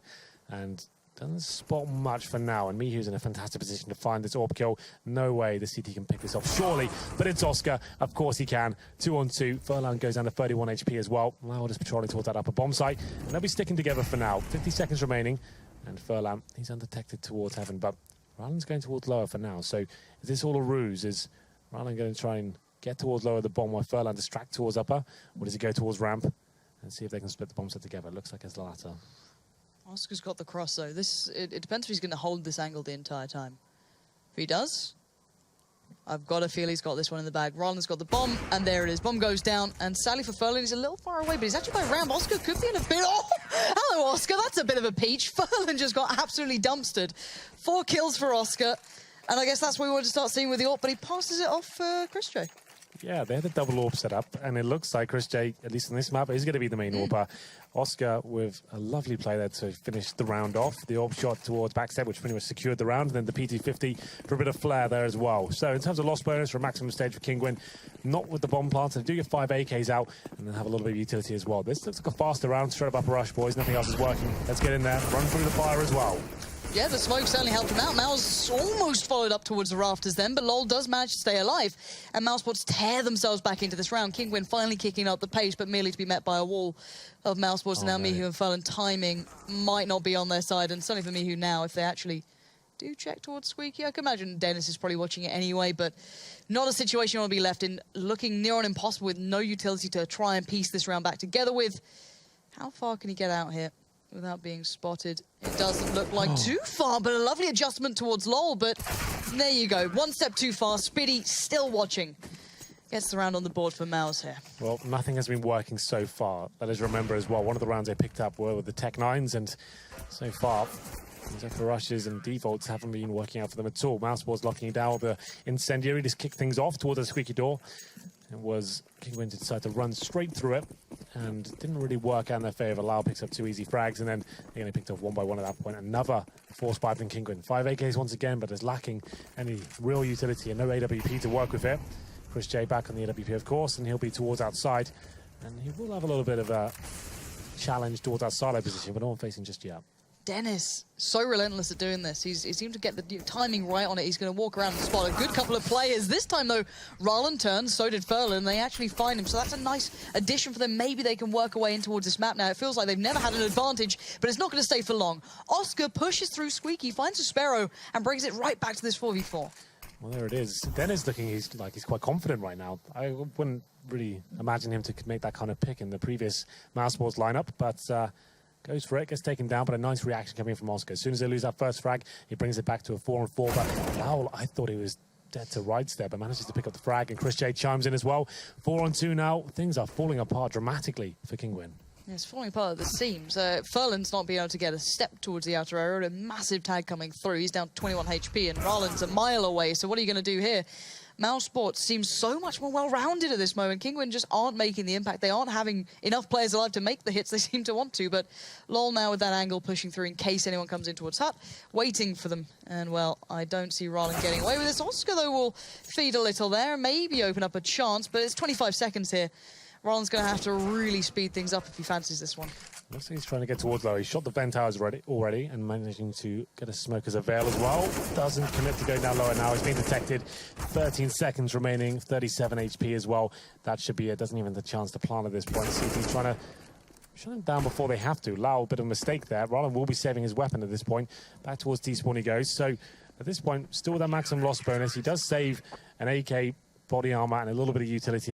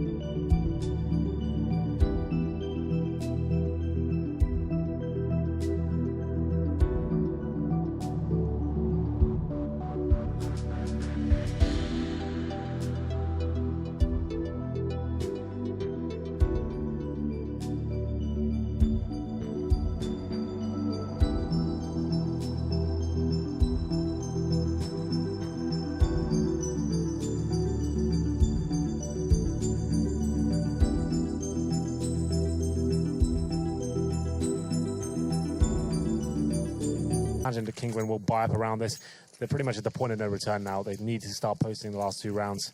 Can't let it go to 12-2. So there it is. This has been the story of this game so far, hasn't it? There's 4 spies all over the shop. There's a Galil, Tech-9 this time. 3 AKs to go with it, but very little chance to do anything. The problem is they've got 3 players out of head armor as well. Against the M4s, I mean, there's 1 bullet potential. Very difficult to actually do anything with this.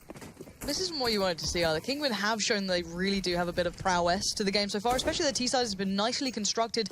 We really haven't seen much of a chance. Okay, the 4 spies certainly hindered that early on, but we just haven't seen much more through it. But still, Dennis, relentless aggression towards outside certainly likes to keep the pressure up, and Chris J supporting him too. Now, Kinguin going to have to keep this in mind. They know he's been playing this, and still they fall for it again. Furlan falls. And now Dennis can still stand outside. He does get found in the end by Rollin, but now Chris J is there to support, never too far away, and he's certainly making it look nice. Mihu will fall as well, and this is all looking a little bit too easy for Mouse Sports. Dennis, very confident in the outside position. He only gets 1 frag, but he sets Chris J up for the slam dunk. As soon as he gets taken down, Chris J comes and mops them up. Going to be Mouse remaining, and he's in a 4 versus 1. And this is looking very bleak indeed. It's not necessarily a CD-sided map anymore. We saw that at the major. Most of the teams are spreading the rounds about 50-50 either side. So this is not like half of the course anymore like it used to be. This is actually very bleak for Kinguin. 3 versus 1. Hoping the CTs just make a mistake now. He's got no nades, no head armor. He's just hoping that the CTs walk into his crosshair. Yeah, Mal's waiting to be gifted that, and I don't think he's going to get much of it here. Already getting tagged up. This is looking a little bit sad for Kinguin, if I'm honest. And there you go. Speedy's the one to claim it in the end, but you know, this isn't a map particularly Kinguin play a hell of a lot. They've had some games on it, but it's never been one that they seem to go to on a regular basis. So for them, maybe just something they're looking into now. We've seen a little bit from them, but still, they're just being outclassed here. So you can see the players, Rylan, as soon as he takes down Dennis, Chris J is there. A strike as soon as his teammates goes down. That's absolutely really good CS overall. Chris J, 16 kills, 7 deaths, not bad at all after 1 half. Not even got to 15 rounds yet, so that's actually pretty decent. So once again, Kinguin, they have the $3,400 coming into this round. The AKs come in, a UMP as well, just 1 smoke remaining though. What can you really do with this? Someone has to go absolutely wild. In the previous gun round they got when they had 2 AKs and Tech-9s, it was Furlan, they got 3, and they won the second round 4 spy as well, so they haven't actually got any gun rounds going at all, really. Here we go.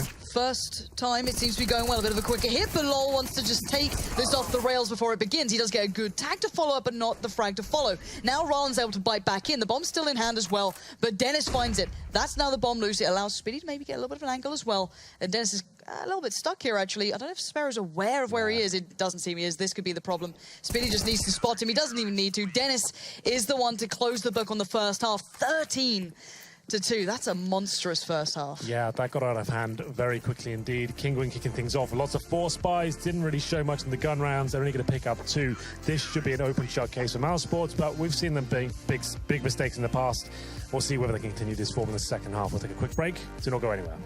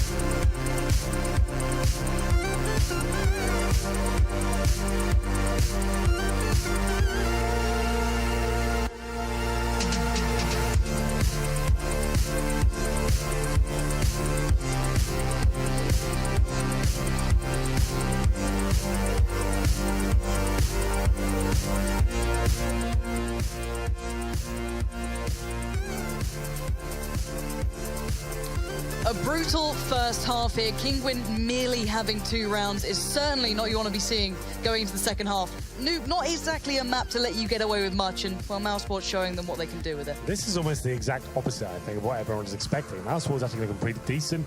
Kinguin actually falling apart on almost every facet of Counter-Strike, force buying every single round, it felt like. Didn't really allow themselves to have full ecos at all, and their fallback strategy, the upper rush, that fell apart. That was one of the few rounds they actually had guns in their hands. So 13-2, almost impossible to recover from, but they win the pistol, edge it out round by round, hope for the best. And this looks a little bit too easy for Lau, not even looking at him. This is the round, I think he gets a dink on this final player. Doesn't get him, but did the damage that's already done. So, Henry, do you buy into honeymoon effect at all? Especially in the case of Mousesports, considering this isn't a new roster. I'm actually just liking the look of Dennis right now. Yeah? Like, he actually looks revitalized. He looks a lot more confident in his play. He's not going to get shouted at if he dies. So he's taking some risks, you know. That was kind of a headline taking from Nico being in this team. Every time they lost a round, he's just barking orders at everyone and shouting. And maybe he was a bit frightened to play his own game. Dennis actually looking like he's playing off Chris J and looking confident with himself. And now they've got 13-2. Maybe it's what they needed. Yes, they don't necessarily have the same firepower anymore, but maybe the teamwork can be a little bit more up to what it should be. Well, we'll find out if this does seem to last throughout the next part of the Pro League. This is still the first real glimpse we're getting to see of Chris J back in the roster. The, I guess, leaving of Nico. And, well, we'll see how this goes with Chris J in the long run. At the moment, it seems like he's doing very well. Very nice himself. Oscar.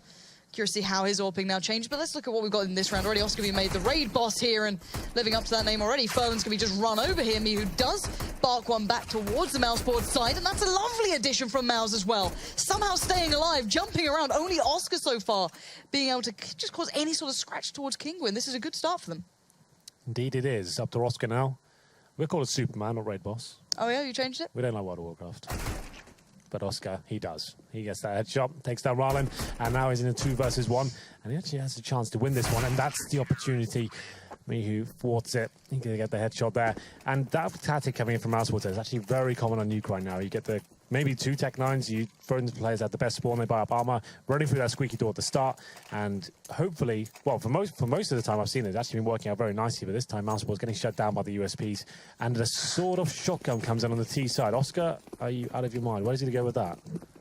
Dive vent against everyone who's got a molly. I've never seen this. It's got to be going towards vent. There's nowhere else, but was he just hoping they were just going to forget to buy mollies? I don't know the plan. I've seen it on CT sides. You can see it where the player above him's playing. Maybe he runs out squeaky and kills a gun. That's like, then what do you do? Henry, I don't know. I don't ask these questions, but I'm going to be curious to see how it pans out. It's a misbuy. Like, I just can't see a situation where that really works. Unless it's JW, I'm going to believe it's a misbuy. Well, the only map we've ever seen that this weapon's viable is on Cobble on the T side, and that's only one player that really does it. So I'm interested to see what Oscar's plan going into this one is. Should have been quite easy spray down Ryland with the Orcanade on top of the players, and unfortunately they'll be falling back alive as well. It's going to be Lau who's down to 49 HP, and this force fight not really doing much for them. No, it's incredibly split apart. Spitty somehow got towards Hell. Dennis is pushing towards the outside. I think Mihu's aware of this. He's already seeing incredibly passive. Spitty's just in towards the lockers, and Dennis is just creeping up on this. Shadow doesn't give away the game, and a little bit late on the trigger there, Mihu, but they actually get the only rifle that was properly bought up as well. 3 UMPs and MP9 now left with Kingwin. Not perfect, but Dennis walking out with a lovely addition. What is this round? No, I'm not really sure. My job is to analyse the rounds, right? Henry, break it down. And it's like, okay, a guy's got a sort of shotgun, and they're walking around the lobby, and they're all separated, they're all dying one by one. It's very difficult to tell you what the analysis is to that side of the game, but you know what? I don't mind. It's Mouse Sports. They should be closing this one out fairly soon. Let's take a full eco here. And in terms of Kingwin's buy, they've got 3 UMPs and MP9. They know up against a full eco this time, so it's not a big deal. Just try and farm some cash. Maybe just an upper rush coming in here. The bomb's at the front in the hands of Dennis. So maybe drop down the vent. Hope for the best. See if it works out.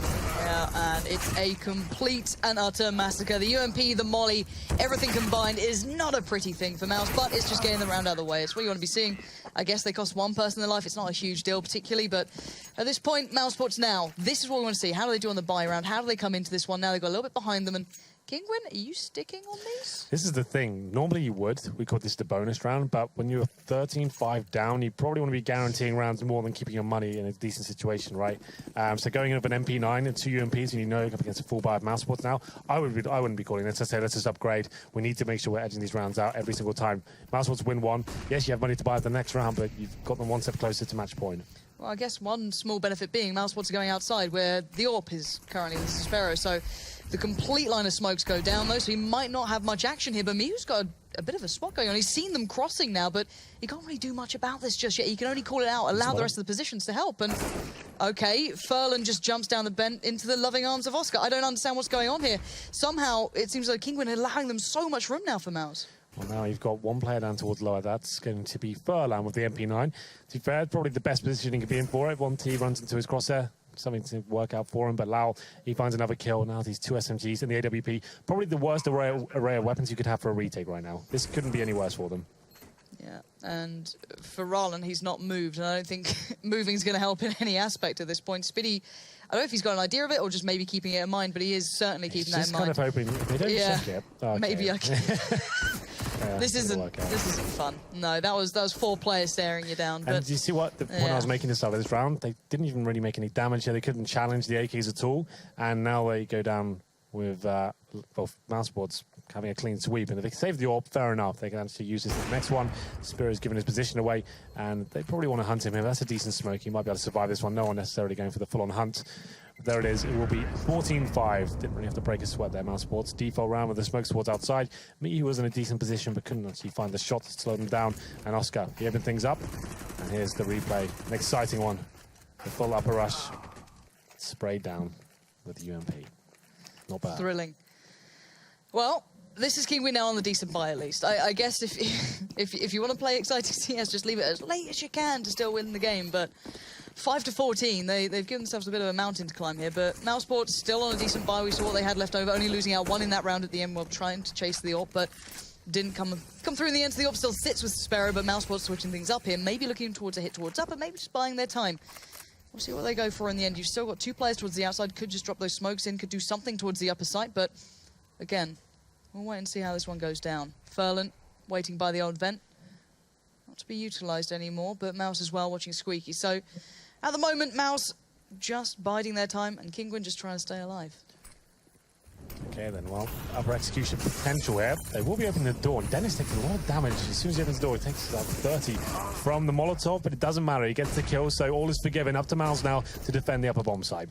Timing could be everything on this, and he actually gets it working in his favor for once, but a quick adjustment from Speedy will just swing it right back in the hands of Mouse. And in a blink of an eye, the up hit comes in, and it works out incredibly well for Mouse. So we didn't see any of that from Kingwin, right? Those upper executions, you're dropping Molotovs, the smokes towards heaven, flashbangs coming in, that's pretty standard stuff. And the Polish side, I think they limited themselves. So we watched this back and think, we didn't really have an opportunity to ever do that. Every time we had AKs, we had no utility to work with, or we only had Tech 9. So pretty standard around from Mouse Sports, and they've got themselves match points. And it's going to be a Scout, a FAMAS, and a CZ, and a couple of M4s to defend here. No kits. And Oscar, he's got the AWP on the T side this time. He'll be heading towards Ramprom. So maybe that's how they're going to kind of swap the responsibilities. Each half, Oscar, you can have on T side. Chris J, you can have on the CT. That kind of makes sense in a way. All fair. That's a very nice way of But thinking about it. like Chris J, like, I think if you think back to Oscar, like he maybe wants to go for the opening picks and try and get openings on the T side, and Chris J, very good at being dynamic. Oof. And speaking of openings already, this time Rollins found 2 lovely bits of work going down towards that radio room, but it is traded out in the end, but it's a 3v3, and look at the HP, not ideal, but again, the weaponry is far from ideal for Kingwin. They're down to, what, the Scout, the CZ, and a FAMA, so it's really far from perfect, but maybe they can scrape something together here. Well, it's going to be Lowell outside who will be swinging towards heaven. You'd assume his teammates will be going towards that upper bomb site. Molotov towards the side as well. Flashbangs go in. Dennis, maybe he'll just be the sacrifice of low HP, but he's actually be holding towards lobby, allowing his teammates to investigate towards that. But Lowell now actually be heading towards heaven. I thought they'd capitalize that point and go in together, but they're slowing things right down here. Still got a smoke and a couple of mollies to play with, so I guess they can still make these sort of hits if they really want to, but Ferland seems aware this is a possibility, or at least keeps it in the back of his mind as now slowly encroaching would be low, but he somehow hits the shot and Speedy finds Mouse. This is a disaster for Kingwin. They had the even numbers, but look at the HP, it's still so low, but Sparrow... Yeah, the Scout doesn't really matter. It's not the gun you want to be having in this. I guess he's got a pistol if you need to go to something, but... Here we go, there's the first step, all right. Let's see what you got here, Sparrow. You've got a chance in this. He doesn't have a kit, so time is of the essence for him as well.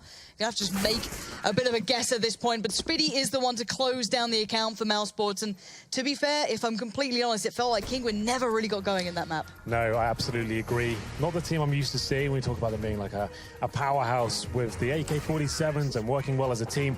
Didn't see any of that on Nuke. The tactical prowess wasn't there either, so... Mouse Sports, to be fair to them, they look decent overall. They're playing off each other quite nicely. I thought it was going to be a horror show tonight, but I'm actually quietly impressed with them. Yeah, I think the next challenge will be the next map coming up, something we've seen Kingwin on far more often, but for now, Mouse Sports, for what it is, looked good. Yeah. We'll have to see if it plays out into the future. However, I do wonder what the desk have to say about that one. So, guys, what are your thoughts there? Thank you very much, Henry and Lauren. Yes, Mouse Sports, I think the words from Henry are quite appropriate here. Quietly impressed. Kingwin, a team that bested VP at WESG, a team that are, well, top 3 in our league currently, a team that have already proven their worth and beaten Virtus.pro in this very league in overtime. But it was not, definitely not on Nuke. Perhaps this is not a map in their repertoire just yet, Chad. Maybe not.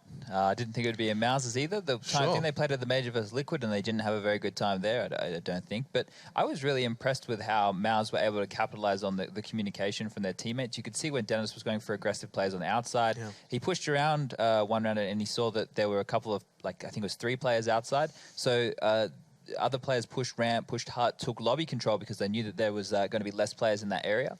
So that was really good use of trusting their teammates' communication and actually listening to the calls that are coming in, because teams can, you can hear the communication, but it might not register because you're too focused on your crosshair. Understood. So that's really important.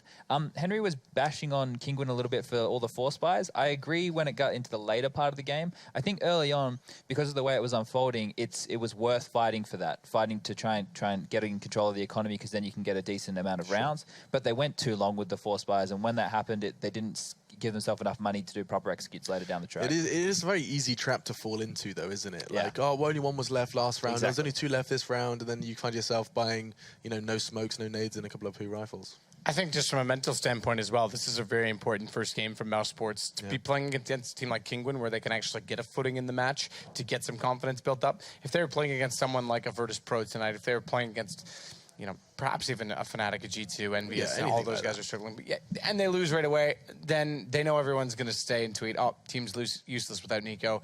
Things are rough, things are rough. And they may even get inside their own heads. The fact that they win this first game 16-5, okay, it's one game, but it's enough to get some confidence saying, hey, this isn't a futile attempt, guys. We've got a team here. We've got some skill. We can still work together. And on that, everybody was contributing, right? Everyone was doing their job. I was really impressed with the way Dennis was playing outside. He was aggressive when he needed to be. He wasn't afraid to take duels. He looked really good. Yeah, I'm actually just kind of casting my eyes down the ADR as well. And it's actually kind of crazy to me to see almost 4 members, if not 5 members, yeah, excuse me, 4, closing on 90, if not 100 ADR. So yeah, that's, I mean, that's a perfect way to summarize. Yeah, usually in a thumping like this, it's not where one person just carries, it's everyone contributing, everything. and this is a really good way to pad your stats. Well, stats were padded and a 16-5 scoreline. Nuke just completely collapsing around Kingwin. But the chances are that they are going to have a considerable better fight over on Cobblestone. The Poles do need to respond and do so with force, as they're going to otherwise concede 2. And we're going to be seeing Mouse Sports leap to a 5 wins, 1 loss scoreline on our standings. That would be absurd, given the loss of Nico. Let's see how Mouse Sports do perform on our second map after our break, though. So do not go anywhere, and we'll be right back with more Pro League action.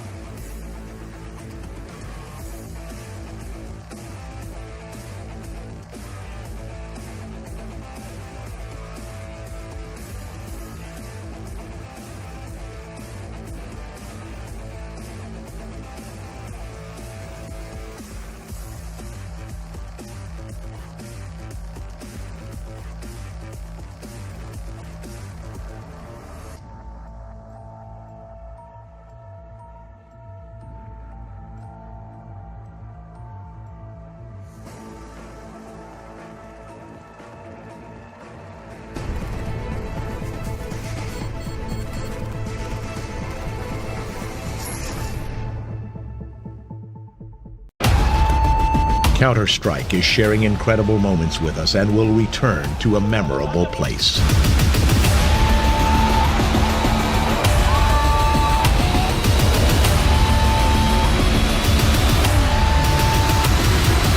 Get your tickets now at proleague.com/Dallas.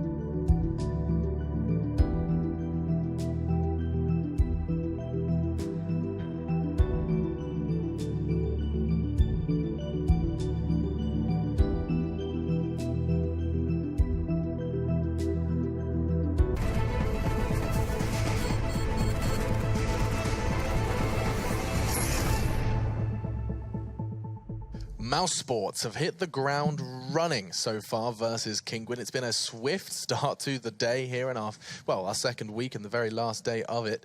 We have already seen Nuke go the way of Mouse Sports by a very swift game. 16-5 Taylor Swift. scoreline. Taylor Swift, indeed. There he is. Matt Trevette is joining me alongside You Chad said it Birchall. wrong again. Hopefully they shake it off. Trevette. It's a I really would softy. prefer if they shake it off. You're right. I agree with that. Shake it off. Shake it off. That's a really good song. It actually is. It's very uplifting. It makes me feel very special and like. We need songs like that in our lives. You know, I'm a special person.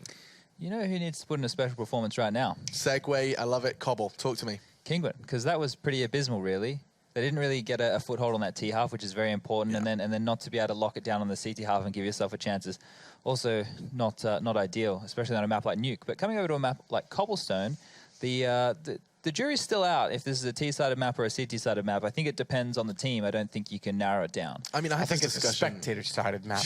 I had this discussion with Henry just the other day when we were casting, and the resounding argument was like, okay, it comes down to who's leading. Because some leaders really have like the really strong T calls, and others just feel like they can position their units in a way in which makes the CT side too strong. And usually we see it change just by the leader or by the team. Yeah, that's a good point. But I mean, if you keep your eyes on, thank you. But if you keep your eyes on Mouse Sports now, I mean, you have to remember that they've got Lambert, who I have no idea how much he adds to this team at all. But he stands behind them at lands. He's a good bloke. He's a good lad. Yeah. Good load of laughs. Yeah. And, I mean, he's there for a reason, right? Of course, filling the void of Kassad after his departure. So this is the interesting thing, especially with all these roster shuffles and only seeing teams for the first time in this league or seeing very little of them, and we only get to see one map here, there, and everywhere. It's so difficult to make a prediction in terms of how they're going to approach the game. They might just completely change things up now that Nico's not in the team, right? Or they might change the positions around or whatever. I would. Yeah, you may as well. You have a good opportunity to. You have players who have had to be extremely versatile during Nico's tenure, so they're not worried about change. They're definitely not going to be resistant to it. Yeah. And you can give other people star roles in the team and possibly see them do better.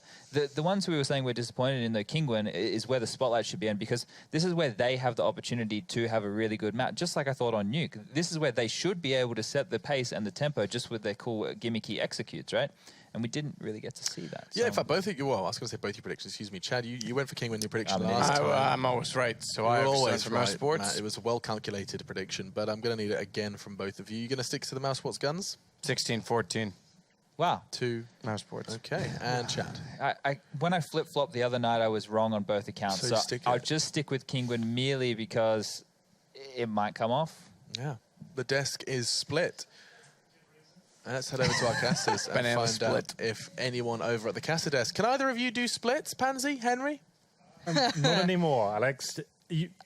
How long ago were you able to, Henry? Were you saying there's a time where you could perform this? As I became a caster, I could do it, yeah. Oh, no, it's all changed. Not much exercise goes into my body these days, so, yeah. Terrible. But a shame for everyone. Well, I'm sure Alex would appreciate if you could get a little bit more limber. Yeah. As you were. So at least he can make that point again. But we are waiting for the game to start up. But this is a better map for Kinguin overall. We've seen them previously doing better on this. I'm going to make an audacious claim here and here we say go. Kinguin are going to win this like 16-6.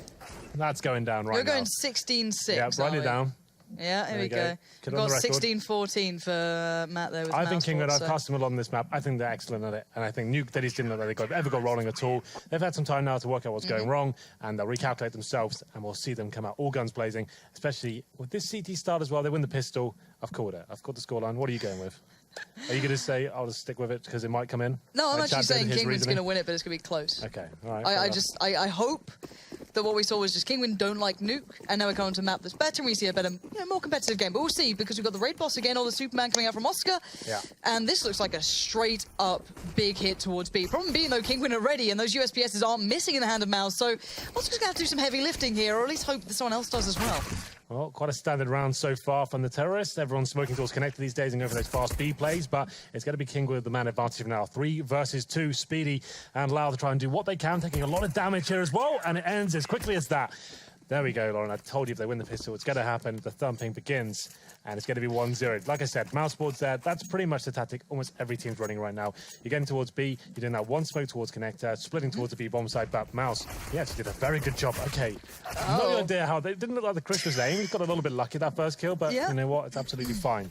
Interesting enough, we have the force spike coming in from Outsports. Of course, they didn't get the bomb down. It's quite standard stuff. UMP, though, for Lau, a little bit different. Normally you see an array of Tech 9s, but Tech 9s, PD-50s, and the UMP. You've got a head armor. Makes it very vulnerable to these SMGs and M4 combos. Yeah, Mihu is going to have heard everything coming from Outsports so far, at least 2 of them, and you can see the pinch coming in through Danger as well. Lol and Chris J trying to get a bit of a pinch towards Long, utilize, I guess, those Tech 9s, UMPs as close as they can, work their way through towards that A side, but it's going to be a little bit tricky considering Sparrow's getting no pressure from middle just yet. He's aware that that's what they want to be doing, or that's his weak spot, but so far no threat. Now it comes in. A little bit late in the day, and it doesn't mean that he can adjust well. Finds Lol, and so far keeping this one in check. A little bit of a flank from Rallen as well, just to add insult to injury.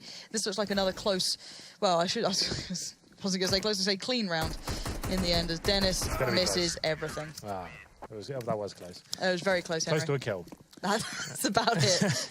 Well, there it is. It's going to be 2-0 for Kingwin, and the force spy doesn't really amount to too much there for, I'm not going to say German side, we want to say European side. This is like, it's kind of like the mini phase now, right? They have the opportunity to take in players like Lau from Spain, Chris J from Netherlands, and like, it seems like there's not really a German side anymore. There's only 2 Germans left, right? So, Full Eco comes in, Glocks, a single dollar invested, and it should be quite a simple procedure here for me. He kicks things up aggressively towards middle, takes down Dennis.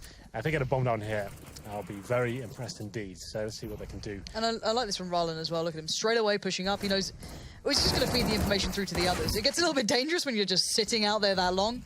A little bit brazen from Sparrow, then not going to back away at all. Rallen's encroaching towards it anyway. They can get that info back. That shouldn't fall into the hands of anyone, particularly Oscar's.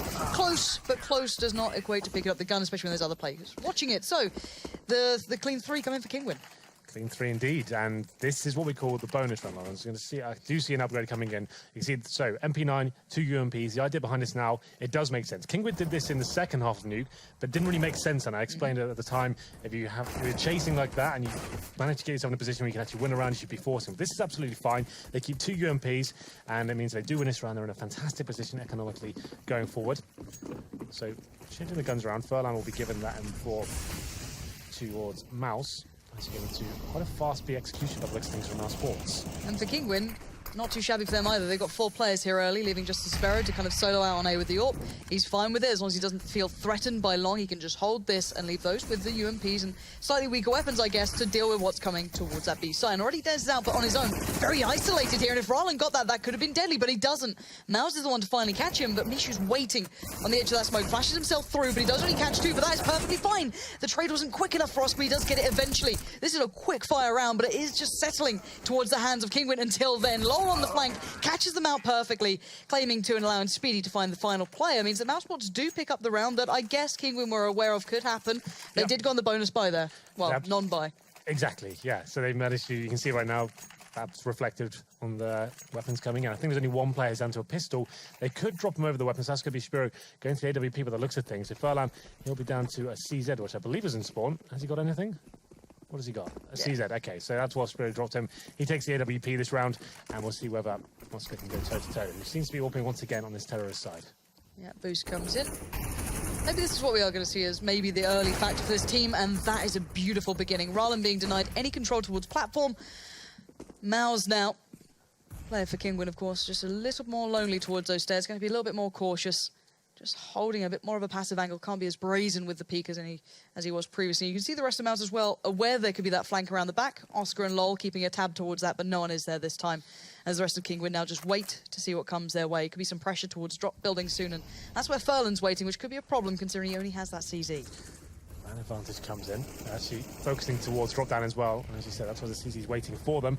AWP is in the hands of Oski. Changes position up, nails the shot, 5-on-3. They don't have to commit just yet. They've got such a huge advantage here. Oscar looking for a little bit more, but just bleed out the CTs with the remaining utility they have remaining, and it's actually going to be Miles trying to do what he can. Good shot from Chris J to shut it down and lead the round as well.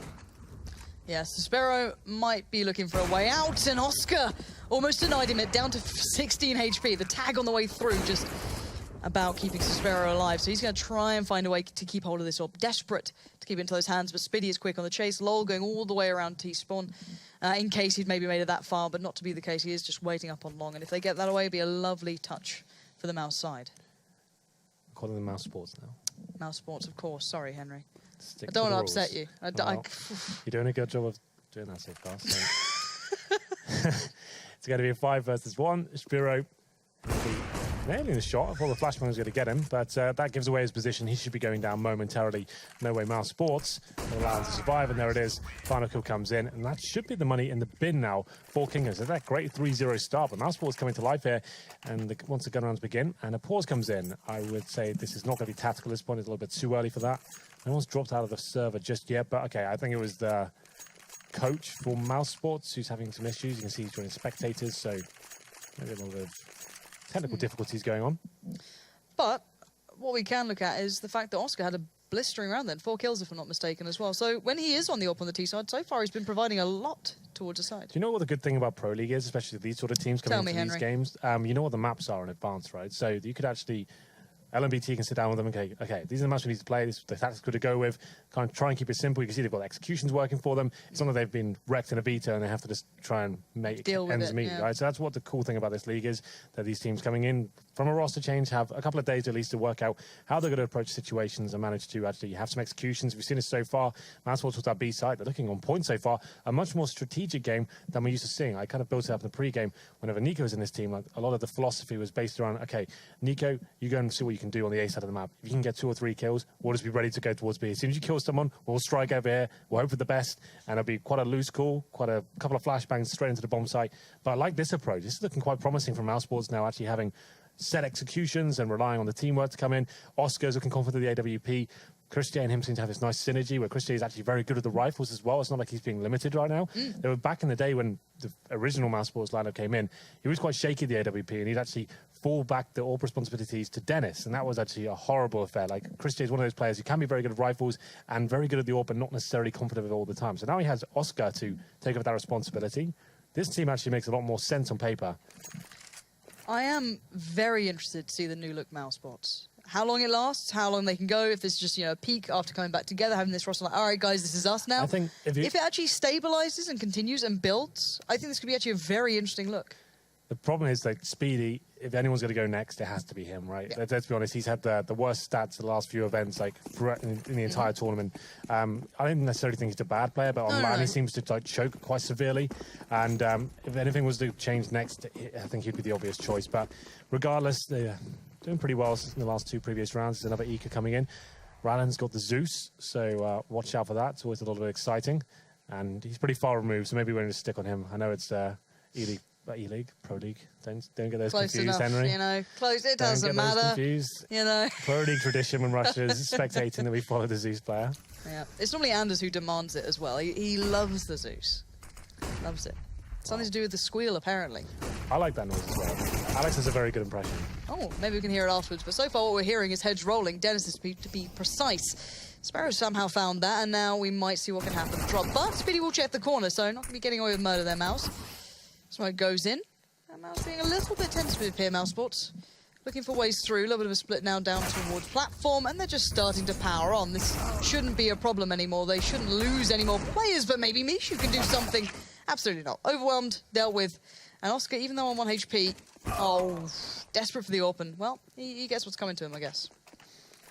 Wow, it's actually quite an interesting situation now. Ryland with the AWP in a 2 versus 1. Oh, we get that shot. I'd say it's possible, but Lau, as soon as he fires, he manages to take the pace, take the aggro away from his teammate, and secure the round. 3-3 now, and Kingwin actually getting himself in that difficult situation. They were on Nuke as well, where they're buying into rounds, not really having enough to fully work with. It'll be 4 and 4s in a Famous, but no kits purchased, no AWP as well. So this is a chance for Mouse to really capitalize, and Oscar's going to have a lot of room to move here, especially with that AWP, and we'll see whether he can get the first pick. Heads towards A this time, but he's focusing heavily towards B. Going to see if anyone goes aggro in the middle area. Just flashing his teammates in for now, it seems, but there will be smokes out. Yeah, going to turn attention towards Long as no one knows who's going to be coming up there. If there is going to be a play coming through it, not to be the case now, but Oscar does have the bomb, so keep a tab towards if that's their intention to actually follow this A hit through, or if they do back away at the moment. To be fair, Lowell and Dennis are relatively committed towards middle. Oscar's joining them, Spinny's coming over. It looks like they do want to really start pestering towards A, but no real control towards Long yet. Could cause a problem. So Sparrow's just waiting on the other side. And so far, Mousesports hitting the brakes. Much slower now. They're actually focusing towards the A side of the map. Probably the first time we've seen them on this side of the map as well. So showing some presence there. They normally leave one player, okay, so Lau on his screen right now. They've got the map control that side of the map. Leave him there. Here's the opportunity now to walk in that side, try and find a kill, or he comes in and finds the rotations once his teammates commit towards B, which they have been doing a lot as well. This could work out very nicely, but for now, Spiro, he's not moving.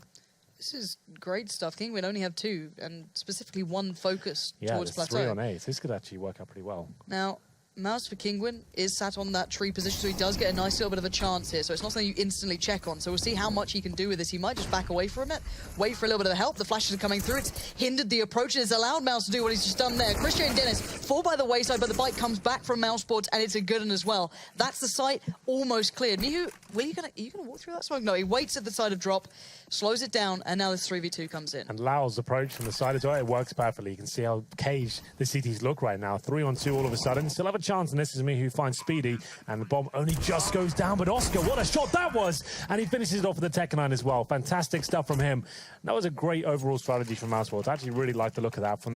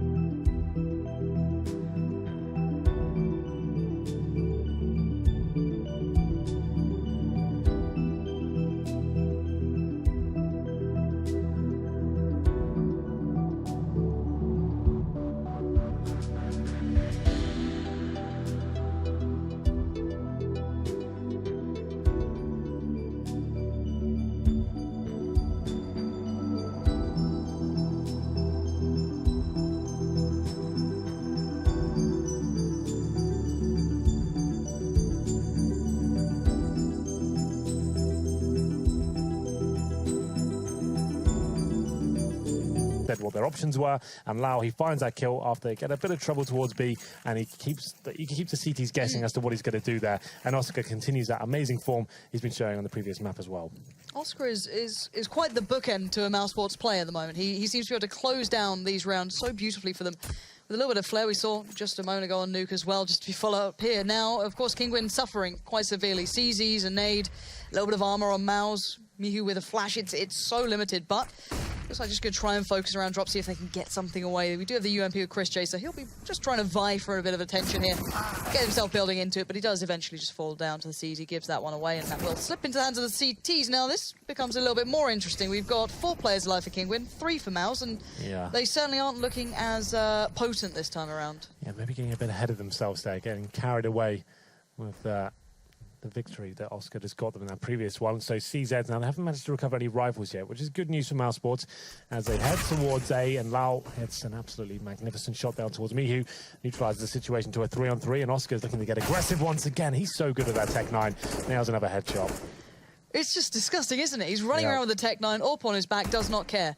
And I guess if you're in these situations, it kind of works, especially when you're Oscar and you're that confident. Speedy with a nice bit of timing on the flank as well, coming around the back. And he does close down onto Hoodfallen. So, after the situation looking a little shaky, they actually do stabilize. Yeah, they lose the first 2 frags there, but going back towards A seemed to be the correct decision. It was Lau who nails that magnificent shot towards the top of the middle. And here's that lovely replay. Got me a little bit hyped. It's quite rare for him on CS, but that was actually pretty lovely. Wow. Team Kingwin, what's the response? Apparently it's double orbs. Rylan with a glass cannon as well, means he has no armor. Spiro sets his turret up towards the top and middle. And Mousesports actually looking very good at the moment. 5 rounds in a row for them. Kingwin feeling the pressure once again after winning the pistol.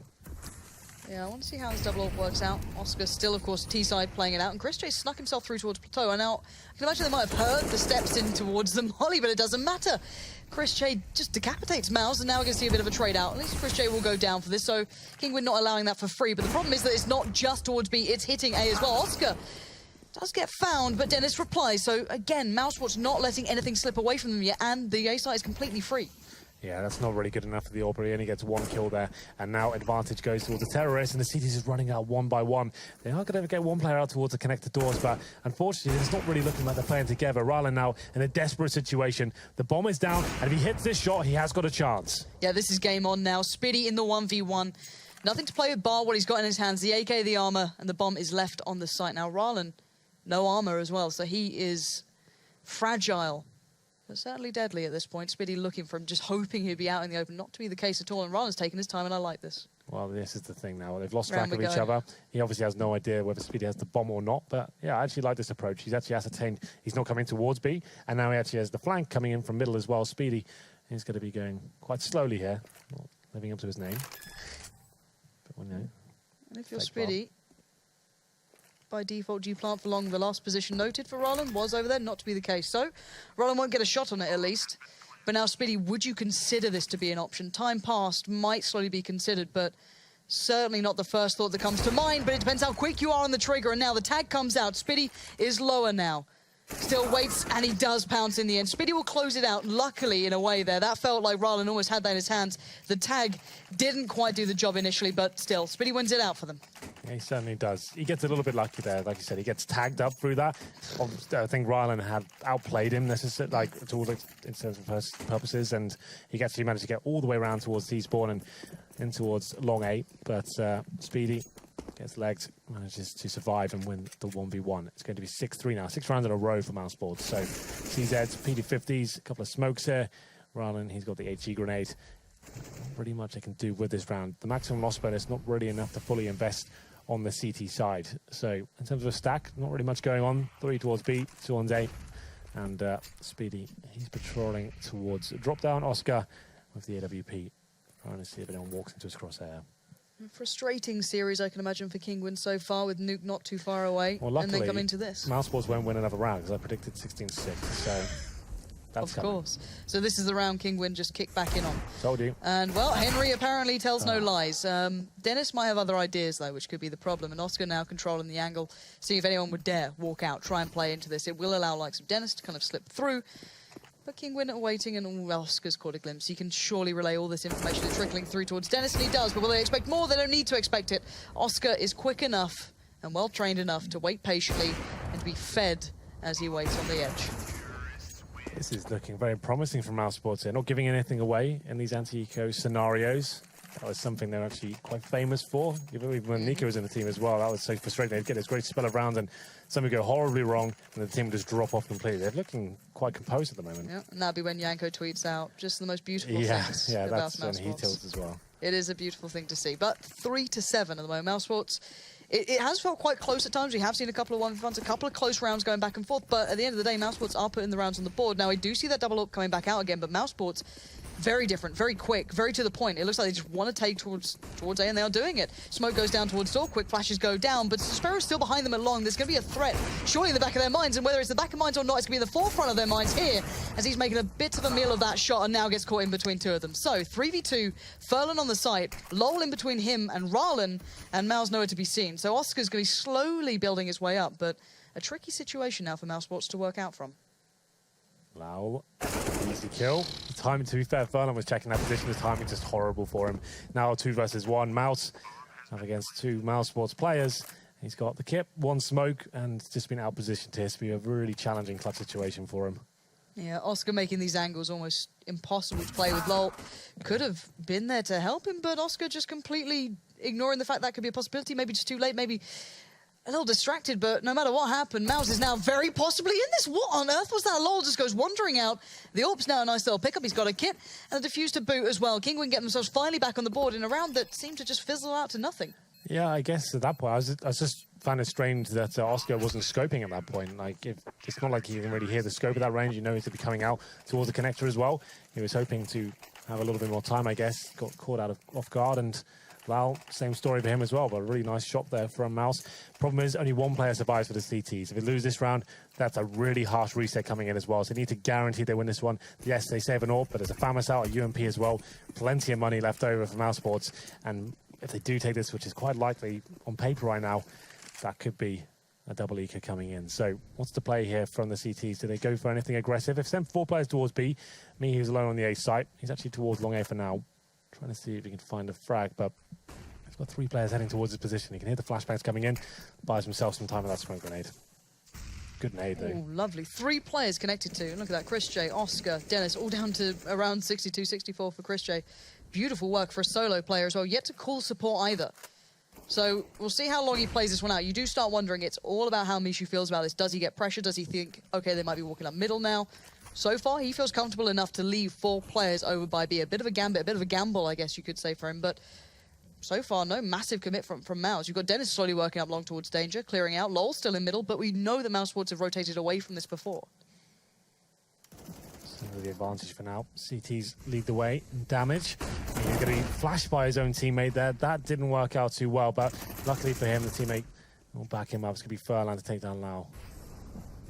Now, Lau last time was the player on the flank, so maybe a couple of second thoughts, but now there certainly won't be. Chris J showing his hand or showing some presence, they're going to have to start believing this. And Ryland's a little late on the rotate. Dennis already there, finds him quickly, and now Furlan's amongst them, though. That's a problem. He's in a really weird position for these guys to deal with. They can't cross up easily, but it doesn't matter. Dennis watches for it, and now Mao's trying to watch the cross.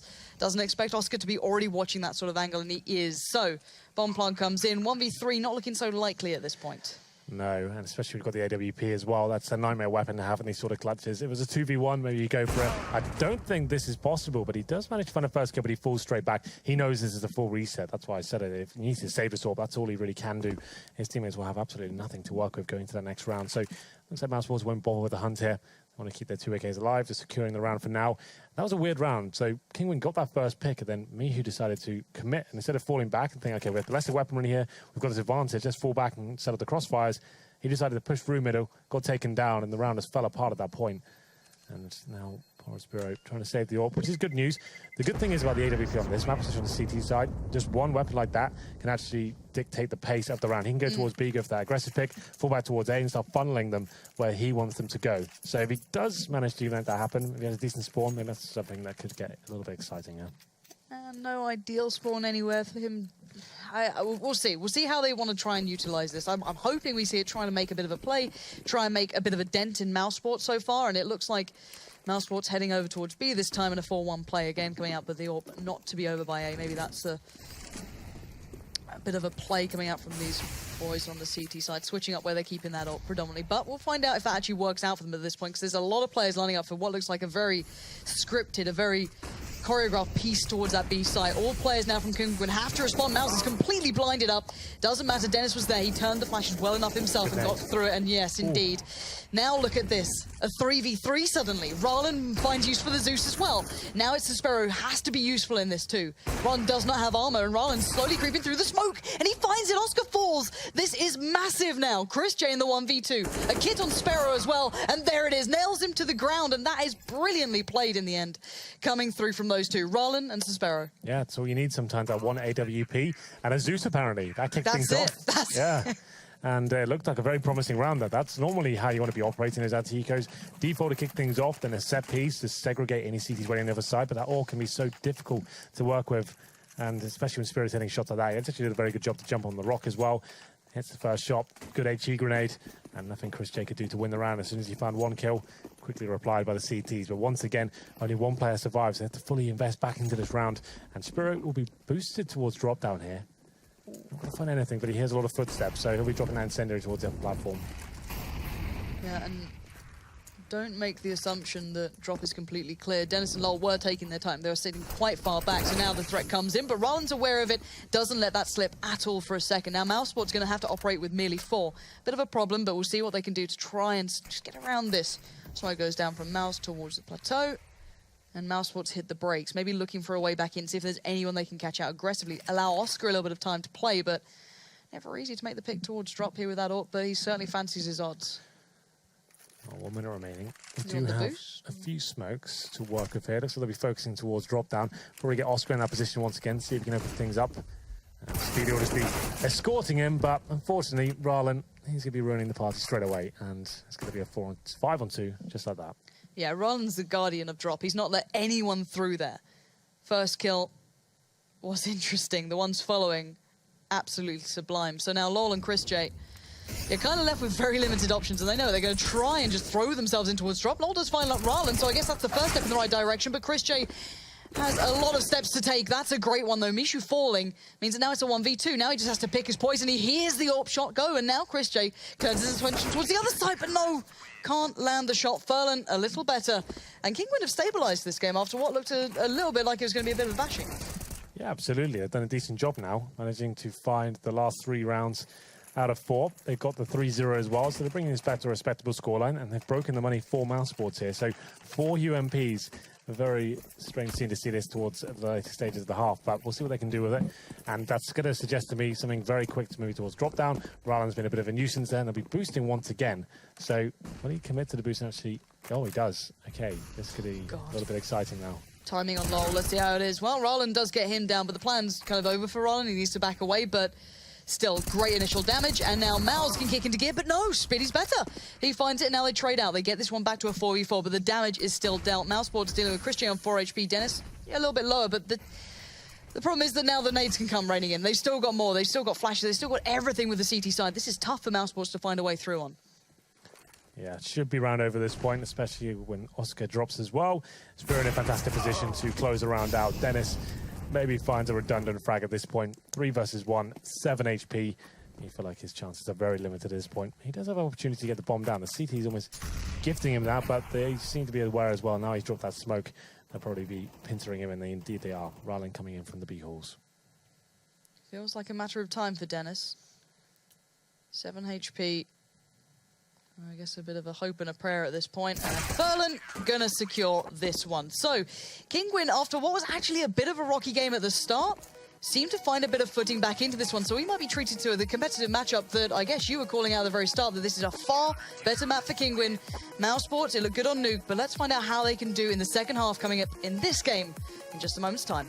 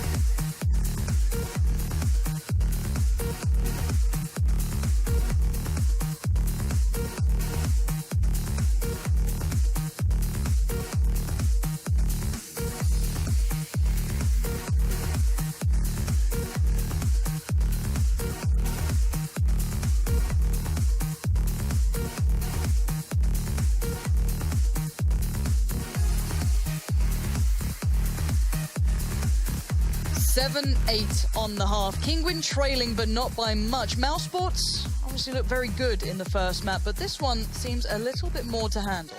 Yeah, they were actually 3-0 down, and we thought Kinguin, okay, as I speculated, I thought they were going to really give them a good beating on this map, but didn't really seem to be the case. As soon as Mouse Sports got the guns in their hands, actually looked like a pretty solid unit. Lots of execution-based play there, and Cobble, not necessarily known as like a home Mouse Sports map. They can certainly play it, but they've had some really horrible results in that in the past, some big events, but that actually looked pretty good for them, considering this is the first showing with this lineup. So I'm actually impressed once again by them. They managed to have the lead at the end of the half, and Kinguin now, pressure applied to them once more as they swap over to the T side. I'll be interested to see whether they employ a similar tactic to Mousesports. Like I said, most top teams these days smoking towards connector, focusing on that B site, and trying to go very quickly. And normally throwing a Tech 9 here or there. Well, we're going to find out any second now. Kinguin's T-sides, something that a lot of people look at and say is probably their better side on this one, or just throughout most of their map pools, to be fair. They do seem to have these very well-constructed rounds. They put a lot of time in. We'll see if it comes through. Well, there's the one smoke, 3 sets of armor as well, make it 4. And in terms of the CT buy, we have Speedy as the utility players, got a couple of flashbangs and a diffuse kit, surrounded by 4 sets of armor as well. I'll be sending 3 players towards the B site, and normally the CTs like to go aggressive towards mid doors as well. B's a very common spot, as I said. We're seeing a lot of players push for those mid doors now and trying to get the pincer going, and let's say the execution becoming in momentarily. To be fair, Mouse is the player with the smoke, and he's towards A, and we know the smoke can be thrown to connector from this position, and that's where his teammates are rotating towards as well. I wonder how they're going to play this one out. It looks, obviously, it looks pretty well constructed. Seems like they have a plan in mind so far. And here we go. Let's see what Mouse does with this smoke as well. Yeah, towards Goes connector. straight over. Yeah, that is going towards the doors, so it allows them, I guess, to play through middle a little bit quicker. Yeah. Play ahead of it. Mouse, he does have the P250, but he's not really the kind of, I guess, meat of the sandwich. He's not the player to be doing all the work here, so we'll see how the rest of them get on. They are actually making their play through towards the site. The support arrived from Suspero. Oscar falls, and this is a beautiful piece from Kinguin. I guess flipping what we'd expect on its head, hitting A very well, and a 3-man retake is looking quite tough for Mousesports. Absolutely. They do have the kit here, but 5 players to find, and another one goes down. Mihu hits a headshot there with the Glock. Chris J, though, trying to battle back here. At this point, feels like Constellation frags any kill he can get to worth $300, but waiting for his teammate to rotate in. It's Lal, and they might just be submitting here and saving the diffuse kit that's worth $400, and along with the body armor as well. Yeah, off we go. Kinguin, though, a lovely little piece towards A. Yeah, well, like I said, most teams focusing on this kind of idea now, just throwing one smoke into one specific area. It's normally towards B, but the smoke is being quite common these days, going towards outside long. You can throw it. It's quite a challenging smoke. You have to run and jump with it, and it goes straight into the connector. It buys your team enough time as well. As soon as the smoke's released, they can actually get themselves positioned up towards the mid-ramp, and as soon as they finally find some sort of commitment from the CTs in terms of a face, the smoke's bloomed, and they're actually locked out of that situation. But Mousesports, of course, they love a force buy. Chris J back on that scout, and we saw happen on Nuke. Yeah. Yeah, I never doubt this guy. I remember being baffled when he used to stick on the scout over the AWP, and then he'd prove me wrong every time I brought that up. Yeah. He'd just do something ridiculous with it, especially on Dust 2. It's such a good map for him. That's out of the pool now. But so we'll see what he can achieve here. We've got the 3-man play towards long, a bit of a stack coming out from Mousesports. Again, trying to utilize the pistols to the best of their ability and the limited options they have. Well, here we go then. There were 3 CTs towards the A long position, actually thinking better of it and falling all the way back now. I guess the move they faced towards the aggressive position. Saw, okay, Chris, don't even let me finish my point. It's kind of rude. Another headshot for him. That was actually pretty beautiful, considering that player was boosted up as well. I don't see anyone else using the scout to this sort of capability. And, well, he's not giving up Plateau either. He's staying out on this. Pre-firing the spot, getting flashed constantly, but he's holding ground. He's forcing Kinguin to respect this as well. They're going to have to maybe consider options. And Dennis will be holding down middle. Long is a problem. That's the next threat. You can see Oscar and Spitty trying to get into a position to deal with that in the background, but Dennis takes a bit of a tussle towards mid, but backs away, readjusts. And this is a good round so far from Mousesports. They're being a pest. They're not allowing Kinguin just to run over them. And you can see the switch around of weapons happening as well. Just that UMP into Furlan's hands here. The advantage still lies in the CT's favour, but the particular Dennis is, and he's done considerable damage, taking 2 players down to 2 HP, but it might not be enough here, considering Oscar, he's at the back of the Deagle. Very common position here. And Molotov, doesn't go in on his feet, but very close. Will they check? You've got to hope they check. Yeah, they wouldn't plan on checking this. That'd be nuts. We'll see. We'll see what they go for. Chris J's already got himself down. They are going to check it. Damage again. They're so low, but low is not enough. Kinguin just about keep things together on such limited HP. I think it was Furlan and Rallen, then both. Minute amount of health left, but look, let's just watch this again. Chris J, it's just dirty. It's like the rail from Quake. I don't know how he seems to have that and no one else does. Yeah, that was a beautiful shot, but not enough to win the round, unfortunately. No. Dennis doing some considerable damage towards middle of the CZ as well, but he can't find the frags required, and can just about scrape that round together. But this one should be a bit more convincing to go up against just default pistols here. Not a single dollar invested into round number 3. 4-man stack to actually make a 3-man stack towards the platform. And at this point, Kinguin don't want to give anything away. They try to drop down room here, and Molotov allows them to focus towards the window. And they want to be keeping 5 players alive here, but unfortunately Speedy takes down Furlan. Yeah, so Sparrow wanting to get the action as well with that Mac 10, try and build up some funds for himself. Speedy, I don't know if you can get any more here. Good work already finding one, perfectly fine. You don't expect to get much from this if you're just on those UMPs. And Sparrow just shuts it out with that Glock in the end, rather than Mac 10, a bit of a shame. But still, money's fine. Certainly okay going forward, but Kinguin now get themselves a nice buffer to work with. They're actually leading in the instance. Now Mousesports have their chance to find a bit of a rebuttal to this. Oscar straight onto the AWP this time. Did we not see him doing this the other way around? Or maybe this is just a map he wants to AWP on? Oh yeah, it's obviously not going to be solidified just yet in terms of the roles, so they're obviously just saying, okay, do you feel like it? What do you want to be doing this time? And we'll see whether it works out for them. Oscar's on the glass cannon though, so maybe he has had a little bit more money and he wants to see what he can do with this weapon. Towards B we go though, and there will be 4 players from Kinguin. This is a huge round, and if they can pick this one up, it's going to be almost certainty they get the 5-0. That's why that second round falls by. It's always a little bit scary for the CTs. 1 Mac 10 though in the hands of Spiro, and there's 3 players making 4 without head armor, so he can actually cause a lot of damage with that weapon. He's being a bit of a nuisance as well. Dennis is being kept here by this a little bit of attention. We'll see if this actually works out. Christian's tucked himself in the corner as well. Lol's flashed out, so Christian is very much alone here. And they're surely going to check on this, they do. Absolutely clinical. First thing on the checklist to go through, but the one thing they didn't account for was Lol, rather than finally going to fall foul to that, but now the bomb is loose. Mishu tries to find the reply and he does it. That's Speedy gone, so now a little bit more play here into this round. Dennis is still pretty far away, and Oscar wants to get out from that instant threat that was coming towards him, so he backs away a little bit. And Mishu hits a blinder. That's not what you expect to be seeing. Now, Dennis, not clean, not pretty, but he gets the job done. Now it's a 1v1. Indeed it is. Mishu, 35 seconds remaining as well, but Dennis, actually quite a nice position to get in towards here. Towards connector, and Mishu has not planted, so he's actually a little bit worried that he's coming in from that upper platform position. We'll be scouting around, but time ticking away now. Dennis probably lost track of where he's actually going to be heading towards. Yeah, no kit for Dennis. I don't think there's one on the site yet. The bomb's going to go down for Mishu, so I guess Dennis at least knows where he's heading towards. But the problem is Mishu is hitting shots, and that was another one of them. So for him that round, they were absolutely beautiful. So Kinguin, we're starting to see that T-side that we expect to see. That sure. Quite powerful, quite nicely constructed, and very well-rounded approach. Well then, in terms of the buy now for Mousesports, we said it was almost being a certainty it'd be the 5-0 coming in. That's currently 4-0. Can't really afford to buy into this round, so PG50, 5-7, CZ, 1 smoke up against Kinguin's 4 AKs, and Spiro's sticking on that Mac 10 as well. So not really much he can do here. This was going to be very powerful in CSGO, but I just don't really see them amounting to too much here, especially on the CT side, and they'll be spread pretty thin as we get into round number 5 here. In terms of the actual setup for the CTs, 2 towards that actual B side itself, 1 in connector, and then he wanted to have a look towards long A once again, but thinking better of it once more, and they might be rotating at the worst time possible, as there are 2 players heading towards long A for Kinguin. The timing's going to be just brilliant on long, but still, they're already starting to show control towards drop. Great timing on the flash, actually, from Speedy then, I think. He pretty much completely blinded Sparrow, but he still got the kill, just holding down Mouse when the Mac 10 certainly has enough bullets to do it with. And now Dennis actually will find Mouse, but will they expect another player on long? Will they just think maybe that's one man trying to go on a bit of a mission? They're going to check for it. They're certainly looking for this. And Mishu last round had a fantastic time. They have a nice little bit of a score padding time again. So 4 alive for Kinguin. Mousesports down to 2. The last 2 players are on B, and the bomb is not to be seen. Yeah, 4 and 2 now. Christian Lau going towards that B site, and the bomb's heading towards A, and they're locked in as well. Not really much I can do about this, but Lau's in a decent position, but okay, I was about to say will be caught by Rylan as he's looking in the other direction, but manages to hit the shot and actually pick up an AK here, which he certainly does. Not going to win in the round, but if he can save it, that'd be something to work with. Yeah, I think Mousesports at this point going to start needing pretty much everything they can get. Chris J going to go for this. He's only got a P250. And now he just has a nade and half HP. Fantastic for him. Having a good time. Noel getting tagged up 2. And Kinguin want to get in their faces here. They want to get these guns away. They still have that Mac 10 up, so Sparrow can make some more money. And there it is, just going to fall right into his pocket. And Noel is going to back away from this, wants to keep the AK.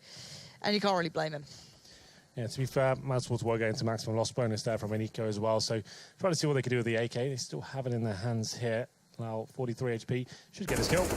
Oh, okay, I thought that was me almost guaranteed at that point, but they'll be smoking out the terrorist and taking him down as well, so good job by him. Should be saving this point. The 2 terrorists can't do anything about this, so overall, that's actually a pretty decent round, finding 3 terrorist kills, and managing to save the AK into the next round as well will help buffer his money going forward. Here's a replay. I'm not 100% sure what happened here. Let's have a look. Okay, so it's the other side. We did see those kills, and pretty simple ones, but they'll count. Well, it looks like the answer the Mousesports want to go to is the double AWP. You've got two very viable players for it. So, again, we saw a little bit of a nuke, but it wasn't really a pressured situation. This, however, is. So Dennis going to drop out the fast smoke, allow the peek. Not sure if that's as perfectly on as needed, but it'll do the job no matter what. And Kingwin get halted. It means they can't really pressure too much towards that platform just yet. Lol gets a little bit more free reign. Can drop the nade and allow Chris J to take over the reins. Double AWP setup. Oscar and Chris J. Quite a scary combo on paper, I'd say. Let's see whether it lives up to expectations. It's an interesting play. You've got the 2 up on long, 2 on platform, and then Spitty just sat very passively by drop. So Kingwin could be given a fair bit of control here. This would be interesting to see where Mousesports find those fights in the end. Oscar's holding the thinnest of angles here. Suspero. Oh, Nishu might be in trouble. You can see the flashes coming in, though. Gives away the position, but there's still support, and that is Dennis. But not so much impact as wanted, I can imagine. Oscar's going to try and back away, but there is a man waiting in danger. Oh. But, oh my word, the dangerous man in there is Oscar. And now still on the run, trying to get back, trying to find safety somewhere. You've got 3 players around you, but still ready to take that fight. And Mishu is so desperately expecting Oscar to be around here somewhere. Well, that smoke will deny him vision. Probably the fullback at this point towards the side, but doesn't actually fancy at this point. He's towards top of middle, taking his teammates down as well. He could have done something about that if he did fall back. Now he's left himself in a really tricky position there with that AWP. I don't know how he's going to fight his way out of this. You've got Rylan behind you, you've got Furlan to your right. You're pretty much screwed unless they just kind of look the wrong way. And oh my word, there you go. Finally, it all kicks in. Rylan finds him, but still, that seemed a little bit dangerous at times. But Lol and Chris J going to have to play back into this one, and it's not something fun to be working with here, especially after that nade just trickles towards your feet. Well, that double AWP setup does not work in Mousesports' favour. They had the crossfire as well towards long A. The idea is the AWP baits in that player, hiding towards the hay bales. He got Molotov out of position. He couldn't find a frag at that point. Oscar did what he could. He finds one towards danger. He's retreating as well, and he gets down towards the bottom of the middle. Once he was smoked out, though, that's what I'm saying. Surely that's the cue to fall back there. Please, the teammates allow him to actually play off you with that AWP, but not meant to be. Al finds 1 kill, but gives away his position. They'll just be saving the weapons once again. Chris J finds a secure spot to keep his AWP in hand. It doesn't look like they'll be hunting this time, but we'll have a look at the money. Mousesports, to be fair, Lau's got 7k, so he's managed to save weapon 2 rounds in a row. Here's a nice little shot from Oscar, though. If it was similar, I'm sure Peekaboo would have been heard, but 13-8 is the one thing we know right now. And Kingwin, I've got to say, I do enjoy their T-sides. It's something that I know a lot of people's eyes in this game will be on Mousesports and that new kind of roster coming in or coming back together. But for me, it's been enjoyable to see what Kingwin can bring here, especially after that absolute beatdown that was Nuke. It's kind of hard to, I guess, mentally reset after such a grueling game, but they've certainly found a way back in, and this T-side really does complement them well on this map. Specifically, I guess they do have a decent record on it historically as well, so then they've caused a couple of upsets on. So we'll see what Mousesports can do now. They're certainly going to ask a couple of questions. How much depth do they have with this roster now? How much can they really go to? I wanted to see maybe a little bit more aggression from Dennis, possibly. We saw it on Nuke, but, it's not exactly easy to do that on Cobble. Well, that's one of the main headlines of this map and the criticisms it gets. The CT options are very limited in terms of finding those first frags. It's normally only the AWPers can do anything about it. You have the boost towards drop down, the aggressive face towards long A, or the face on the platform. That's all you can really do on the CT side. It doesn't really lend itself to creative play on that CT side. So we'll see whether Mousesports can do anything with this. Okay, I'm not going to call it a force, but they saved an AWP. They're going to do what they can. There's 1 UMP Speedy right now. Well, I won't go into too much detail. We keep the screen up for a reason, so you don't get too much information on the buy, but he's waiting to see what he's going to bring into round number 7 here. So far, Mousesports haven't picked up a single round in the second half after losing the pistol. But a technical pause. I thought it would be tactical. Yeah, we're getting into that territory at least.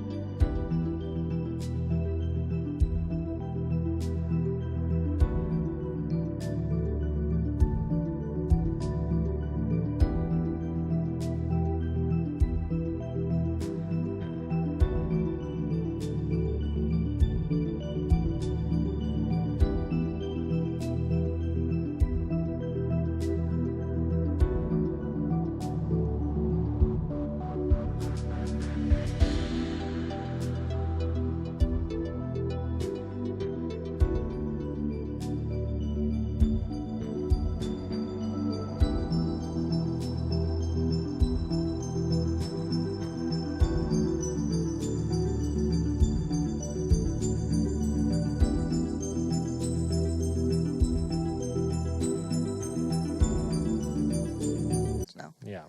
You've got to be asking questions of yourselves. And is there an easy answer in your mind to this, or is it so far Mousebots really do need to come up with something quite special here? It's just Kinguin playing good fundamental CS. They'd be winning the clutches as well. You get that pistol, you get the 3-0. And Mousebots starting to experiment with the buys coming in. The double orb setup hasn't really been working for them. It's a very difficult map, like we said, for reasons you can't really go super aggressive. Your star players can't really kick off, and they're not giving the chance to if you're losing frags at either side of the map and they're just rotating between positions. It can be very difficult to actually make anything happen. But Oscar, he's going to try and mix things up. Here's another option for the CDs at the start. You can smoke and try and get that first pick, but doesn't fully commit. Chris J goes down. At long as well.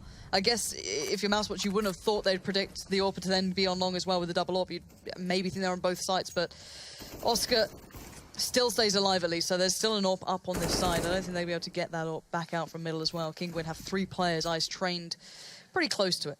Yeah, this is almost perfect. So they've pulled Oscar away from the A side after finding that pick on B as well, and they've actually changed their setup. Looks like they're actually going to be feeling out towards the A side as well. And Dennis flashing through, does he dare go any further than this flashbang? The AWP's waiting for him. Okay, just about falls back in time. So Dennis gets a bit of information to work with here, and now Oscar, he's in a really good position, might be flashed out, and the duel comes in. No one hitting a shot just yet. But they're getting such good information for Kinguin. Yeah, they keep just working out what that AWP is. Yeah. Right? So. Oscar's not getting away with anything, which is from Dennis is looking for that aggression. The work from on Nuke, he does find one, but can't back away from it. Punished instantly, and still nothing really gained, nothing lost. There was presence shown over by Kinguin by B. You saw Oscar having that little bit of a duel out, then you saw the presence coming in towards long. So it's hard now for Mousebots. Where do we put ourselves? What do we do with this? Lol can't leave A. You got Spitty now playing quite passive towards drop, and then you got Oscar being pretty much the end of the line here. And Mousebots definitely need him to come up with something at this point. Certainly do. He's still towards B. And I'm having a look at the minimap right now.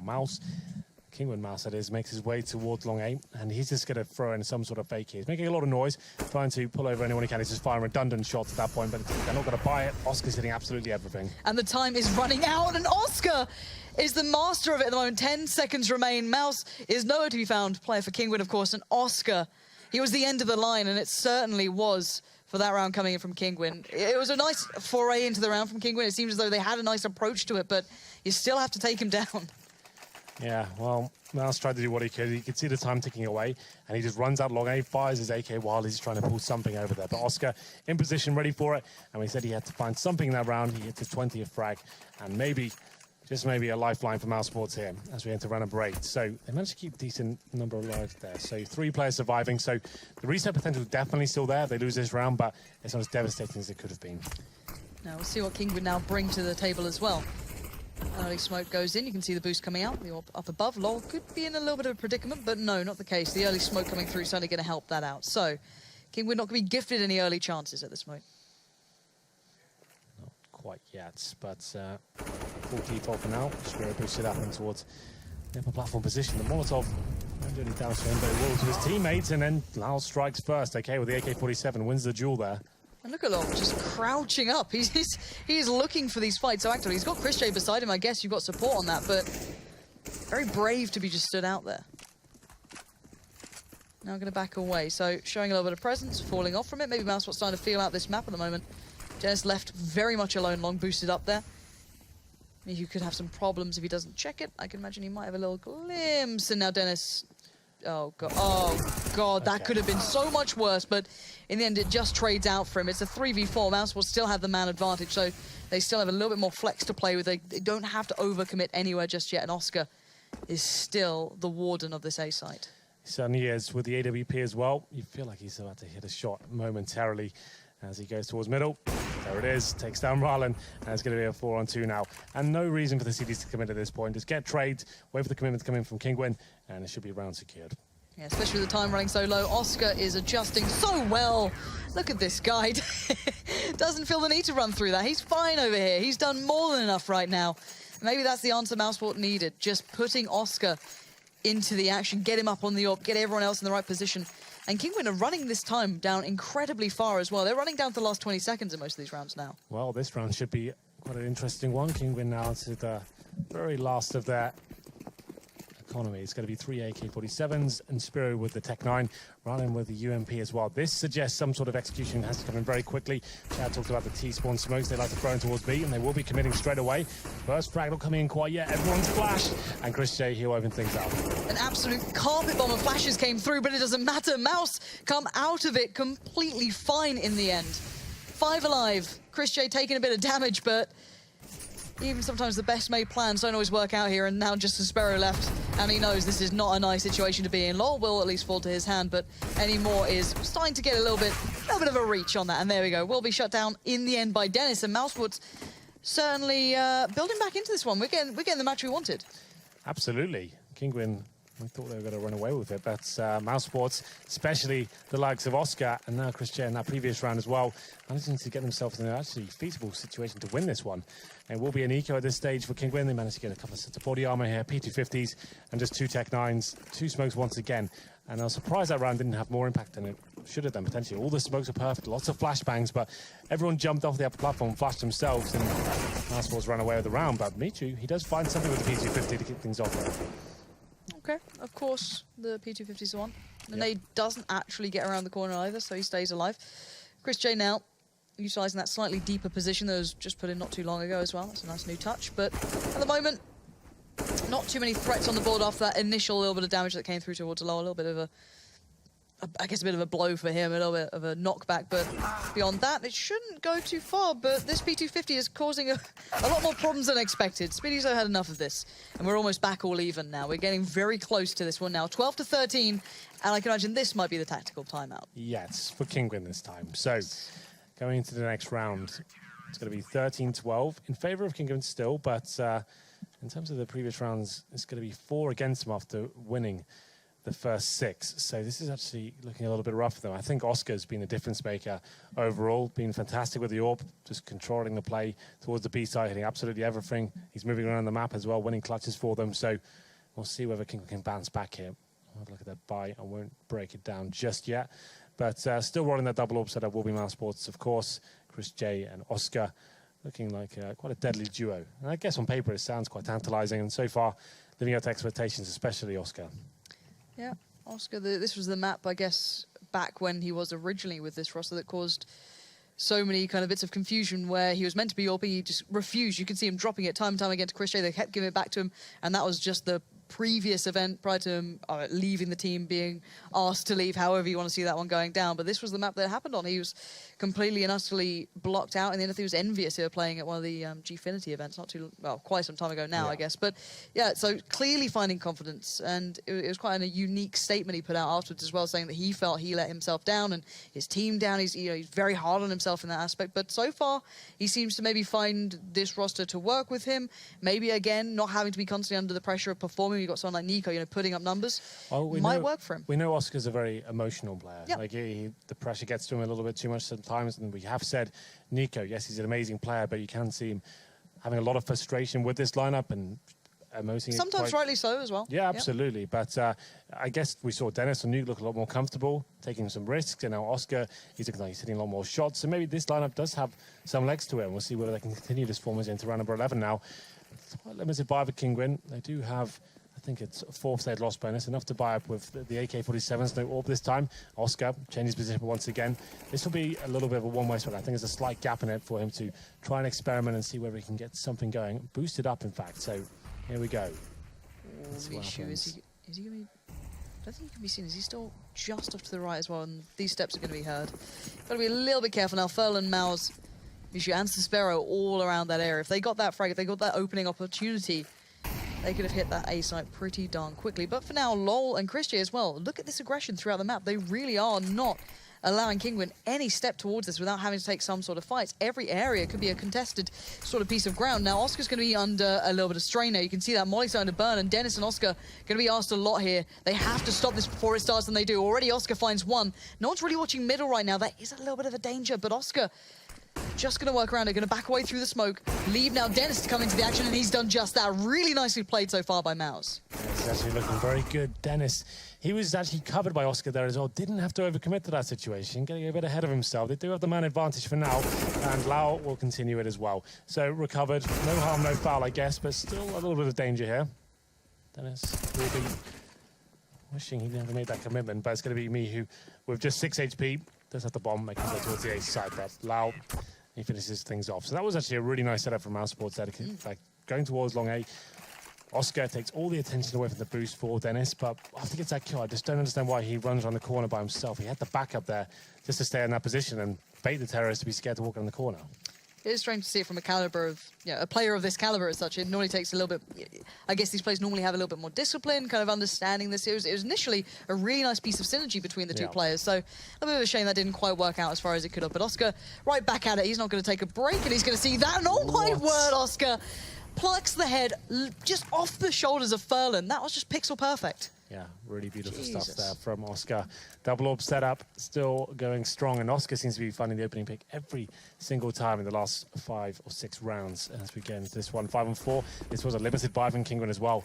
They have a Tech 9 and a UMP and 2 AKs and no map control to speak of. Nothing towards the B halls whatsoever. You can see Lyle, he's just patrolling the upper platform towards B, and they're actually focusing now in terms of the city setup towards A, and that's where the orbs are both going to be as well.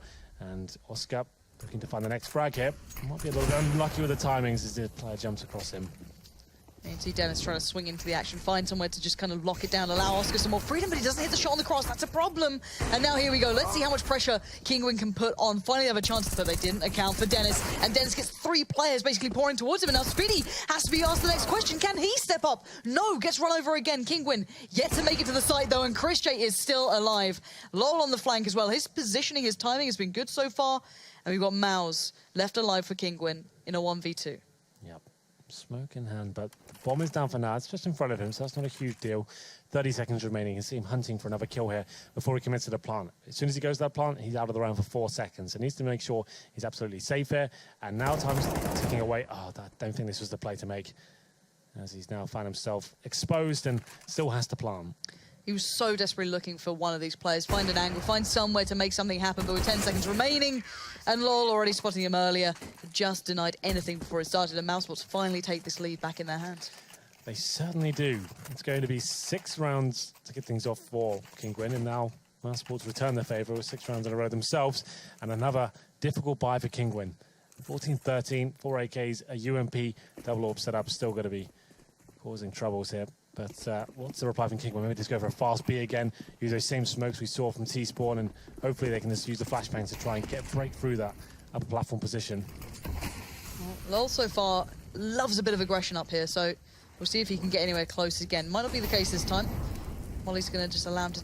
Oh, my word. If that spread any further, he'd be in trouble. We're going to find out right now. You can see that carpet bomb of flashes coming in, but Chris J is still fine. And oh, what a flash comes through as well. Lol allowed to create mayhem amongst the ranks for Kinguin, as now just Mishu left alive. Surrounded on all fronts, and Lol plays it off well. Cool, calm, and collected under pressure. Yeah, Kinguin looking a bit desperate at this point. Slow default to kick things off, and then all the smokes and flashbangs come in, but they overlook that corner position. The Overpass is taking all the aggro away, and Lau, he couldn't believe his luck. He faces, and there's obviously no Molotovs at his terrorists at that point. They're just hoping no one's there. He finds 2 kills, and round over, and potentially the match as well. 2 UMPs, 3 AKs, and very, very little in terms of utility. So then, aggression once again coming from Oscar towards long 8. Let's see whether he can do anything with this. Mihu comes dangerously close to walking to his crosshair. Could actually happen here. He'll be facing towards long 8, and so ready for it. It's Oscar, blows his head off. Watching this guy play when he's feeling confident is actually so enjoyable. Seems confident, really nice approach to it. And there's still Chris J as well. They've still got such control over by B. Kinguin have nowhere to work with. They've got drop, and that's it. And Speedy's playing all the way outside of it. I guess that's something to be exploited at this point, but so far yet to even be tested by this. And Kinguin, 2 UMPs, just having to try and pull this back together. Let's see if Speedy can do much here. Has to be careful that no one can just walk out of drop and just pressure the likes of Chris J. But Lol's now got his attention towards it. With 1 minute left, it's not looking likely for Kinguin, but there's still just enough time for maybe them to string something together here. Yeah, it's going to be real rough. They've got 1 smoke and a couple of flashbangs. That's about it. No map control ready to speak of. I say that they're rolling this towards drop down by the window. They'll be going for some sort of A split here, I would imagine. And a teammate will be joining him as well. So what's the player? They desperately need a pick, and not really given anything so far. Got 30 seconds left. They need to be going pretty quick now. Lol's going to fall back. He's going to start playing to the time here. Chris J's got to be careful because no one's watching the push out of drop. That's a problem. Chris J is now in the open, and the threat suddenly appears. Kinguin might just do this. There's There's 2 players remaining now for Mouse. 20 seconds though, will they expect LOL? They still check for it. Great play under pressure coming from Kingwin. And the problem is that if Kingwin get this round and then Mousesports close, Matt is actually correct on his prediction. And Dennis is now left with almost the impossible task here. Well, okay then. It goes down to 12 HP, but you're absolutely right. Kingwin there doing the impossible. I thought that round was done for. They lose the first kill, but all of a sudden the UMP comes to life. They swarm that B bomb site. It's going to be a very successful round overall. Just what the doctor ordered at this point after losing 7 rounds in a row. God. And they're looking down the barrel of match points as well for the second time against Mousesports. I guess a weakened Mousesports now, if you're going to be objective about it. And they managed to find a round just about and bring the scoreline to 15-14. We'll be seeing all 30 rounds here. Dennis saving his weapon. There must be a lot of money available for Mousesports overall. Yeah, got Oscar on 10k, Dennis with 7k, saving a weapon as well. So money won't be an issue. They might bring that double orb set up once again. We'll see when they decide to do it as we head into the final round here of the second map. If you're just joining us, he missed an interesting affair on Nuke. It was actually Mousesports just battering Kingwin, 16-5. And Kingwin looked like they bounced back quite significantly here, but Mousesports himself match point number 2. Double AWP on both sides as well. So Felon and Sparrow picking up the previous. And now, of course, with Chris J and Oscar's money being as robust as it was, they're right back on it as well. So Kingwin given the last chance to basically throw themselves back into this one. But long has been pretty much Mousesports' domain. That's been the Oscar and Dennis showdown. We saw a little bit of an issue before. Somehow it doesn't do as much damage as expected, but still, Dennis, well aware there could be possibilities, starting to walk around that corner, and oh god, timing could be so deadly here. He's backed up by Oscar, so for now he's okay. He's done some significant damage to kick things off here. Flashbang's good though, it's up to Dennis to really do something about the situation, and he can't find the frag. Knew who's opening things up, and Oscar can't find the return kill either. First time in a while, it seems that Kingwin are getting these opening picks too. It's always been Oscar. It's always been maybe LOL pushing up on B, and he's actually done this again, which is great for LOL. He's got a great deal of map control. He's got to be careful because Rylan's over there too, but for now, it's all about A. You've got 3 players now pulling themselves over here. You've got Christian and Spiddy on the rotate, and this isn't bad, but Oscar's got to be careful. It could be pushed up in middle. Maybe he expected one of his teammates to have that, but it wasn't the case. Chris J, though, dances around, finds 2. Shoulder peeks in. Sparrow goes down as well. This is beautiful from Chris J. This man has put on a masterclass, and now 1 man remains. It's Roland, and I don't fancy my odds against Chris J, let alone LOL on the flank. That was beautiful from Chris J, and that was the game.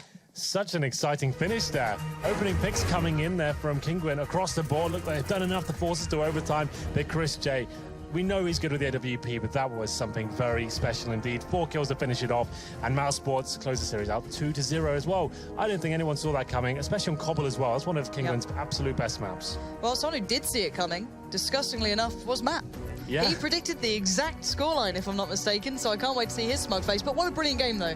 We actually see Mousesports looking like maybe we've got a contender now. Yeah, like normally when they go down 6-0, you just know they're never coming back to it. Now they didn't even have to take a pause. A couple of technical issues there, but they looked like they knew what the game plan was. They stuck to it. The double orbs come out and they recover. And actually managed to win 16-14. I'm very impressed. Well, we are impressed over here. Guys on the desk, how are you feeling about that last map?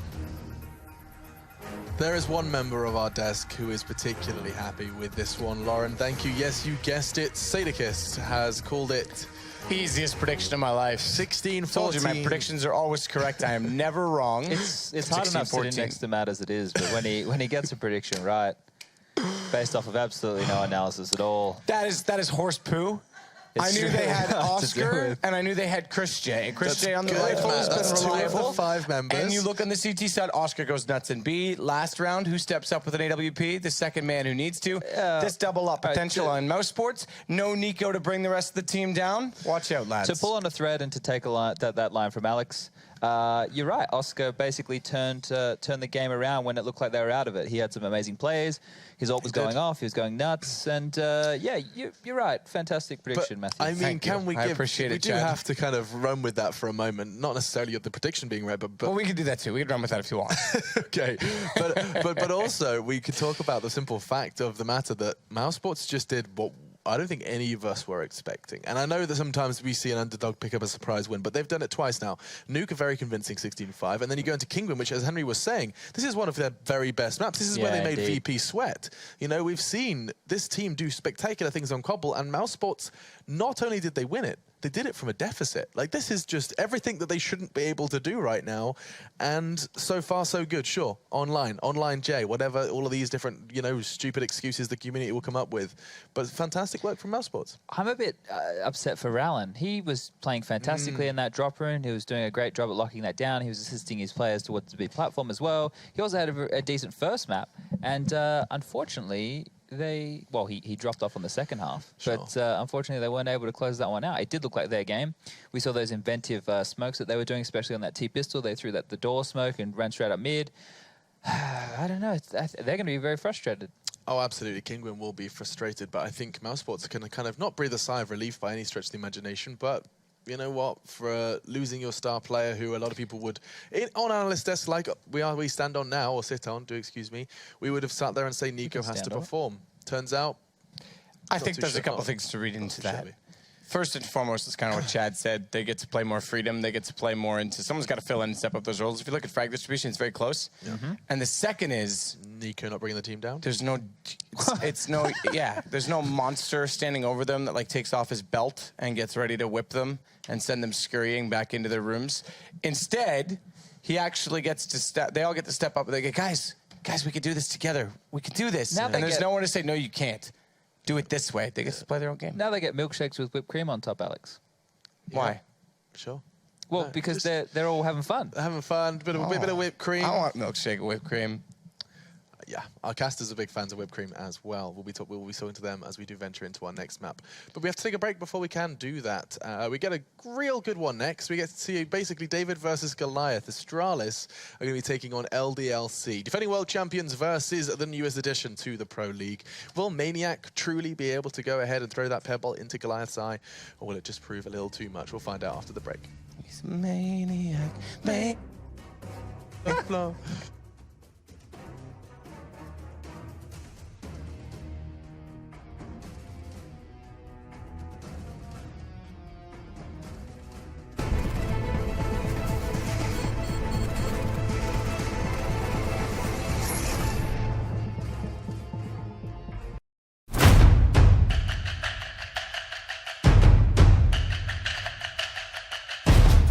Opens up the play potential. Watch Kenny drop down.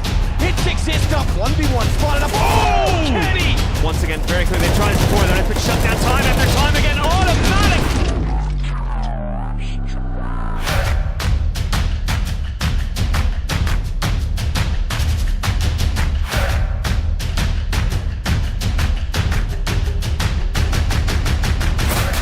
This ATB got two. Goes for a shot. That's smart. Does get Skadoodle.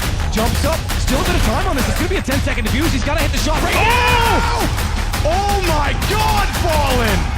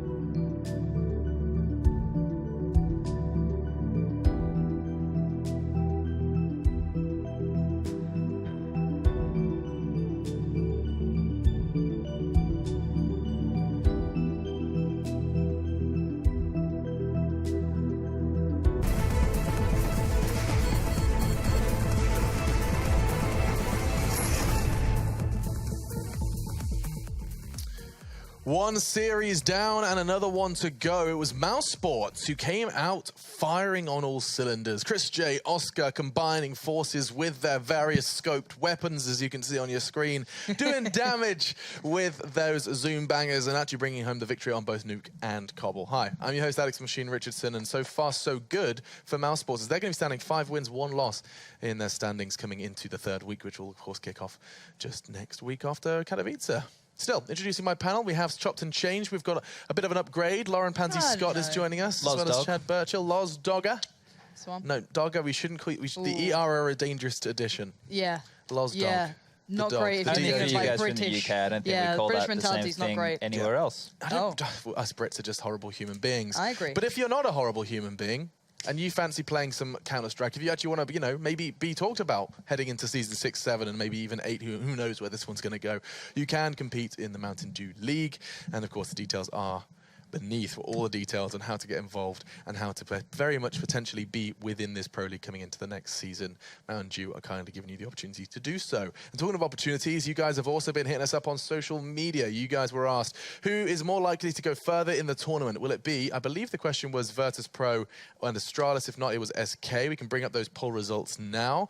This was over on Facebook and Twitter. Now, I believe we can summon the results. It was VPSK was the question. It looks like we've got a 65-35 split going in favor of the polls. That makes sense, I guess, given the Vegas performance, Lauren. Yeah, and it's about Katowice as well. Good point. Forgot about that whole location thing. Yeah, seems to do them all right sometimes. They do well in front of a home crowd. Yeah. They're quite quiet, though, so, you know. Do you mean the home crowd? Yeah.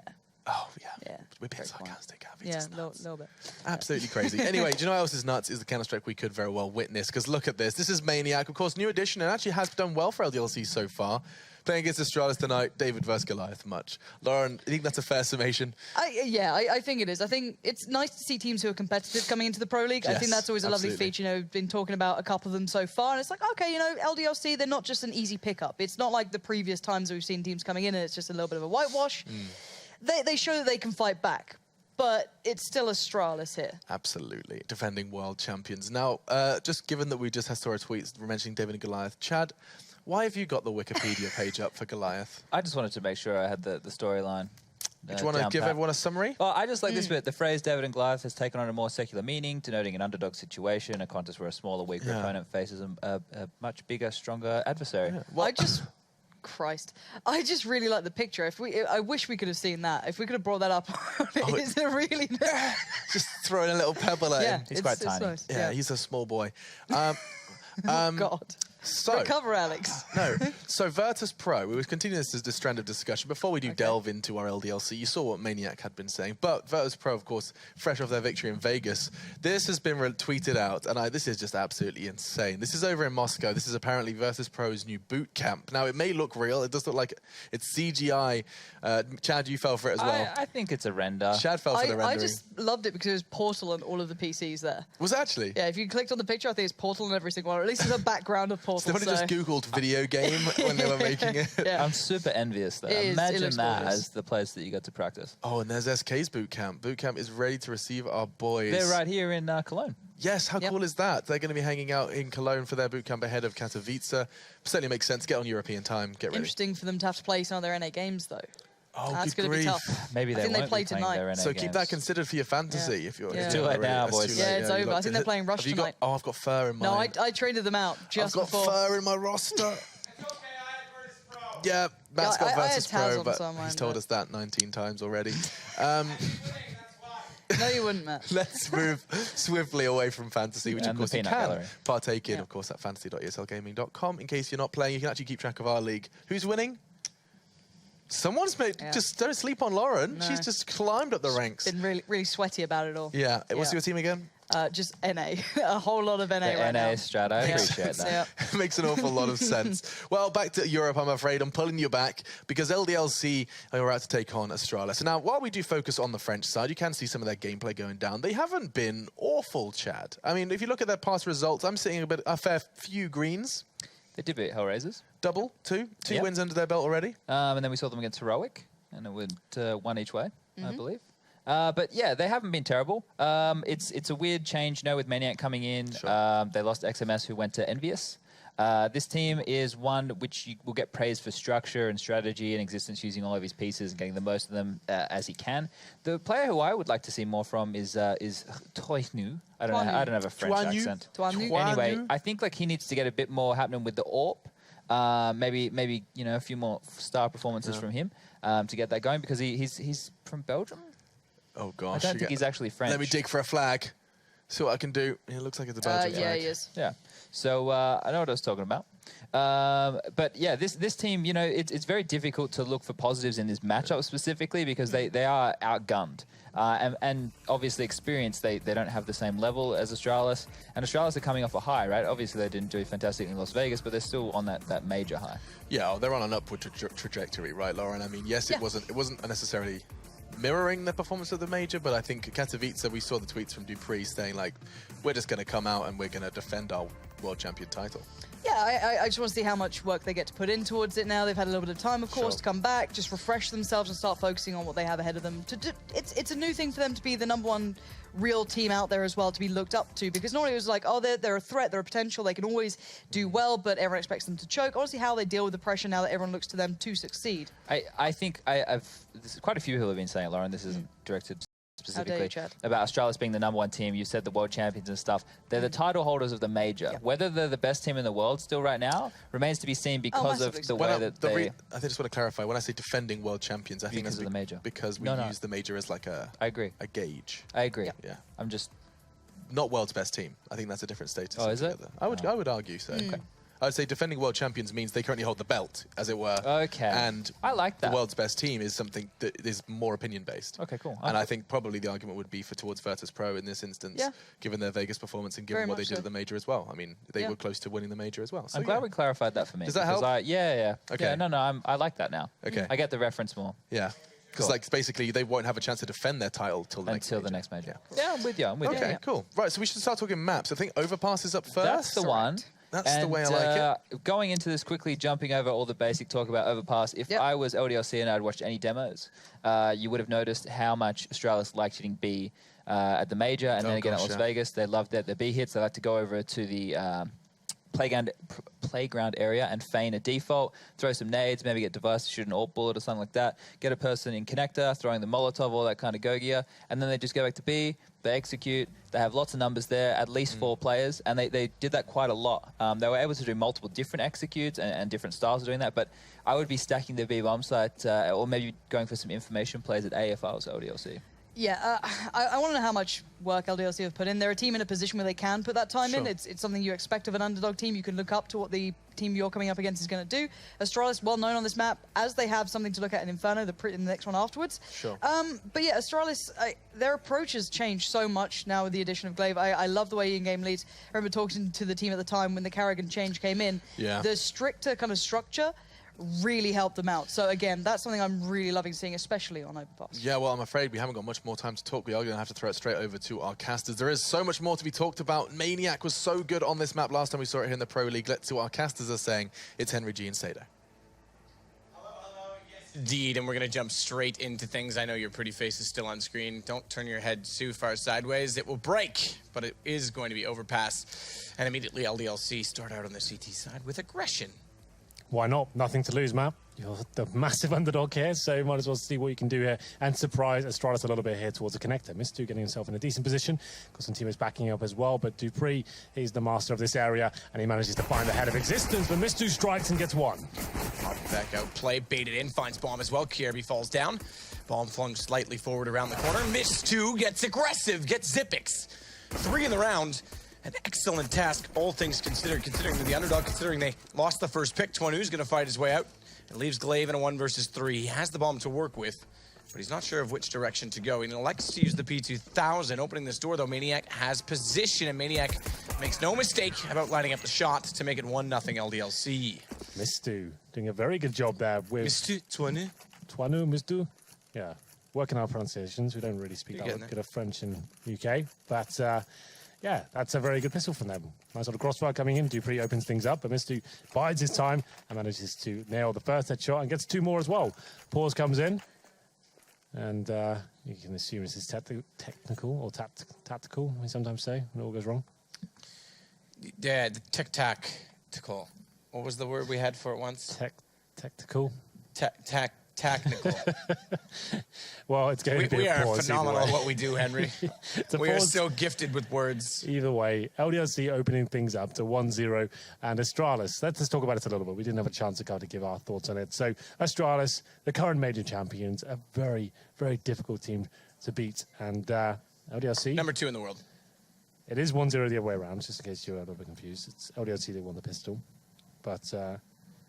yeah, Astralis being shut down then. I think LDLC got nothing to lose here. They might as well go for it, go aggressive, see what you can do, go toe-to-toe with some of the Astralis players there.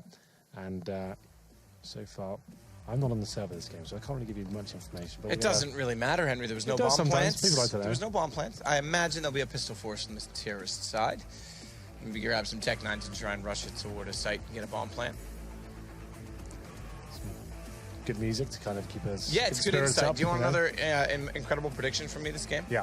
Nah, I'm not giving you one. Do you think LDC can you make this close? Yeah, maybe. I think they can, but well, I don't know if they will. We're up against Tech 9s in the next round. I feel like this 1-0 maybe won't last too long. This is like one of Astralis' best maps. Like, if you think back to some of their great victories throughout the ages, this Overpass comes to mind. They've had some big stomping of this map, especially last season of Pro League as well. They even have that fun strategy when they stack 4 towards B and Zip by himself. We still don't really know what that's all about. No, but that's when you know they really get into the zone and they don't really care anymore, and they know they're going to win. And I think we saw it in the season 4. I think we saw them actually close out a game with that setup. We finally saw it come into fruition, and there we go then. There are still 10,000 to serve up. Starting to move around a little bit now. I can see the little bar there on the screen. It's going to be a couple of UMPs, a couple of M4s, pretty standard stuff for LDLC. If you can get the 3-0 here on the CT side, maybe there's some sort of potential just to make it a good game. I don't think there's a world where they can actually win this one. But Maniac, to be fair, yesterday, I think they played against Heroic on this map, and he was very good, actually, going up against on the CT side especially. Actually, he was one of the players that surprised me. I never really rated him as a top-tier talent, but he actually looked very good against the Danes. What do you think about Maniac and Existence being reunited after the dramas they had? It's a weird one, isn't it? I think it was more of a necessity. I don't think it would have necessarily happened organically. But obviously they played with each other before. Titan was always a weird one, right? Obviously with the... I don't even pronounce it. The Quali? How do you pronounce it? Quali? After that happened, it's really difficult. KQLY? It's really difficult to really have any kind of fond memories of that lineup. Obviously, it's a bit of speculation. Titan said that was what killed the team. Well, yeah, it's expected, right? How can you have motivation after that? So, wow. No, but I mean the organization said that, sorry. Oh, yeah. Well, yeah, how can you get sponsors after that? Like, they set such a bad name attached to it all, and I think they lost Razor at that point as well. They had a year to recover. Yeah, but like it never did. I think that's the point. Like, they never found financial backing, and it never really worked out. But yeah, I don't think Maniac would necessarily come in if XMS didn't leave. It's just like, okay, well, we've got this guy ready to go, free agent. He was actually in Rogue for a little bit, right, with Cadian. That's true. And that kind of fell apart as well. I think that's still going. He was removed, I should say. Yeah. I think that is correct. I think you are correct in saying it, but we're back underway. Mr. 2. He's going to head out toward construction. Carbon fiber on his UMP. Makes it more accurate. Lightweight. Gotta be lightweight. You've shot a few guns. You're a pro, from what I understand. Yeah, somewhat. I have fired a gun. Not sure if it's accurate. Just down a firing range. No target? No. They wouldn't give you one? Or you just didn't hit the target, so they told you there's none. Dupree opens the door, gets missed 2. It's going to be immediately Molotoved off by Maniac, so Pistol starting strong for the Astralis side. A minute 12 to work with as well. Glaive's the one with the bomb. They have forced into this Tech 9's Deagles. Armor as well for everybody. Head armor for 3 of them. Glaive and Zipix deciding to go for the Henry G style haircut and leave their head exposed. 5 and 4. Mr. has gone down, and this is what we said was a possibility. Astralis very good on this map, and that's opening it up with that frag with the Tech 9 and give that to Eagle. But Device by himself towards A, that's not necessarily a problem him going down. His teammates are waiting to strike towards B, but they've been flashed out, and now Alex will be facing towards Monster Tunnel. Spots a couple, so that'll be the call for the teammates to come start rotating in.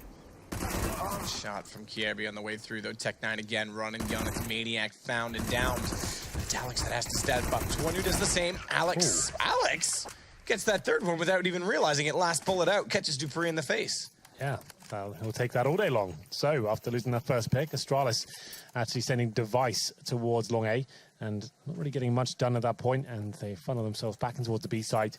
One flashbang came in, that slowed everything down, and Alex getting a lot of information with the Monster Tunnel face, and Unfortunately for Astralis, once they went in, he mowed 3 of them down, and that's a 2-0. And LDLC looking very promising to get the 3-0 going into this round. Nothing really invested by the terrorists. A few PT50s, no nades, and now a chance for Existence to use that MP9. And Alex as well, to farm a bit more extra cash with these SMGs. Believe with the Glock in hand, we'll wait at the park. Rather, the party. I thought he would have been spotted up from Existence inside of the stairs. Okay, maybe he did, because he went down, grabbed a nade, walked back up, and just fired upon Glaive's position, so it all works out in the end. SMG kills aplenty for Existence as well. I have to make sure I call him Existence and not Exist. I always have that inclination. That's understandable. Well, is it, though? Not really, but... Is it acceptable? It's acceptable. Good wraparound play from a monster push for Maniac. Wraps in to find Zippix, and it's 3-0 LDLC fairly swiftly, I have to say, as well. Yeah, and no AWP available for Device. He's normally... Like, this is one of his home maps with AWP, because that's where he showed us how powerful he can be with that weapon. But not going to be available to him as we go into round number 4. LDLC giving themselves a better rounds to work with, and Twanu does upgrade towards the AWP in the last minute, well, the last second, I should say, yeah, to see whether he can get this first pick. Existence going towards the connector once again. And now then, straight off. Yeah, smoked off, tries to spray through, can't do anything of it. Mistu's going to, meanwhile, throw the nade toward the short connector into construction. Poses himself ready with a smoke as well if he elects to cover that off once more. Yet to see much pressure out toward this position long, as Twanu is forced off the flowers with a quick flash. Very standard play, but doesn't elect to grab the preemptive strike. Fired into it, but couldn't land it. And the AKs will now probe out toward the lower position. They're just getting map control where available. Mistress to spray through, that's fine. But Astralis have now cleared connector and have some availability to them on the map.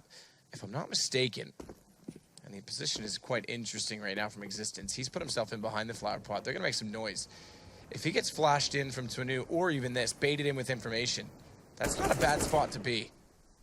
But thankfully, for Astralis' sake, all but one have left this position, and it's Device that's going to walk back away from it. Existence is going to know that he's come up close and then not done anything with it. There's going to be noise and notifications over at B. It's an early rotation, leaving the 2 on long.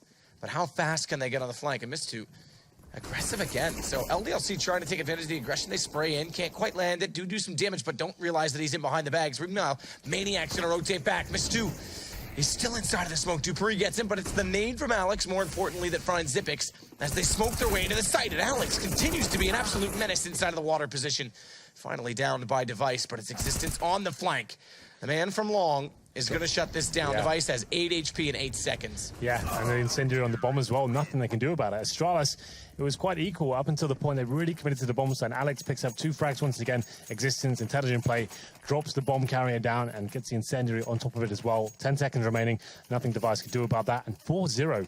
This is starting to get a little bit interesting. LDLC, they said in the pregame, it's David versus Goliath story, and Astralis actually feeling a little bit of pressure here as we go into round number 5. Tech-9s, PD50s, not really much to work with whatsoever as Dupree quickly works towards that connector position. Mister will be using the nade towards short, seeing if there's anything available to him, but won't be landing that grenade just yet. You can never discount Astralis in these sort of rounds, especially when a couple of players have Desert Eagles. To be fair, only Glaive does this time. I normally get a bit excited when Dupree picks it up. It's true. Duper's a man. He's the man with it. Dupe. How's that word? I don't know. I had a clever one the other day. I'll come up with it. I'll save it for another time. On land. Henry. Device, meanwhile, close to the P250, gets absolutely obliterated. LDLC is looking very good on Overpass, I have to say. Yeah, well, this is what I said. Against Heroic, they look pretty decent, and it's a clean sweep as well. Twanu, he gets 3 with the AWP.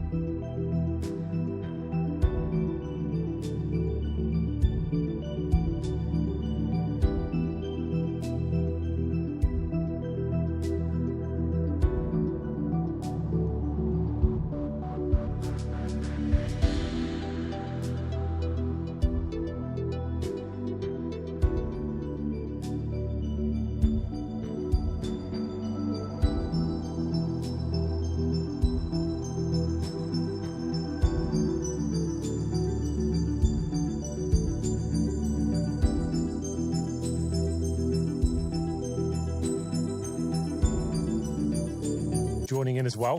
And Twanu is yet to die. He's on 9 for 0. That's pretty impressive. Yeah, after 5 rounds, not bad at all. Especially That's when I pressed F12 and screenshot it. Yeah, you know the buttons now, you're learning them. I learned them. Nice. Someone told me yesterday. Can't remember who, not a very memorable person. Device with the AWP. He'll be actually showing up with his weapon, challenging towards middle, but not going to find anyone just yet. Once again, Existence makes its way towards connector, and they're all for now in the more traditional position of that flower bed, looking for the first pick, take a shot, fall back towards APC. He's holding a line for now. Kirby, meanwhile, into the party position.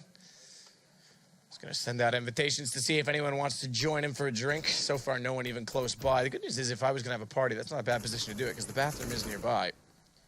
As Device will slowly, you know, if you eat too much cake, as they'll slowly look toward long with the AWP. Twanu's already pushed back.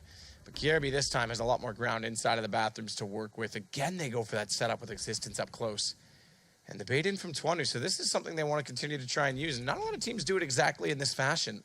It's a little different. This, however, foils it all because there's one. Oh, where's the... Oh, look. Oh, take the far, take the close. Bye-bye, LDLC. The best laid plans of mice and men get laid to rest as Kirby is able to sneak in from behind. It foils all plans that have been masterful thus far. Good kill from Alex, who continues to look strong. But Twanu finally does die, and immediately LDLC's backing away. Well, you could see what LDLC had in mind there. It was Twanu just backing up Existence normally in that one-and-done position, and they get caught horribly by Kiabi. He makes his way all the way up towards the A-bomb site and actually finds 2 in the back. So that's actually going to be the first round for Astralis to pick up here. It's going to be LDLC desperately trying to hold on to their weapons, but it looks like Mistu will be the last remaining player, and he'll be hunted as well. But he finds Slave. Device and Co needs to be very careful here, because if they give away these 2 weapons and lose the next round, they could find themselves in quite a heavy reset position as well. But Dupree, he manages to find the final frag there. And indeed, the first round for Astralis. It's not the scoreline I don't think anyone is expecting right now. 5-1. LDLC are on the favoured CT side. But a chance now for Astralis to get into this game. They managed to recover the AWP as well. As we go into round number 7. Also in the hands of Twanu, who is holding defensively towards long. That's the first time he's died. Into the hands of Kiabi. Tis indeed. Twanu, though, does go back onto the AWP, as you mentioned, with Device to do the same. Kirby walks out, nearly lands it. Dupree seems to be the one that hits that all the time. You've got to be very brave to make that jump against Astralis. Well, it's going to be Mr. Oh, peeking out aggressively, nearly caught as well by Kirby. Inside of Cubby, smoke in hand, but can't do anything with it. Backs off, nearly gets taken down in doing so. 46 HP. Throws it defensively as a result on the sandbags. The CTs for now do have 3 players on the B side of the map. Alex thinks better of it and falls back. It's Twanu in Existence. This time holding a little bit deeper towards long A. Not going to be exposed towards that A side of the map. A Maniac, we said he was very good yesterday against Heroic. Perfect utility usage from the CTs, but it's not going to stop Astralis. They do commit towards B. It's 2 spots of gun barrel sticking through, though. It's Dupree that goes down. Kirby's able to sneak in behind him, but only for a second as Alex trades it. Glaive does the same. It's left to a 1-man advantage for Astralis to work with. Last time they saved, do they do it again? Existence, ever closer to the squeaky door, has a crosshair directly aimed toward him, and Device makes no mistake about it as the door opens. That will signal Twanu to try and walk away. I'm surprised Device didn't hit it, but it may signal enough for him to save the AWP. Yeah, well, they know he's got it. As he falls back, you can see the terrorist actually trying to pincer him in here. It's going to be Device coming in first, and let's see where we can nail the shot. Actually upgraded to the M4, I guess what I say upgraded for this scenario is better to chase him with that weapon, but Twanu isn't missing a beat right now. Hitting 2 headshots in a row. The AWP might just finish things off as well. He won't win the round, but he certainly has dented the economy. The no-scope doesn't work out, and Glaive manages to recover the orb. So at that point, Astralis still keep their money rather modest, but you can see on the screen right now, LDLC don't exactly have a lot of funds either. So Astralis are 2 in a row.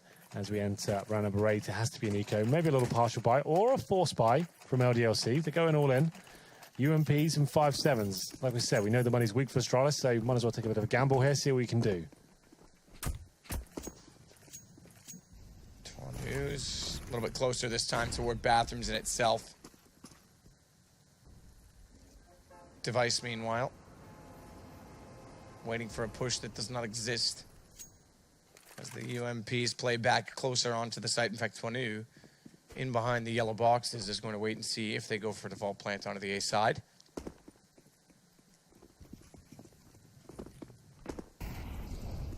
Glaive with an AK-47. Starts to clear underneath with Dupree. They'll cross and converge just to make sure no one is down below burrowing into the little nooks and crannies. Stu, meanwhile, on top of the site, has 5-7 only to work with. CT-sided pistol only. So smoke goes out all over the map. They've cleared every position, Astralis, trying to figure out what they can find in this situation. Well, so far so good for Astralis. Not really much waiting for them on the other side. A couple of UMPs and those 5-7s, but Existence getting flash through. We saw a lot of this yesterday, but NFX he's ready this time and going to find that first man advantage. 35 seconds remaining. Twanu trying to do what he can now. Could actually get a little bit interesting. If he strikes correctly with this UMP, oh, he just looks away at the wrong time, unfortunately for him. That should be the round conclusion.